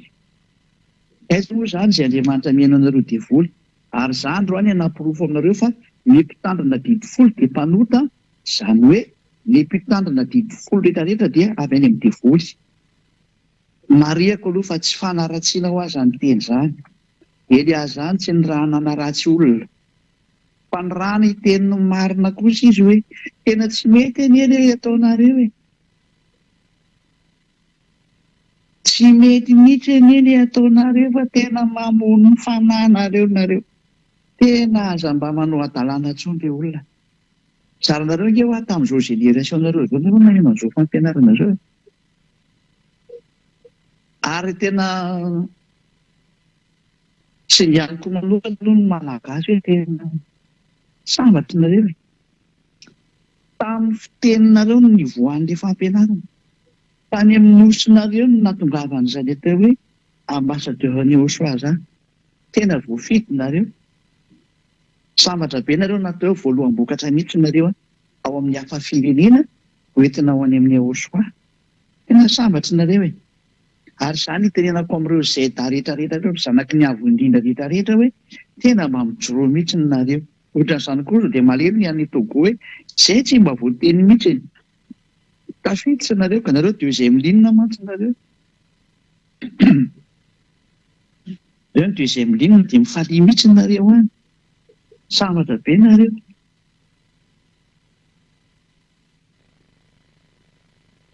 Tena mifaly daholo fa todika manokana amin'ilay nosy voafinty ahy. Tena sambatra nareo. Dia miholo maro anisa zao amin'ity fanjakana masina ity. Hoe miaina ao anatin'izany hoe tsy manota intsony izany. Satria ny mpanota ngeka avy any amin'ny devoly, izay rehetra manota dia avy any amin'ny devoly. Dia izay na tonga ny eo samy teny hoe ianareo avy any amin'ny devoly rainareo ka izay tiany rainareo atao no ataonareo. Izay. Jaona toko 9 Jaona 8 43-44. Rehefa sisa teny izay. Jaona 8 43-44. Nahoana moa tsy azonareo ny teniko? Satria tsy mahay mihaino ny teniko ianareo. Fa ianareo dia avy amin'ny devoly rainareo. Aiza sitraky ny rainareo no tianareo atao? Izy dia mpamono olona hatramin'ny taloha tsy mba mitoetra amin'ny marina satria tsy misy marina aminy. Izay. Nahoana ny tsy azonareo ny teny satria tsy mahay mihaino ny teniko mihitsy nareo. Satria nareo avy any amin'ny devoly rainareo. Fa ny olona mpanota izany mpanao ratsy satria eo manao ratsy moa izy io mpamono olona tsy misy marina aminy. Marina ampiakarina kely angambany mety ka. Ary raha manainga izy dia niazy izany no lazay satria mpandainga izy sady raininainga. Olona mpanota mihitsy izy izany ny dikan'izay. Somary ampiakarina kely raka izy dia anona fa tafadany amin'ireny marina. Fa tsy mitoetra amin'ny marina izy. Mbola misy teny eo ambany tokony hiakatra kely. Eo amin'izay teny izay mihitsy izany dia hoe mpanota, mpandainga, raininainga, tsy mitoetra ao amin'ny marina, mpamono olona. Izany ny atao devoly izany, mpanao ny ratsy izany e. Ary ny devoly izay mpanao ratsy ny devoly izay mpanao ratsy dia tena manao ny ratsy marina tokoa. Ary ny zanany izay mitovy aminy dia mpanao ratsy tahaka anazy. Ka ny mpanao ratsy sy ny mpandainga sy ny mpanota izany dia samy zanaka devoly daholo. Dikan'izany mitandray manodika an'izany ianao izay mandray hafa. Nefa ianao hita tsara fa ny olona mpitandrina ditkolo izany dia mpanota izany. Izany hoe tena mitovy kilasy amin'ny devoly, zanaka devoly, avy any amin'ny devoly. Ary ireto mpanota reto dia tsy misy Andriamanitra mihaino azy izany. Andriamanitra tsy mihaino ny mpanota. Afetsika hatrany mihitsy ny fanazavana Isaia 7:50 satria fampianarana dia tsy maintsy fiainona daholo ny teny. Isaia 7:50 andiny voalohany sy ny faharoa. Isaia 59 dia 1 sy ny 2.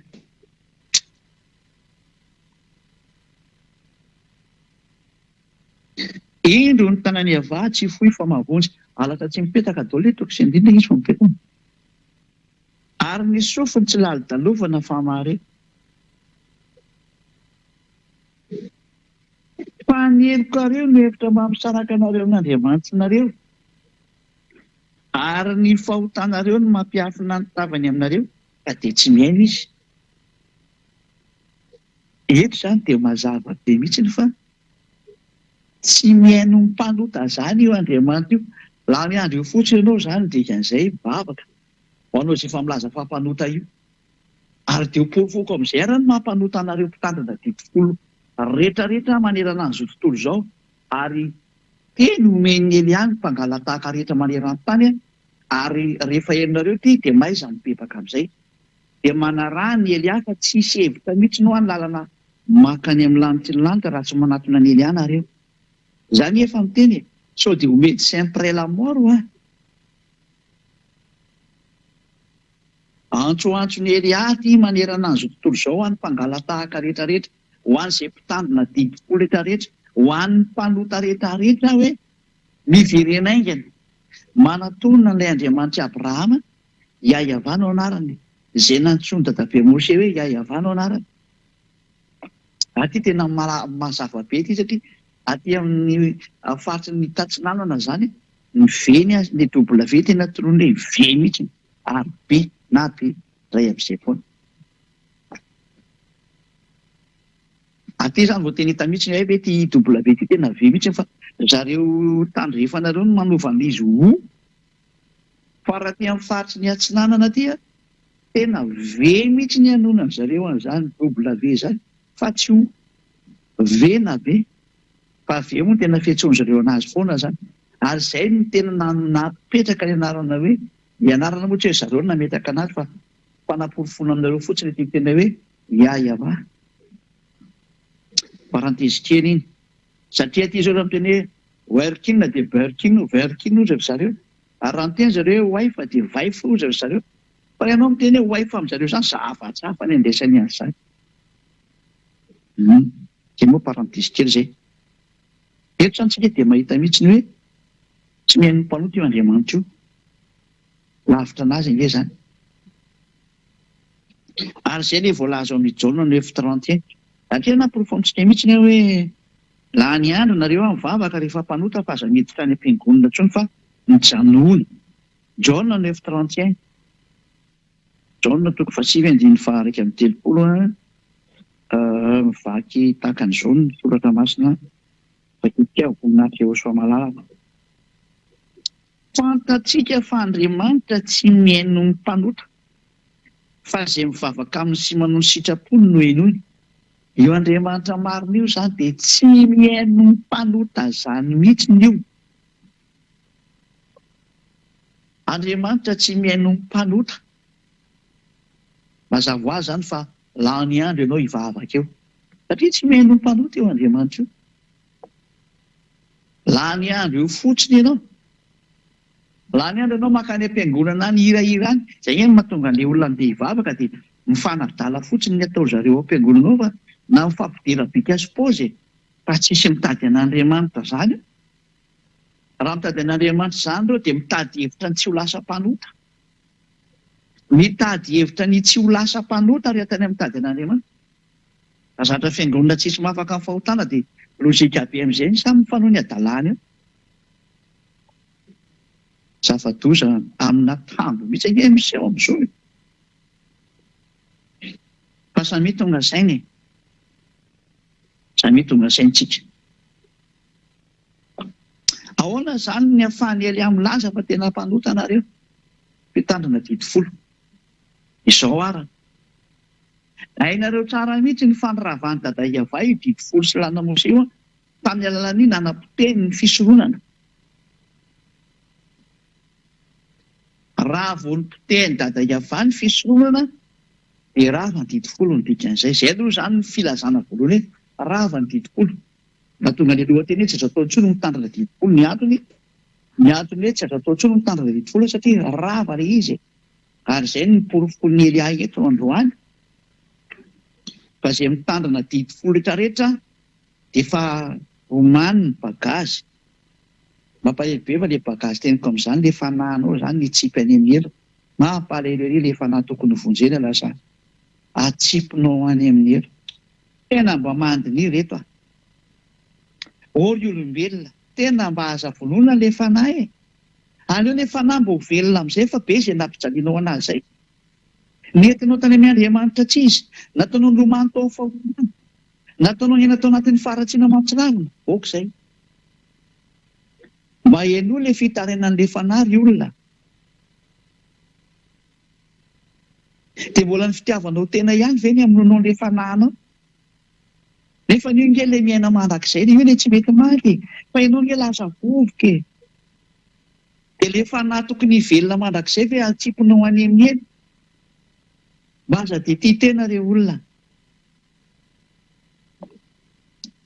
aza dia tia tena ianao komany dia efa namba teo vonjena fa tsy rarahinao mihitsy e. Maninona ianao dia manao anazy ohatran'izao?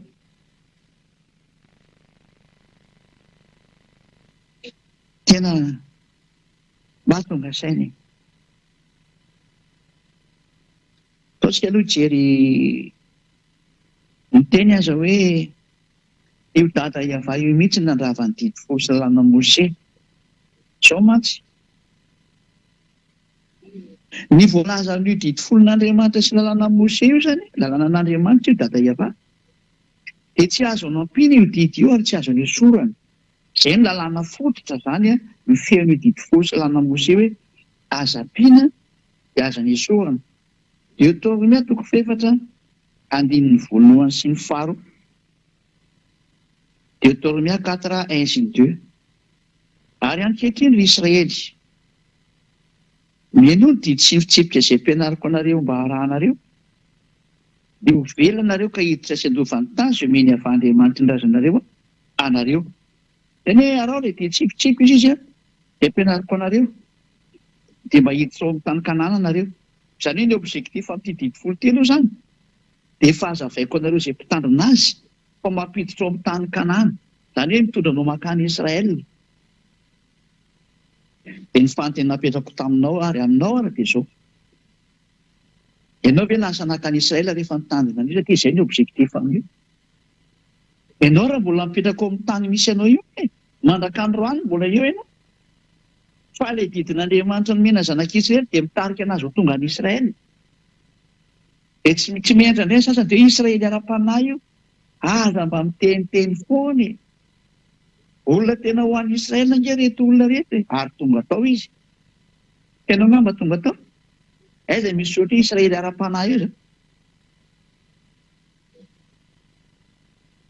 Hitanao amin'izany ny hevitra diavoly avy any amin'ny diavoly ao amin'ny sain'ireo mpitondra fivavahana sy ny mpanodikodina ny tenin'Andriamanitra io, miara-mita izao ny teny hoe hiditra sy andovan'ny tany izay omeny avy Andriamanitra ny razanareo anareo. Natokana ho any zanak'Israely mihitsy izany izy satria ireo no any amin'ny tany Kanana dia any Israel zany. Ireo no makany fa tsy ianao. Efa diso adresaka ianao zany izay hafa firenena izay nitandrina an'ilay didy folo satria maninona? Ilay didy natokana ho an'ny olona ho any Israel, ianao olona tsy ho any. Inona zany nitandremanao an'io? Raha breziliana ianao dia hipetraka ao Brezila, inona zany nitandremanao breziliana an'io? Ho an'ilay mpitondra fivavahana ao Brezila. Raha ho azareo any Togo, ianao raha olona tsy ho any Israel koa na tsy hipetraka any ianao, fa hoe hiverina any Togo foana satria any tany razanao. Inona zany nitandremanao an'ilay didy folo? Ho anareo Togolais, ho anareo Malagasy ohatran'izay koa. Raha Malagasy ianao angano hipetraka any Israel, ianao nga dia ho any Israel tena izy, fa ny olona hipetraka sy honona any Israel nge no mitandrina an'io e. Ianao raha sady tsy mieritreritra no any ary tsy manam-pahefana ho any, ahoana ianao nefa no mitandrina an'io? Eo ange dia efa diso nareo e. Hiditra sy andovan'ny tany izay omeny avy Andriamanitra ny razanareo anareo.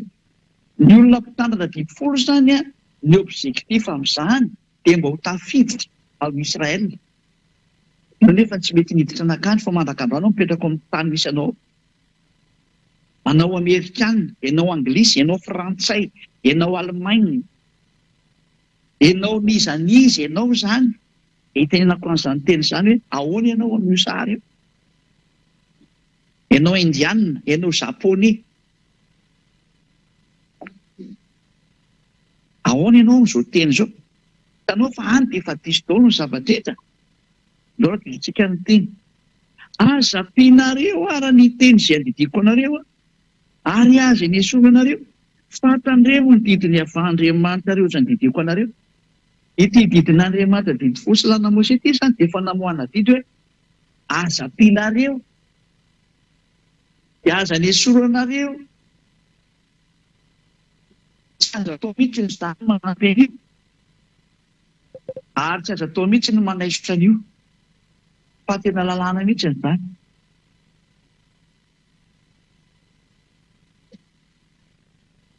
tsy azo atao mihitsy zany miketiketika an'io. Ary namafitsy ilay zanak'Andriamanitra io teny io ao amin'ny Matio 5. Etsika viditra amin'ilay boky Matio indray. Ty le mba ianaran'io le teneny ao na boky Matio 5. Ianao ihany aza mamatotra ny tenanao amin'izany hevitra izany. Matio 5 andin'ny 9:20. Nefa vao maika nitady hamono azy ohatra Jaona indray ty ilovakiko ty re olona averina kely Matio 5 andin'ny 9:20. Matio 5:18. Fa lazaiko aminareo marina tokoa, mandra-pahafoana ny lanitra sy ny tany dia tsisy foana akory ny amin'ny lalàna na dia litera iray azy na tendrotsoatra iray azy mandra-pahatanteraka izy rehetra. Any hoe tsy azo foanana mihitsy io ny teny Joshua ho an'izay mitandrina an'io, dia tsy azonareo foanana io ny teny ao anatin'io na litera iray azy. Satria ny lalàna ao amin'ny Deutéronomie 4:4 dia miteny hoe aza nampiana dia aza niesoana. Dia izay nahatonga an'ilay zanak'Andriamanitra, zanaky ny avo indrindra, ilay maty teo amin'ny hazo fijaliana, Yahosoa no anarana. Ilay niteny hoe tsy azonareo foanana io ho an'izay mipetraka ao anatin'io rafitra io, aza foanana io. Fa le tsy mipetraka ao anatin'io rafitra io moa zany tsy misy idirana izany. Tsy miditra amin'izany, tsy miditra amin'izany satria tsy mipetraka ao. Ho an'ireo olona izay milaza fa mitandrina an'io didy folo sy lanamosy io, dia voadidy ianao amin'ny tenin'ilay zanaky ny avo indrindra hoe tsy azonao foanana na litera tsotra iray na tendrotsotra iray. Litera iray na tendrotsotra iray zany tsy azonao foanana. Ny bokin'ny Deutéronomie 4:4 dia hoe aza nampiana, aza niesorana. Fanontaniana mipetraka amintsika rehetrarehetra ato an-tokantrano na ny ampiasana izay mandray an'i Eliaza ambasadiovan'i Yahosoa. Raha mahenao an'izany teny izany nareo tsy azo nampiana, tsy azo niesorana. Maninona nampidirina tao Jesosy? Natsofoko nareo tao anatin'io didy folo io. Mamaly an'izay pastera, mamaly an'izay mopera, mamaly an'izay ny mpitondra fivavahana rehetra, maninona nampidirinareo ao anatin'io resaka didy folo io lay zanaky ny avo indrindra. Ataontsika hoe izy ny anarana fa ianareo dia efa diso atrany amin'ny anarana hoe Jesosy, Jesoa, Jésus, Jesus, efa tsy izy mihitsy ny Andriamanitra nampanotra sy nampanonao foana anareo, io no nampitandrina didy folo anareo mba hitetehanareo any amin'ny elo. Izay teletika ho any amin'ny elo rehetra dia mitandrema didy folo ary manarahany Jesosy, na Jesoa, na Jésus, na Jesus, dia ho any amin'ny elo nareo. Indrisy vononareo ny fanahinareo. Mahaino any elo ihany efa n'izao ilay fanahy dia mibitabitaka ery tena teo vonjena, fa vonony amin'ny avonavonanao. Vononao no ny amin'ny avonavonanao. Vononao no ny amin'ny fatikam-bozanao. No ny amin'ny fireherehanao diso toerana. No ny amin'ny fanambonianao tena amin'ny tsy amin'antony. Dia vononao ny fanahinao. Mba mieritrerety e. Apetraka aminao ny teny hoe ahoana moa nareo nampiditra an'ilay zanak'Andriamanitra, ilay niantona teo amin'ny hazo fijaliana ao anatin'ny didy folo, satria eo indrindra mantsy no resantsika indray. Novonoany dada Iava mantsy io resaka fisoloana io, tena ny fahafahany mihitsy ary tsy navelona nataon'ny zanak'Israely. Nefa ny fisoloana io dia ao anatin'ny bokin'ny Levitikos 5:20. Ao raha vakitsika izay teny bokin'ny Levitikos 5:20 izay hoe ao anatin'ny lalàna Mose ilay izy. Rehefa hitanareo raha ty Levitikos 5:20 ty fa ny fahafahany dada Iava tsy naseny natao tsony, dia tsy menatra mihitsy ny olona niantso Jesosy, Jesoa, Jésus, Jesus mba hatainy amin'izay ilay Jesosy. No batainy Jesoa, no batainy Jésus, no batainy Jesus, dia natsofony eo amin'ny plasin'ny fisoloana io. Izany nateo tena devoly velona mihitsy ny nanao an'izany sary izany. Devoly sary izay mbola manaraka an'izany sary zany zany hevitra zany dia devoly daholo izay manao an'izany. Ary io nefa mahatonga an'zareo mitandrina didifolo rehetrarehetra io. Hoe natsofiny eo Jesosy io dia mitandrina didifolo izy. Natsofiny eo Jesosy io dia mitandrina didifolo izy. Natsofiny eo Jesasy io dia mitandrina didifolo izy. Dia natsofiny eo Jesosy io dia mitandrina didifolo izy. Dia tangosany amin'izay ny ampafolo-karenany io la rehefa avy eo. Satria izay monko tena bio amin'io resaka didifolo io, hitango ampafolo-karena. Zay, ohatra rehefa tsika arany sary. Levitra toko fahaenina ambin'ny folo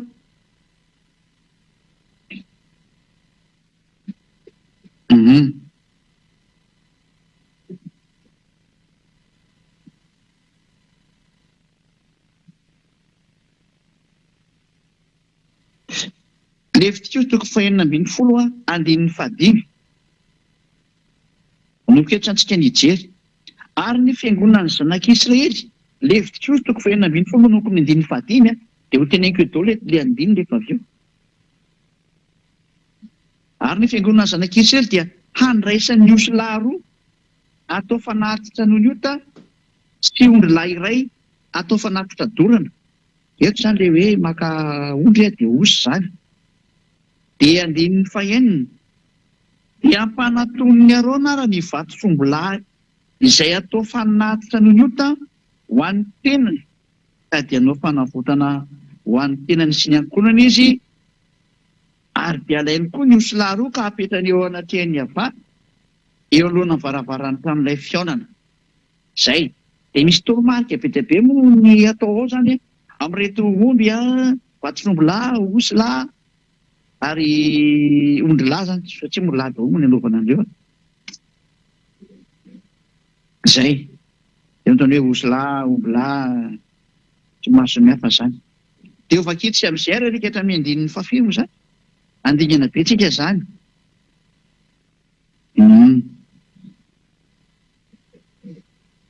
Amin'ny andin'ny fahasy amby roapolo amin'izay ka hatrany amin'ny farany amin'izay vakitsika zany. Dia amby roapolo ka hatrany amin'ny farany. Ary izao no lalàna mandrakizay ho anareo amin'ny andro fahafolo amin'ny volana fahafito dia aoka hampahorin'ny tenanareo nareo ka tsy ianao raharaha akory nareo na ny tompon-tany na ny vahiny eo aminareo amin'ity andro fahafolo amin'ny volana fahafito ity zany. Zany hoe le 10e jour du 7e mois. Zay ny zany. Fa amin'izany andro zany andiny fahatelopolo no anaovana fanavotana ho anareo fanadiovana anareo ka adio afaka amin'ny fahotanareo rehetra eo anatrehany ava ianareo. Zay. Ity andro fahafolo amin'ny volana fahafito ity zany dia fanadiovana ny zanak'Israely mba hoe mba tsy manota intsony izany izy efa amin'ny vaninandro ihany. Mba fanafahana amin'ny fahotana hoy io. Zay le sary zay. Dia meny dada iavana izay ny teny ao amin'ny andiny fefatra amin'ny telopolo. Levitra 16:34. Ho lalàna mandrakizay ho anareo ary zany. Hanaovana fanavotana ho an'ny zanak'Israely indray mandeha isa-taona hahafahany amin'ny fahotany rehetra. Indray mandeha isa-taona zany ny anaovana an'io. Fanafahana amin'ny fahotana. Io le hoe fisoronana io le fanalana amin'ny fahotana. Io Levitra toko fahaenina ambin'ny folo iray manontolo io. Ary mambony an'io toko sy andininy io. Io fisoronana io satria io no manala amin'ny fahotana. Ka raha ianao hiaraka amin'izany Andriamanitra marina zany ianao tsy misy fahotana ny mety aminy. Ka ny mahambony an'ity Levitra toko fahaenina ambin'ny folo ity le fanesorana ny fahotana indray mandeha isa-taona dia satria io ny lalàna mampadio ny olona tamin'ny Israelianina zany. Mahatonga ny Israelianina afaka hiaraka amin'io Andriamanitra io indray mandeha isa-taona. Zany no mahambony indrindra ny fisoronana raha tsy hainareo rehetrarehetra. Tsy ambony zany sabata zany fa ngany sabata mahatonga anao hiavana amin'Andriamanitra. raha dikainao raha sabata dia eo anao sy ny tranonao rehefa tsisy fisorohana eo.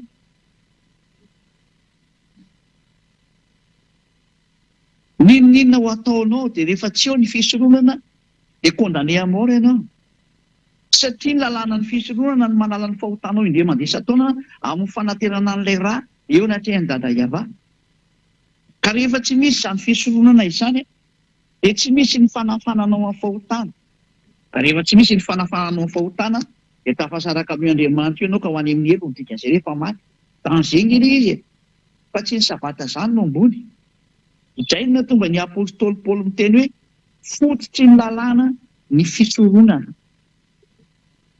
Hébreu toko 7 avakitsika amin'ny teny frantsay.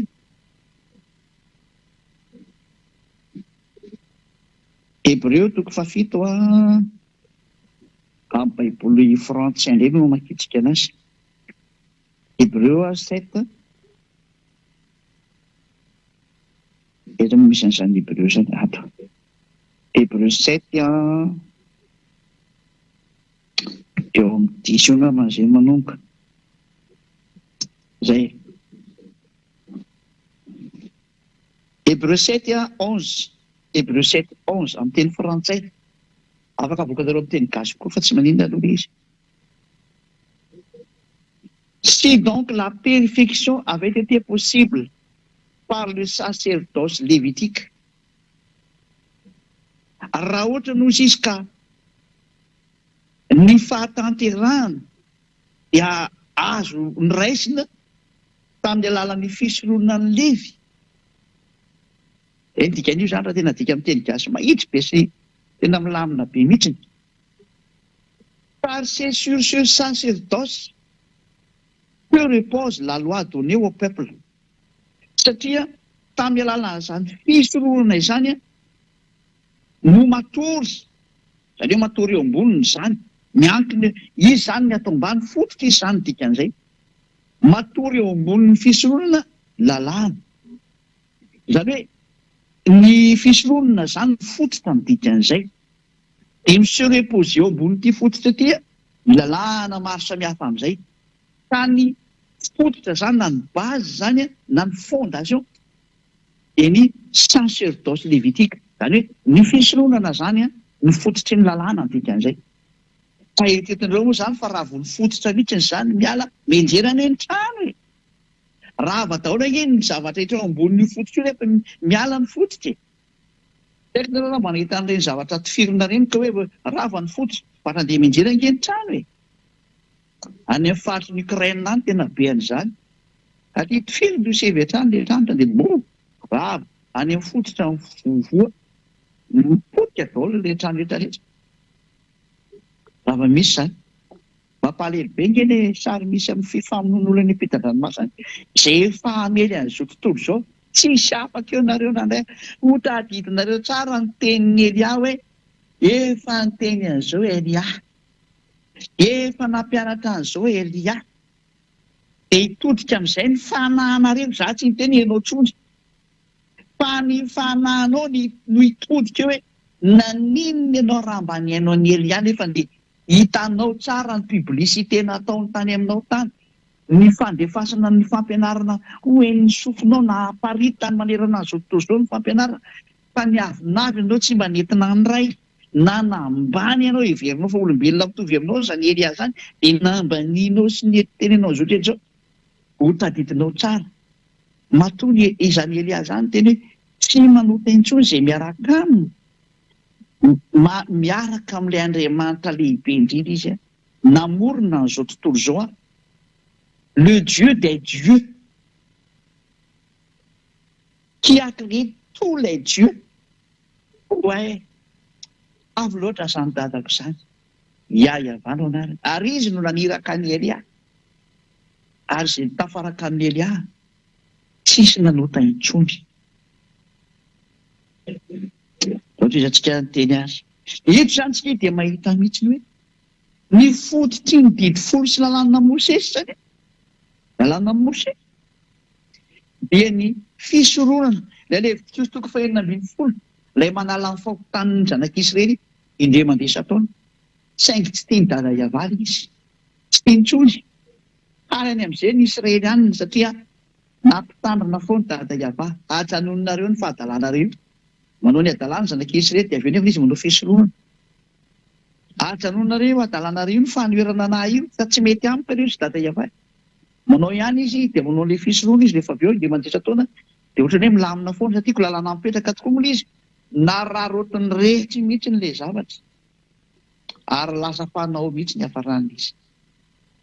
Tsy zaka ny dadaiava intsony nahita an'le sary fa tezitra amin'izay satria lasa fakasiana anazy mihitsy izy nandraisany fanapa-kevitra amin'izay no ravany ny fisoroanany eo. Izy amin'ny persona no nanravany voalohany indrindra. Ka raha voarava ny fisoroana nataony dadaiava rava, izy tena no nanravana azy dia rava ny didy folo sy lalàna Mosy iray manontolo. Izy nandrava azy. Valy teny rehetrarehetra mihitsy hoe ny dadany ve no nametaka anazy dia ny zanany ve no nanravana azy. Dia didy folo zany iresantsika io. Dia manome valy teny mihitsy anao mihitsy ny androany ny dadany mihitsy no nanravana azy dia namafisiny zanany teo amin'ny azy fijaliana. Dia ny marina. Confirmation ny azy fijaliana io. Daholo avakitsika ny tenin'Andriamanitra mikasika any amin'izay. Ao amin'ny bokin'ny Isaia, toko 5:3. Isaia 66:3.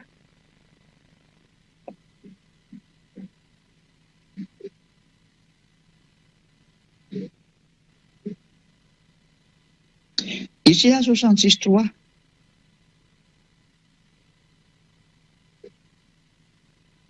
Izay mamono omby dia ohatra ny mamono olona. Zay aloha zay anankiray zay. Ozany hoe resaka mamono omby nge zany e. Dao ary, toetratsika ary. Izay mamono ondry atao fanatitra dia ohatra mamolaka vozona alika. Olona indray ny teninao amin'io ary. Resaka mamono omby fotsiny ve mamono omby fotsiny ve resaka sisa tena tonga tsy ny fanatitra amin'izay le izy. Fanatitra ny resahany eto. Mitovy amin'ny mamolaka vozona alika io ianao rehefa mitondra fanatitra ondry. Ka dia miteny an'reto mpanatitra ondry rehetrarehetra manao fanatitra toy hoe mitovy amin'ny mamolaka vozona alika ianareo. Dikan'izany tena fanompo-tsampy mahatsiravina ataon'reto olona mpitondra fanatitra ondry lava isaka manao zavatra toy. Inona ny mpanao ody ratsy rehetrarehetra mandefa nytony ondry tony eny amin'ny toerana misy izay andehanany any reto. Mba mieritrerety fa mitovy amin'ny mamolaka vozona alika nareo izay soratra masina. Ozy ny tenin'ny Andriamanitra lehibe, miavo indrindra, le trop puissant, l'éternel, Yahweh.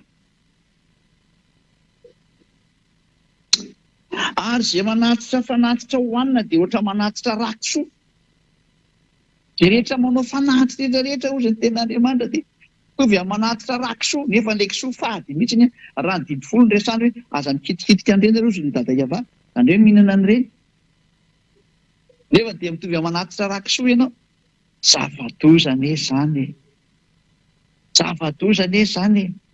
Tsy mety tsy nengeny fanatitra. Ary izay mandoro didika azo manontofo no fanatrim-pahatsiarovana dia ohatra misaotra ny sampy. Izay rehetra mombany amin'ity fanatitra ity izany inona ho ataonao dia lazainy dadaiava mihitsy hoe mitovy amin'ny manompo sampy, mitovy amin'ny mamolaka vozona alika, mitovy amin'ny mamono olona, mitovy amin'ny manatitra rakisoa. Eo dadaiava no nilaza mazava tamin'ny alalany mpaminany Isaia fa tsy mety amiko intsony ny fitandremana ny didy folo sy lalàna Mosè satria niravako mihitsy ny fisoroana izay fotsitry ny lalàna. Ka raha rava ny didy folo mopera sy pastera, ino ny tiana ataonareo? Inona indray no valinareo an'ity? Inona indray no mety zavatra hoetriretin'ny sainareo? Fa mazava be ity sady mbola ho tenenareo indray ilay vahoaka ao aminareo hoe tsy raisina ohatran'izany ny tenin'Andriamanitra. Dia ory vahoaka izay mivavaka any amin'izany toerana izany mametraka anareo vendrana mihitsy io mpitondra fivavahana io. Sahala hoe olona tsy mba mahay mikomprendre, tsy mamaky teninareo fa jamba ny tena marina. Klasy an'ireo mpitondra fivavahana ireo fa jamba mihitsy nareo ary tsy saina intsony. Fa mameritreretra daholo izay mamandray ahy. Zara moa ianao mpitondra fivavahana io nge mbola vonjeny eny ahy. Zany mbola tsy nanakatona varavarana taminao e. Mbola miteny anao asafonjeo ny fananao rehefa mbola te-hamonjy ianao.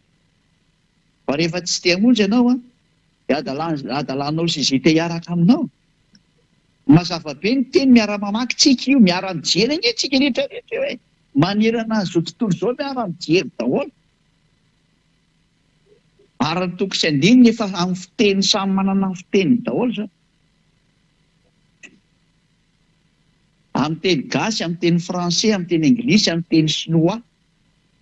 Ary mbola ho avy indray ny teny hafa rehefa tsy kelikely aloha. Zavatra maro zany.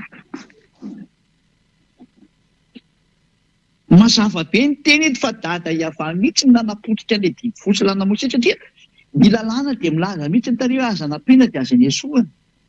Nefa izy mihitsy eto nandrava azy. Ka iza zany nandravan'izy voalohany? Dia dada iavany nandrava azy voalohany. Ary rehefa nyravany dia tsy azo dokotena intsony. Ka hoe ianao indray nitolotolona andeha hampiditra zavatra hafa, iza nampanaonao an'izany? Fa tsy tavoamasonao ilay hoe aza nampiana dia aza niesoana. Nangefa kitsika andeha mandeha averina iny toko sy andininy rakizy. Dia rikatra amin'ilay Deutéronomie toko 4 dia andeha ny faharoa. Hoe fetsika vakiana kely. Deutéronomie 4:2. Aza ampianareo ny teny izay andidiko anareo, ary aza niesoana anareo, fantandremo ny didiny avy Andriamanitra ireo izay andidiko anareo. Tena io ilay teny io. Ay, dia mbola tsy tonga saina ihany be nareo. Hoe tsy azo ampiana nge io didy folo sy lalàna Mose io e. Tsy azo anatsofoana an'izany zanak'Andriamanitra zany mihitsy io. Ary nandika lalàna ary namafisy ilay zanak'Andriamanitra indray hoe Matthieu toko 5. Averina ilay Matthieu toko 5 hoe io teny io ilay namafisy natao Matthieu toko 5 hoe aza ampianareo teny eo soa. Ny teny io fa tsisy foana koa ny amin'ny lalàna litera ho an'izay mitandrina azy. Ho an'izay mitandrina azy. Sonareo miteny hoe ary ianao nefa ny ahoana ianao? Izay anga mitandrina anio. Tsy mitandrina anio. Zatra fantatra nefa fa zatra fa nyravany dadanay dia isany andeha tsofoka. Raha tsy olona tsy misaina, ny tsy misaina no mbola mitsofoka ihany. Zay tonga namiteny izay mandrea hoe mba misaina amin'izay e. Meko aloha nge ilay fampianarana io e. Jereo nge ilay teny e. Fitiavana anao zao. Jereo ny famonoana natao mpitondra fivavahana anao. Fitoana anao izay ny vonoana. Soran'Andriamanitra mbola tsy maty fa mbola naheno any Elia anao zao. Miverena amin'izay miverena amin'izay mihaino jereo ty adalàna nanjoanareo ty nataonao. Nuk efa kitsika ilay teny Josoa. Fa lazaiko aminareo marina dia marina tokoa. Mandra-pahafoana ny lanitra sy ny tany dia tsisy ho foana akory ny amin'ny lalàna. Na dia litera na tendrotsoatra iray aza mandra-patateraka izy rehetra. Dia mandra-patateraka izy rehetra mbola mafisika tsara rehefa kelikely eo satria hiditra amin'izay hoe niravan'ilay zanany eny didy folo io e. Niravany tsaratsara mihitsy. Ko ny dadany nandrava azy voalohany ko namontsy fa mafisy eo miazy fijaliana. Zay ilay hoe tsy mety mipetraka mihitsy ny lalàna ny Josoa raha tsy ravy didy folo io. Fa manjary misy double constitution. Ilay constitution didy folo dia ilay constitution Josoa, lalàna ny Josoa dia tsy mety io. Fa tsy maintsy iray ihany lalàna rahana. Dia izay no mahatonga hoe tsy maintsy ny ravana ny didy folo dia mipetraka ny Josoa. Ary nandrava ny voalohany nefa ny dada malala ia. Zay. Zay ny zava-marina, zay ny zava-misy. Izy nandrava ny voalohany indrindra. Antsika amin'izay ilay teny teo. Araka ny bokin'ny Isaia. Averina amin'izay ilay sary rakizy. Isaia 66:3. Vetsika amin'izay ilay teny ilay hoe izay mamono omby dia ohatra ny mamono olona. Izay mamono ondry atao fanatitra dia ohatra mamolaka vozona alika. Izay manatitra fanatitra hoana dia ohatra manatitra rakisoa. Izay mandolo ditika azo manimpofony fanatitra-patsiarova dia ohatra misaotra ny sampy. Eny tahaka ny fidianany reniny aleny sy ny fahalian'ny fanahy tany fahavetavetany. Io zany atezerany dada Eva ty miteny ty. Dia tahaka izany kosa no hifidianako ny fampahoriana azy sy andatsahako ny fahatahorany ho aminy.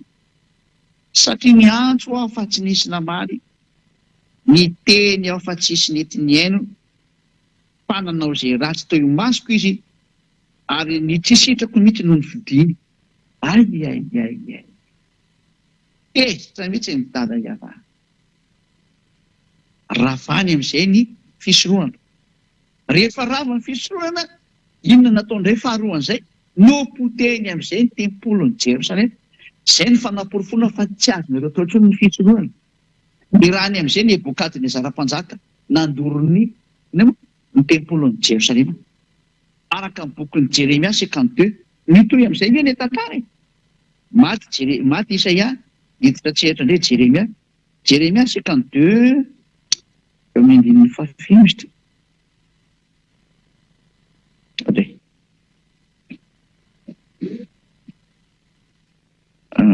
Isaia 52. Isaia 52, 12 dia 13. Isaia, Jeremia azafady. Jeremia 52 variana be mitady le teny dia lasa Isaia indray vao teny fa Jeremia ilay izy. Jeremia 52, 12 ka hatramin'ny 13. Zay. Ka hatramin'ny 14 mihitsy izany. Zay mihitsy ny vakitsika zany. Hoe ty ary nataony dada Iavana, teny amin'izay ny tanàna ny Jerosalema, dorina hatrany amin'ny tempoly rava, tsisy mipetraka intsony zany rehetra zany. Ary tamin'ny andro fahafolo tamin'ny volana fahadimy, tamin'ny taona fahasivy ambin'ny folo nanjakan'ny Nebokadnezara, mpanjakan'ny Babilôna. Eto mba tany Jerosalema Nebozaradana, lehibe ny mpiambina mpanompo ny mpanjakan'ny Babilôna. Ka nandoro ny tranony Ava sy ny tranony mpanjaka mba amin'ny trano rehetra tany Jerosalema, ny trano lehibe rehetra dia nidorona tamin'ny hafa avokoa. Ary ny manda rehetra manodidina ny Jerosalema dia noravany miaramila ny kaldiana rehetra izay nanaraka ny lehibe ny mpiambina. Rava tanteraka mihitsy ny tempoly, rava ny tanàna. Rehefa tezy dada Iava, tsy mety mihaino ny teniny. Teny amin'izay. Ianao koa izay tsy mety mihaino izao teny izao. Ianareo rehetrarehetra hafa firenena. Eny fa hatrany amin'ny Israeliana rehefa tratran'izao teniko izao. Izay tsy mety mihaino ny teniny iry a. Miomana koa ny fandravana anareo. Fa tena miala nenina faraparany ery fa tena loza mahatsiravina ny enjoan'ny taninareo. Mbola tazomina fotsiny ny loza tsy hikapoka aminareo amin'izao ritenenako izao fa tena niaja mba miteny angely aho hafanenina foaka izay. Fa dia tsy zakanareo intsony ny andeha amin'ity taninareo ity. Tsy zaka ny lohanareo fa tena ho avy amin'izay ilay teny hoe hiazakazaka anareo ka hivembena hitady ny tenin'Andriamanitra. Zay. Tsy fanirikanina fa ny etaeta hitady hanina ary etaeta hisotro rano fa faniriana hitady ny teny Iava tsy ahitanareo. Ho tonga aminareo daholo izany teny rehetrarehetra izany. Indrisy ry olombelona raha mba nainihaino an'izao teny izao ianareo. Saingy tsy rarahinareo mihitsy ilay teny ary ambanianareo izany Eliaza. Tsy vakianareo aloha mihitsy izany ambasadavanio samy nitondra nareo any amin'ny marina zany.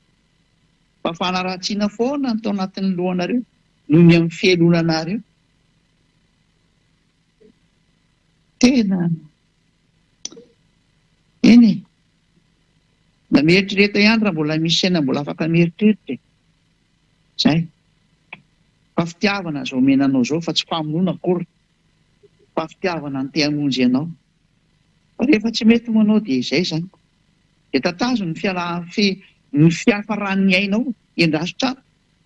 Eo tadidinao daholo izao sary rehetra natenena izao. Ho averina aminao daholo ny sary rehetra mialohan'ny ialanao aina. Dia atao miverina aminao daholo ny teny rehetrarehetra henonao. Dia tapitra izay, tapitra ny ainao dia miditra fitsarana ianao. Dia izay ihany no averina tao sary aminao izay. Zany efa mandoranao zavatra menanao ny fitsarana e.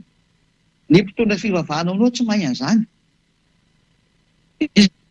Izy amin'ity tany ity tsy mahay an'izany fa Elia mahalala an'izany satria lehibe ny mpitsarana eo Elia e. Lehibe ny mpitsara ny fanahinao.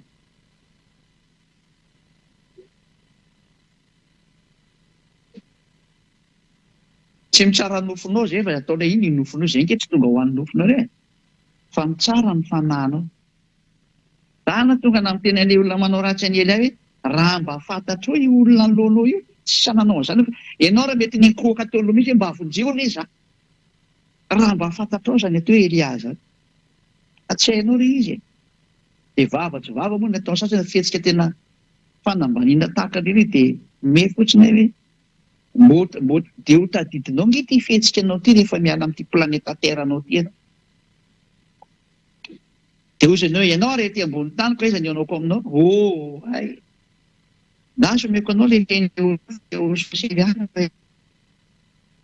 ny asa ataoko ty ary matoa Eliana afaka olona tsy nanao teny intsony de tsy olombelona tahaka anareo izy hoa avy any amin'ny lanitsy ny lanitra avy any misy any Ahosoa nao ke efa kitsika teny parenthèse kelinay anao e ao amin'ny Jaona toko 7 Jaona toko 7 esa misy any teny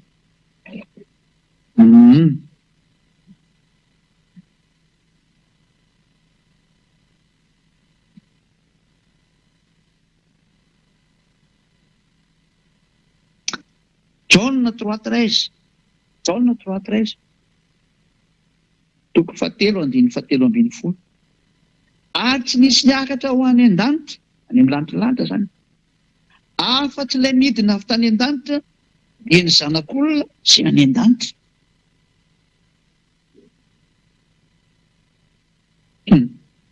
fanina mihitsy anao nianao zany teny zany inona ty teny ty eto ary vama tena inona izay izy aveko tsara le ty tsy nisy niakatra ho any an-danitra ary amin'ny lanitra zany afa-tsy ilay nidina avy tany amin'ny lanitra ny lanitra dia ny zanak'olona sy any an-danitra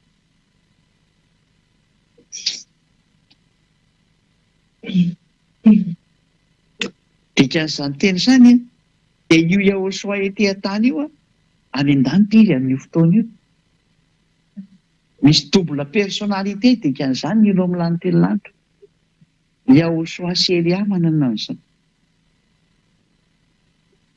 dia dada iavako dia tena tompolo zany mihitsy izy ny azy moa ny voninany mihitsy ny ataony mandehandeha dia afaka miteny sy miresaka amin'izay tiany ifampiresahana fa izy indray rehefa tena any amin'ny lanitra fa izy tsy miala an'izany zay dada iava azy dada iava ray tsy mety eny misy anazy fa ny azy niraka ny fotsiny alefany nanay izy iny enjely nanay izy iny ny voninany mihitsy fa miteny zay na hoe double personnalité dia Ahosoa ko ohatran'izay Ahosoa indray ny vatany mihitsy nety fa ny momba azy koa mbola any eny hoe mijanona ny foana ny anankiray zany misy anakaiky mijanona momba anazy any aza aveko anareo aleo matrandeza aveko anareo mihitsy le izy dia azonareo tsara amin'izay misy ny anankiray amin'ny Ahosoa tsy azo entina makety aminareo ety dia azonareo izy fa raha tena momba zany Ahosoa zany ny tena midina makety dia mikarapoka ty taninareo ty tsandezay ny lazeko anareo tany dia midofotra ty taninareo tozy ny fitenenana zany natonga hoe i Paoly apôstôly iny efa namboarina be mihitsy ny fifandraisan'ny Ahosoa amin'iny fa afaka mifandray amin'iny ohatran'iny nataon'iny Ahosoa nefa ny nahaizana tsatra nikarapoka daholo izay olona teo ary jamba mihitsy ary moa ny amparan'ny Paoly dia tena nisaka tamin'ny vantana fa mafy be ny force de présence ny Ahosoa iny tsy misy Ahosoa avy any amin'ny lanitra zany ka iresaka amin'ny olona ety an-tany ko velona iny olona fa protection be teny fa goavana be nomena ary be dia be ny zany efa esorona any amin'ny vatany Ahosoa ho afaka mifandray ohatran'ireny izy satria zany Ahosoa zany Ahosoa égale force destructrice lumière destructrice feu destructeur afo mandrava sy mandoro fahazavana manapotika sy mandrava ny zavatra rehetra izay akaiky iny dia izay sary zay raha hoentina zay tena ray manontolo amin'ny Ahosoa zay hoentina midina ety an-tanareo ty tany dia mirefitra ny taninareo raha mizovo zavatra efa misy sao zany zay tany rehetrarehetra raiza moa zany mandrava tsy nandeha rava fa na tsy andravana izy fa zay misy anazy etretra mirefitra daholo zay misy anazy eto zay lalova zany dia mirefitra daholo iny dia izay no mahatonga ny hoe voaterina jana iny zavatra iny any amin'ny lanitra any ambony any fa ny tena ny heriny midina makety. Izany hoe ny heriny sy ny fahefany sy ny momba azy anankiray dia mijanona any aminazy any ambony any foana fa ny vatany ihany no mandeha ty dia izay ilaina ihany. Ny force ilaina mandeha amin'ity tany ity ihany no entina mandeha amin'ity tany ity. Izay ny dikan'io teny io raha tsy hainareo. Efa nazava izay. Fa raha hoe niara-midina tamin'ny Jehosafat daholo no tena momba azy rehetrarehetra. Haiko misy olona hiara-monina aminazy. Tsy possible. Zany natao hoe zatra tsy possible. Izy ny olona hitan'Andriamanitra ko velona. Tsy m'existe zany.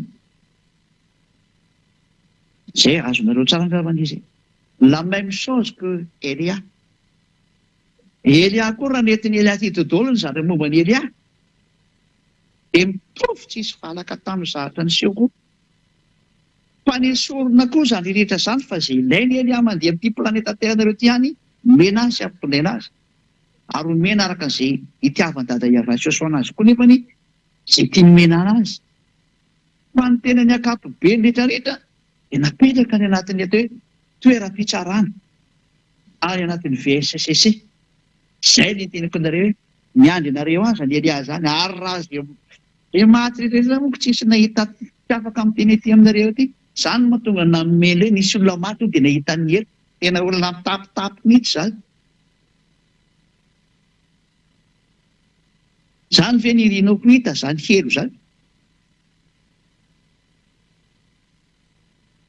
Zavatozany izy zany. Ary ianao raha lasa ny anelo zany tsy mivoaka velona intsony ianao tena marina fa sarotra ny zany toerana zany.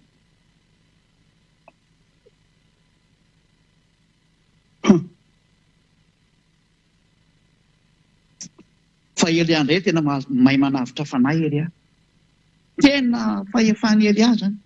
Mahay manavitra fanahy Elia. Ary tena mahay mamonjy fanahy Elia. Ary afaka mampiditra olany amin'ny lantilanty Elia. Arak'izay tiany Jehosafat anaovana anazy. Fa Jehosafat manao an'iny araka mibaiko ny Jehosafat dia mandeha ho azy amin'ny Elia izy. Ary raha misy tena zavatra mba iren'ny Elia koa, ekeny Jehosafat zany. Ny apôstôly moa manana fahefany hoe izay ampidirina aty dia tafiditra, fa izay tsy ampidirina aty dia tsy tafiditra. Maika ve fa zany Elia zany. Zany natao hoe fitiavany Jehosafat daholo zany. Fa zany Elia zany dia mitovy amin'io Jehosafat io. Izay nahatonga anazy hoe zandriny Jehosafat, tena zandriny mihitsy, namany.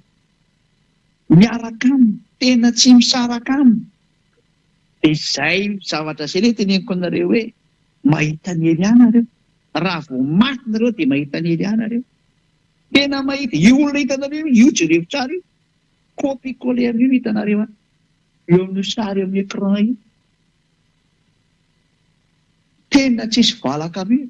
Esorokotra ny solomaso dia io hitanareo. Fa tsy misolomaso aloha ny ihany. Fa ihany misolomaso ety fa ny ihany tsy misolomaso. Fa na mijerena izany raha tsy zakanao. Fa rapirapiko nao any raha vao izany mijerena. Any anaty VSCC teneniko anao. Reny amiredirety rangaty dia ho hitantsika hoa. Raha reny maty reny hoa na indresaka taminareo dia mitantara io tena maro io teny olona io. Fa tena misy fitsarana any. Ahoana ho any hidirana any amin'ny lantilanitra raha tsy mandalo fitsarana nareo e. Masina be io lantilanitra io, ny tompony izy io nge dada Iava. Tsy mahazo miditra mihitsy izay tsy masina. Matoanao zany ampidirina any vita triage ianao ny dikan'izany. Tsy maintsy mandalo fitsarana no dikan'izany. Nga tsy nivakinareo ilay bokin'ny Apokalipsy 21-27. Ange vaketsika izy. Apokalipsy 21-27. Ary tsy mba hiditra mihitsy izay tsy masina. Na izay manao vetaveta na izay mandainga. Fa izay voasoratra anatin'ny bokin'ny fiainana zanak'ondry ihany. Misy zany izay voasoratra anatin'ny bokin'ny fiainana zanak'ondry. Mazava azy fa tsy mety mitriena anao zany dia izay voasoratra ao mahazo makany. Ary ny fanoratana anazy arika hatramin'ny fitsarana. Any no mamoaka dite mahazo miditra ty. Prezantena any amin'ny Jehosafat amin'izay dia miditra ianao. Any zanak'ondry ny fampidirana io fa tsy aniza mihitsy io. Tsy mba miditra mihitsy izay tsy masina.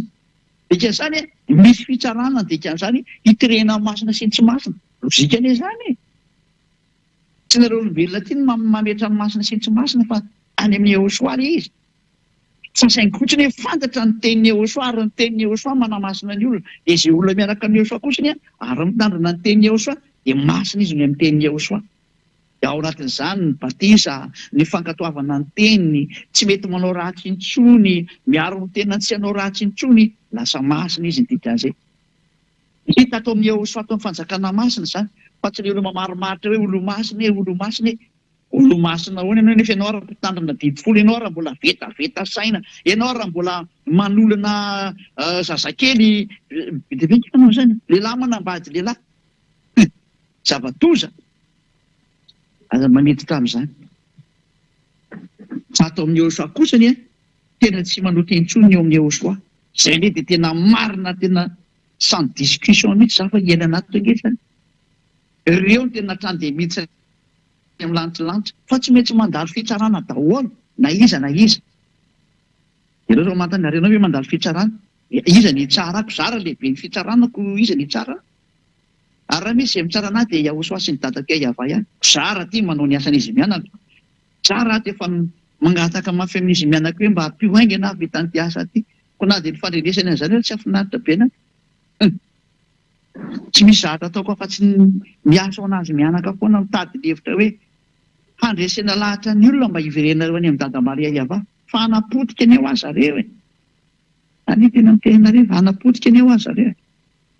Izay nge nandehananay ety, izay nefa mitsotra ny mariny.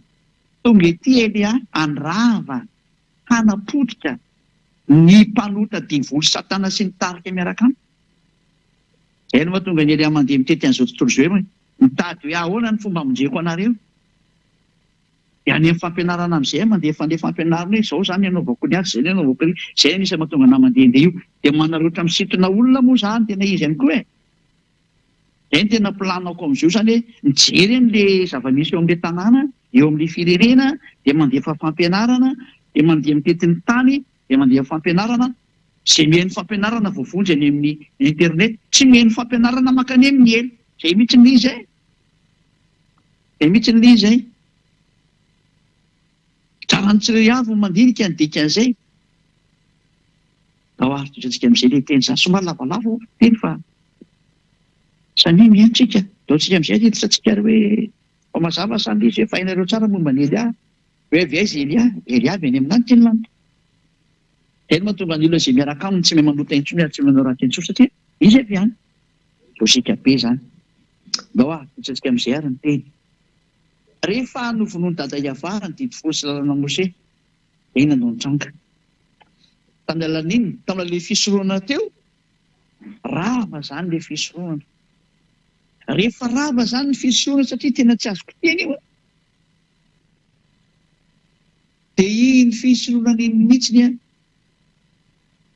no fanaporofona fa ny elan'ny dada Iava ny didifolo sy lalana Mose. Satria izy mihitsy namoaka teny fa tsy azo mampiny eo, tsy azo nesoana. Matoa ny ravany ilay fototra. Ilay fisorohana mihitsy ny fototra ny vakitsika teo. Ravoarava ny fototra dia tahaka ny trano rava io. Rehefa rava ny trano, ny fototra ny trano, rava ho azy ny trano. Fa tsy hoe mbola miankina ihany ny tafi-trano. Ny fototra azy efa mipotika ko inatsoa ny petrahan'ny tranonao ihany. Fa ny tsy mandinika rehetra no mbola miteny mbola mipetraka ihany ny tranonay. Mbola tsy mandinika izany. Raha vao avy ny olona tany na avy ny olona dia efa mimotsaka ho azy olo. Tsisy fototra tsonika. Dia ohatr'izany io, rehefa rava ny fototra, rava daholo ny zavatra eo amboniny.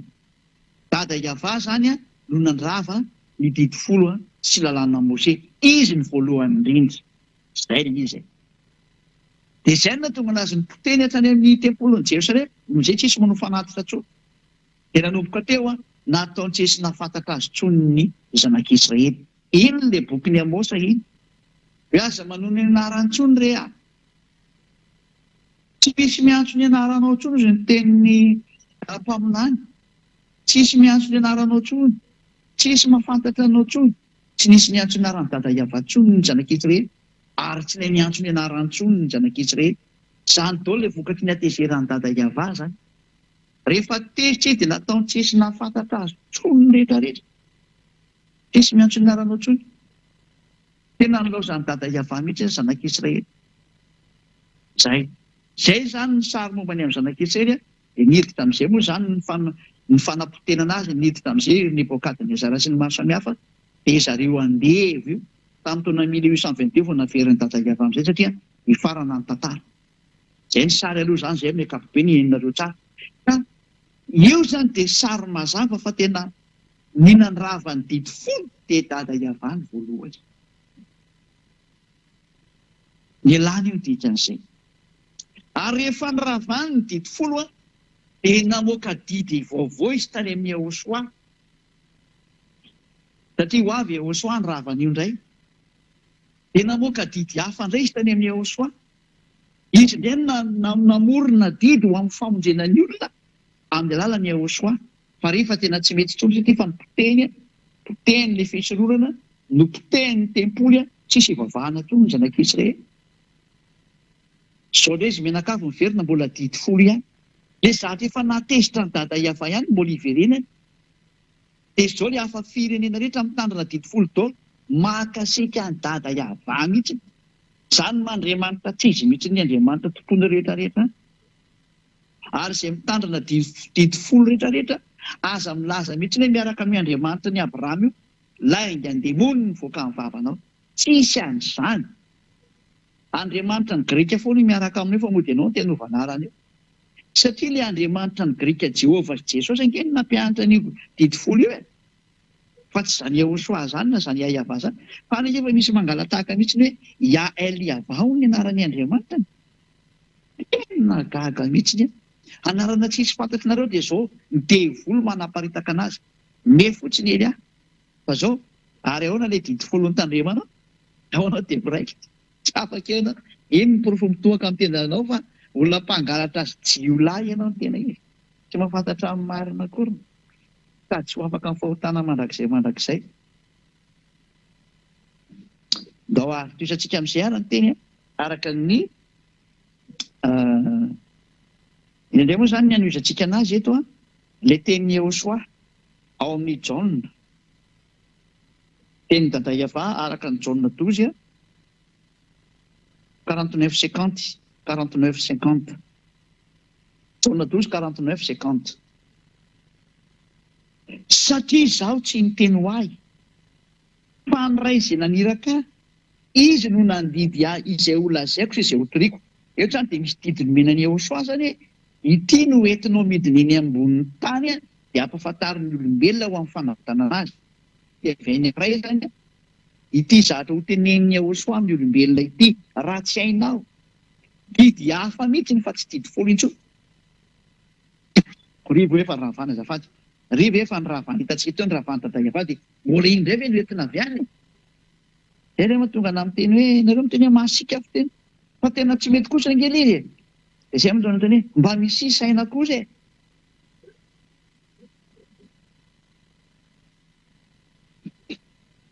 Fa ny ray izy naniraka ao izy no nandidy aho izay ho lazaiko sy izay ho toriko. Any misy didy zany no menan'ny Ahosoa nasain'ny dada Iava ho lazainy ary ho toriany ety ambonin'ny tany. Mazava fa tsy didy folo le izy ny didy an'izay fa hafa mihitsy. Satria le didy folo efa nipoteny dada Iava tany ny fisororana ao naotra moa ny batana zavatra ohatran'izay. Fa jereo iny le tsy matahotra an'Andriamanitra rehetra nalainy le fisororana dia ny sorony dia napetrany eo amin'ny plasin'ilay fisororana hono ilay zanak'Andriamanitra. Jereo mahadevoly be an'ilay saina. Saina avy any amin'ny devoly iny zany e. Fantika an-dalàna ary zany no mampanota an'ireo mpitandrina didy folo ireo. Hoe mpanota tsy mendrika ka izy mitandrina didy folo io mihitsy no mahatonga anazy koa. Ankoatra le Andriamanitra diso ary zany no proof fa diso mihitsy ilay Jesosy Jesoa sy Jehova, Jésus Jesus sy ny maro samihafa satria mampandika lalàna mihitsy ilay izy. Ireo eny mampitandrina didy folo io e. Dia amin'izay le mpangalatahaka rehetra mbola mitandrina didy folo eny fa mody ny vavany fotsiny miantso Ahosoa. Tena mampime mihitsy. Eny hoe mpangalatra tsy nenangalatra ao. Rehefa tena tonga ny tompony dia mianana amin'izay ny mpangalatra rehetrarehetra. Koa izay lazaiko ary andasiko hoe andidy fadimapolo ary fantatro fa fiainana mandrakizay ny didiny. Izany hoe ty didiny menray ity zany fiainana mandrakizay. Zany hoe Yahosoa ty zany le zanak'Andriamanitra tena marina dia mitondra didy indray izy zany. Didy omena ny olona, hotoriana amin'ny olona, zavatra mbola hotoriana, zavatra mbola holazaina, fa tsy le fanananan'ny Israelianina teo hatramin'izay. Ka raha zavatra efa nananana ve mbola hotoriana e? Raha zavatra efa nisy ve dia mbola holazaina e? Ka tsy manany ihany kosa ve zany? Fa raha zavatra mbola hotoriana ary mbola holazaina dia zavatra hafa mihitsy ny izy ilay olona mba misokatra ho any saina fa efa andro farany ity ho farana tantaranareo dia mbola tsy tonga saina ihany ve no izay mandehana ho tokantrano io. Hoe ny zahatra hoentin'ny Yahosoa amin'ity didy ity e dia zahatra mbola vao holazaina, zany hoe tsy mitovy amin'ny didy folo ny dikan'izay, hotoriana, zavatra hafa mihitsy ny dikan'izany e. Ary hoy ny teniny, ary fantatro fa fiainana mandrakizay ny didiny. Tena ity didy ity a, izay hoentin'ny Yahosoa ity, tena fiainana mandrakizay izy ity. Ka ilay didiny Yahosoa moa dia tsy mahay manota sy manao ratsy intsony ary parfait, perfect. Zay. Ary izay lazaiko dia lazaiko araka izay lazainay tampoka. Zany hoe nisy discussion zany, nisy didy zany efa eny amin'ny dadany a, nozarainy tamin'izany eny a, dia ity hoentinao any a, hamonjenao ny olona. Zay io resaka io. Inona zao no dirany didy folo amin'izany? Raha zavatra didy folo dia mbola hampafantarina an'io zanany io. Izy mianaka zavatra efa mahafantatra ny zavatra ny fanaovana tamin'ny zanak'Israely. Mbola hampianarina ny zanany ve le zany? Mba mieritrerety e. Zavatra hafa mihitsy aty satria hoe izay mbola holazaiko ary izay mbola hotoriako, zavatra mbola tsisy mahay ity zavatra ity. Tsy fantatry ny Israelianina. Ary noho ny amin'ny tsy fahalalany anazy mihitsy ny namonoan'ny Yahosoa teo amin'ny fijaliana, satria ny fanohitra tamin'ny zavatra nananany zareo ilay notenen'ny Yahosoa no vonoiny amin'izay. Lozika be ngely izy. Zany no profa zavatra hafa mihitsy ilay nilazain'ny Yahosoa ary zavatra hafa mihitsy ilay nitoriany. Tsy nisy idirana didy folo zany resaka izany. Ka rehefa tsy nitovy tamin'ilay didy folo vonono zareo Israelianina. Nefa dia tena dada iava mihitsy ny namono ilay didy folo taloha fotoana. Fa rehefa tsy natakatra ny saina satria efa nilozan'Andriamanitra namono ny zanany ny hafaran'ilay Israelianina. Mandrak'androany ange izany tsy mahafantatra an'izany ireo Israelianina ireo e. Tsy hainy anie io zavatra ampianariko io. Tsy fantany io nandray. Zany rehefa niady tamin'ny dada iava, fanina mihitsy ianao fa tsy zavatra fantatra anao teo. Mitatsehana ange ny anjoan'ny Israely afaka fotoana fotsiny tenako anareo. Hitanareo ny anjoan'ny Israel io. Fa ibabababa io kelikely io. Mitra-pihavanana amin'ny Rosia io kelikely io. Zay hoe hanao fifanarahana amin'ny fahafatesana. Hanao an'izany io Israelianina io. Ary hitanareo tsara Rosia fa miaraka amin'ny Iraniana io e. Ndao fa kitsika ny ten'Andriamanitra mikasika any amin'izay ho izay tsy mino dia mba mino rehefa miseho ty zavatra ity nefa ny sotara loatra. Isaiah toko 7:20.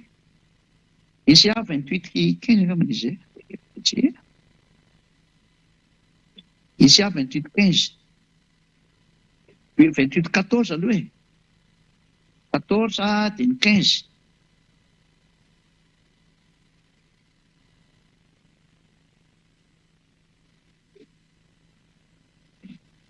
Isaiah 28:14-15. Koa meno ny tenin'ny avay ianareo ry mpaniratsira izay manapaka an'ity firenena eto Jerosalema ity. Satria ianareo manao hoe efa nanao fanekena tamin'ny fahafatesana izahay ary efa nanao fifanarana tamin'ny fiainatsity izahay. Ka na dia ho avy aza ny loza manavitra dia tsy hatra aminay izany. Fa ny lainga no nataonay ho fiarovana ary ny fitaka no fiherera. Izay ny anjoan'ny Israelianina ho an'ny mpitondra firenena Israel. Loza. Hanao fifanarahana amin'ny fahafatesana zareo. Hanao fifanekena amin'ny fiainatsita zareo. Zava-doza. Hanao fifanarahana amin'ny Rosia rehefa kelikely io. Ilay fahafatesana. Ao mantsy ny fahafatesana. Ao ny tompon'ny fahafatesana. Ao ny lehibe ny fahafatesana. Ao Rosia. Goka mpanjakan'ny Rosia. Ho avy ho Israel zany sary zany. Tadidio ary rehefa miazakazaka Israel iny mitomany an'ny Rosia hoe hifanaraka amin'ny Rosia sy mahasamihafa. Dia tady fanao an'izay izy teo aloha. Ho mafisiny amin'izay io rehefa kelikely io. Mebe fotsiny rehefa anatina ny Rosia izy ilay taminy hoe mba hiavana amin'ny Rosia hono izy ilay tamin'ireo mandeha. Mebe. No, isantsika amin'izay ilay teny. inona ary nataony Yehosoa? Nataony Yehosoa ravany didy folo sy lalana Mose, ny confirme izy ny famerakana an'ity didy hoentiny ity dia ny potehiny teo amin'ny fijaliana ny didy folo sy lalana Mose. Lovaka itsika Efesianina 2:15 tany dia lasitsika miazakatsaka iny amin'izay mba tsy taraiky intsony. Efesianina 2:15 fakitsika amin'ny anaran'i Yehosoa voninahitra ny dadamala Iavana. Efesianina 2:14 sy ny 15. Fa izy no fihavana antsika izay nahiraintsika roa tota ka nandrava ny hevitry ny fisarahana. Fa tao amin'ny nofony nandravan'ny fandrafiana dia ny lalàna ny fididina tao tandremana mba hanakambany antsika roa tota ao amin'ny tenany olombavao iray ka novan'ny fihavanana. Tao amin'ny nofony nandravan'ny fandrafiana. Safatindrindra. Fa inona io zany? Hoe tao amin'ny nofony nandravan'ny fandrafiana dia ny lalàna nisy didina tao tandremana. Inona izany lalàna zany? Dia ny didy folo sy lalàna Mose. Noliavaka itsika amin'ny teny frantsay izy io e. Efesianina 2:15 dia mba homanikely rakizy raha misy anareo le Torah fa avoakantsika hoe le Torah raha mamaky Torah nareo dia mba avoakantsika kely le Torah. Efesianina 2:15 raha misy raha hitanareo fa rehefa tsy hitanareo dia leo amin'izao fa ataontsika teny frantsay fotsiny fa izany hamaky anazy ity. Fa raha hitanareo vao may tsara le boky Sefer Torah. Efesianina 2:15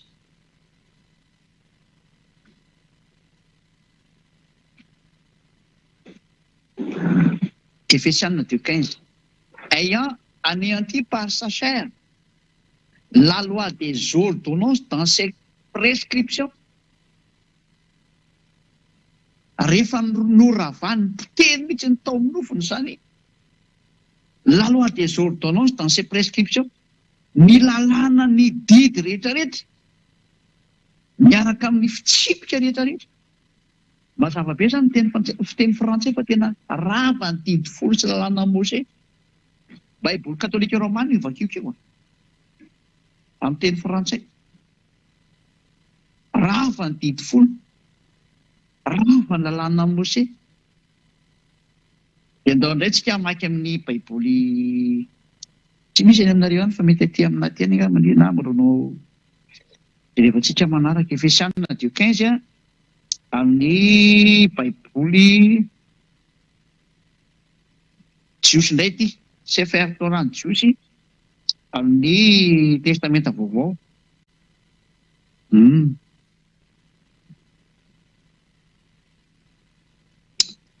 Torah ozy izy dia Nebim ozy dia ny Ketubim. Izay no jevantsika ato zany eo amin'ny bokin'ny testamenta vaovao vakitsika Efesianina 2:15. Efesiens 2:15 amin'ny Sefer Torah. Sefer Efesim zany izy Efesianina ozy izy zareo. Efesianina na Sefer Efesim ozy izy ny Jiosy 2:15. Efesianina 2:15 dia ho any reto milaza fa may teny Jiosy reto zany dia mena anazy ty teny ity dia mba vakiokely ny anareo any sao dia tsy mitovy amin'ny anahy. Fa ny anareo dia zao ny voalaza ny ato. Vakiko amin'ilay teny Jiosy. Nobatilo haya baby pisaro et torat hamisot vnatrokot amin'izay. Dia ilay voalaza any zany dia hoe et torat, tena Torah mihitsy ilay voalaza amin'ny Efesianina 2:15 fa tena rava ny Torah amin'ny baiboly Sefer Efesim, baiboly Hebreo zany. Zay. Dia vakiko amin'ny teny Anglisy indray io. By abolishing in his flesh the hostility which is the law of commandments contained in ordinances. Dia zao ny dikan'izany. By abolishing in his flesh. Tamin'ny alalan'ny fandravana zany tao amin'ny nofony. The hostility, ilay fifandrafiana. Which is the law of commandment, izay tsy inona fa lalàna tao anatin'ny didy rehetrarehetra sy ny fitsipika rehetrarehetra. Zany hoe tena le Torah izy ny teny jiosy Sefer Efesim ary lalàna sy ny didy rehetra izy ny teny anglisy ohatr'izay koa ny teny frantsay. Izany hoe raha izao tenin'Andriamanitra mivoaka izao atao amin'ny teny anglisy ny anareo na teny frantsay raha kely ohatra ka mety raha ohatra ny tsy misy moa dia reo misao atao fiteny gasy koa tsy manino. Raha izao teny mandeha zao zany atao fiteny gasy fa tsy manino mba ho hitan'ny olona le toko sy andininy zany Efesana 2:15 izao tena ny Torah mihitsy no maty teo amin'ny hazo fijaliana.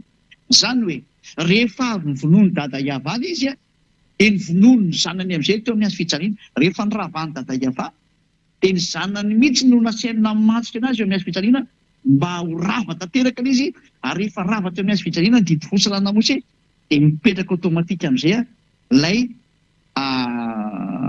ina moa ny filazany lalam-pandrenana ina moa filazany lalam-pandrenana amin'ny teny frantsay constitution. Première constitution zany didy fosilana Mose dia ny vonoany dada Iava ny voalohany tany lalàna fisorohana rava zany ny didy folo ny dikany tsy lalàna Mose dia mba tonga niny ofisiel mihitsy rava dia ny vonoany Yehosoa teo amin'ny hazo fijaliana. Rehefa ny vonoany Yehosoa teo amin'ny hazo fijaliana ofisiel na rava azy zany teo amin'ny hazo fijaliana.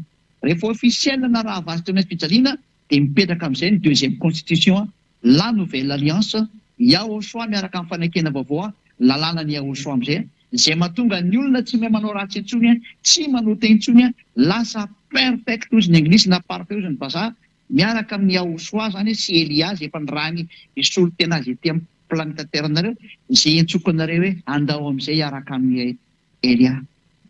Hoentiko any amin'ny Yehosoa nareo manaova batisa ato amin'ny Yehosoa. Andao nareo mandositra ny atezerana izy efa tonga efa mamela ny taninareo io atezerana io fa Elia le mbola mitady an'le olona tsy mbola mijery ny zava-misy amin'ity taninareo ty hoe ahoana ny teny omenany ry, ahoana ny teny omenany ry, dia zany mbola mahatonga ny Elia mandeha io mijery an'le hoe ahoana ny teny omenany rehetra olo rehetra, ahoana ny teny amonjenany ry, satria raha ho teteziko tsy ho vitako fa tsy maintsy teniny rehefa mandeha any amin'ireo. Dia izay zao atran'ny Elia zao mijery ny tanàna, mijery ny toerana, dia mandeha ny amin'ny toeran-kafa indray zany dia mijery ny tanàna, mijery ny toerana, mijery ny fatao ahoana ny amonjenana azy, iny ny Andriamanitra ivavahany satria raha ho ravana ny Andriamanitra eo amin'izao tontolo izao dia tsy maintsy fantarin'ny Elia hoe izy adaoly ary alohany eo. Manda lasa miteniteny foana Elia ny teny izy ka tsy mety zany. Fantariny daholo ny Andriamanitra tsy izy rehetra. Miara-ravana amin'izay aoriana an'izay miaraka amin'ny fanavotana olona miala tao. Anjarantsika mieritreritra ireo olona, anjarantsika mieritreritra sy mandinika tsara mazava be sy mahitsy ao fa tena rava ny didy folo. Izay le lohateny hoe tsy azo atao intsony no mitandrina didy folo fa dia mpanotra anao raha mitandrina an'io satria hoy amin'izay ny apôstôly Paoly. Izaho aloha dia mba miteny nareo aza mba manendrikendrika ny Paoly ny tena marina. I Paoly ve izay olombelona kely io dia afaka hanova ny teniny dada Iava aminareo e. Paoly zany ange tena ambany be ny olombelona eo a Paoly. Elia zany zavatra any amin'ny lanitra zany. Paoly zany raha mahita ny Elia zany dia mekoka ny tsy azony atao fa tena fantany zany Elia zany.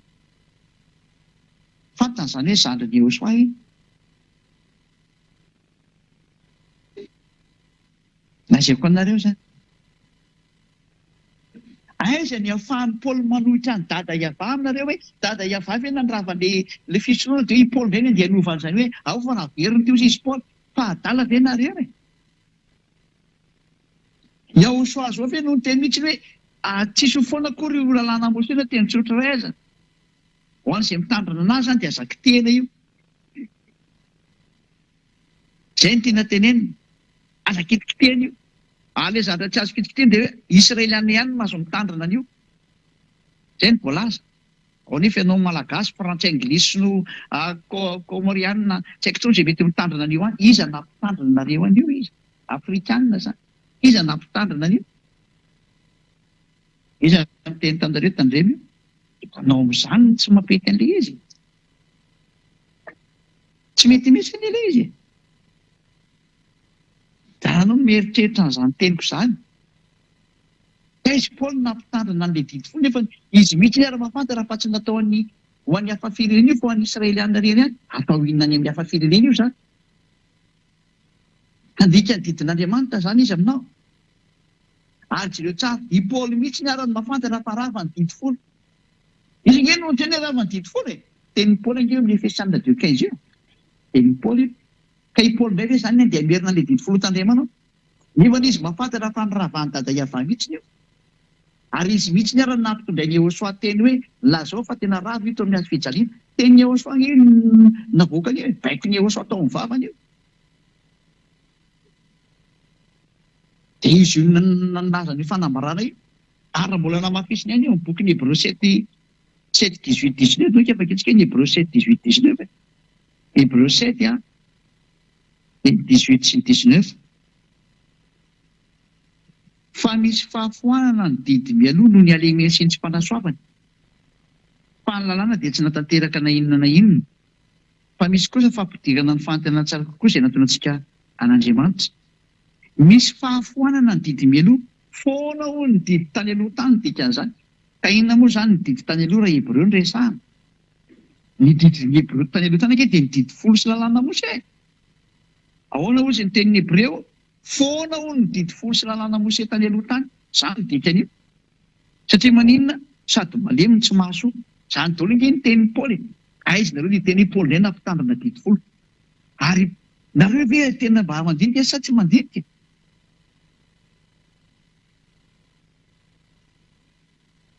Dada Iava mihitsy ny ara-fenina ny ravana azy, mbola izy ve zany mbola ampitandrina an'io ndray? Izy mihitsy nanapotika an'io. Ary nopoteny hatrany amin'ny tempolo mba tsy hisanao an'izany resaka zany intsony. Eny nanapoteny io tempolo io. Dia tsy taitra mihitsy indray ilay olona avy any dia mibata an'ilay didy folo fanampatesa sy ny poteny averiny ihany. Pakasika an'Andriamanitra ny reto olona reto e. Batainy zareo indray ilay didy folo dia aseny tandremana indray. Tena mpiara miasa amin'ny teny folo mihitsy. Io ve ny natesitra ny dada Iava dia mbola averinao ihany. Hoana mihitsy ny fisoroana tsy navelanao fisoroana intsony ny olona. Ianao indray mbola andeha amerina ny ihany. Amerina akasika anazy ianao zany dikan'izany. Zay ilay hoe raha ny zavatra efa noravako natsangako indray dia efa diso aho. Oka avy antsika teny izay hoe ny bokin'ny Galatiana. Ary izay ny amarana fa anazy hoe tsy mety intsony mitandrina didy folo. Galatiana 2:18. Galatiana 2:18. 2:18. Fa raha ny zavatra efa noravako no atsangako indray dia mampiseho ny tenako fa diso aho. Dada Iava efa nandrava an'ilay didy folo sy lalàna Mose, nandrava an'ilay fisoroana. Ka raha dada Iava zany mamerina an'io dia tsy mety. Satria izy ihany nefa nampiteny ny apôstôly hoe tsy mety mamerina an'io. Dia ny apôstôly indray fe ianareo dia amerina ny didy folo indray ho arahana. Nefa hoe ny raha ny zavatra izy ary nampianatra hoe raha ny zavatra efa noravana no atsangana dia diso izay manao an'izay. Ary tsy nisy dada Iava namerina an'io zany. Yahosoa nandrava an'io teo amin'ny azy fijaliana. Dada Iava nandrava azy voalohany dia nikonfirme ny Yahosoa. Aila moa zany ny apôstôly olona izay hoe ny apôstôly mihitsy ary namerina an'ity. Izay apôstôly namerina didy folo nitsipy any amin'ny elo daholo izy rehetrarehetra. Fa tsy ny apôstôlinay aty amin'ny Yahosoa aloha zany fa ny apôstôlinareo any zany. Samy manana ny apôstôliny amin'izay zany manomboka eo. Fa ny apôstôly tena izy dia izay miaraka amin'ny Eliasy Yahosoa sy dada Maria Iava dia tsisy mandika ny tenin'io dada Iava io hatramin'ny voaloka hatramin'ny farany. Manaraka amin'ny fitsipika daholo. Fa rehefa dada Iava nandrava dia tsisy mikitika intsony hatramin'ny farany. Izay natonga hoe Yahosoa nge nampitondraina teny hafa mihitsy. Satria efa niravana indrindra teo e. Izy tompony avy tsy afantatra an'izany. Izay zany ny teny fa dia mirazo antsika samy taina soa. Matoa fa voarainareo daholo ny fampianarana. Ho tonga saina daholo amin'izay hiala tany amin'ny toeram-pahafatesana io fa tsy hipetraka intsony ampy izay. Be izay famonoana nataon'ny mpitondra fivavahana izay. Mba tonga sainareo. Hiperina daholo amin'izay ny fahamarinana. Inona ny fahamarinana? Manaraha ny dada Maria Iava, manaraha ny Yahosoa, ary manaraha ny Eliasy ny dada Iava sy Yahosoa ankehitriny. Hoentiko any aminy ho anareo. Ireo ny fampianarana ny henonareo. Izay ny fahamarinana, manaraha ny Elia. raha iayavano Andriamanitra manarahany ery anareo dia manarahana antika zay. Fa reo Andriamanitra tsisy ireo mbola izanareo fa Andriamanitra dia mimana ny fandorana sy family anareo. Endry mahita ny lozaka mery entala mandrosika vo miraso antsika samy tainao soa ary vavaka. Tata Malaiavao vonina ataonao mandrakizay. Fa io izao teny izao tena hitondra soa sy fahasoavanao asitra miaina. Io izao teny izao tena famonjena sy fanafotanao asitra mandria. Ponjeo ny olona Tata Malaiavao. Ponjeo ny olona ary afao ny olona. Izao teny fiainana ny mena izao ne mba ho tafapetaka ao amin'ny fony sy ny sainy mba hibebaka izy ka ho sitrana. Mamalivavaka Tata Malaiavao ary ampio mandrakariva Eliasy ny rano. Avita soma tsara ny asako izay nampanaovinao anazy ho voninahitry masina mandrakariva. Ponjeo ny olona Tata Malaiavao. Ponjeo izay manirinao any aminao ho any amin'ny lanitra. Ary anaranao Iahosoanao izany vavaka rehetra izany. Halleluja. Amen. Dia miraso antsika samy tainao soa ho amin'ny fiarahantsika ao amin'ny rapitondray dia lo matao lesa.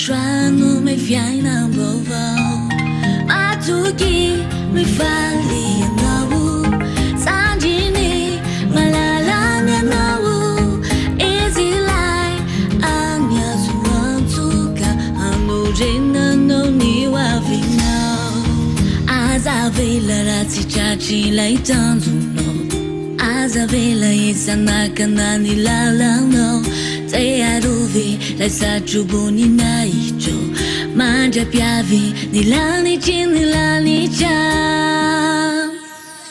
manantu na ye yano mia via za desao manja su azamanai fa ya woshua anja you know manantu na ye yano mia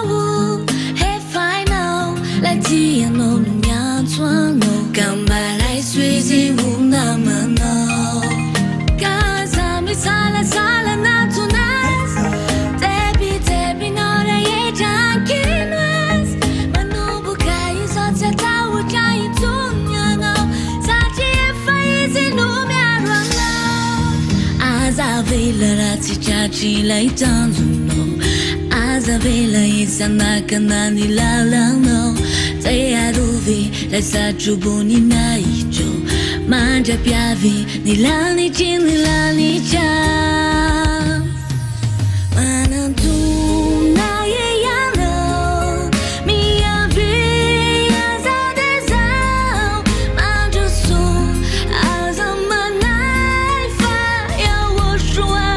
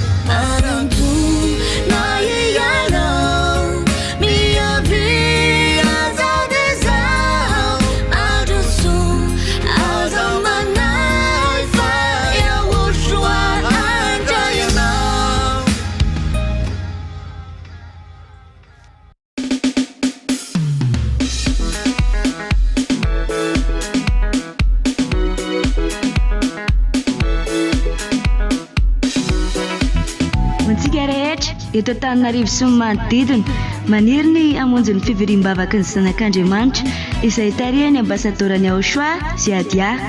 Ny toerana misy ny fiangonany Aochoa dia ety Atapina Mojapeto, faritra Itos, distrika Ratsimondrano no misy azy. Ity ara ny torolalana ho antsika rehetra. Ataovy izay hatongavanao eo amin'ny cité Itos, eo amin'ny terminus'ny bus 133. Rehefa tonga eo ianao dia mizotra miakatra mandeha lalana pavé makeny amin'ny Simbeandrano. Afaka mandeha bajaja ihany koa ianao mandra-pahatonga eo amin'ny Simbeandrano miainga eo amin'ny cité Itos. Rehefa tonga eo amin'ny Simbeandrano ianao dia misy lalana pavé mizotra miakatra amin'ny ankavianao, dia iny no lalana arahanao. Rehefa tonga ao Atapina ao ianao dia mandeha eo amin'ny 200 metatra eo dia mahita ny fiangonany Aochoa mitafy fanitso mena eo ambony ankavian'ny lalana, dia ao no misy ny fivoriam-bavaky ny zanak'Andriamanitra. Raha mila torolalana fanampiny ianao dia afaka miantso ireto laharana telefônina ireto: 032 79 145 42, 032 79 145 42, 033 46 852 11, 033 46 852 11, 034 75 936 00, 034 75 936 00. Dia mirary soanao ary ho tonga soa aty amin'ny lanitry ny lanitra.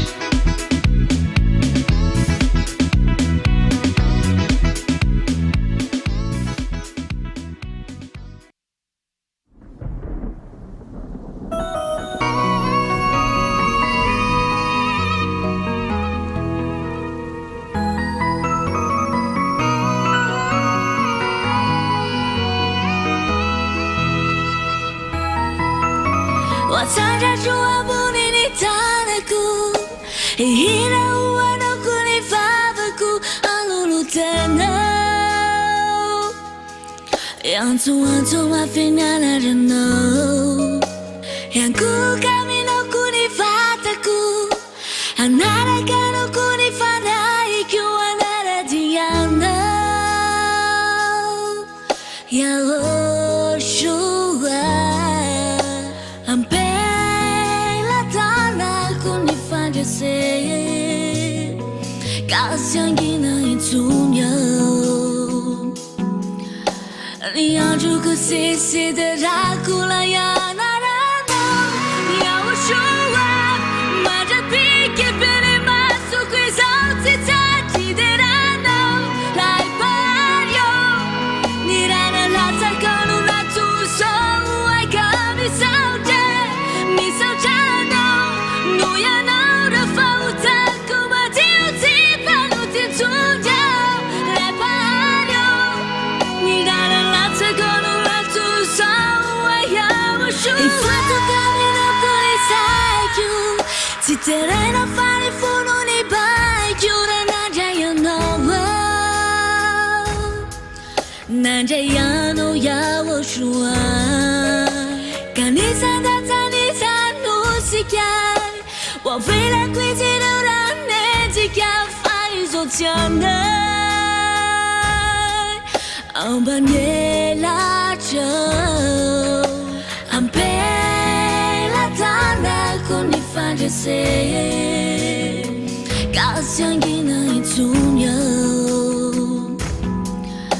Lianju kusisi de rakula ya narano Ya Aochoa Maja pike pele masu kuizauti tati de rano Lai pario Nirana lata kanu natu so Ai kami sauje Mi saujano Nuya naura fauta Kuma tiuti panuti tunga Lai pario Nirana lata kanu natu so Ai Aochoa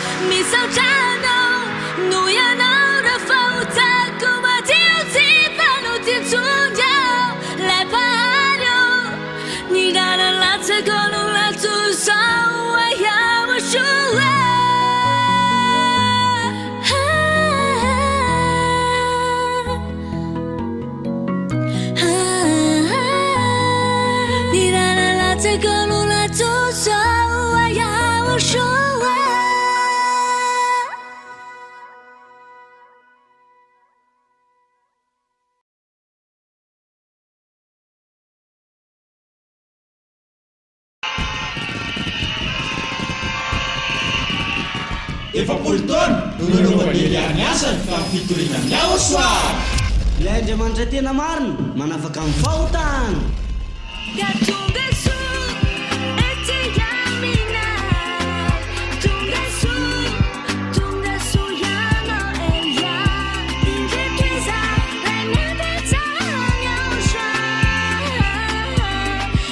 kararany be raha ifety satria tafiditra tao amin'ny fanjakany aosha lasa polina lanitry ny lanitra ary hoe natratra ny aosha noho ny fahatongavany ambasadeurny aosha elia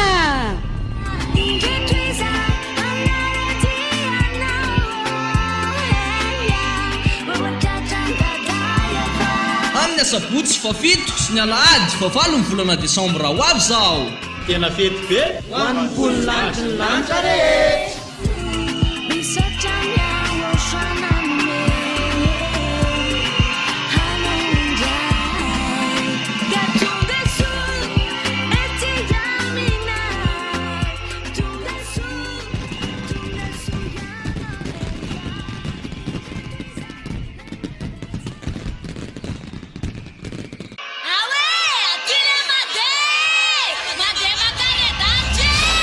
efapolo taona no nanaovany eliany asany fa fitoriana ny aosoa ilay andriamanitra tena marina manafaka amin'ny fahotana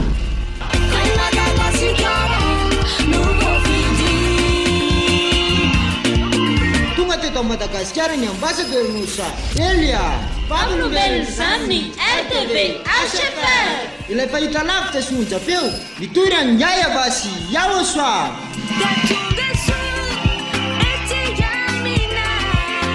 fanamariana natongavany Elia ambassadeur ny aosoa dia isy ary ny fety be izay ho tontosaina ao amin'ny grande salle la plénière ao amin'ny CCI Ivato amin'ny fahafolony volana desambra ho avy zao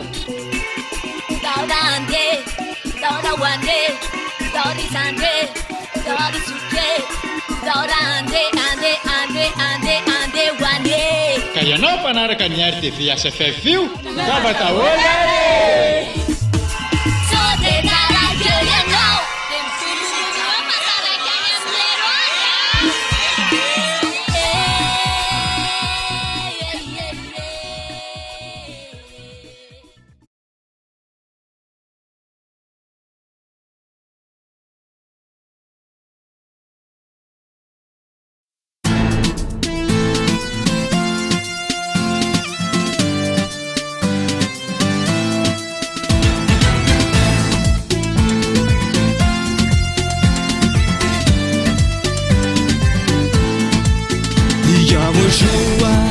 You've pleased me, and now I am so happy. Don't never let me stumble, everything happen. The storm is coming, I'll be never sunken, and I will never, never be sad. 'Cause I was trying the Almighty to God. Blessed are those who believe in our true life. Don't lie and teach us they don't lie. Yahushua, He can change your life. You can trust, you can trust, you can trust in Yahushua. There's no way, there's no way, there's no way but Yahushua. Take your decision, take your decision, take your decision. Come to Yahushua.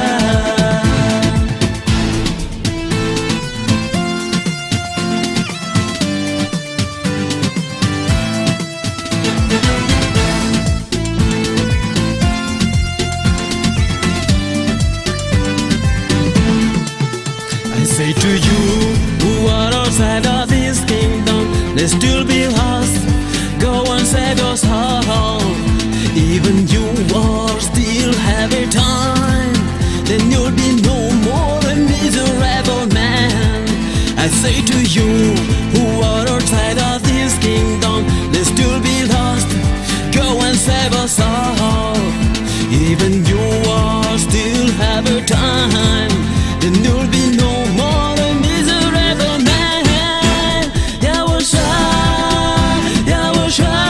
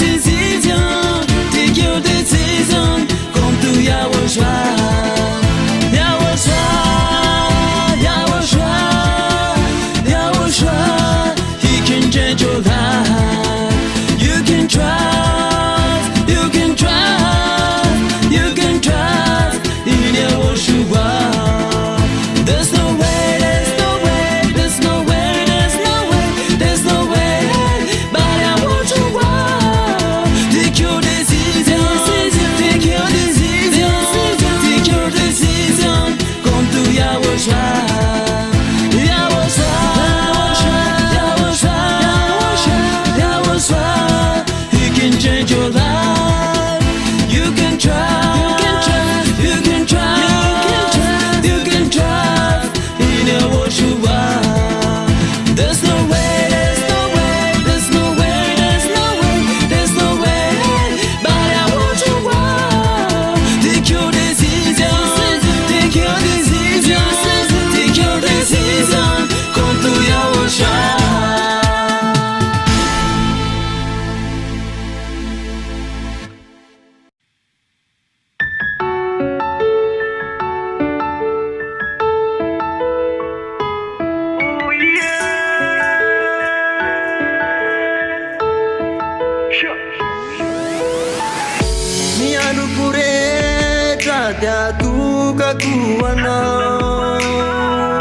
Kanaiza misia zoyo wanilanao fani yo akakinao yo numataraha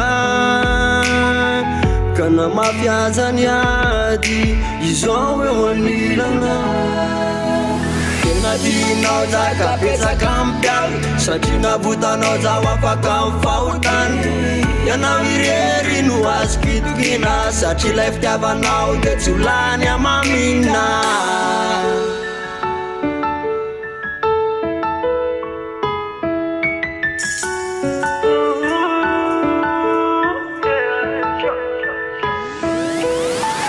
firifiry no nanakana nanasaraka taminao fa mbola ty zaty ijoro anompanao tena tianao za yaosoa ka izany no matongay ifikitra aminao tena tinao zakapetsaka mpialy satria navotanao zaho afaka mifahotany ianao irery no azo kitokina satria ilay fitiavanao de tsy olany amamina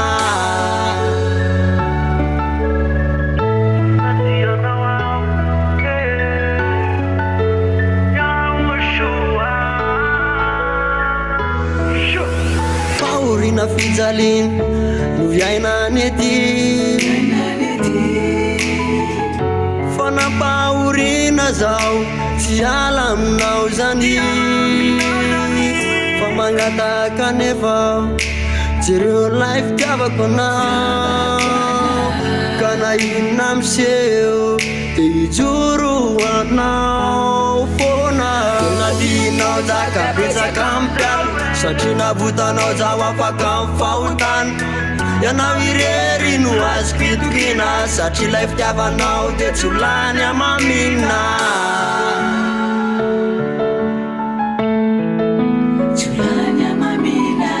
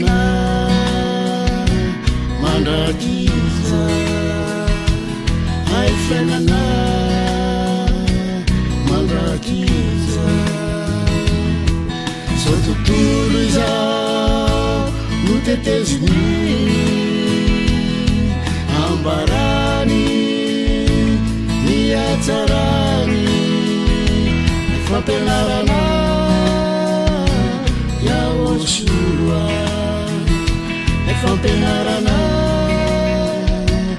Yahoshua zao tontolo izao no teteziny ambarany ny atsarany fampianarana Yahoshua fampianarana Yahoshua Yahoshua tena marina ankalazana satria mikaty marsa hoazany maneran-tany hoazany maneran-tany Yahoshua tena marina ankalazana satria mikaty marsa hoazany maneran-tany hoazany maneran-tany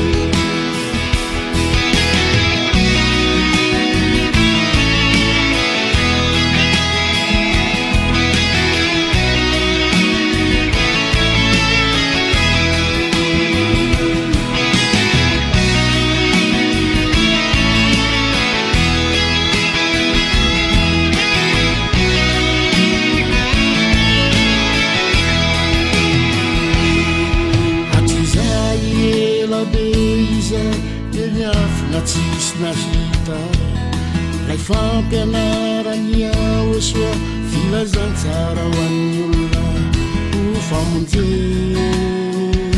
nanyefana ho famonje nanyefana aty izay elabe izay de miafina tsisy nahita lay fampianarany Yahoshua filazantsara ho an'ny olona ho famonje nanyefana ho famonje nanyefana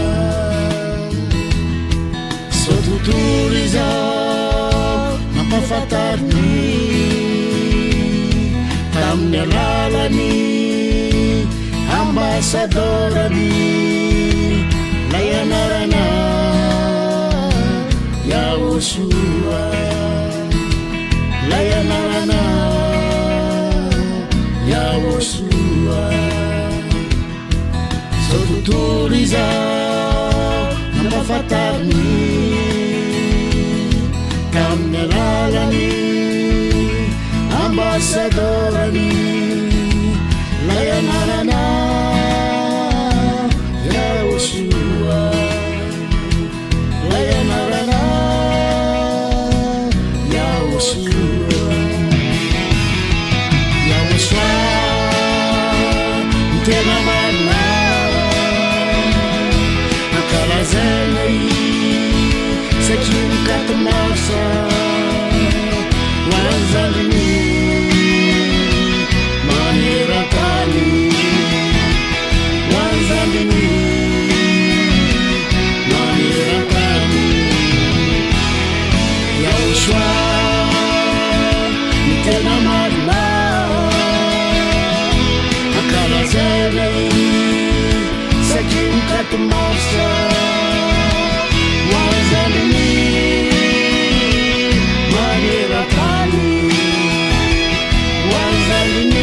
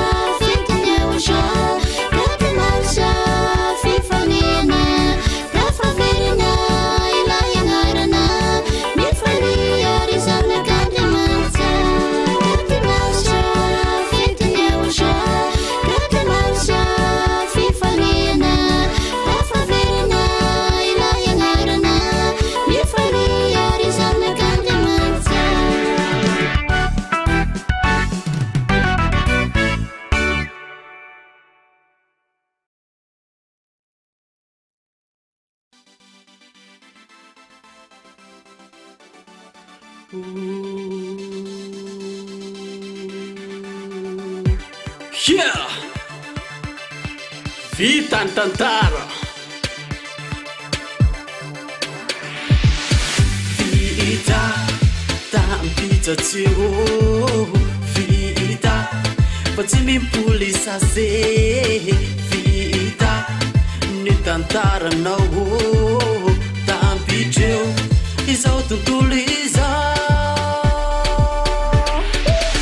vita tampitsatsio vita fa tsy mimpoly sase vita ny tantaranao tampitreo izao tontolo izao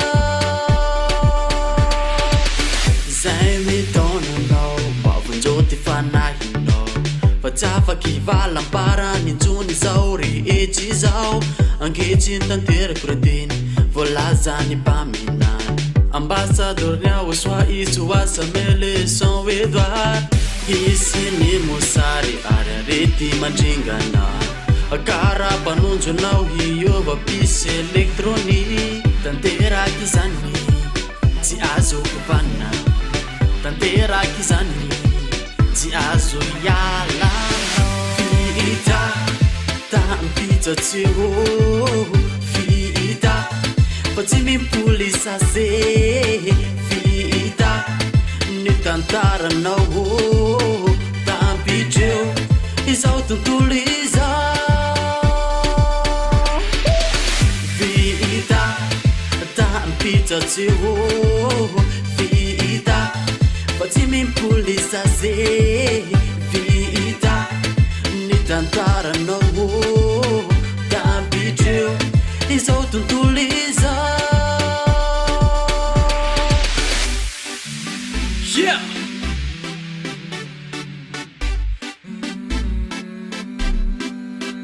yeah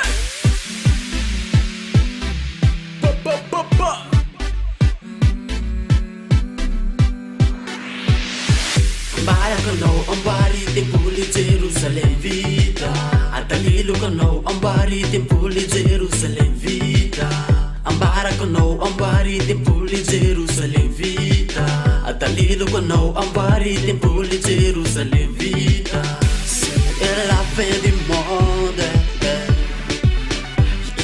la fin du monde c'est la fin du monde la fin du monde vita tampitsatsio vita fa tsy mimpoly sase vita ny tantaranao tampitreo izao tontolo izao vita tampitsatsio vita fa tsy mimpoly sase vita ny tantaranao tampitreo izao tontolo izao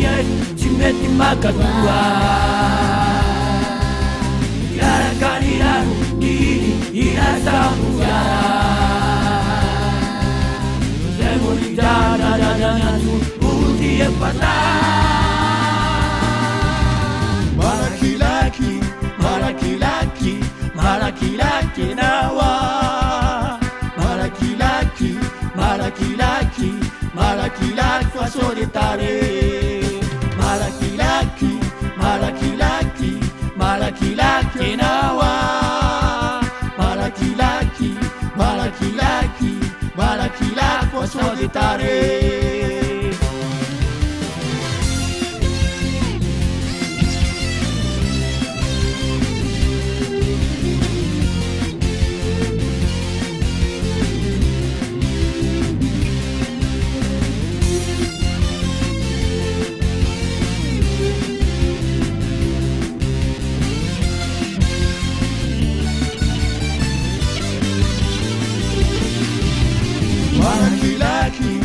malakilaki malakilaki nawa malakilaki malakilaki malakilaki fasolitare malakilaki malakilaki malakilaki nawa malakilaki malakilaki malakilaki fasolitare watuhitani niyarunilunda Eri bulana luta Yara kaleyafu leyafu sunufara Uzai bonita da nyansu Muni epata Malakilaki malakilaki malakilaki nawa Malakilaki malakilaki malakilaki fasolitare malakilaki malakilaki malakilaki nawa malakilaki malakilaki malakilaki fasolitare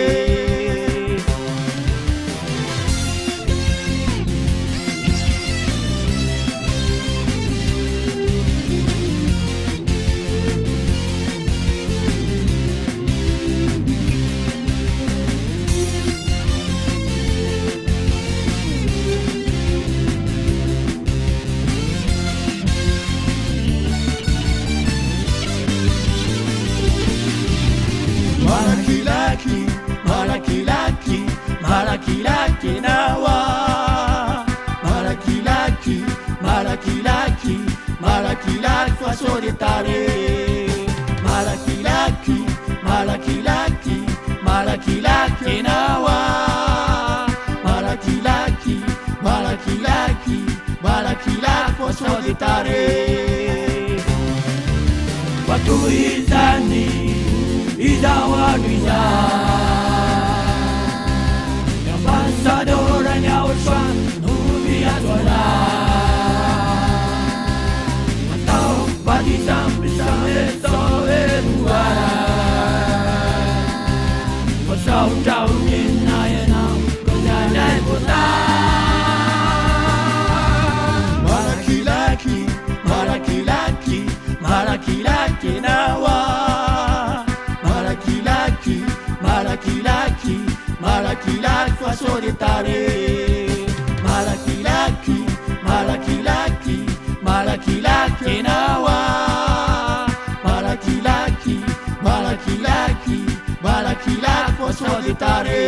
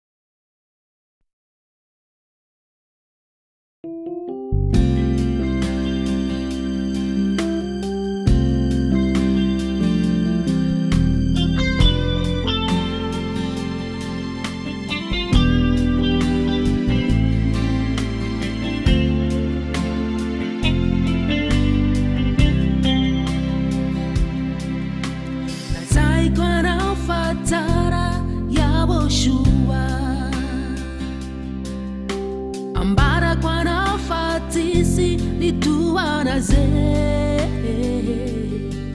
vizitimi huva atimi vadike vafitiavana mandakiza nunaturuni sai quando fatara yawo sua ambara quando fatisi tuanaze vizitimi huva timi vadike vafitiavana mandakiza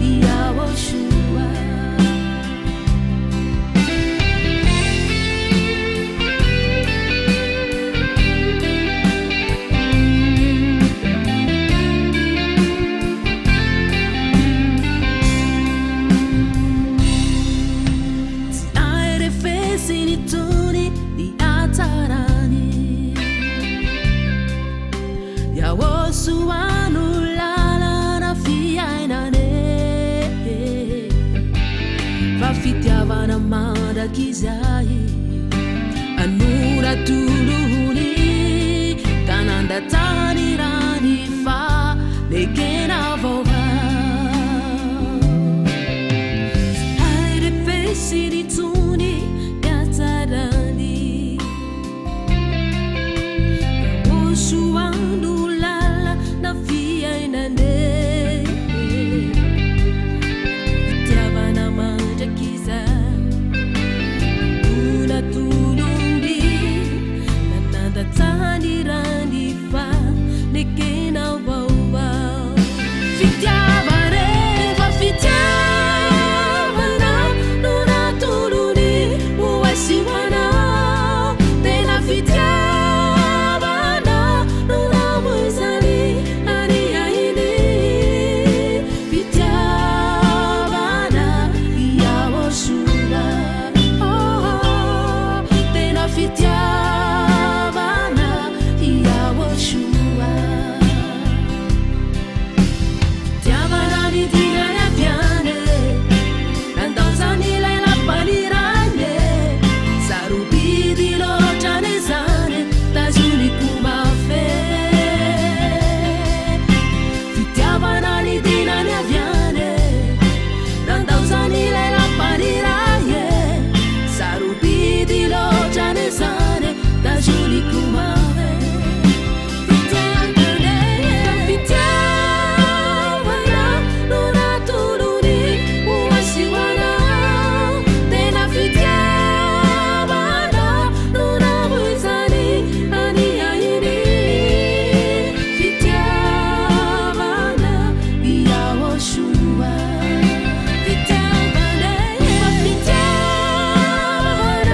nuna turuni uwasiwana tena fitiavana nuna mwezani ani aini fitiavana yawoshua tena fitiavana yawoshua.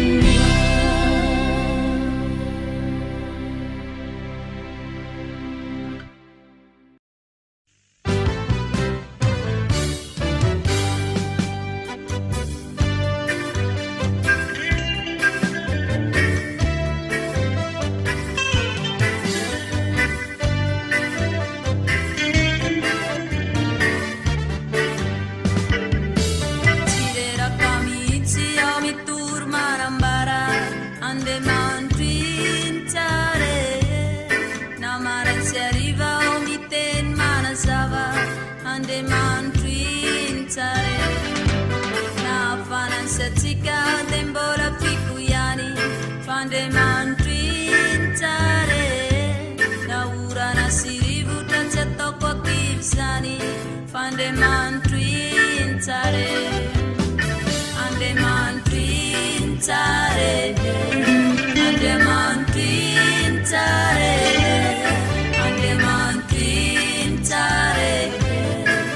yaosazawarekatare andemantintare andemantintare andemantintare yaosazawarekatare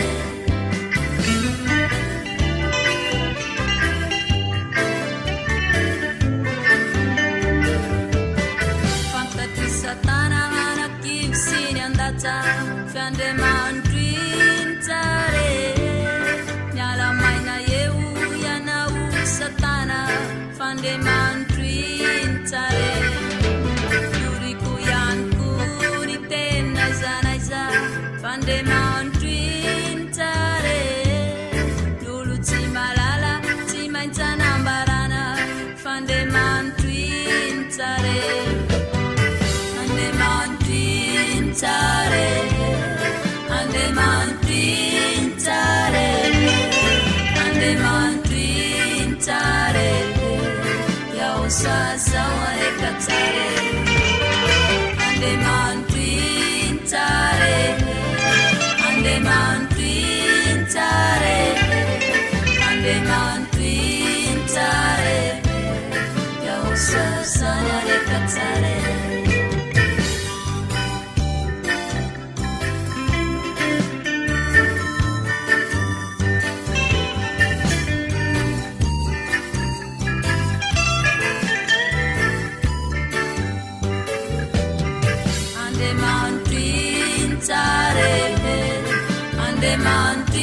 Andemantintare, andemantintare, yaosazawarekatare. Andemantintare, andemantintare, andemantintare, yaosazawarekatare.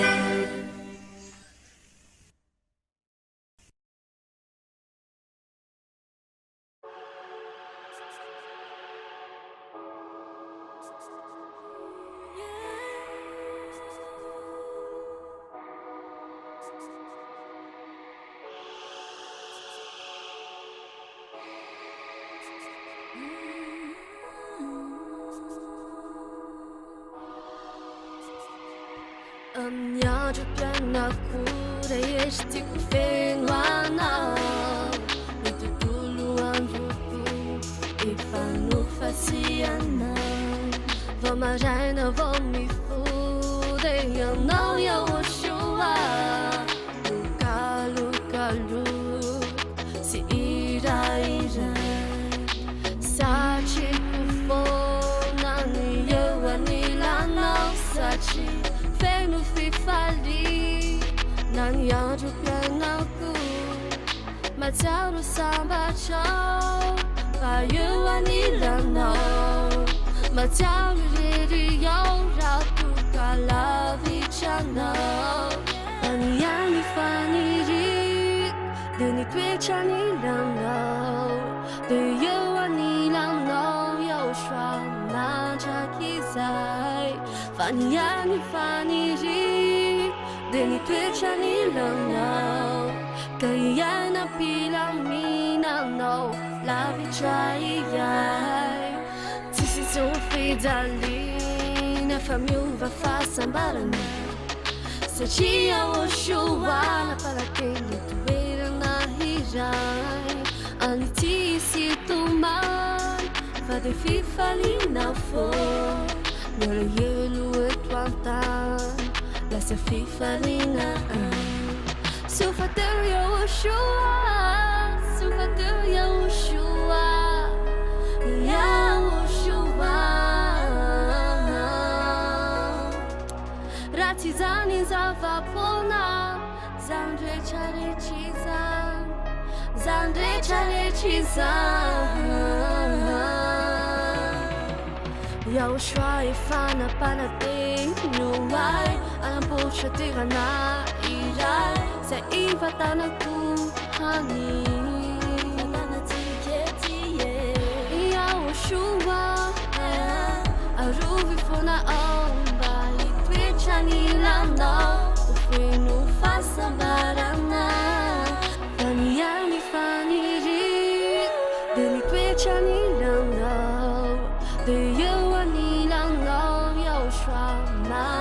izay faniany faniry de nitoetra ny lanao ka iana pilaminanao lavitra iyay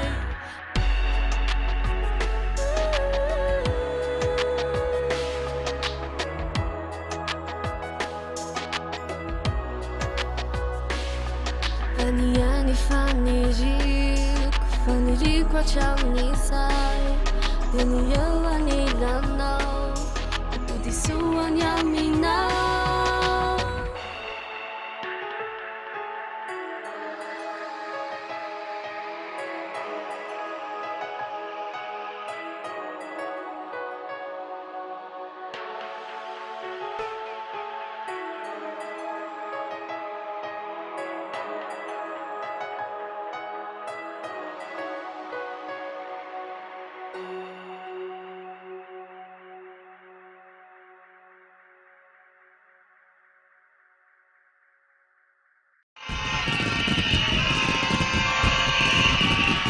efapolo taona no nanaovan'ny Eliany asany tamin'ny fitoriana ny Aosoa. Ilay Andriamanitra tena marina manafaka amin'ny fahotana.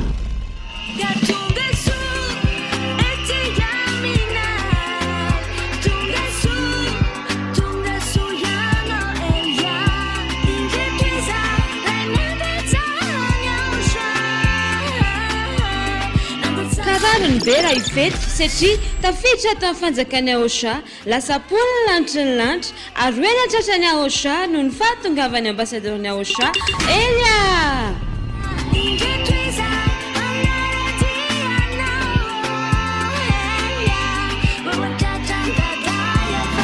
Amin'ny sabotsy fafito sy ny alahady favalo ny volana Desambra ho avy zao. Tena fety be ho an'ny poliny lanitry ny lanitra rehetra.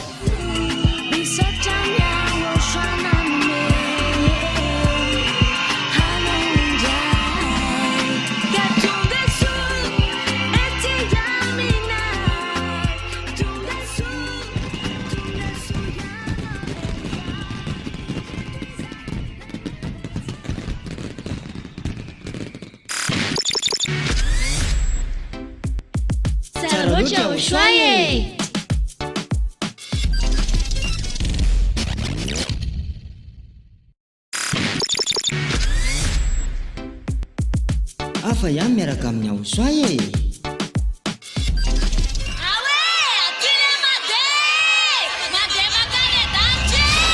Efapolo taona no nanaovan'ny Eliany asany tamin'ny fitoriana ny Aosoa. Ilay Andriamanitra tena marina manafaka amin'ny fahotana.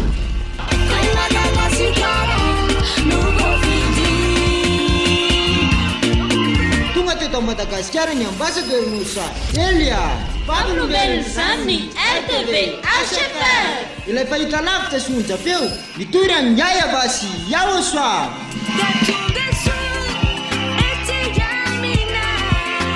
Fanamariana natongavany Elia ambasadorny Aosoa. Dia isy ary ny fety be izay ho tontosaina ao amin'ny grande salle la plénière ao amin'ny CCI Ivato amin'ny fahafolony volana Desambra ho avy zao.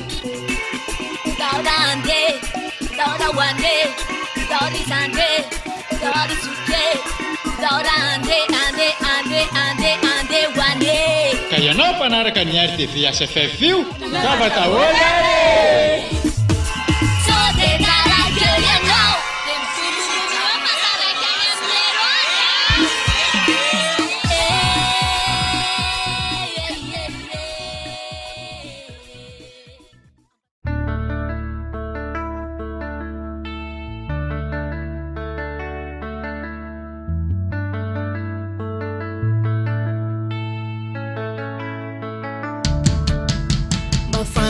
Ciao ve fa marna scusa recha nambar nambaranya Aosoa tamna la ni panopuni ba fanta ciao ve fantantera ka scusa recha nambar nambaranya Aosoa tamna la ni panopuni fampa kanura farane sambuar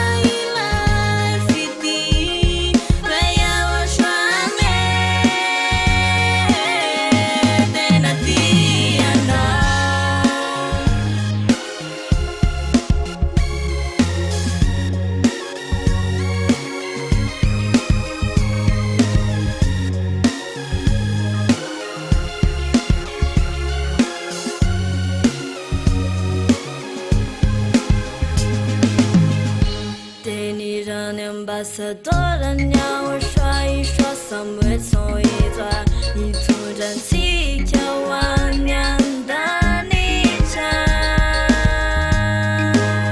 你方便那你呀你努苏里家阿古达万起家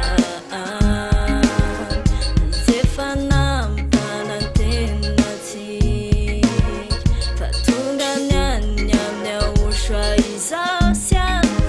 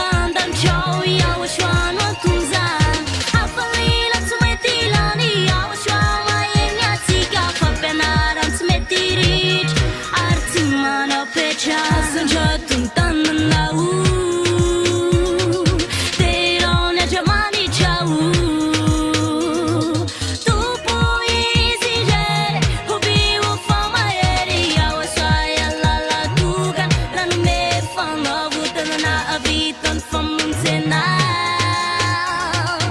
izy rery antserena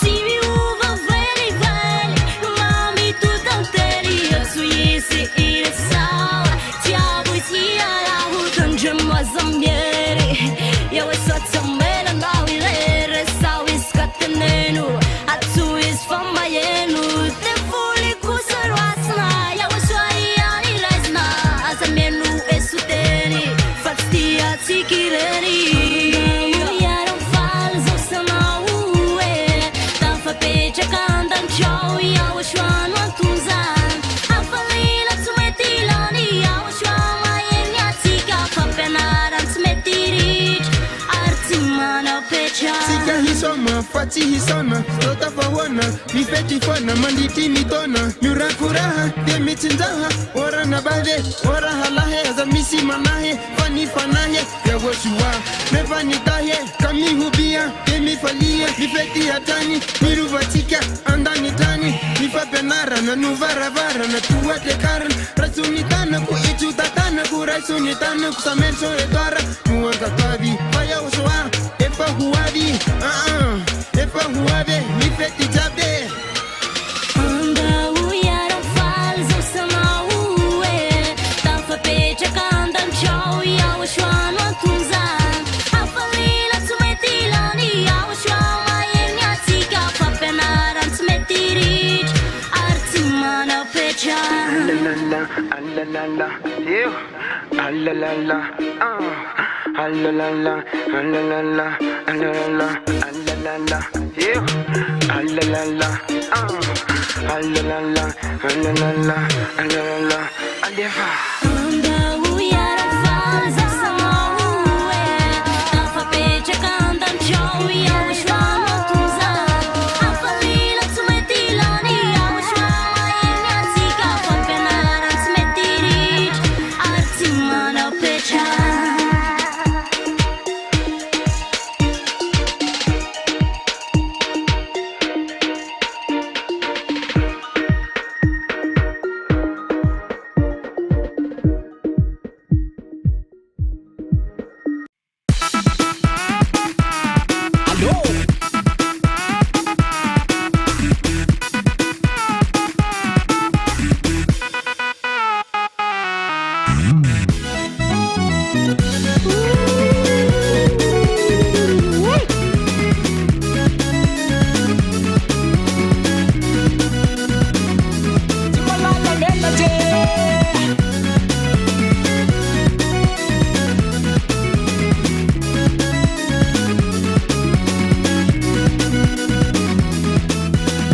famanina raha manaiky manetry tenana sao menatra minirabata benatra famanina raha ialana ny afonavole de miresaka moramora ny tena tompony fampianarana osoatsy azo angalarina zazonao atao piraty alana tahaka misy tompony otriny hoe propriété privé zay tiampo iraka zandrina osra miala mainy zay akotranaze famarinana tsy misy petyabe zety alay tokana voafide avy any andanitrane miala mainy zay akotranaze famarinana tsy misy petyabe zety alay tokana voafide avy any andanitrane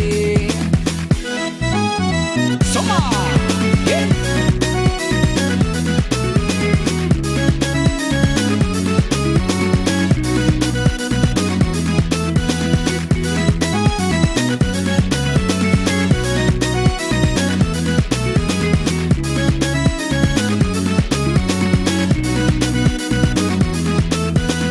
Damtelo suru arivis de mezeyina Lula zaina rofa we pamna ni sanduka Lula zaina rofa we isnule lainuta Lepanga manti di fulu na dia manicha Anki chinya ne fenotsi malala menacha Fama matka palta dem suma fantacha Dem laza utupuni arkuma pianacha Dem laza utsipanu tarifa masina Miala maini zaya kochan maze Famarina nati mispetiabe Zeti alay tukana voafide Avy any andanitrane Miala miala mainy zay akotranazy famarinana tsy misy petsabe zay ty ala tokana voafidy afiagnandanitrany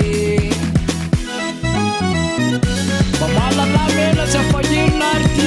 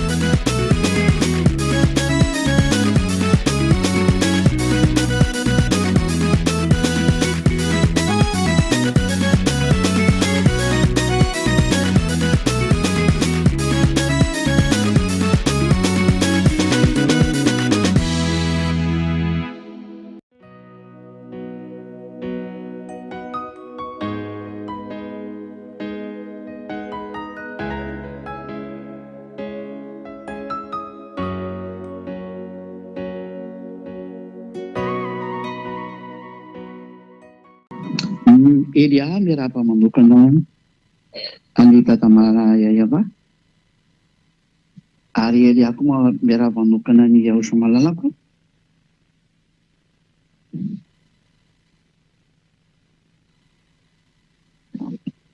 ary an'izay mendrika anononana ny fitahina sy ny fiadahana ary ny fahasoavana sy ny fahasambarana amin'ny Yaoso dia ho aminareo izy izany tenin'ny Yaoso zany izany tenin'ny Elia zany.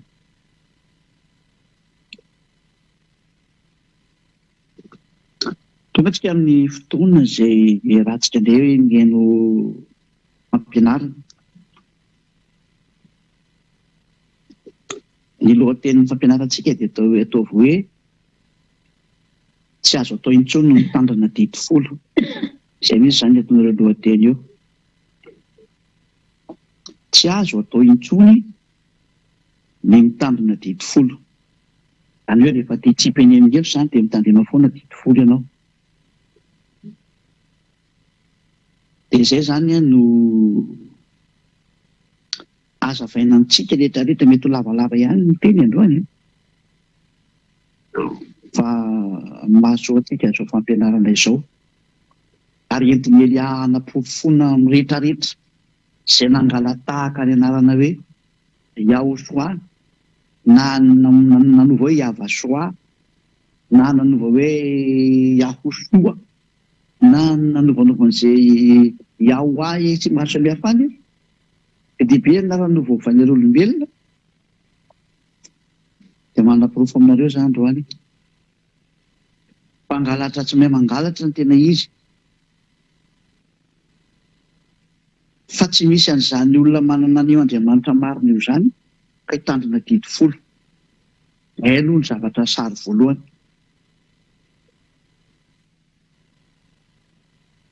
Fa ny tena marina aloha zany amin'ilay orazana amintsika dia ity ny teny voalohany fa tsy mbola ilay sary voalohany teny teo fa ity ny teny voalohany. Ny olona zany izay mpanota dia tsy misy Andriamanitra mihaino azy zany. Fa rehefa tsy mino azy Andriamanitra ny Elohim-Israely zany dia volony miresaka sy mifandray ny olona iny dikan'izay satria ny lalàna dia milaza mihitsy hoe ny mpanota dia avy any amin'ny devoly dia rehetra mpanota izy dia avy any amin'ny devoly satria ny devoly tananota hatramin'ny voalohany zao raha vakentsika aloha izay fanombohana izay araka ny bokin'ny Jaona voalohany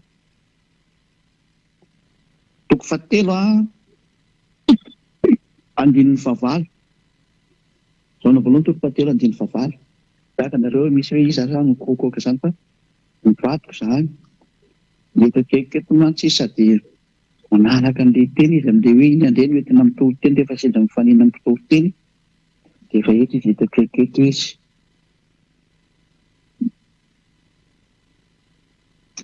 izay manotra dia avy any amin'ny devoly satria ny devoly manotra hatramin'ny voalohany hoy tsara be kosa ilay nataonareo mety be mihitsy izao izany hoe eto ny teny dia mahitsy be mihitsy hoe fa ny olona mpanota dia avy any amin'ny devoly aiza moa izany izay Andriamanitra mihaino anareo devoly ary izany ro any anapirofo aminareo fa ny mpitandrina didy folo dia mpanota izany hoe ny mpitandrina didy folo rehetrarehetra dia avy any amin'ny devoly mariako aloha fa tsy fanaratsiana ho azy ny teny izany ely azany tsy ny raha nanaratsy olona fa ny raha ny teniny marina kosa izy hoe tena tsy mety eny ely ataonareo tsy mety mihitsy eny ely ataonareo fa tena mamono ny fanahinareo nareo tena aza mba manao adalàna tsony le olona zaranareo nge hoa tamin'izao génération nareo zao nareo magnano an'izao fampianarana zao ary tena sengianiko manokana aloha ny malagasy hoe tena sambatry nareo tamin'ny fiteninareo no nivoan'ilay fampianarana tany amin'ny nosinareo no natongavan'izany atao hoe ambassadeur-ny Osoaza tena voafity nareo sambatra be nareo natao voaloham-bokatra mihitsy nareo ao amin'ny hafa firenena hoentina ho any amin'ny Osoa tena sambatry nareo ary izany itenenako amin'ireo zeda rehetrarehetra reo zanaky ny avo indrindra rehetrarehetra hoe tena mba mijoro mihitsy nareo ohatran'izany kosa dia malemy ny any Togo hoe izay tsy mba voateny mihitsy tafiditra nareo ka nareo deuxième ligne mantsy nareo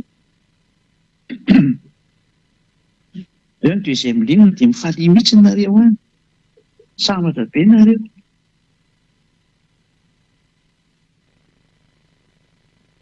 tena mifalia daholo fa todika manokana amin'ilay nosy voafity ahy tena sambatra nareo dia miholo maro anisa zao amin'ity fanjakana masina ity hoe miaina ao anatin'izany hoe tsy manota intsony zany satria ny mpanota ngeka avy any amin'ny devoly izay rehetra manota dia avy any amin'ny devoly dia izay na tonga ny Osa miteny hoe ianareo avy any amin'ny devoly rainareo ka izay tiany rainareo ataonao ataonareo izay Jaona toko 9 Jaona 8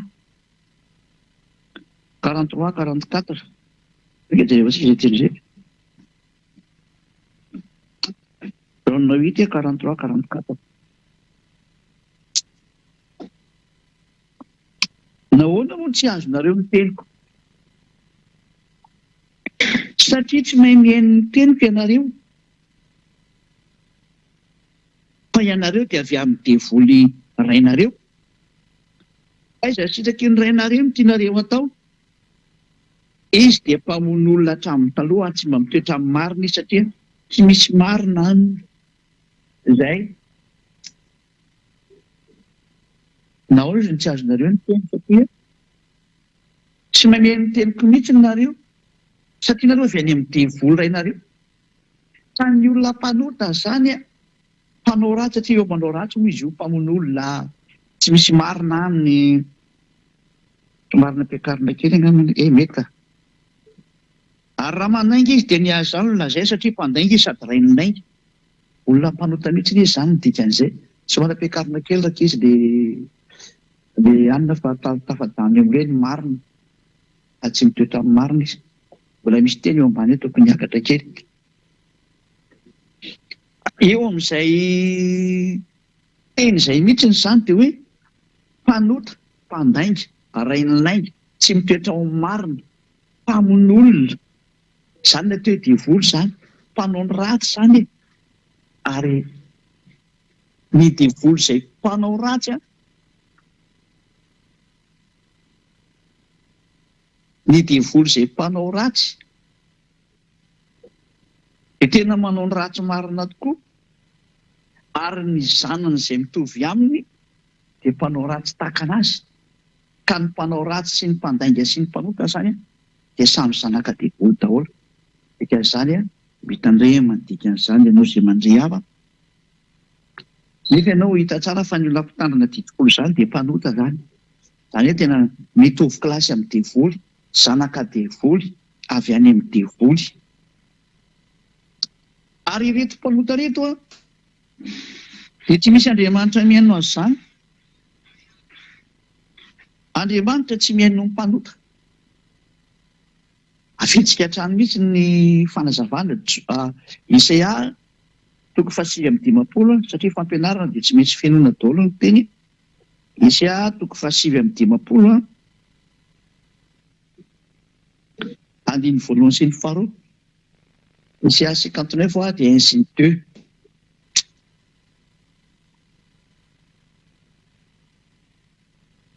indro ny tanany ava tsy fohy fa mahavonjy alatra tsy mipetaka daholo etoko sy indrindra izy fa mipetaka ary ny sofiny tsy lali-dalovana fa mare fa ny helokareo no hevitra mampisaraka anareo amin'Andriamanitrareo ary ny fahotanareo no mampiafina ny tavany aminareo ka dia tsy mihaino izy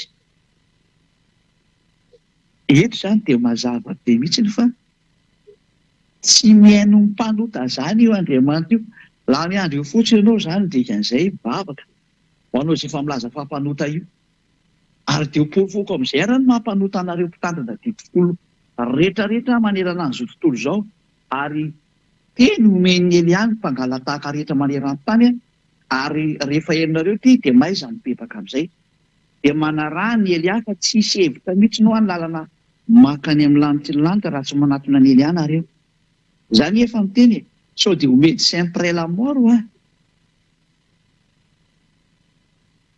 antsoantsony ely aty manerana an'izao tontolo izao ho an'ny mpangalatahaka rehetrarehetra ho an'izay mpitandrina didim-polo rehetrarehetra ho an'ny mpanota rehetrarehetra hoe miverenaingana manatonina ilay Andriamanitra Abrahama Yahyavanao anarany izay nantsony dadabe Mose hoe Yahyavanao anarany aty tena mazava be ty satria aty amin'ny faritry ny tatsinanana zany ny veny ny W tena torony hoe ve mihitsy ary be na be ray amin'izay foana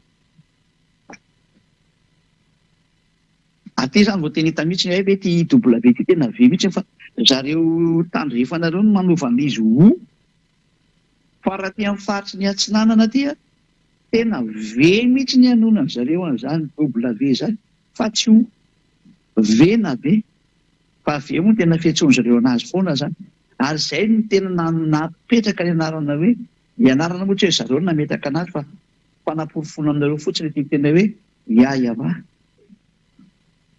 parantesy kely iny satria ty zao miteny hoe working dia working ozy zareo ary raha miteny zareo hoe wife dia wife ozy zareo fa ianao miteny hoe wife amin'izareo zany zafatsafa ny andraisany azy zany